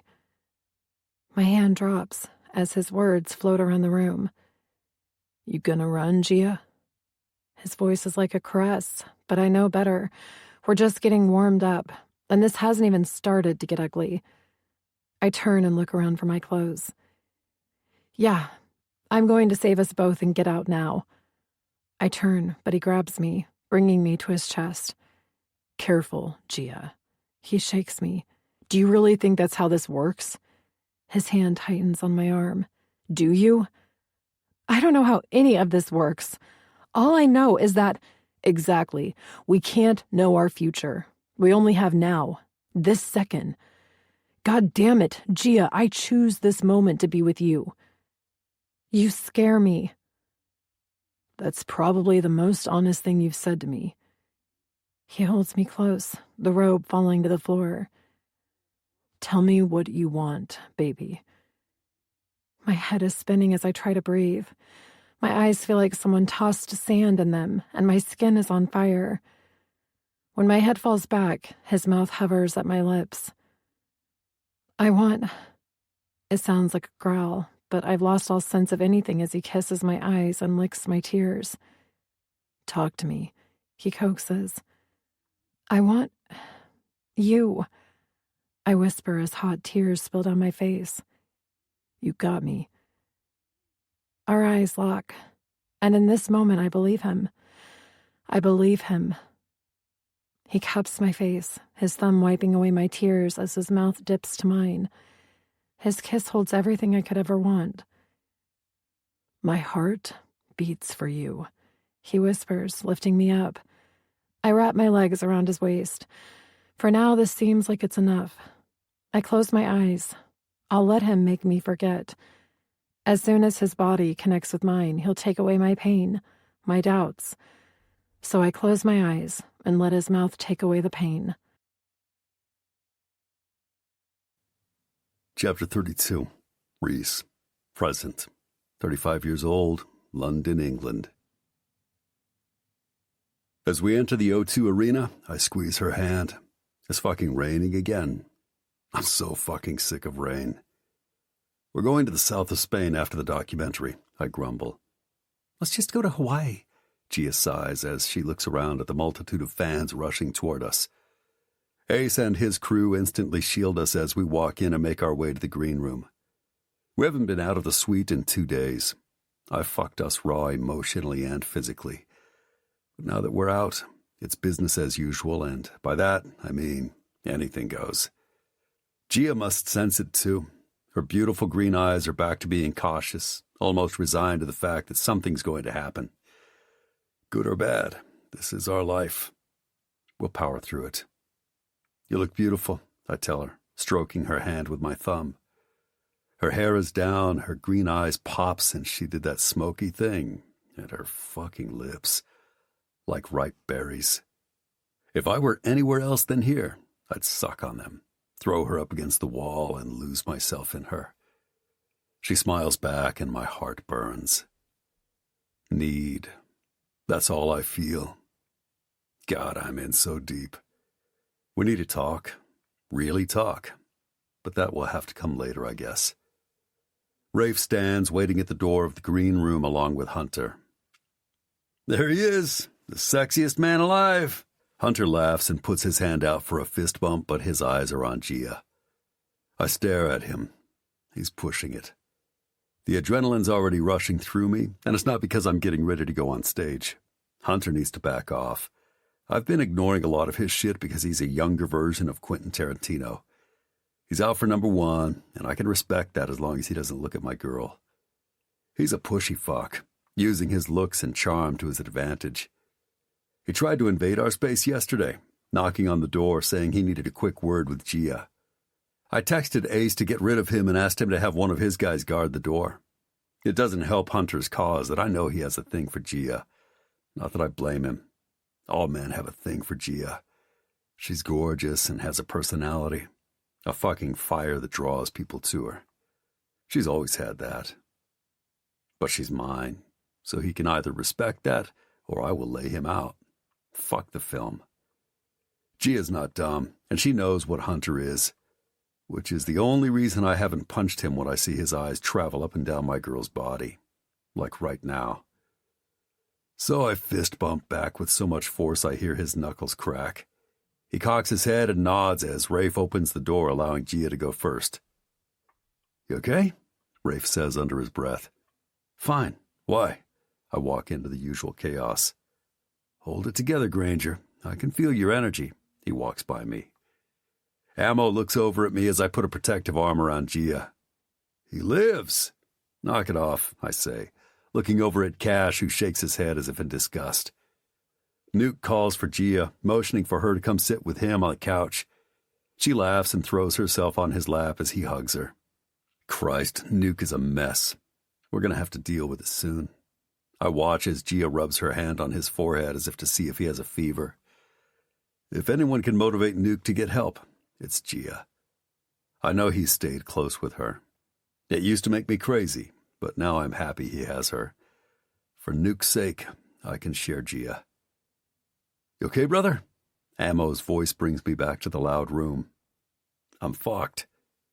He glances at Gia, soothing Nuke, whose head is on her shoulder. The two groupies who were sitting next to Nuke are taking pictures or shooting video of it. I grit my teeth and motion to Ace. Just fucking relax. You got Gia. Look, Granger, shit has been going on since your outburst the other day. I'm barely listening. Of course, everything is a shit show. That's our lives. Jesus Christ, just try to get through the show, he snaps. I look around the room. It's the same as all the others. Different size and color, but all the same shit. We have everything. Money, success, all the things people dream of. Yet all of us are miserable. A fucking waste of talent. Gia. She's my lifeline. My key to happiness. I need her to make me whole. I'll be back. I leave him, knowing he's staring at me like I've lost my mind. I'm done caring. I need her. Now. She stands as if she knows I'm coming for her, even though she looks down at Nuke. She feels me, senses my need. My cock hardens as I breathe through my nose to steady myself. It's not like I can pull her dress up and fuck her in the middle of the room. Hey, brother. Nuke smiles at me. His bloodshot eyes shine as if he's in his happy place. Of course he is. He's on fucking heroin again, and his demons are asleep. Nuke, I nod, pulling Gia with me toward the door where groupies keep emerging. 5 minutes! Let's start getting up! Someone yells as I pull the door open. Two groupies look over at us. Hey, Granger, want a party? They break away. Out! I snarl. They both look at us and walk around me as if confused. I kick the door shut and grab Gia, setting her on the sink, my mouth taking hers in a hard kiss. She matches me as if her need is as desperate as mine. I need to be inside you, I say gruffly. Leaning back, she spreads her legs open. I shove my jeans down and she reaches for my cock, jerking me off fast. I need you. I take her mouth again and grab her legs. She lets go of my cock and lifts her hips, pulling her dress up. I rip her panties off. Fuck, she hisses, leaning into me.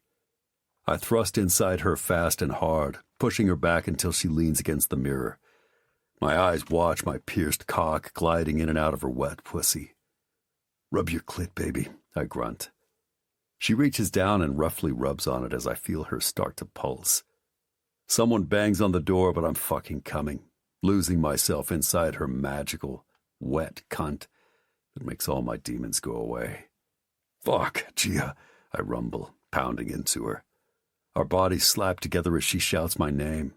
Her juices run down my balls and my stomach muscles tighten as she arches her back and comes.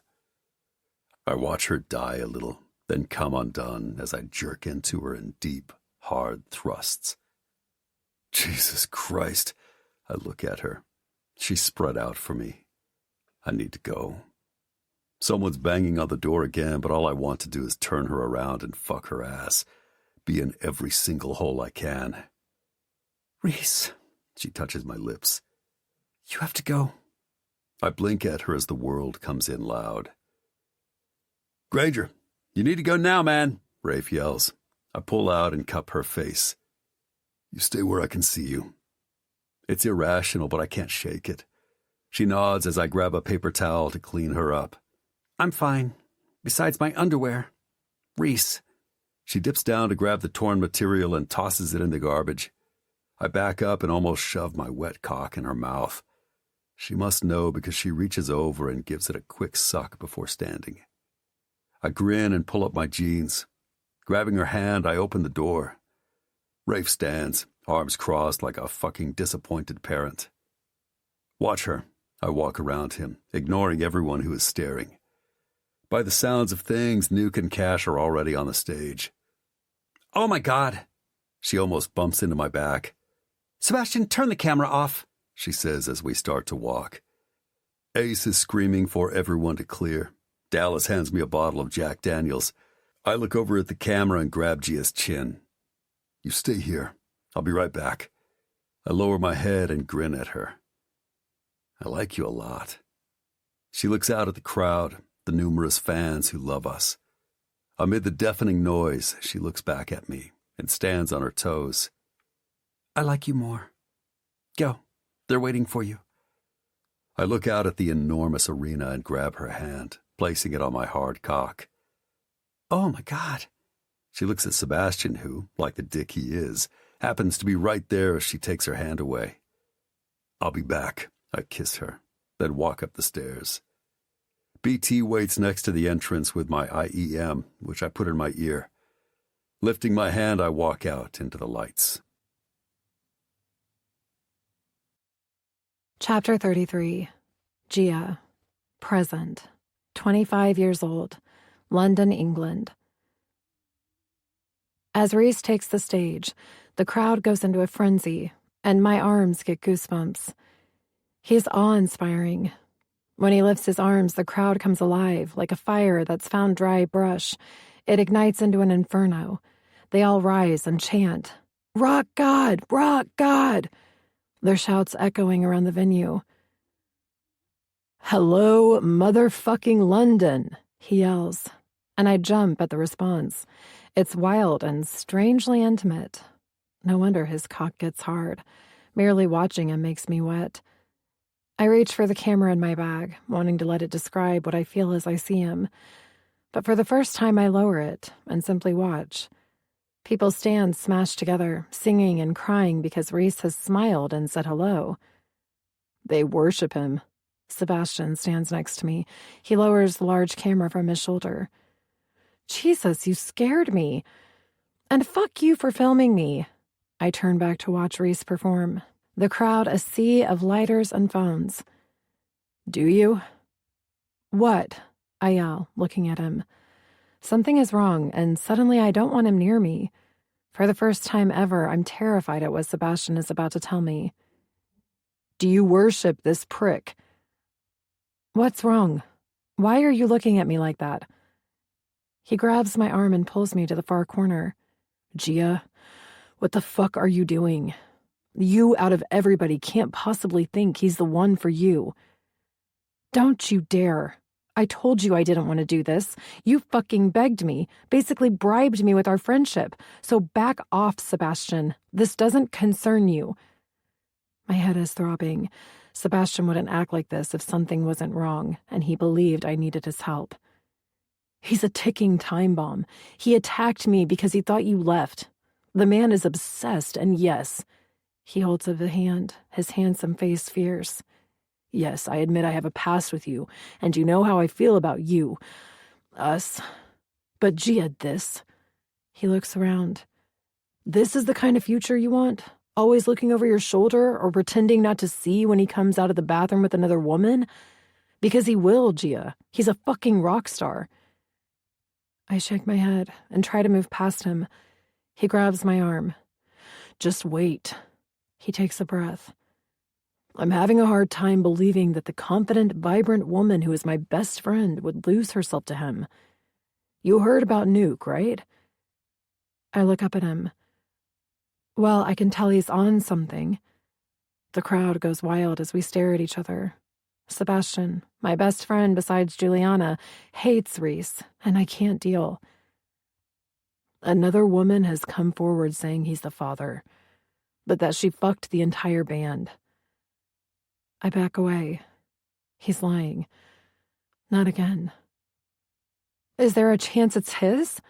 I scream, causing a couple of roadies to look over at me despite the noise of the crowd. She says no, that she went from one to another and then stayed with Nuke exclusively for months. But, Gia, who cares? If it's not this one, it will be another and another. He's a star. Fuck. He runs his hand through his hair. I can't even blame him. If I had this much pussy in my face 24/7, I'd fuck behind your back too. He holds up a hand at Hunter, who walks over, looking concerned. Everything okay over here? I'd like to get the band and crowd, Sebastian. I can't speak, because I'm numb. Gia, are you okay? What's happening? You didn't tell her, did you? Hunter looks at Sebastian, who stares at me. Of course I did. She's what matters, Hunter. He grits out. Perfect. He shakes his head. I disagree. She was hired to do a job, and so were you. Do it.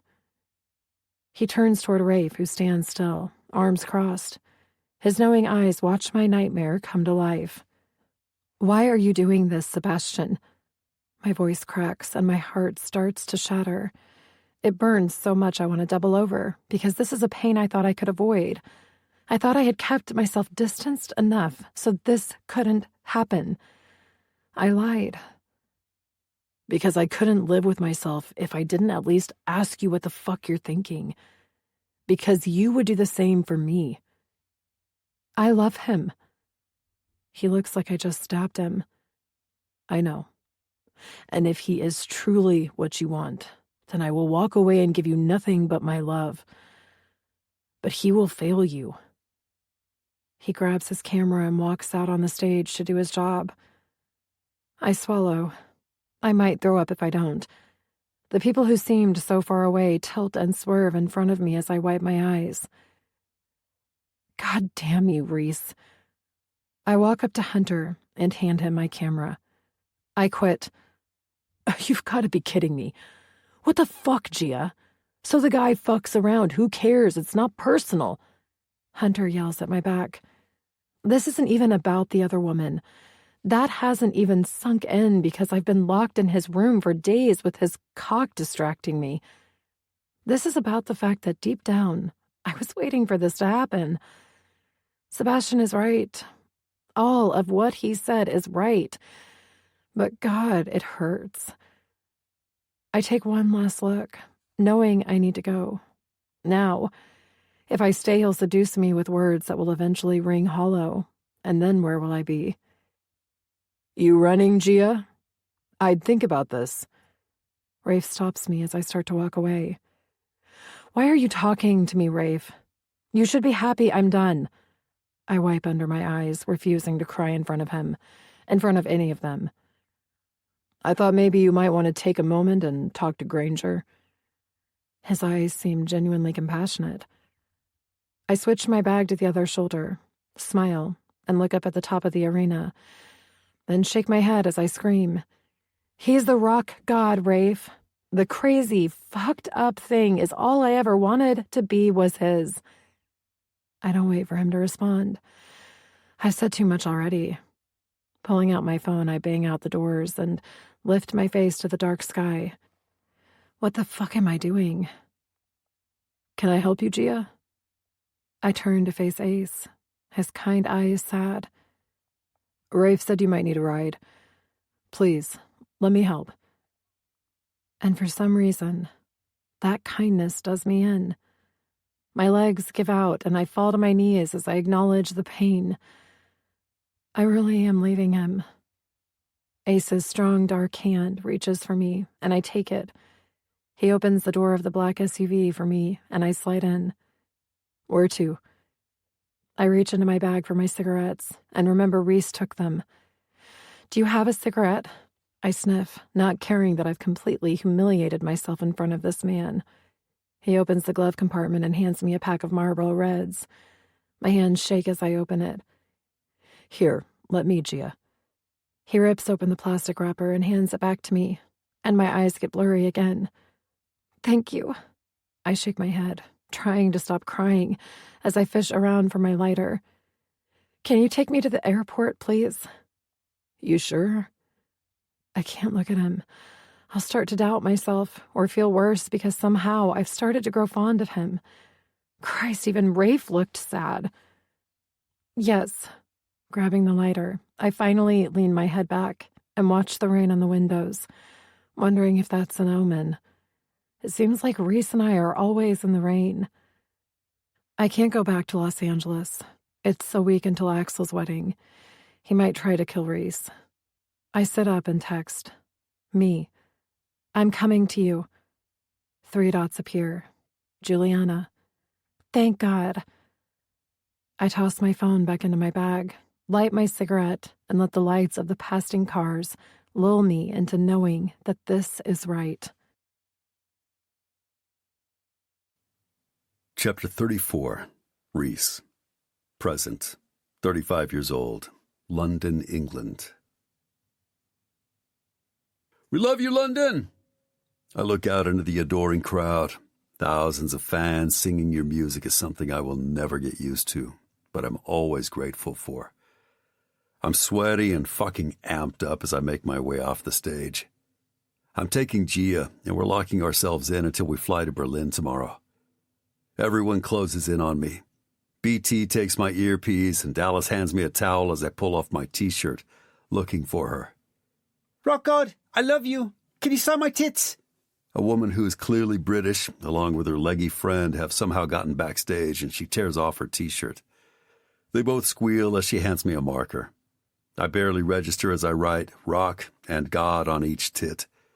It's been a thing I've done for years. I feel Sebastian and Hunter following as they zoom in with the camera. Have a good one, darling. I turn and take the bottle of Jack that Fred, one of our roadies, hands me. Where's Gia? I look around, then straight at the camera. Because out of anyone, Sebastian would know where she is. Gia, where is she? I yell at him. Hunter walks over to Rafe. He's deep in conversation with Ace, who has a bunch of extra security on hand tonight. I look over my shoulder at Ammo. He's giving the leggy one his number on her tits. The crowd still roars their appreciation as Rafe walks over. Let's move, he says. What the fuck, man? Where is Gia? Cold dread, like someone dumped a bucket of ice water on me, makes me almost grab my chest. He looks me in the eyes. That's Rafe. He never looks away. I wonder if I look as crazy as I feel because the look on his face makes me turn. Ace grabs me, but I have rage on my side as I lunge for Sebastian. What did you do, you fuck? Where is she? He drops the camera just in time to save his eye as I take him to the ground. What did you tell her? I slam my fist in his face, and the satisfying crack of his nose breaking makes me only want to hurt him more. Fuck, Granger! Dude! Hands are pulling me off him. He sits up and smiles. Fucking dick has a broken nose, fat lip, and blood everywhere, and still, he fucking smiles at me. I'd start talking and stop smiling, I spit at him. He doesn't engage, only puts his head back and pinches his nose. Hunter, who's holding the camera and filming, looks around the lens at me, then at Sebastian. Jesus Christ, Granger, you fucked up his nose. Ace and his team are moving me toward the back exit. Fuck you, Sebastian. I'm suing your ass, Granger. You don't deserve her. And I snap, see red. Growling like a caged animal, I try to break free. Granger, we need to get you out of here, man. Ace pushes me back as I hear people scream. Or maybe it's me as I try to fight my way loose. Sebastian takes a towel wrapped in ice for his nose. You think I'd let her end up with a prima donna like you? Think again, rock god. Motherfuck! I lunge again as Rafe steps in to push me back. Get him to the hospital and fix his fucking nose, he says to one of the medics who's trying to help Sebastian sit. I have no choice but to move backward. Ace pats my chest. Brother, you need to cool your shit. She's okay. I took her to the airport. My eyes dart to his. The fuck you say? She was borderline hysterical, he says as we bang open the heavy door and go outside into the rain. I'm like a man possessed. Whatever she heard must have been bad. Bad enough that she fucking ran. She ran from me again, just like I knew she would. Just like my mother did. Just like anyone I love. Where'd she go? My voice is almost hoarse. I need to find her, tell her none of this shit matters, that it's only her and me. God damn her for not trusting me and running after everything we've been through. Ammo and Nuke are waiting for me outside by the limo. I don't know where she was going. They wouldn't let me pass the gates, even with my badge, man. He opens the door of the limo. Ignoring the paparazzi, we all pile in. I lean back and try to breathe. I need to form a plan. I sit up and get my phone out of my pocket. Of course, it goes straight to voicemail. Gia, I don't know what happened. I look over at Rafe and Ace, both not even trying to pretend they're not listening. Just come back. I hang up and fight the urge to throw my phone. I asked Desi. She said she saw Gia crying with Sebastian, Ammo says as he looks out the window. I want that piece of shit fired. You know what? Fuck this. I'm done with the whole thing. They have enough footage. Clenching and unclenching my fist, I examine my swollen knuckles. You're all under contract, Rafe exclaims. I'm going to have to work something out with Sebastian since he's threatening to sue. As for Gia, he leans forward. Granger, I told her to wait and talk to you. She said no. The limo glides down the road as I turn to him. You let her go? I did. I told you to watch her. This is a fucking betrayal. I'm ready to attack Rafe, and that's never happened. Pull your shit together, Granger, he says dryly while typing on his phone. Reaching into his suit jacket, he pulls out another phone. Find her. Trace her fucking phone if you have to. I reach for my cigarettes, only to hear Nuke snort. I look over at him. You got something you want to say? I sneer. You're unbelievable, man. The great rock god has finally fallen. She's too good for you. You ain't gonna be faithful to her, and you know it. What the fuck, Nuke? I snarl. He looks at me, his eyes almost slits as he lays his head back. And you wonder why she left? His voice sounds bitter. The sexiest man alive, and look at you. Ha! He laughs. You don't give two shits about Gia. I lean forward. You need to get off the smack. You don't have a clue about Gia. He snorts again. Like you're a saint. What are you going to do? Beat me up? Wiping his nose, he sits up to stare at me. Nuke, shut the fuck up. Ammo lights a cigarette and hands me his bottle of Jägermeister. Listen, Bianca is pregnant. It hasn't been a fun couple of days. She went and sold her story to people. It's coming out tomorrow. Bianca? My mind goes back. That was months ago. Did that fuck tell Gia that? And it's all making sense. Of course she wouldn't handle it well. I take a large swig of the Jägermeister. Christ, I don't know how Ammo can stand drinking this shit all the time. If she is pregnant, it's not mine. I didn't even fuck her. She blew me a couple of times. The kid's mine, Nuke snaps, the most animated I've seen him in a long time, other than when he's on stage. I almost say I'm sorry, but screw him. Nuke is one of my oldest friends, but he's letting drugs take him down. He also sounds like a jealous dick. Like I would ever want to be the sexiest man alive. Rafe glances up as the limo pulls into the hotel. I almost demand a new room. The thought of being in that suite without Gia makes me hold on to the bottle of shitty Jaeger. I turn to Ammo. Let's go to the bar. Absolutely. He takes a drag of his cigarette. I don't wait for someone to open the limo door. My shock is wearing off. I'm fucking livid and strangely numb. She just fucking ran. Didn't try to talk. Didn't give me a chance. Fuck that. She didn't give us a chance. She's been holding back since I saw her a month ago. To be honest, she never trusted me. I take a swig as Ammo walks next to me.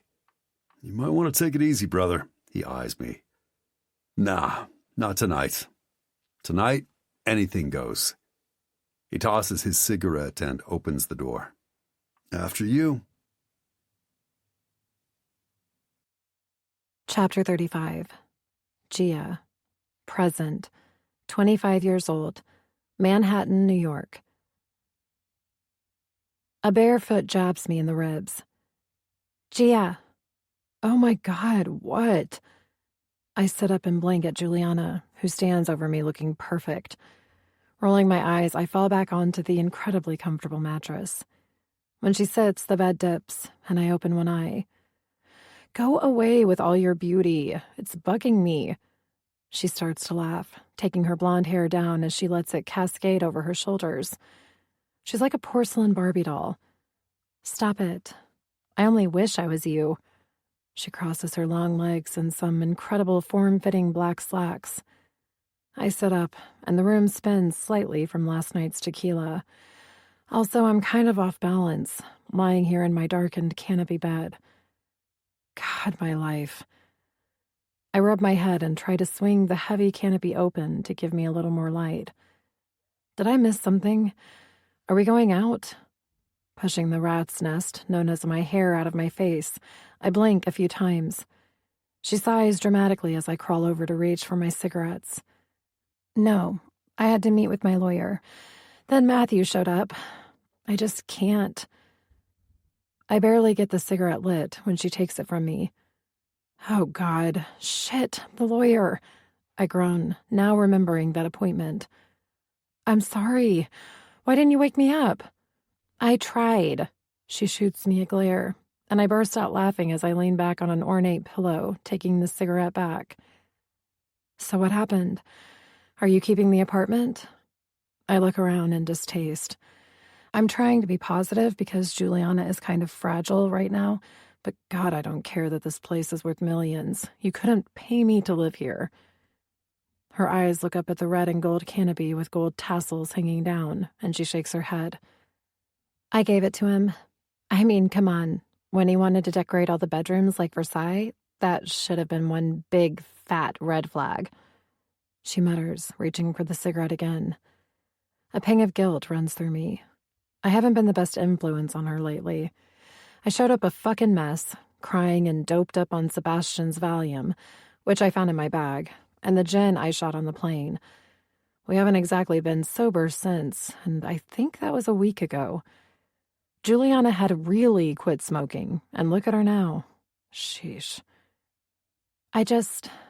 She looks up at the ceiling, then swings her hair over her shoulder and looks at me. My dad is all over me to make him pay, and all I want to do is sign the divorce papers and forget this nightmare ever happened. I nod, trying to be supportive as I attempt to detangle myself from the ornate bedspread. Agreed. Sign the papers. Jesus Christ. I need a lady in waiting to help me out of this bed. Her eyes follow me as I try to get out. Are you okay? Yes. Why?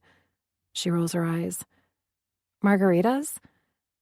I'm finally free of the bedding. Is it noon yet? What day is it? I say over my shoulder, trying my hardest not to look at myself in the large gold mirror in the bathroom. I'm holding on by a thin thread, hence the massive quantities of alcohol so I can pass out and not think about him. It's Thursday, the 21st, she calls out as I use the toilet. And it's noon somewhere. I grin because it's better than crying. I have completely lost it. Hold myself up with Juliana for... Wait, what is today? I jump up and frantically finish doing my business, then stumble to wash my hands. The 21st, she yells again. How about we do Irish coffees? That way it's like breakfast.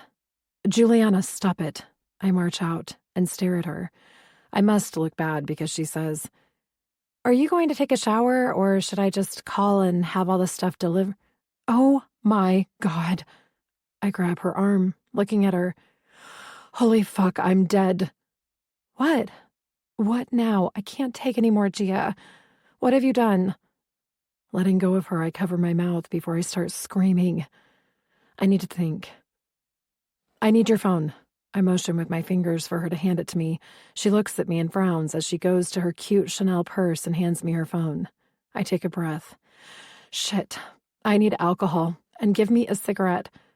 She runs over to the nightstand and grabs the pack. What is happening? I haven't seen anything on the news. She hands it to me. Axel, is all I say. Yes? She looks confused. What the hell, Juliana?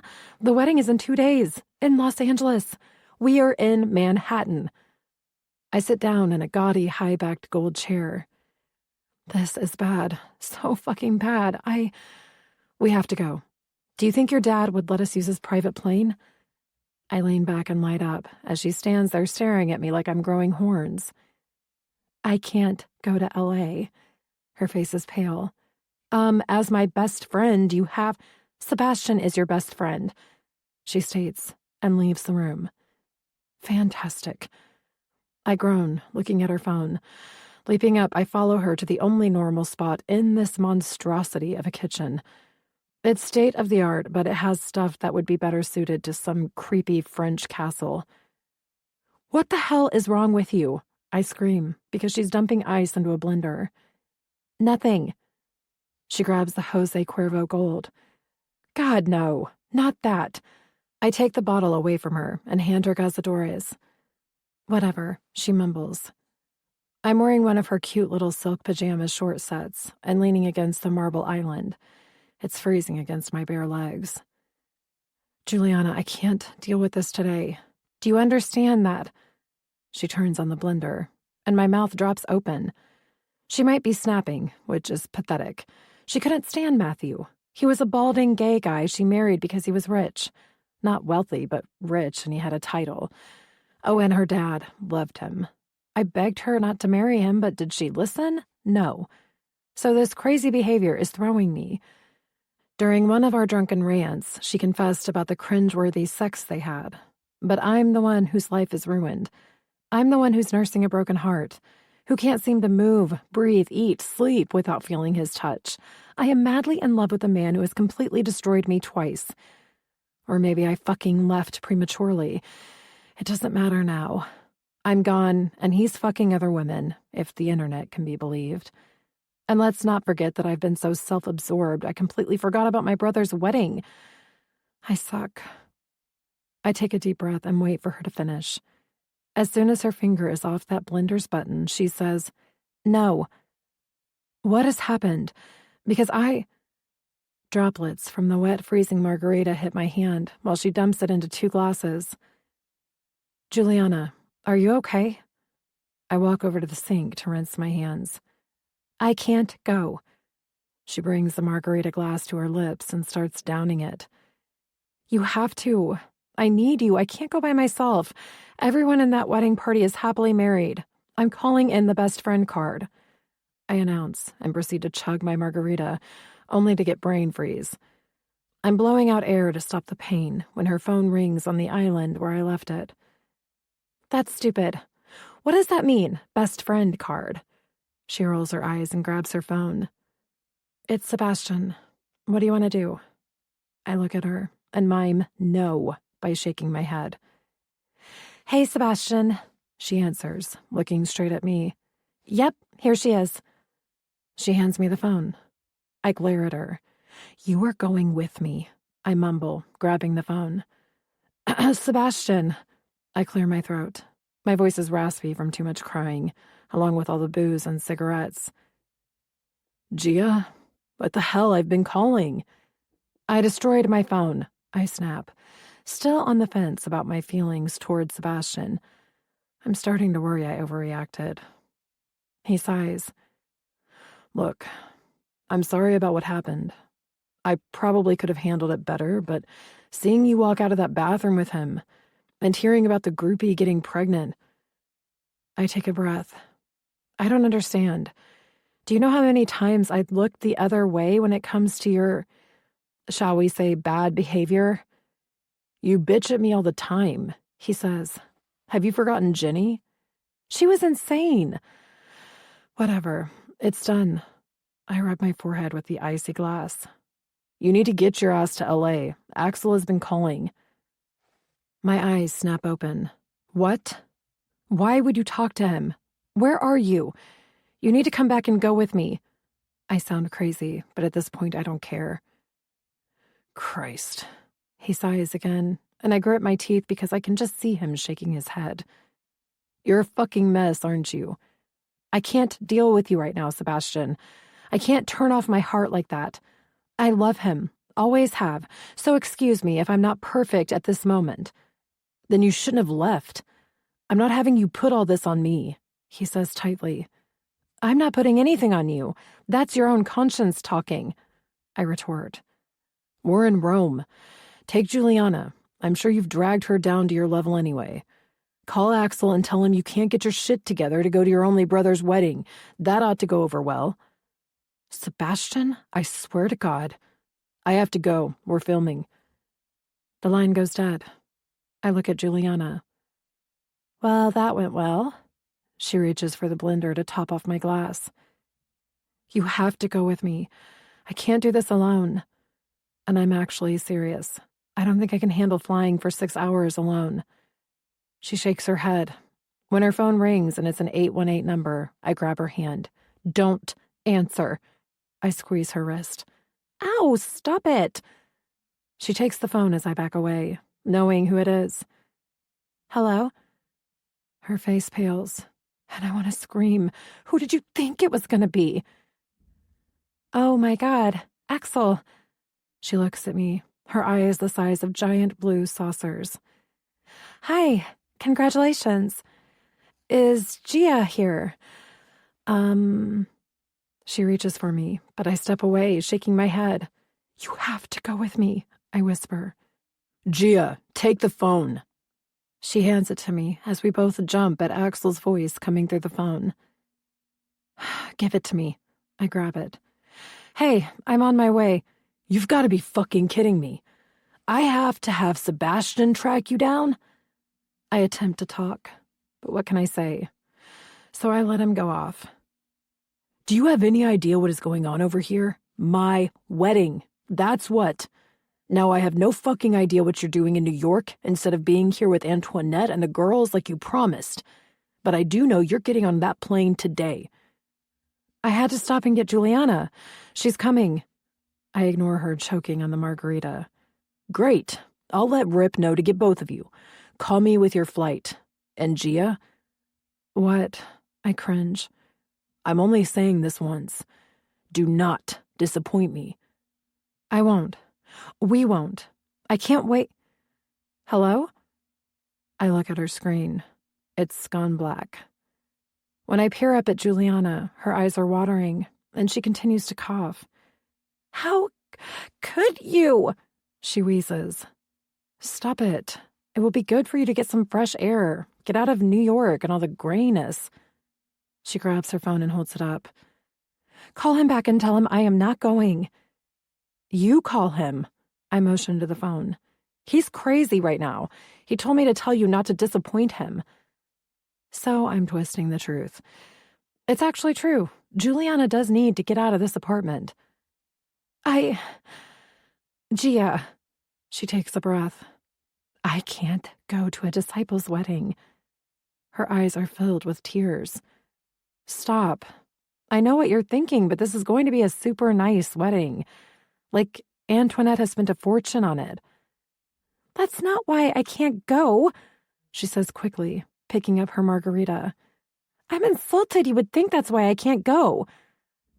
My head is pounding, so I either need to sober up and take Advil, or I need to keep drinking.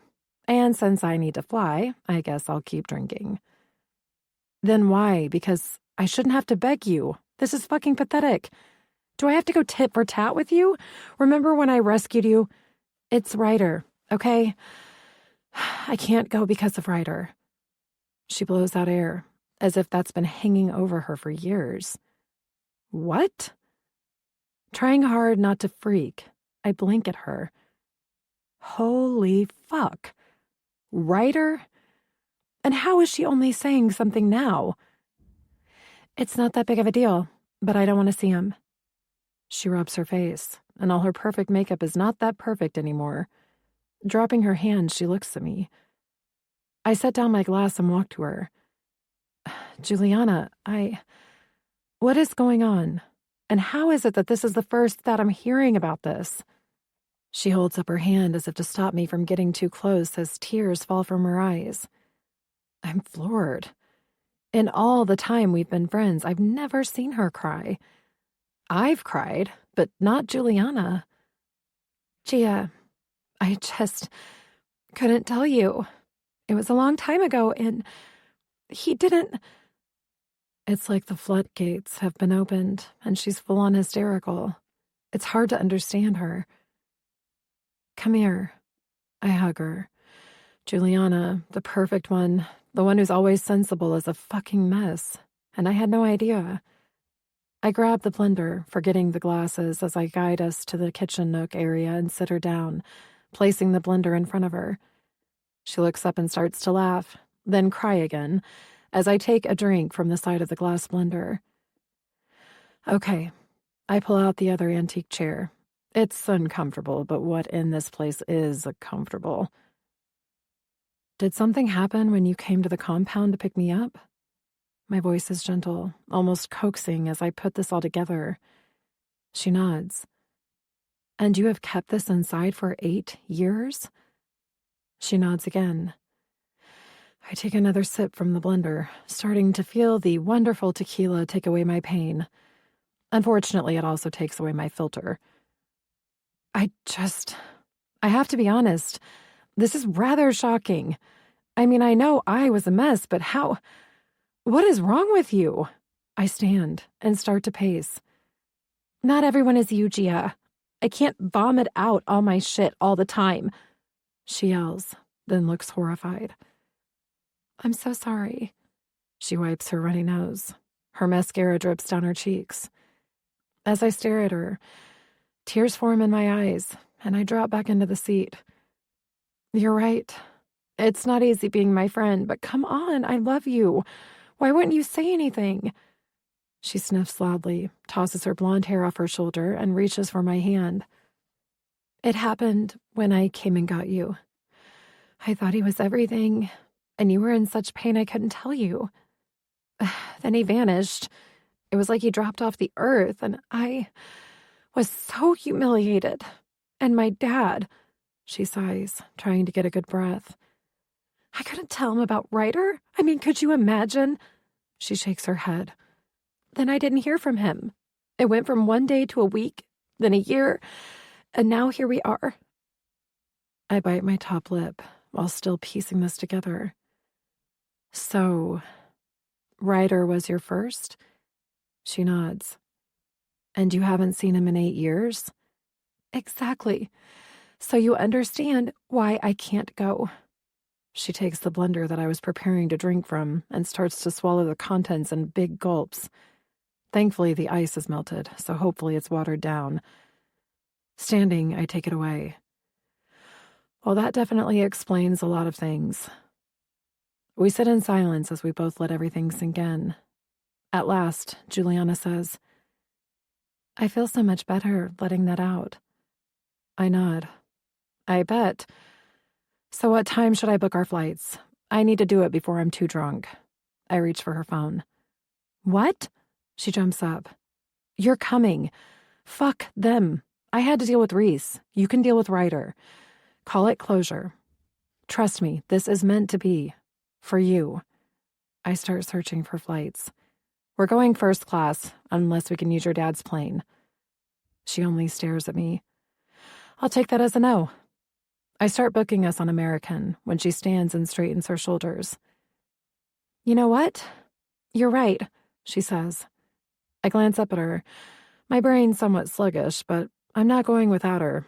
Sure, Ryder has some weird thing going on with Cindy, but if Juliana is his soulmate, it needs to be explored. Also, one of us needs to be happy. I know I am. Fuck him. I need to go to at least tell him what I think. I glance up. Well, maybe don't tell him off right before the wedding. That's why we should get there today, because tomorrow is the wedding. There, I smile at her, trying not to look at her puffy, splotchy face. Not that I look any better, but I still had to remind her to hold off until afterward. We're booked for 6 p.m. We should be able to get our shit together in 4 hours, right?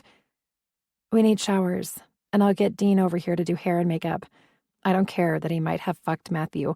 He is the best. I nod supportively. Either she's in shock or completely smashed. I stand and make my way to my horrible bedroom to shower. I need to raid your wardrobe. Actually, just pack for both of us. Already on it. She waves me off, causing me to frown. God, I hope she's not going to make a scene. She's acting weird. Screw it. My brother is far from perfect and has caused numerous scenes. And fuck Ryder. How dare he blow off my best friend? She deserves answers. Screw all of them. Chapter 36. Gia. Present. 25 years old. Los Angeles, California. Ladies and gentlemen, welcome to Los Angeles. If you have checked luggage, please go to Carousel 3, and thank you for flying American Airlines. I blink my eyes open and look around.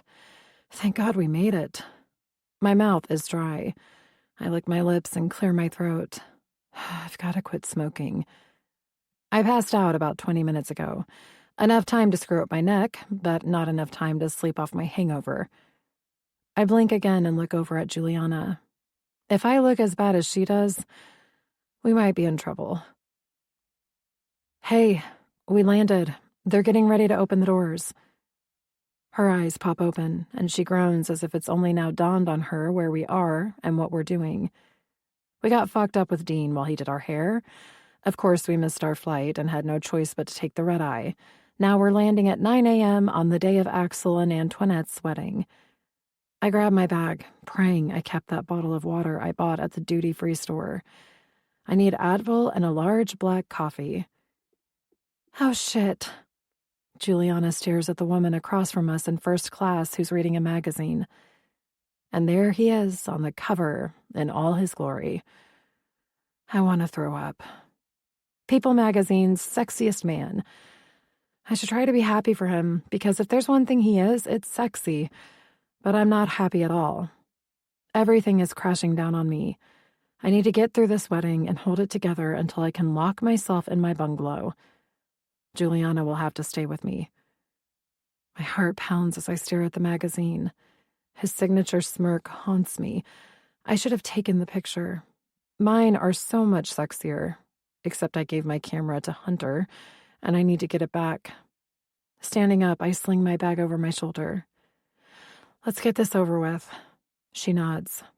I reach up to open the overhead bin to pull down our carry-on, but a man in front of us takes pity on me. Here, let me. His voice is deep, reminding me of Reese, and I want to burst into tears. Thank you, I mutter as I take in a breath. I'm about to smile, but freeze when I stare into green eyes and a fucking gorgeous face. Holy shit! He's one of the Saddington twins.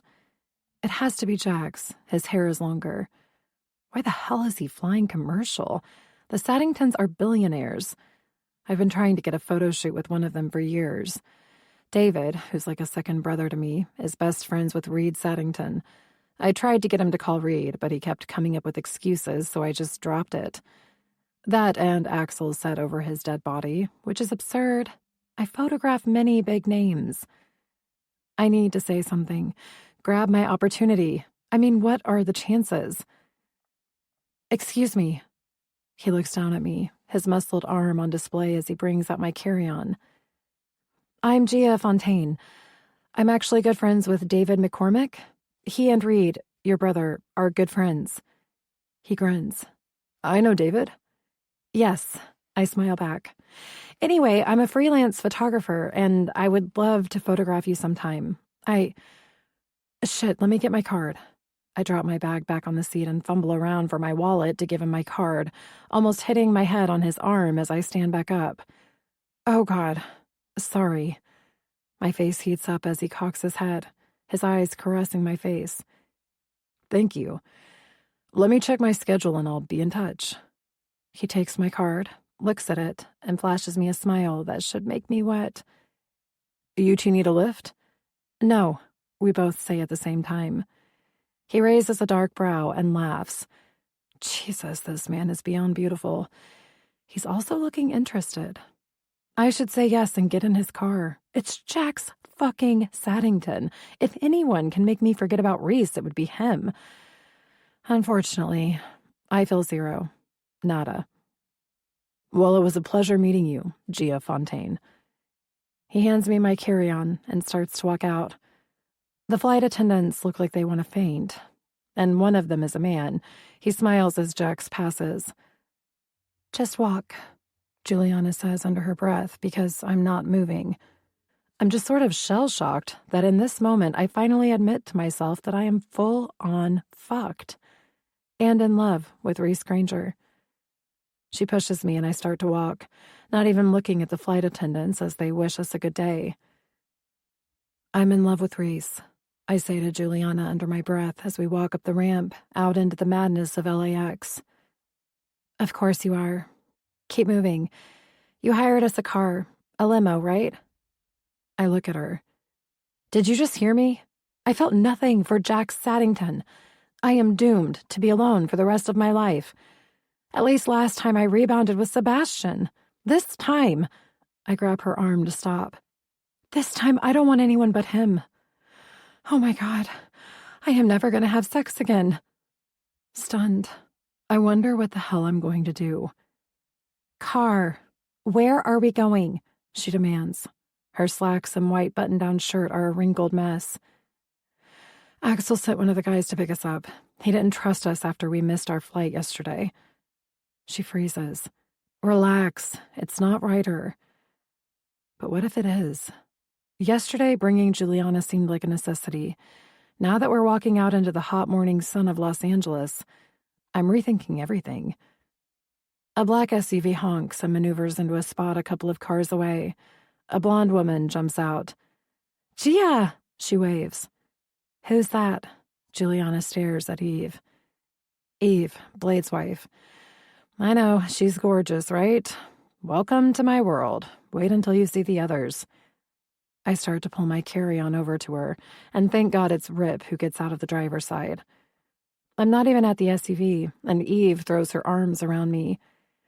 "You are in so much trouble." We sway back and forth as my eyes pool with tears. I love Eve. I'm actually super close with her, and she's 100% supportive. She pulls back, and her blue eyes look at me, shift to Juliana, then back at me. "Oh, wow. Rip." She snaps her fingers. "Get their bags." "Eve, this is my best friend, Juliana." I'm wearing Juliana's clothes, which are 10 times more conservative than any of mine, but when I left London, I only had my purse and what I was wearing. It's not like I've had time to shop. Besides, I have a closet full at my house. "I'm so happy to finally meet you, Juliana. Gia talks about you all the time." She smiles, and I want to put my head on her shoulder and sleep. I'm fucking depressed. "Okay, well, let's get going." She looks at me, rather unsure. Rip walks over and hugs Juliana.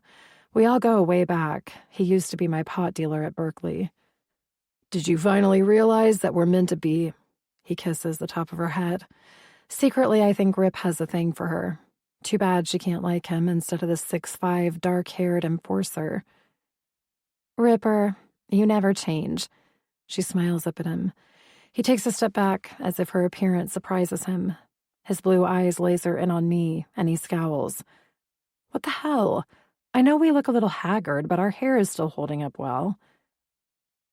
"Okay, Eve's right. We need to get going. They moved the wedding an hour earlier because of the heat." "What?" I climb in as Eve gives me an encouraging pat on the shoulder. He slams the door on my question. The SUV has the air on, thank God. As Rip pulls out, Eve turns to me. "Listen, it's been a little tense lately." I look out the window as we pull onto the 405 North. "Do you have a cigarette, Rip? My head is pounding." He looks at me through the mirror and hands me the pack laying on the console. "Thanks." I offer Juliana one, but she shakes her head no. "What's the drama?" I light up and roll down the window slightly, making it sound like we're in a wind tunnel. "Just club stuff. So they moved the wedding to a secret place. Dolly and Doug are doing our makeup at the clubhouse." I turn and look at her. "What the hell, Eve?" My heart starts to race in fear. Ever since the day Axel said he was getting patched in, I've hated this feeling. I'm always on edge, worrying something bad could happen. "Don't panic. They're just being careful. No one wants unexpected guests today." I rub my forehead and try to let the nicotine calm me. I can't really handle anything, Eve. So if you need to tell me something, spit it out. She looks at Rip, then back at me. Axel's not happy for numerous reasons, so maybe wait until after the wedding to, hug him. I blink at her. Aren't we doing pictures before the wedding? She just stares right back. Do you need to borrow a dress? Juliana packed me one. I wave my hand, then glance over at her. Maybe. What time is the wedding? I need a nap. 3 hours. Rip looks back at us. And what Eve's not telling you is that Axel is pissed about everything, starting with you and ending with the fact that Eve and Dolly got Antoinette a stripper for the bachelorette party. I'm not exactly listening because I'm either getting carsick or everything is catching up with me. I need to sleep or drink because I'm starting to sober up. Juliana must feel the same way because she takes my cigarette. 3 hours? I take off my seatbelt and slide to the middle so I can talk easily to both of them. What happened to a desk wedding? What's going on? Relax, Gia. Everything is fine. Rip holds up his hands. His mellow, pot grower attitude is getting on my nerves right now. It's been a fucking nightmare. Eve turns sideways.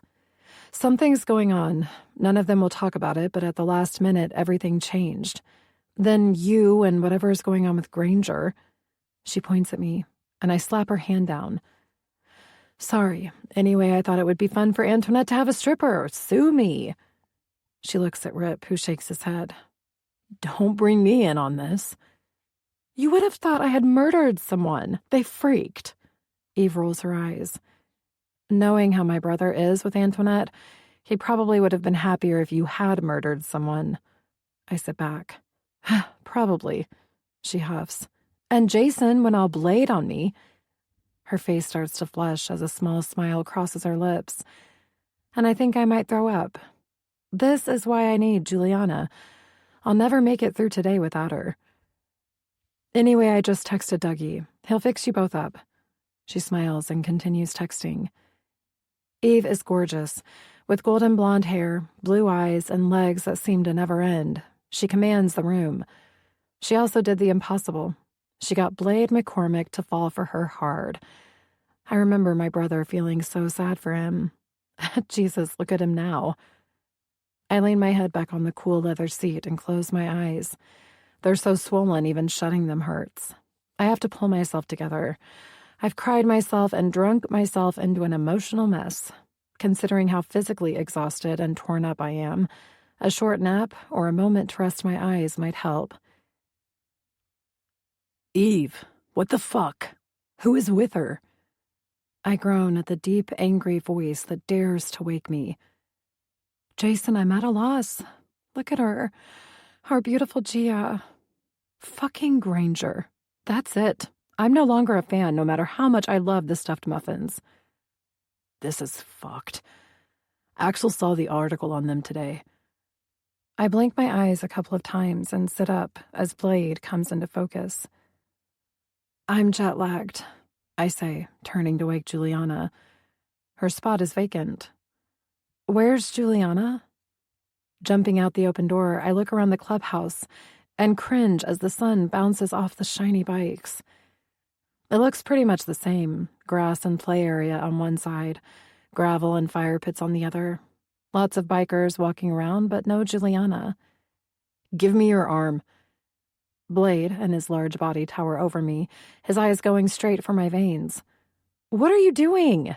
I pull my arm away. What is wrong with you? Nothing. You look like shit.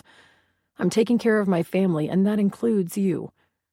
I'm completely mortified. So you're saying I look like a junkie? This week has been hell, but Blade checking my arms for needle marks might be my breaking point. He cocks his head at me, his green eyes dissecting me. Christ. He grabs me for a tight hug. It's strong, warm, and secure, and of course I start to cry. It's okay, Gia. Just get it out. Fucking piece of shit, Granger. I should put a bullet in his head. He growls as he strokes my hair. and I try not to get snot on his cut. Sorry. I wipe it, the smell of leather strangely comforting. I'm just tired, and I hate to fly. I shake my head and reluctantly pull away as I wipe under my eyes and try to laugh. When I glance over at Eve, she looks concerned. This is not because of Granger. I motion to my face as I take the elastic from around my wrist to pull my hair back into a low bun. Where's Juliana? Gia, do you think I'm stupid? I shake my head no at Blade.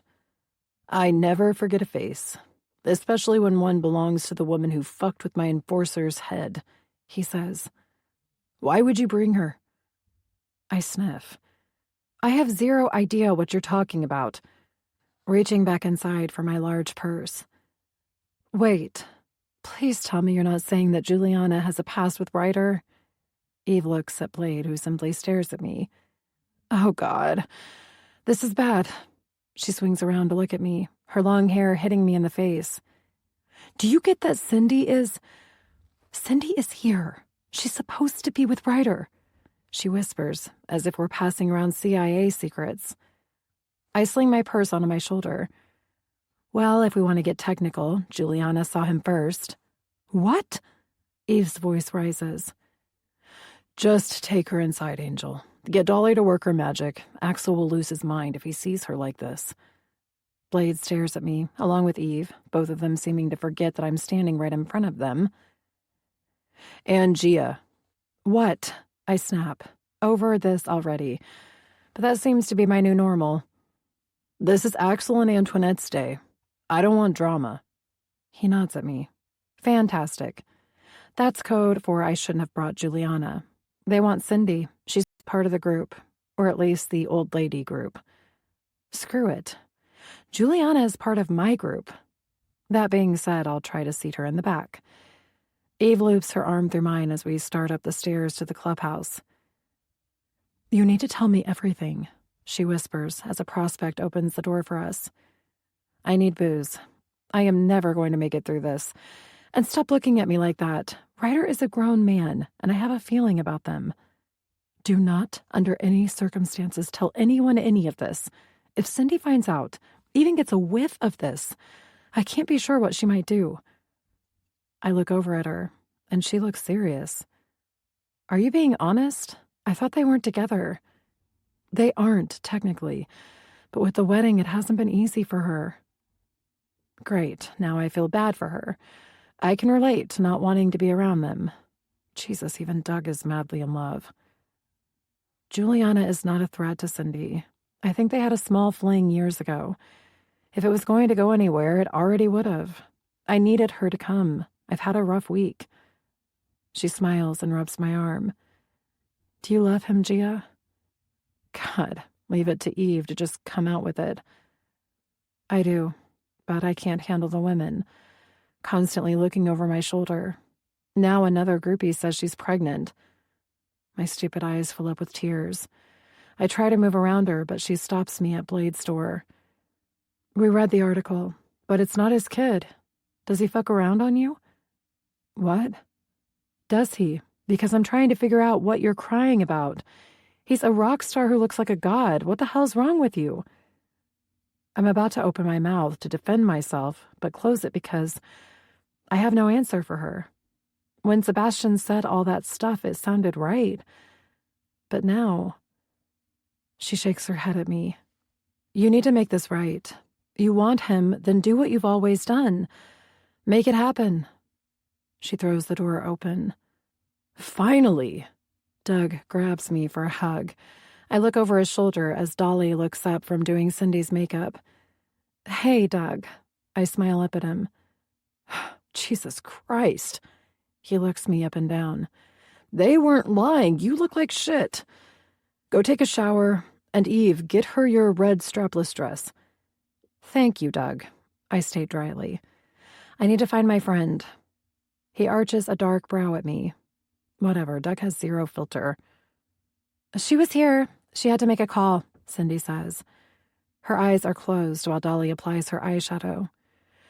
Oh, thank God. I'm exhausted. Where's Antoinette? I go over and hug Dolly. Eve trails behind me as if I'm on suicide watch. She's with Charlie. Dolly puts her hands on her tiny hips. Everything about Dolly is small. She truly does look like a doll. She's fucking fierce, though. A couple of years ago, she stabbed Edge, tried to slice off his dick because she thought he was cheating. Crazy, yes. Unfortunately, I understand how that could happen. It's one of the reasons I don't own a gun. Go, take a shower. I'll get coffee. Doug shakes his head. He's already dressed in a conservative black tuxedo, which is very un-Doug, but Antoinette made it clear that she wanted an elegant wedding. Besides me and Juliana, everyone is a bridesmaid.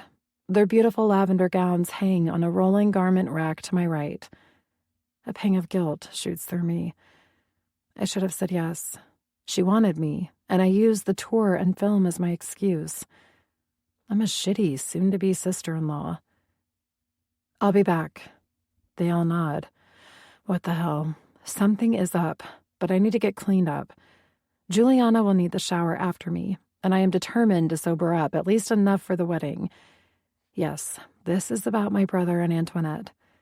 I flip on the bathroom light, strip off Juliana's clothes, and step in. This is it. I'll shed no more tears for Reese Granger. Chapter 37. Reese. Present. 35 years old.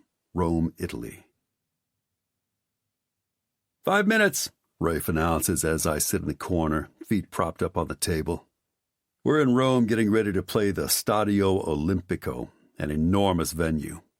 I should be joining in with my brothers in preparing to bring down the house, yet I sit alone.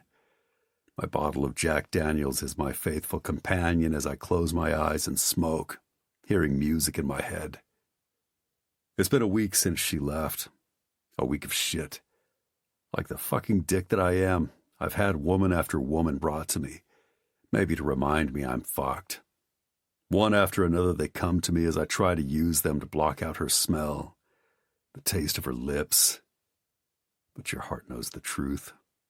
It knows when it beats for another, and my heart has been taken by Gia, torn out of me as it hemorrhages on the floor, yet somehow it continues to beat. A loud scream should make me open my eyes, but I don't. I ignore the mayhem and stay where I am. Granger, let's do this, brother. I open my eyes to see ammo, Jägermeister in one hand and his guitar in another. I drop my feet with a loud thud. My limbs feel weighted, as if cement has been poured on them. Fuck it. Tossing my cigarette onto the floor, I step on it and run my hands through my hair. While I walk toward the stage, BT is by my side, along with Rafe and the fucking film crew. This will be the last concert on the tour. After this, it's a lot of interviews. I have nothing left to say. I can barely stomach Hunter and his pushy attitude, and fucking Sebastian is lucky he can walk. His sanctimonious attitude makes me want to beat the shit out of him over and over. Rafe worked it out.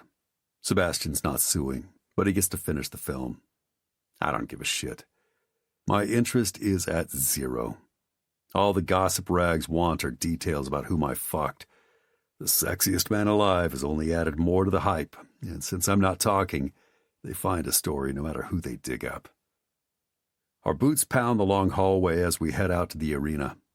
The noise of the crowd filters in as I hold out my hand for my ear monitor. Nuke is always the first to go on, but again I give zero fucks.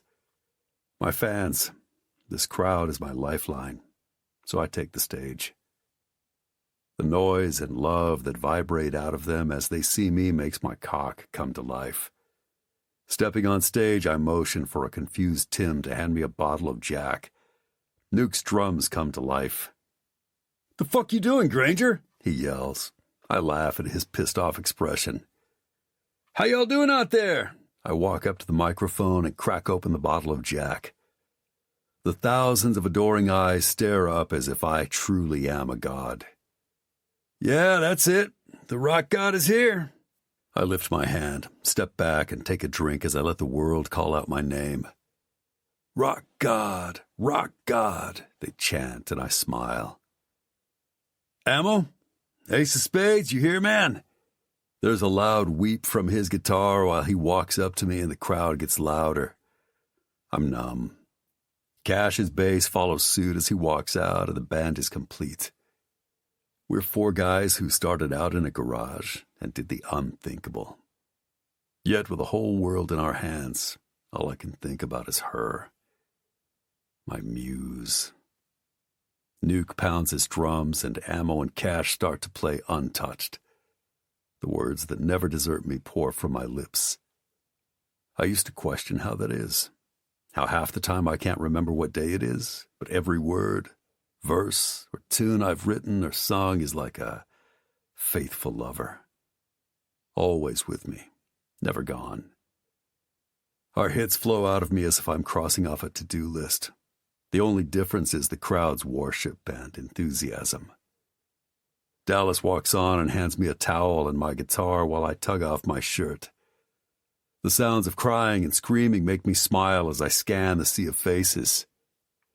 Don't mind these cameras. I motion at Sebastian and the other guy they brought in to shoot the crowd's reactions. We're doing a movie, but pretend they don't exist. I snicker as I look down at the screaming masses. There, in the front row, is an angel with long, dark hair. Could she be my muse? She looks up at me adoringly. Her big brown eyes are full of tears, pouring out love. She worships me. I motion for them to bring her on stage. The barrier that keeps them away blocks her, but she claws and tries to reach for me. The tips of our fingers touch, and I motion for Sal, one of our roadies, to bring her up as the masses go wild. Nuke's drums start to beat almost menacingly, and I grin as she at last gets on stage and launches herself at me. I hold her close, almost swaying with her. Her heart beats for me, rapid, frantic, excited pounding. It seeps into me as does her own smell. Not unpleasant, but not what I crave. I kiss her lips, wanting to feel anything, wanting my heart to beat. I back up and she cries and speaks. It doesn't matter that I don't understand her words. I know what she's feeling as I replace her face with another. Then I hold her hand up and let my addicts adore her. She trembles as they take her away and I grab the bottle, waving my hand for my brothers to stop playing. The lights and smoke fade as I drink and tell them all my truths. You ever been in love? They answer with a loud rumble. Ammo walks over, his face filled with concern as I continue. My brothers are thinking I'm going to go all cowboy on you guys, but I know you all understand me. The answer is a loud, pulsing roar, and I nod. That's the thing about love. Fucking amore. It comes at you like a bullet ripping into your skin and can take you out. I laugh. There are all kinds of love. I take a swig of Jack and pace the stage. Good, bad, toxic, exciting. The kind that comes at you and you know it's unhealthy, but you do it anyway, right? I lift my hand, grasping the bottle, and they scream that they understand. How about the ones who leave and run away like a fucking rat? They take a part of you with them. Yeah, how about those? I nod as my eyes see double and I reach for the microphone to stabilize me. How about the ones who turn your love ugly? I scream, and they answer me. It vibrates loudly in my chest and I reach for my heart. This next song I wrote as a love song, but I'll let you all decide. I take a drink and turn to look at Cash, who shakes his head. I ignore him and tell Ammo to follow. As I let my guitar scream, Nuke picks up the tune and Ammo joins in. There's been a lot of talk lately about my personal life. Shit that means nothing. But this meant something.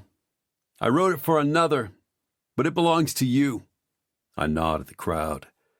The earth pounds as they chant, showing their gratitude with lights from phones and lighters. Fuck you, Gia. The words vibrate around the arena. Suddenly, I'm not numb. I'm alive and angry and so fucking in love with her it hurts. 1, 2, 3, 4. Baby, I don't want to see you crying, but I can't live without your love. This hunger that eats me up, only your lips can cure. I make everyone bleed, but that's nothing compared to my heart. It bleeds for you. It's strong and powerful, and mine beats for yours. It beats for you. Let me match your breathing. Let me steal your breath. Rest my racing mind. For this moment, I'm at peace. I can't make you love me. I can't control your heart. But baby, mine is yours. It beats for you. It beats for you. Thank you, my friends. I lift my hand.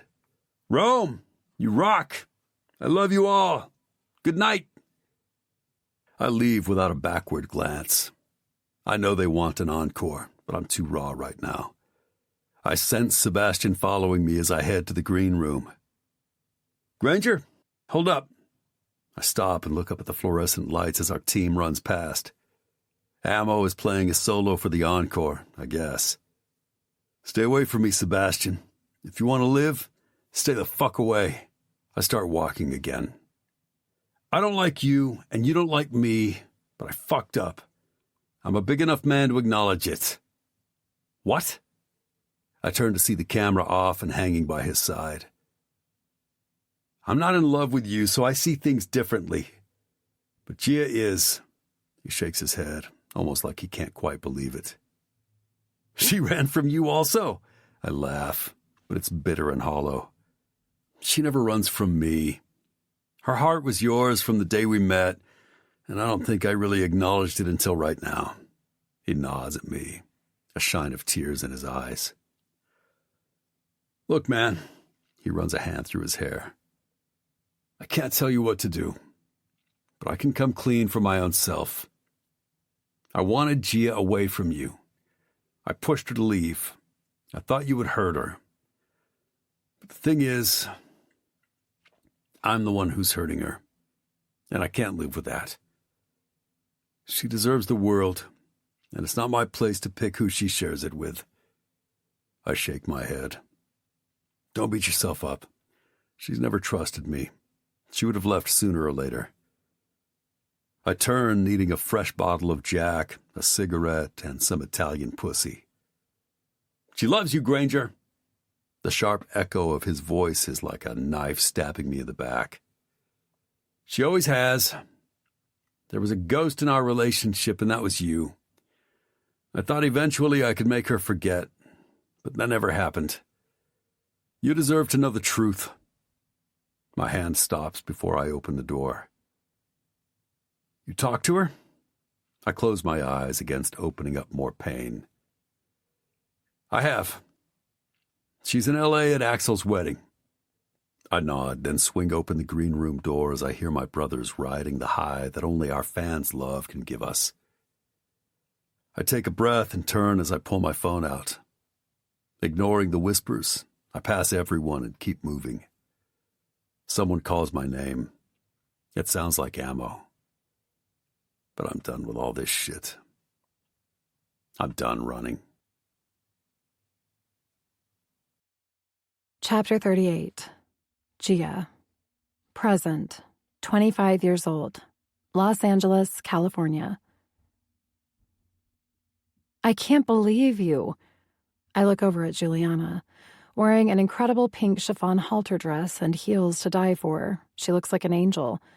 But clearly Juliana has become a devil since she came strolling in right when I was getting ready to call Blade and tell him one of his guys kidnapped my friend. Thank God I didn't, because she's glowing. I was worried, I say quietly. You were passed out.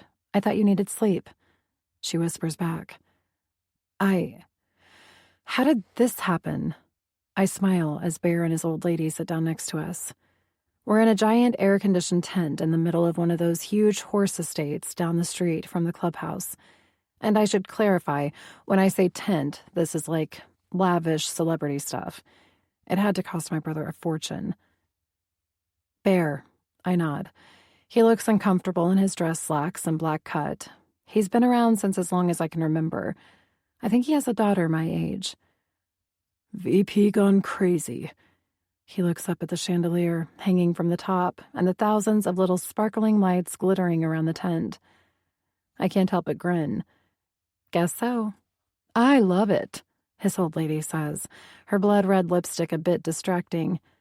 Big Bear here is just ornery because he had to get dressed up. Don't he look handsome? Juliana and I look at Bear, whose stomach is almost bursting out of his black t-shirt. His beard is combed and his hair slicked back, all for my brother. That makes my heart ache. You both look gorgeous, she adds. I nod, tears already stinging my eyes, and lean back toward Juliana. I'm losing it.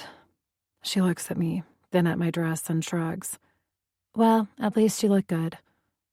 What has happened to you? I mumble. I'm sorry I disappeared, but I had business to take care of. She crosses her legs. Business?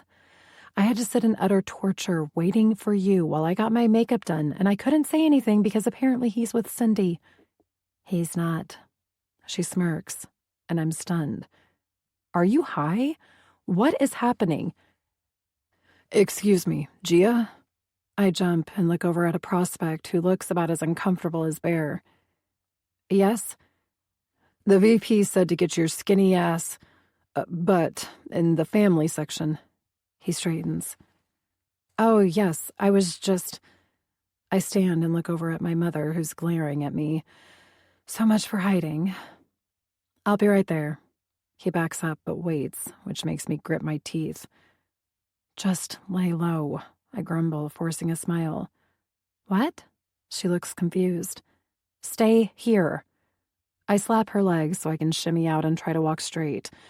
I had to have a couple of glasses of Cristal champagne because my head was pounding.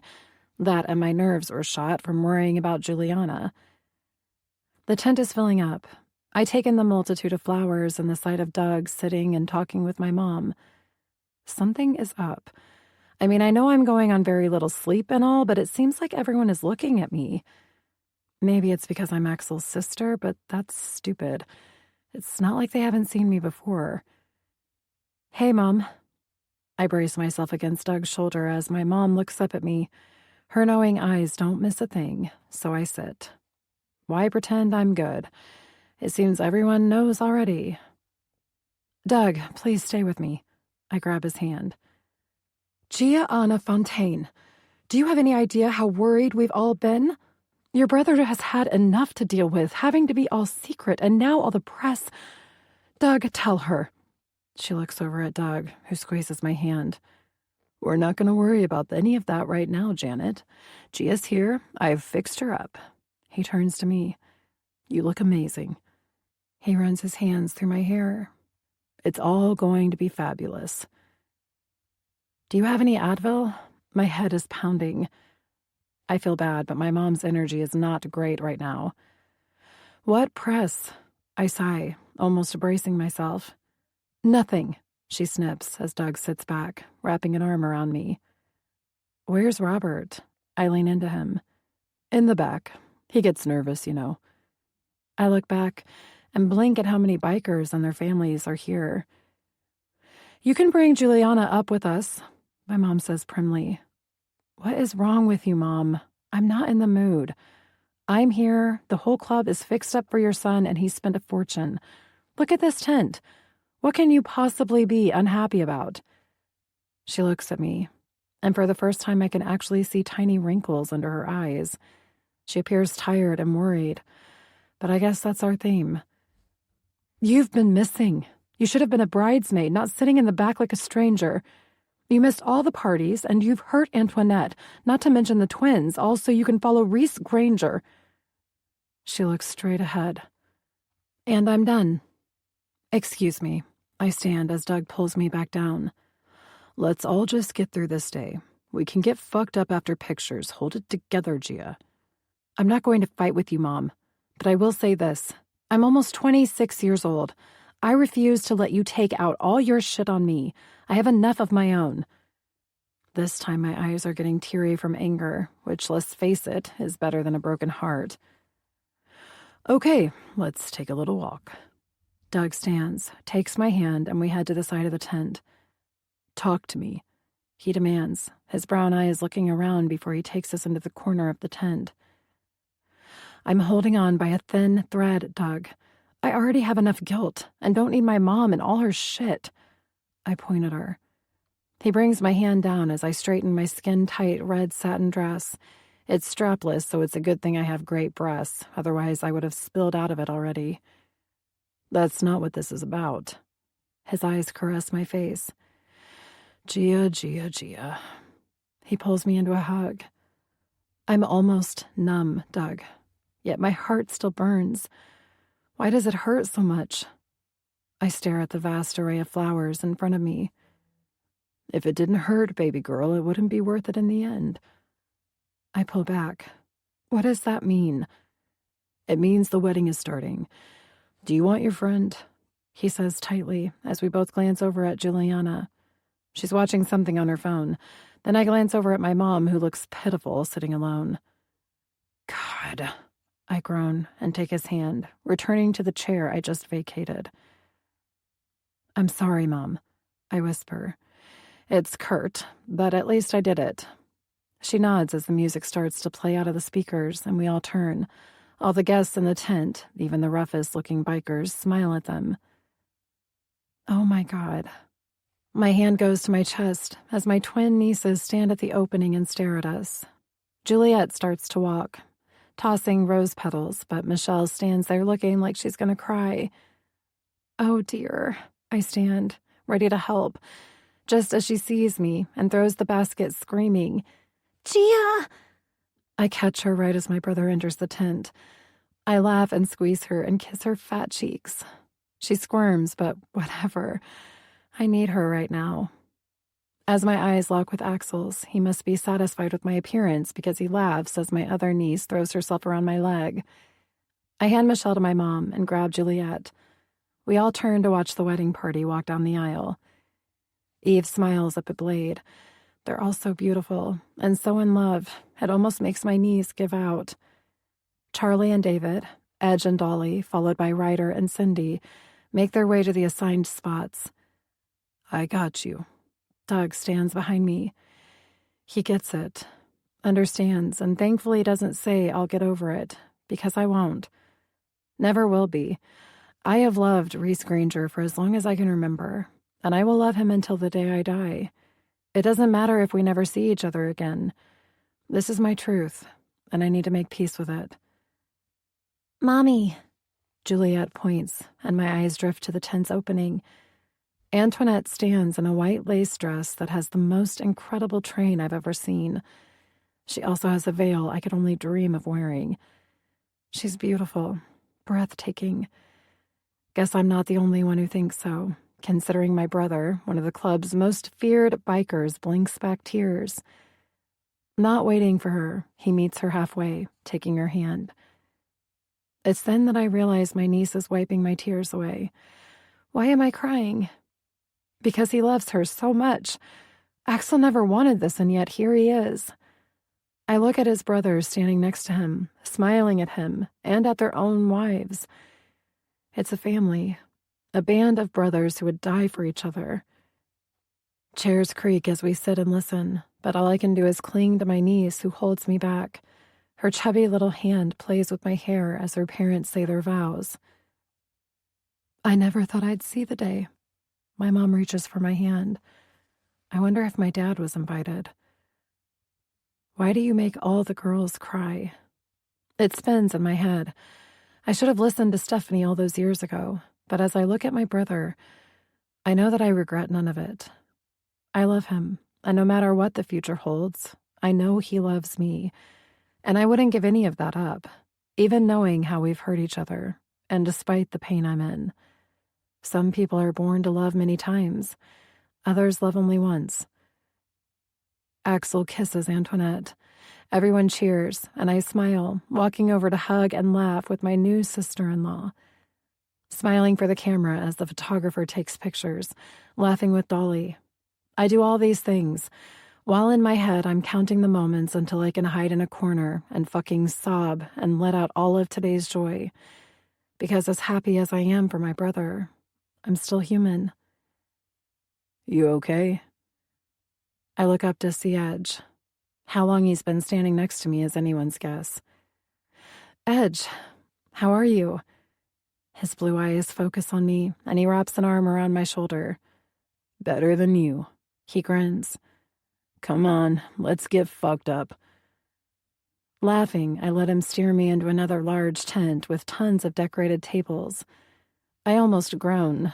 I didn't know we were having a sit-down dinner, or I guess brunch in this case. He walks me straight up to Axel, who's laughing with Blade and David, his arm planted possessively around Antoinette. I could have sworn I saw Juliana come in here. We need a plan. I figure we let everyone start drinking, then call an Uber and have them take me to my house in Venice. He looks over at me and brings an arm around my shoulder, but keeps talking. Again, I have this odd sensation like I'm missing something, but quite frankly, I'm too tired to care. I need to use the restroom. Axel looks down at me frowning, but lets me go. Stepping back out into the afternoon sun, I head into the massive ranch-style house for the bathroom. Oh my God. In a way, it's fucking hot. I hear Dolly as I turn the corner. She and Cindy are watching something on her phone, and I know this has something to do with me, or Reese. It's hot. Even the fuck you part. Cindy bites her lip, watching the screen. Especially the fuck you part. I walk straight up and hold out my hand to Dolly. She purses her red lips, and she glances at Cindy, who looks a mess already. Her big boobs are almost falling out of her dress, and her eyes are slightly glazed. I almost ask her what she's taking, because whatever it is, she looks comfortably numb, and I could use some of that right now. Gia, I'm not supposed to show you this. Dolly looks at me, and suddenly it all clicks. Is this why you guys are all acting weird around me? I almost stomp my foot, but I'm in 5-inch Jimmy Choos, so I flop down on the couch. Just give it to me. I don't have a phone anymore. I put my head back. I am so tired I could probably fall asleep, but that can wait until I see why the whole world seems to be looking at me like I'm some kind of different species. Dolly flops down next to me and holds the phone away from me. I sit up. What? And who told you not to show me? I reach for it, but she has speed on her side right now. Everyone. She waves her hand. I wasn't even a Granger fan, but fuck, Gia. She winks as a wave of adrenaline flows through me. Give me the phone. Dolly smiles and hands me the phone as she digs in her bag for her cigarettes. Her screensaver is Edge and their baby Gunner, who has red curls and fat rosy cheeks. Dolly and Edge need to have more babies.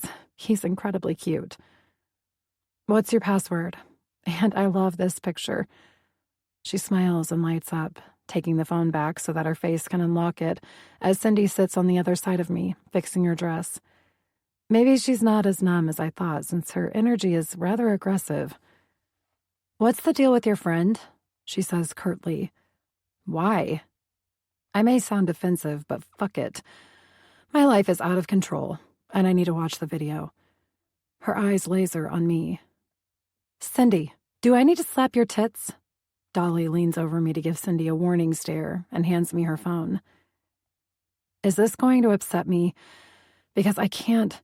God, Gia, really? Cindy rubs her head. It's kind of harsh, since I don't know her all that well. She's close with Charlie.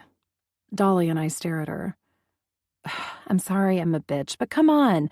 The fucking rock god is singing about how his heart beats for hers, and she's sitting here crying. She doesn't know any of this. And you are cut off.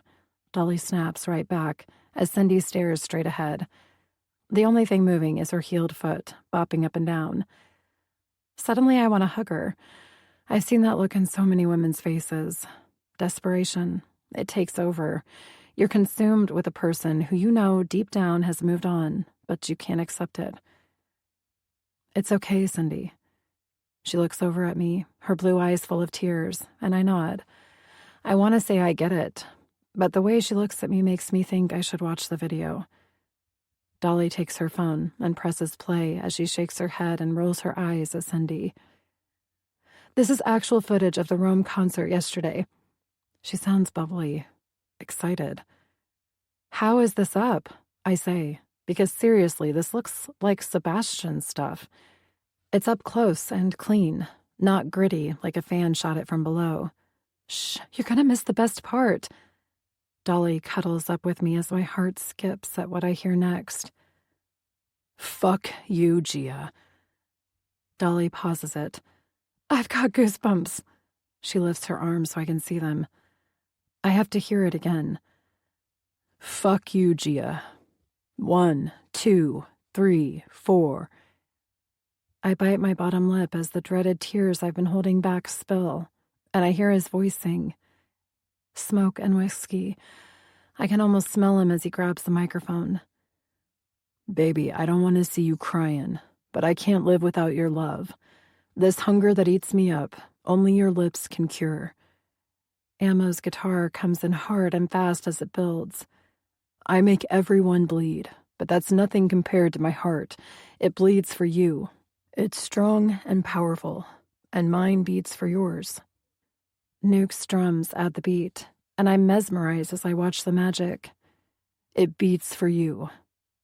Dolly's hand takes mine. Hers warm, mine cold as I watch him fucking destroy me with his voice and words.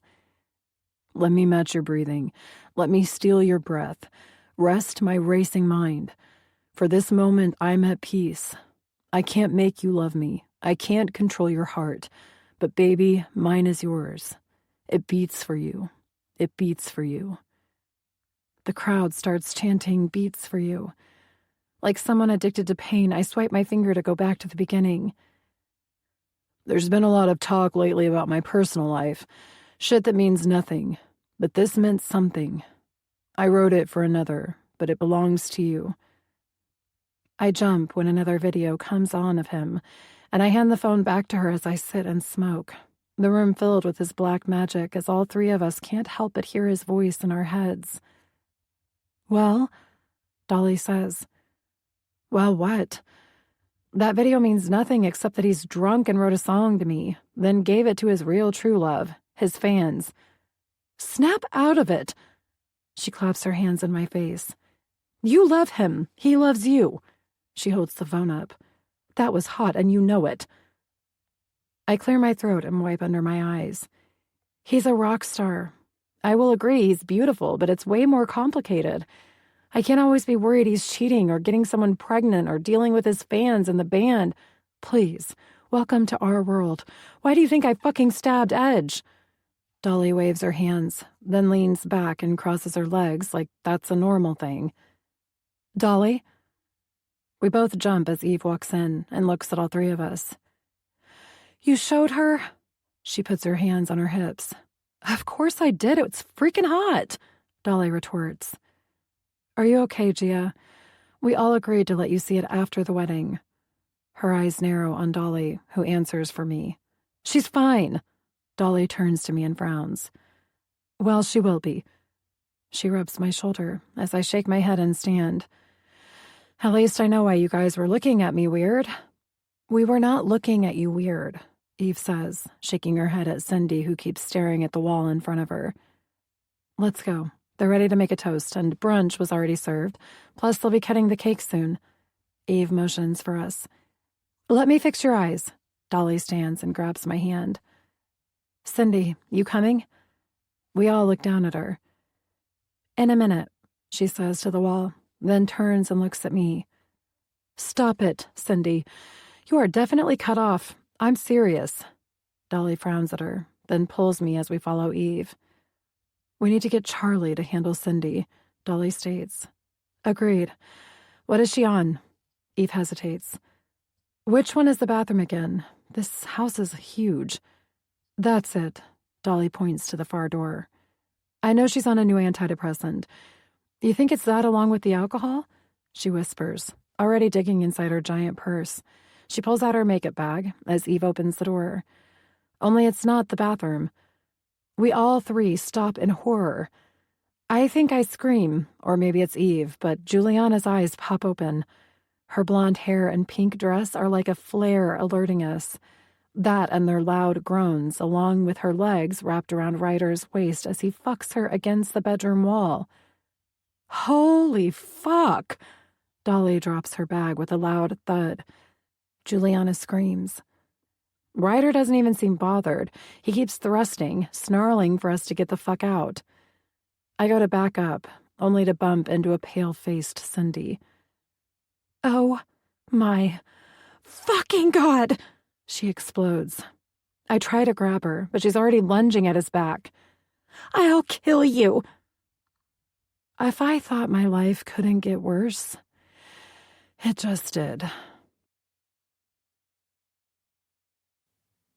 Chapter 39. Reese. Present.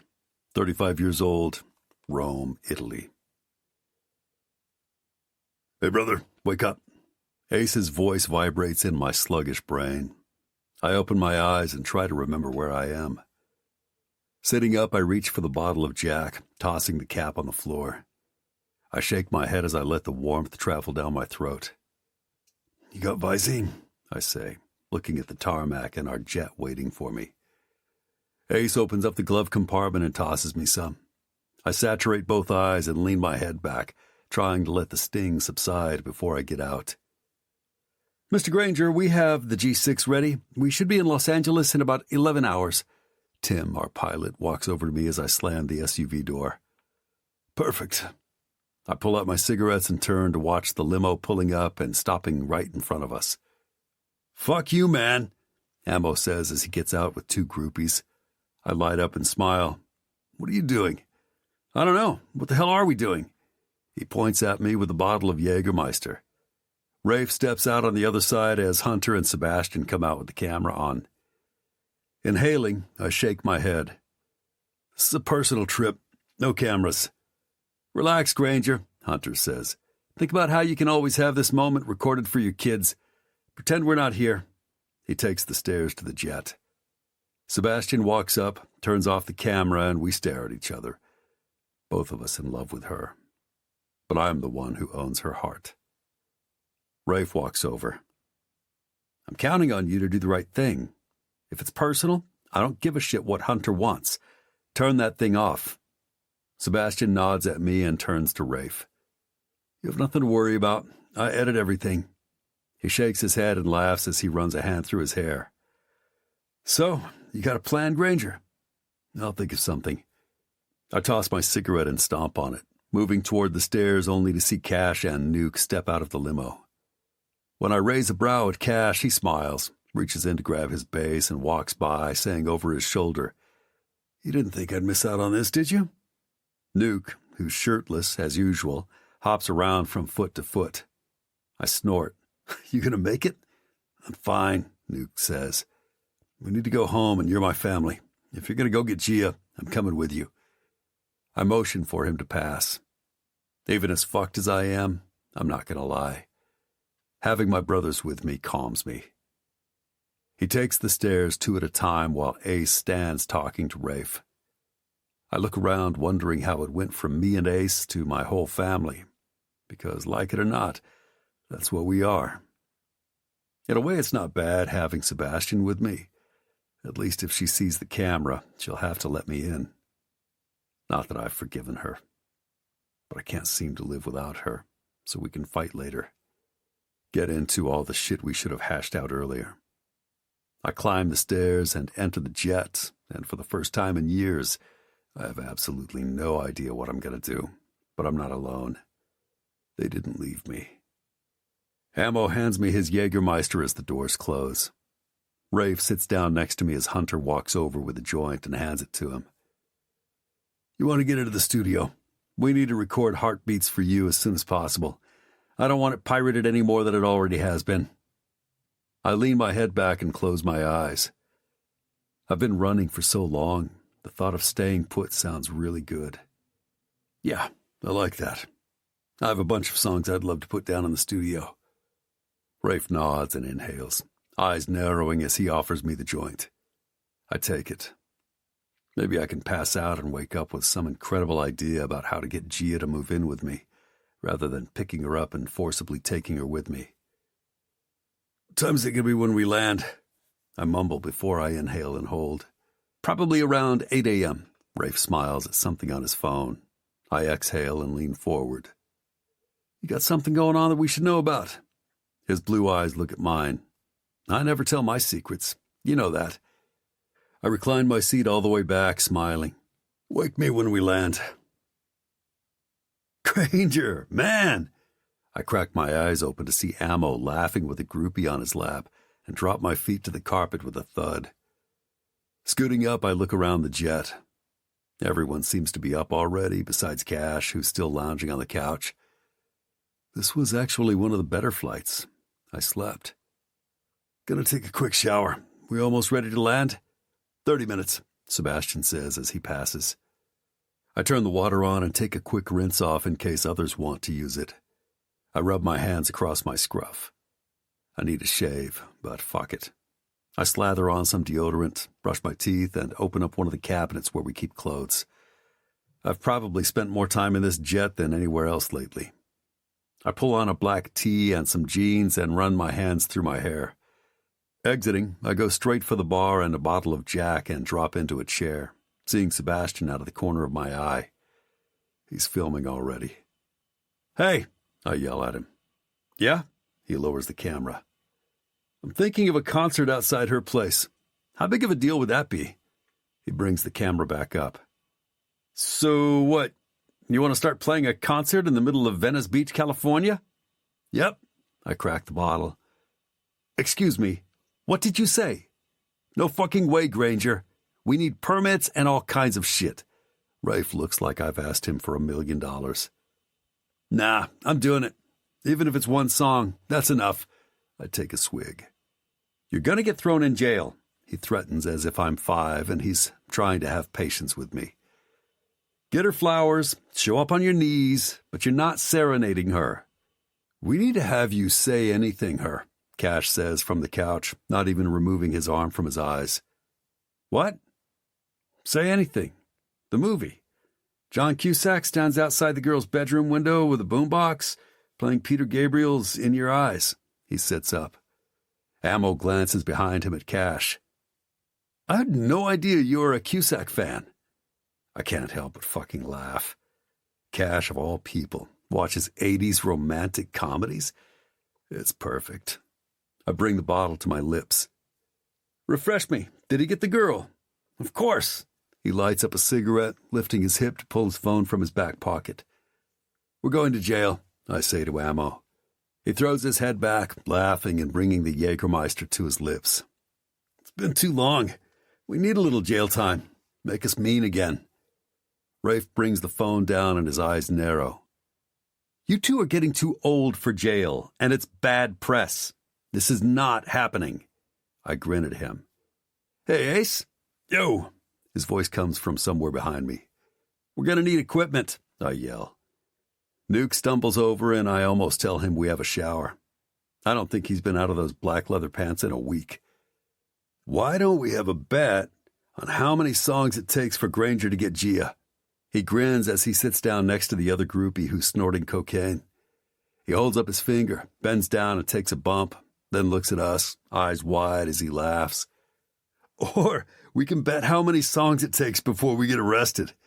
I have to bite my tongue not to say. You'd better hope we don't get arrested. Detoxing in jail is a bitch. Here. Cash sets down his phone, bringing my attention back to him as he hits play. In Your Eyes by Peter Gabriel starts up on a YouTube video. See? The boombox. I look up at him. Yeah, man, I see the stupid boombox and a girl who can't seem to sleep. What the hell, Cash? Just watch. He nods. I take a breath and the video ends with John Cusack standing alone by his car playing the song. That's it? I rub my face. That's what you think I should do? Yeah, it's perfect. We play In Your Eyes and you'll get Gia. Jesus Christ, Ammo says. Cash, he didn't get the girl. I motion with the phone, laughing. It's so fucking absurd. I'm tempted to do it. Fuck you guys. He sits down. Cusack gets the girl later. You have to watch the movie, assholes. Leaning over for the pack of cigarettes, I look at him, then Ammo, trying hard not to laugh again. Trust me, if you want to be romantic, this is the way, Cash says with conviction. All right, any other tips? Fuck off. I'm giving you great advice. He grabs his phone. Why can't I just play one of our songs? Cash sighs as if I'm not right in the head. It's the whole production, Granger. In your eyes, it's... He searches for the word only to have Rafe interrupt him. You can't be thinking of listening to him, can you? Rafe says, wide-eyed. I grin. Jesus Christ, you're all fucked in the head. We have no permits. This is going to be chaos. Rafe says all this as he texts. Looking up, he snaps. Ace, beef up security. We all know In Your Eyes, right? Cash asks as Ammo chokes on his swig of Jaeger. What the fuck has happened to you? Rafe snarls, shaking his head in disgust. I stand and hand him the bottle. Drink up, Rafe. Looks like we're going to jail. Chapter 40. Gia. Present. 25 years old. Venice Beach, California. I hear music. Loud music, like it sounds right next to my head.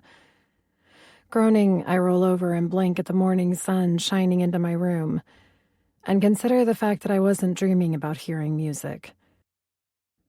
Who's playing Peter Gabriel at shock volume? Juliana grumbles next to me. My heart leaps to my throat as I slap her awake and bolt up. Holy fuck! My stomach flutters and my face heats up as I hear it. Gia Fontaine. It vibrates around my small bedroom as I try to breathe. Oh my God, Juliana. It's him. My hand goes to my neck. I try to swallow. Wait, what's happening? She sits up on her elbows. Her mascara and the residual makeup we forgot to remove last night makes her look a bit like Harley Quinn.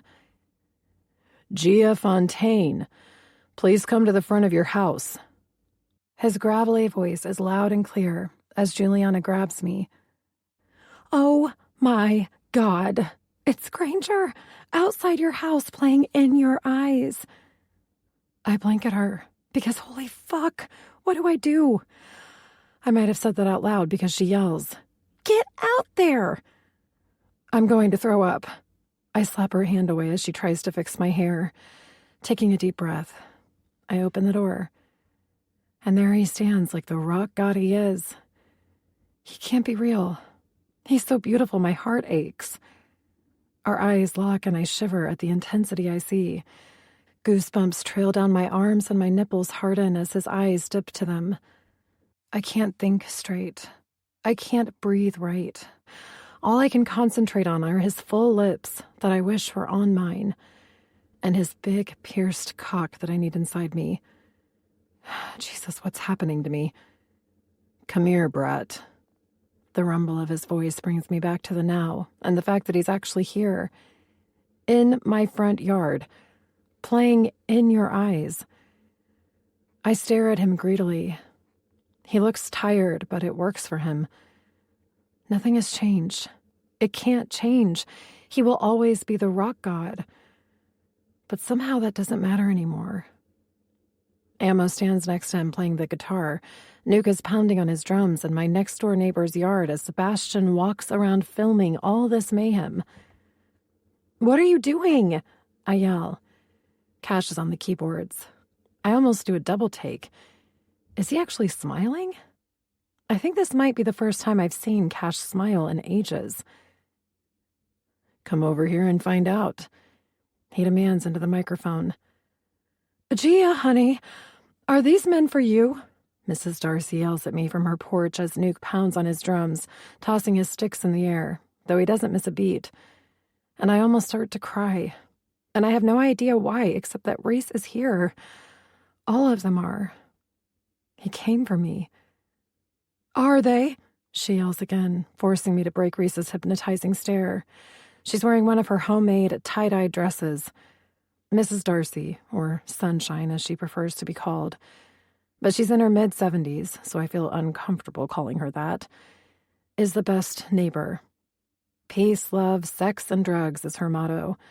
I think she used to be seriously into selling LSD and has lived in the same house for over 50 years.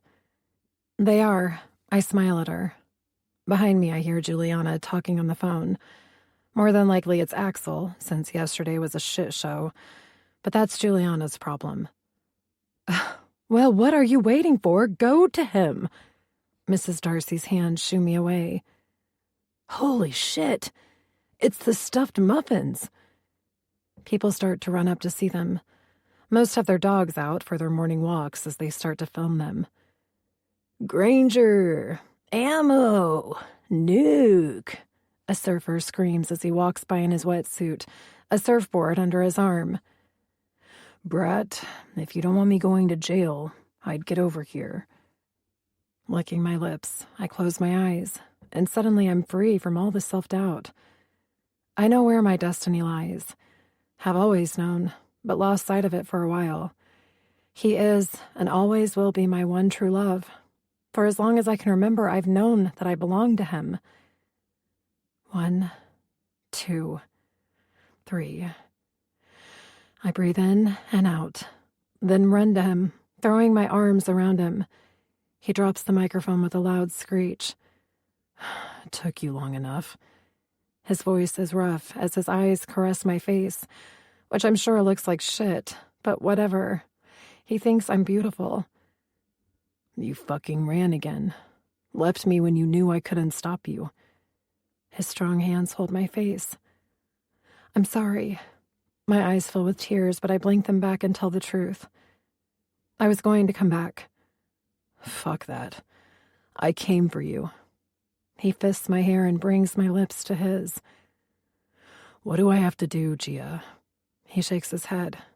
Don't you get it? His mouth claims mine as I lean into him and let him carry me away. My heart beats for you. I blink at him through my tears. This is our moment. I groan and let his tongue take mine in a kiss that leaves every other one lacking. Our tongues twist and join as I taste bourbon and my own salty tears. Excitement snakes down my stomach and I cling to him, digging my nails into his neck. He lifts his head. His eyes, like deep amber crystals, make my breath stutter as he allows me to see his pain.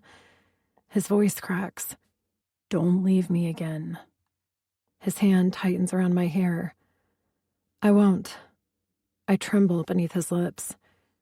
He's a man, not a god. He bleeds like all of us. Somewhere along the line, everyone lost sight of that. He's a master at verse, turning words into magical rhymes. But he's also the scared boy searching the streets for his mother, the musical genius sleeping in our garage, the boy who makes all the girls cry. Reese, I place my hand on his heart. It's strong and fierce, and it beats for me. I love you. I've loved you forever. Let's go, he says softly as ammo starts playing untouched. All I can do is hold on to his warm, strong hand while he reaches down and scoops me up in his arms. Helicopters circle around us. The crowd seems to have multiplied. Sirens fill the air as Ammo's guitar and Nuke's drum drown it all out. This is the LAPD. You all need to go home, a voice says over the police department's microphone. This concert is over. A loud roar of no is the crowd's answer. People are running toward us. Cars are honking. Crowds of people stop and abandon their vehicles. I look up and see that one of the helicopters is KTLA News. Great. That ought to go over well with my brother. I tuck my head into Reese's neck as he walks. Rock God, can I have your autograph? They circle around us until he stops, and I slide down his hard body as he tells Ace to go. I slide in, watching the small mob scream, We love you! They do, and they should. He's given them his life up until now. He slides in next to me, pulling me onto his lap. Take us to the Four Seasons. Then he pushes the partition closed. Fuck me. His rough hands pull the bottom of my dress completely off, then snap my string panties off too. I grip his shoulders as the limo starts to move. Sinking to the carpet, I grab his pants and unbutton them. Jesus, my hands are shaking. He lifts his hips as his hard cock spills out. I pull down his jeans and freeze at the sight. My name is tattooed on his thigh. Thorns and roses snake through the letters. Not now. He fists my hair. Suck hard. He grunts, filling my mouth with his thick dick. My eyes instantly water and I gag, taking him in as far as I can. Fuck, I missed you. That's it, Gia. Baby, suck the tip. With my hand, I pump him while I pull and suck on his piercing. He jerks my head off him and lifts me up and onto the seat.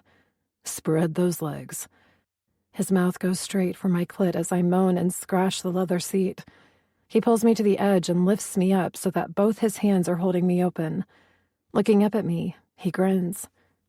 His tongue goes straight for my ass and twirls around my rosette hole, making me moan. Why does it feel so good? I'm getting ready to come, I whimper.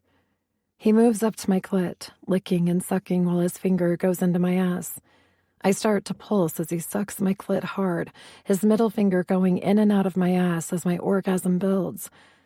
I grab his hair and prepare to ride the wave. Then I do.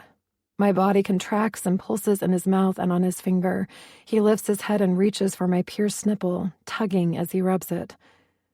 Sitting, he spreads his legs, his velvety cock standing hard and thick. I don't wait for him to tell me. I straddle him, and in one fast, exquisite thrust, I impale my wet pussy on him. Fuck, he rasps. While he watches me, his nostrils flare. I'm beside myself. Don't even think I know my name. All I know is he's inside me, and that I love him. That's it, brat. Fuck me. Up and down I pound as he slaps my ass, the sting making my core grab hold of his cock. While his piercing rubs inside me, he shoves my breast into his mouth. I'm gonna fill this cunt of mine up. I want you off the pill, he growls, and I'm so consumed I chant, I love you, and yes, as I ride him hard. Yeah, baby, ride me. Rub that clit on me. His thumb flicks over it. I thrust against him so hard I can feel the piercing on that tender spot. I hiss. My body is climbing as he grabs my ass with one hand, holding me still, his cock so deep inside me I throw my head back and convulse. Pulsing pleasure makes me scream his name. While he holds me still, I watch him come undone. He's beautiful, his hips jerking as his thick cock pulses and fills me. When he pulls out, I can barely move. Our breathing is harsh. He pushes my sweaty hair, which is stuck to my face, out of the way. I love you, I moan. He leans down, his tongue swirling around my clit, and I groan because I'm so sensitive, but it also feels so good. Gia. I sit up. His mouth takes mine, and I can taste us. My hand snakes down to his rock-hard cock. What the hell? Reese can stay hard, but not this hard. Usually he just stays inside me and grows as he slowly fucks. I'm sensitive. I groan as his fingers take my wetness and rub it slowly on my clit. I know, baby, but I need the truth. What? I try to shut my legs. He stops me with his hands. Why did you run? I close my eyes and he inserts 2 fingers inside me, letting his fingers go deep, slowly pumping. When I arch my back, his mouth hovers around mine. Look at me. Slowly, I open my eyes and tell him the truth. I didn't want to lose myself completely, and I was scared. I grab a hold of his wrist. His fingers go deeper, fucking me. You were scared that I wouldn't take care of you? Protect you? What? He watches me as I lean my head back and open my legs farther. If he thinks this is torturing me, he's sadly mistaken. I'm getting ready to come. And just like that, his fingers are gone. I sit up almost dazed as he pulls his jeans up angrily. Don't do this! Are you kidding me? I yell. You fucking left me. I love you. I needed you and you ran. That woman is after Nuke. It has nothing to do with us. What the fuck is wrong with you? He reaches into his pocket and pulls out his cigarettes as my mind tries to process everything he said. This, Reese. I turn toward him. All of it. I left because I was scared. I left because the thought of you tiring of me and being with another makes me physically ill. He shakes his head as if I'm a crazy person, so I fire right back. Don't look at me like that. You fucked her. You act like I'm insane because I don't want to stick around while you put your dick in anything that's warm and wet. That's not the issue, Gia. His voice is quiet, and for some reason that makes me shiver. You don't trust me. If you did, you would have stayed, and we could have saved ourselves a lot of regrets and agony. That makes me falter. I knew you would touch me, and then I'd start rethinking everything. I can't get a good breath as we stare at each other, our desperate energy bouncing around us like recycled air. He nods, and his eyes narrow while he lights up the cigarette. Babe, I'm not going to lie to you and say I haven't fucked a lot of women. He brings the cigarette to his full lips as I watch. Consumed. That's what he does to me. You can't possibly hold that against me. This life that I'm so fucking blessed to have is not perfect. He motions at us. We are not perfect. I take a deep breath. I was scared, Reese. I didn't think I could survive you getting tired of me. But if I'm honest, I was scared of what I felt for you, I whisper. His eyes caress my face. Inhaling deeply, he lowers the window enough to toss the cigarette out before turning to me. Do you think I'm not scared, Gia? I get up every day terrified that this is the day I go insane, and when I don't, it's in the back of my head that it will be tomorrow, or the next. He leans back against the seat, his dark eyes holding mine. That is my world, he continues. I hear music in my head. I can play any instrument because I can hear it in here. He motions to his head. But when I'm with you... He looks out the window, then back at me, his eyes almost black with a fury that ensnares me as my heart starts to bleed. When I'm with you, it's gone, baby. I know you love me, Gia. He rubs his heart as if it hurts. That's why I got on the plane. You're mine. My muse, my fucking lifeline. And if I wake up one morning and I can't get out of bed, I know you'll be there to hold me through it. I cover my mouth and nod, realizing how strong and tortured he truly is, how me leaving him brought up all his abandonment issues with his mom. I will always be there. I don't care that I'm crying or that I'm still naked. I climb onto his lap and straddle him as I kiss his face, his eyes, his mouth. I love you. I always have. I smile at him, not caring that I can barely see him through all my tears. And if you go crazy, Reese, I'll go crazy with you. He grabs my face with both hands. You're gonna marry me. When he brings my lips to his, I cling to him, letting his mouth and love pour into me. Of course I am, I say into his warm lips. I told you that when I was 7. He frowns as I watch the play of emotions on his face. Christ, you did, didn't you? He laughs and slaps my ass, just as Ace's voice carries back to us. Granger, we're here. I'm gonna try to clear the lobby. Thanks, brother, he yells as I crawl off of him to grab my red dress, slipping it over my head. Feel better? I nod. We both look like we've been through hell and back. You need to trust me. I want it all with you. But right now, I want to order room service, fuck, and sleep. Can we do that?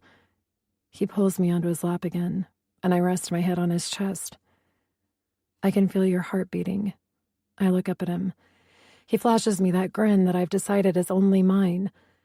Of course you can. It beats for you. He opens the door, and I step out. We both look down at my bare feet, and I squeal when he lifts me into his arms. He smiles at the small crowd of paparazzi waiting for us. Snuggling against his neck, I let him carry me inside. He's tortured, talented, and fierce, and I will love him until the day I die. Epilogue. Reese. 1 year later. TCL Chinese Theater, Hollywood, California. The limo stops and we wait for the valet to remove the cones so the driver can drop us off at the entrance. I squeeze her hand. She looks over at me and my heart does its usual burn for her. I've given up on trying to curb my hunger for Gia. My craving for her grows daily, but tonight belongs to her. The torrent of flashing bulbs and studio lighting illuminates the night, but all I see is her stunning face as she sits in a gown that makes her look almost too beautiful to be real. I'd planned for us to take the Cadillac SUV, but when she came down our stairs in that dress, I had Ace get the limo. It's couture, apparently. Her designer friend Alberto made it especially for her and for this night. Shut Your Muff, our documentary, is premiering tonight. I peer out the window. As with anything concerning Hunter Falcon, it's a huge fucking event. The red carpet runs all the way down Hollywood Boulevard, for fuck's sake. I reach into my suit jacket and pull out my black sunglasses. Gia snaps her compact shot after fixing her lipstick. There was no way I wasn't going to fuck her in that dress. As soon as the door shut, the dress was over her head and I fucked her from behind. It's my cock's job to relieve all her stress, and this is a big night for her. Reese, I swear to God, knock it off. She looks at me and I adjust my dick. When I think about her freshly waxed pink pussy, it grows hard again. Stop, she laughs, but her eyes narrow while watching me rub my cock. They're going to open the door, she warns, licking her lips and looking out at the screaming insanity that is our lives. If fucking Axel and Antoinette weren't sitting with us tonight, I'd finger fuck her in the dark theater. Just slip my hand up her leg and into her slick, swollen cunt that's stuffed full of my seed. Rub her clit and watch her come undone while everyone else is enthralled in the film. But, alas, Gia insisted they come since Axel is in it, and apparently it's his job to support her. That and Antoinette was absolutely losing it. She's a fan. I love it. Drives Axel insane. You're stunning. Reese, she starts laughing. You can wait until we get home. I'm not waiting until we get home, brat. Ace's knock on the window, giving us a warning that he's opening the door, cuts off my filthy tirade. The door swings open and he helps my goddess out as I follow. The frenzy is wild tonight, and it's not only from our fans. The elite of Hollywood are walking the carpet too. Granger, Gia, over here! They scream. The velvet ropes barely hold them back. They reach out to touch us. Keep them away from Gia, I grumble at Ace and my security team. They move us fast toward the red carpet. Christ. I look around at all the adoring fans, wondering where Ammo is. I catch sight of Axel. He's wearing black sunglasses too, and I smirk. Fucking dick. In the last year that I've been with Gia, Axel and I have had no less than 3 fistfights. I guess he finally got it through his thick skull that I'm not going anywhere when Gia and I bought a house in Malibu. It's a small world, at least in Malibu. Our neighbors are Reed and Tess Saddington. Reed is David's best friend, so we've kind of gotten close with them. Gia decided to start barbecue Sundays when we're in town. Our backyard is filled with the ocean, disciples, and my band. I even talked Axel into laying a couple of songs down with me in the studio with the rest of the stuffed muffins. Our new album, Fast and Fierce, is coming out next month. Now all we need to do is slow down enough so that I can knock her up. As if she knows what I'm thinking, she turns to me. What? She smiles and waves at the cameras. I lean down and growl into her ear. She starts laughing. I'm sorry, what was that growl supposed to mean? I'll show you later. She waves, then shrieks when Sebastian runs up from behind her. Turning, she throws her arms around him, and I stand back and let her shine. When Alberto brought the dress out tonight, I almost said no. It's silver, which is good, but the top part of the dress is so tight her tits almost fall out. The rest is made up of layers and layers of chiffon with a slit so high it lets you see one of her long tan legs when she walks. You look ravishing. His eyes go straight for her breasts. God damn it. I pull her toward my chest. Back off, Sebastian. Throwing his head back, he laughs and pats my shoulder. He waves to the cameras. Good luck, Granger. He winks as he links his fingers with a beautiful redhead and walks toward the entrance. Let's move. I bite her ear while she laughs and talks about the film with a reporter. Gia! We both turn as Axel and Antoinette walk up. Of course, he's wearing jeans and a black t-shirt, along with his black cut. She squeals and hugs Antoinette, who's wearing a skin-tight pink dress, but at least her tits aren't falling out. The fuck? Axel stares at Gia. Why would you let her wear that? He looks at me like I've lost my mind. I'm trying to be supportive, I say. Stop, you pussy-whipped asshole, he retorts, shaking his head and guiding Antoinette toward the entrance. Axel! Gia yells. I bite the side of my cheek. She truly does look like she's going to spill out of that dress. One picture, please. He rolls his eyes. We all pose, and the cameras go crazy. Rafe thankfully rescues me, saying the rest of the band is already inside. His eyes take in Gia, and he raises a brow at me but wisely stays quiet. My hand goes to her lower back as I move us toward the venue, smiling and waving at the crowd. The Chinese Theater is a historical landmark. Outside are the famous handprints of the stars, forever captured on the sidewalk. Inside, the deep red velvet curtain with gold palm trees covers the massive screen. So many legends have walked through those doors.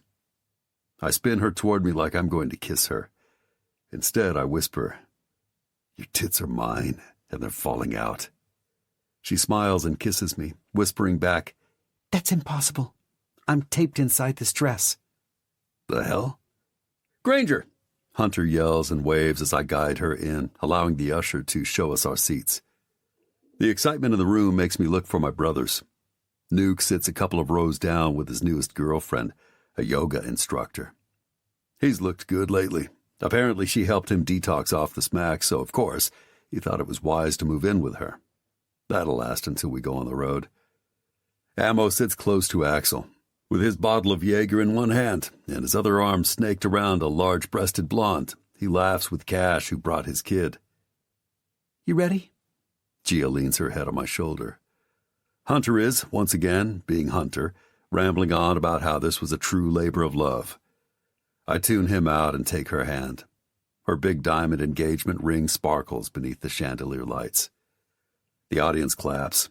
Our loud music spills out of the surround sound system. The screen stays black as I hear my voice say, Fuck off, along with Axel's loud voice as he screams, We are the dicks! Cash laughs. The screen blinks white, then shifts to footage from a video camera. The person holding it walks toward Axel's garage.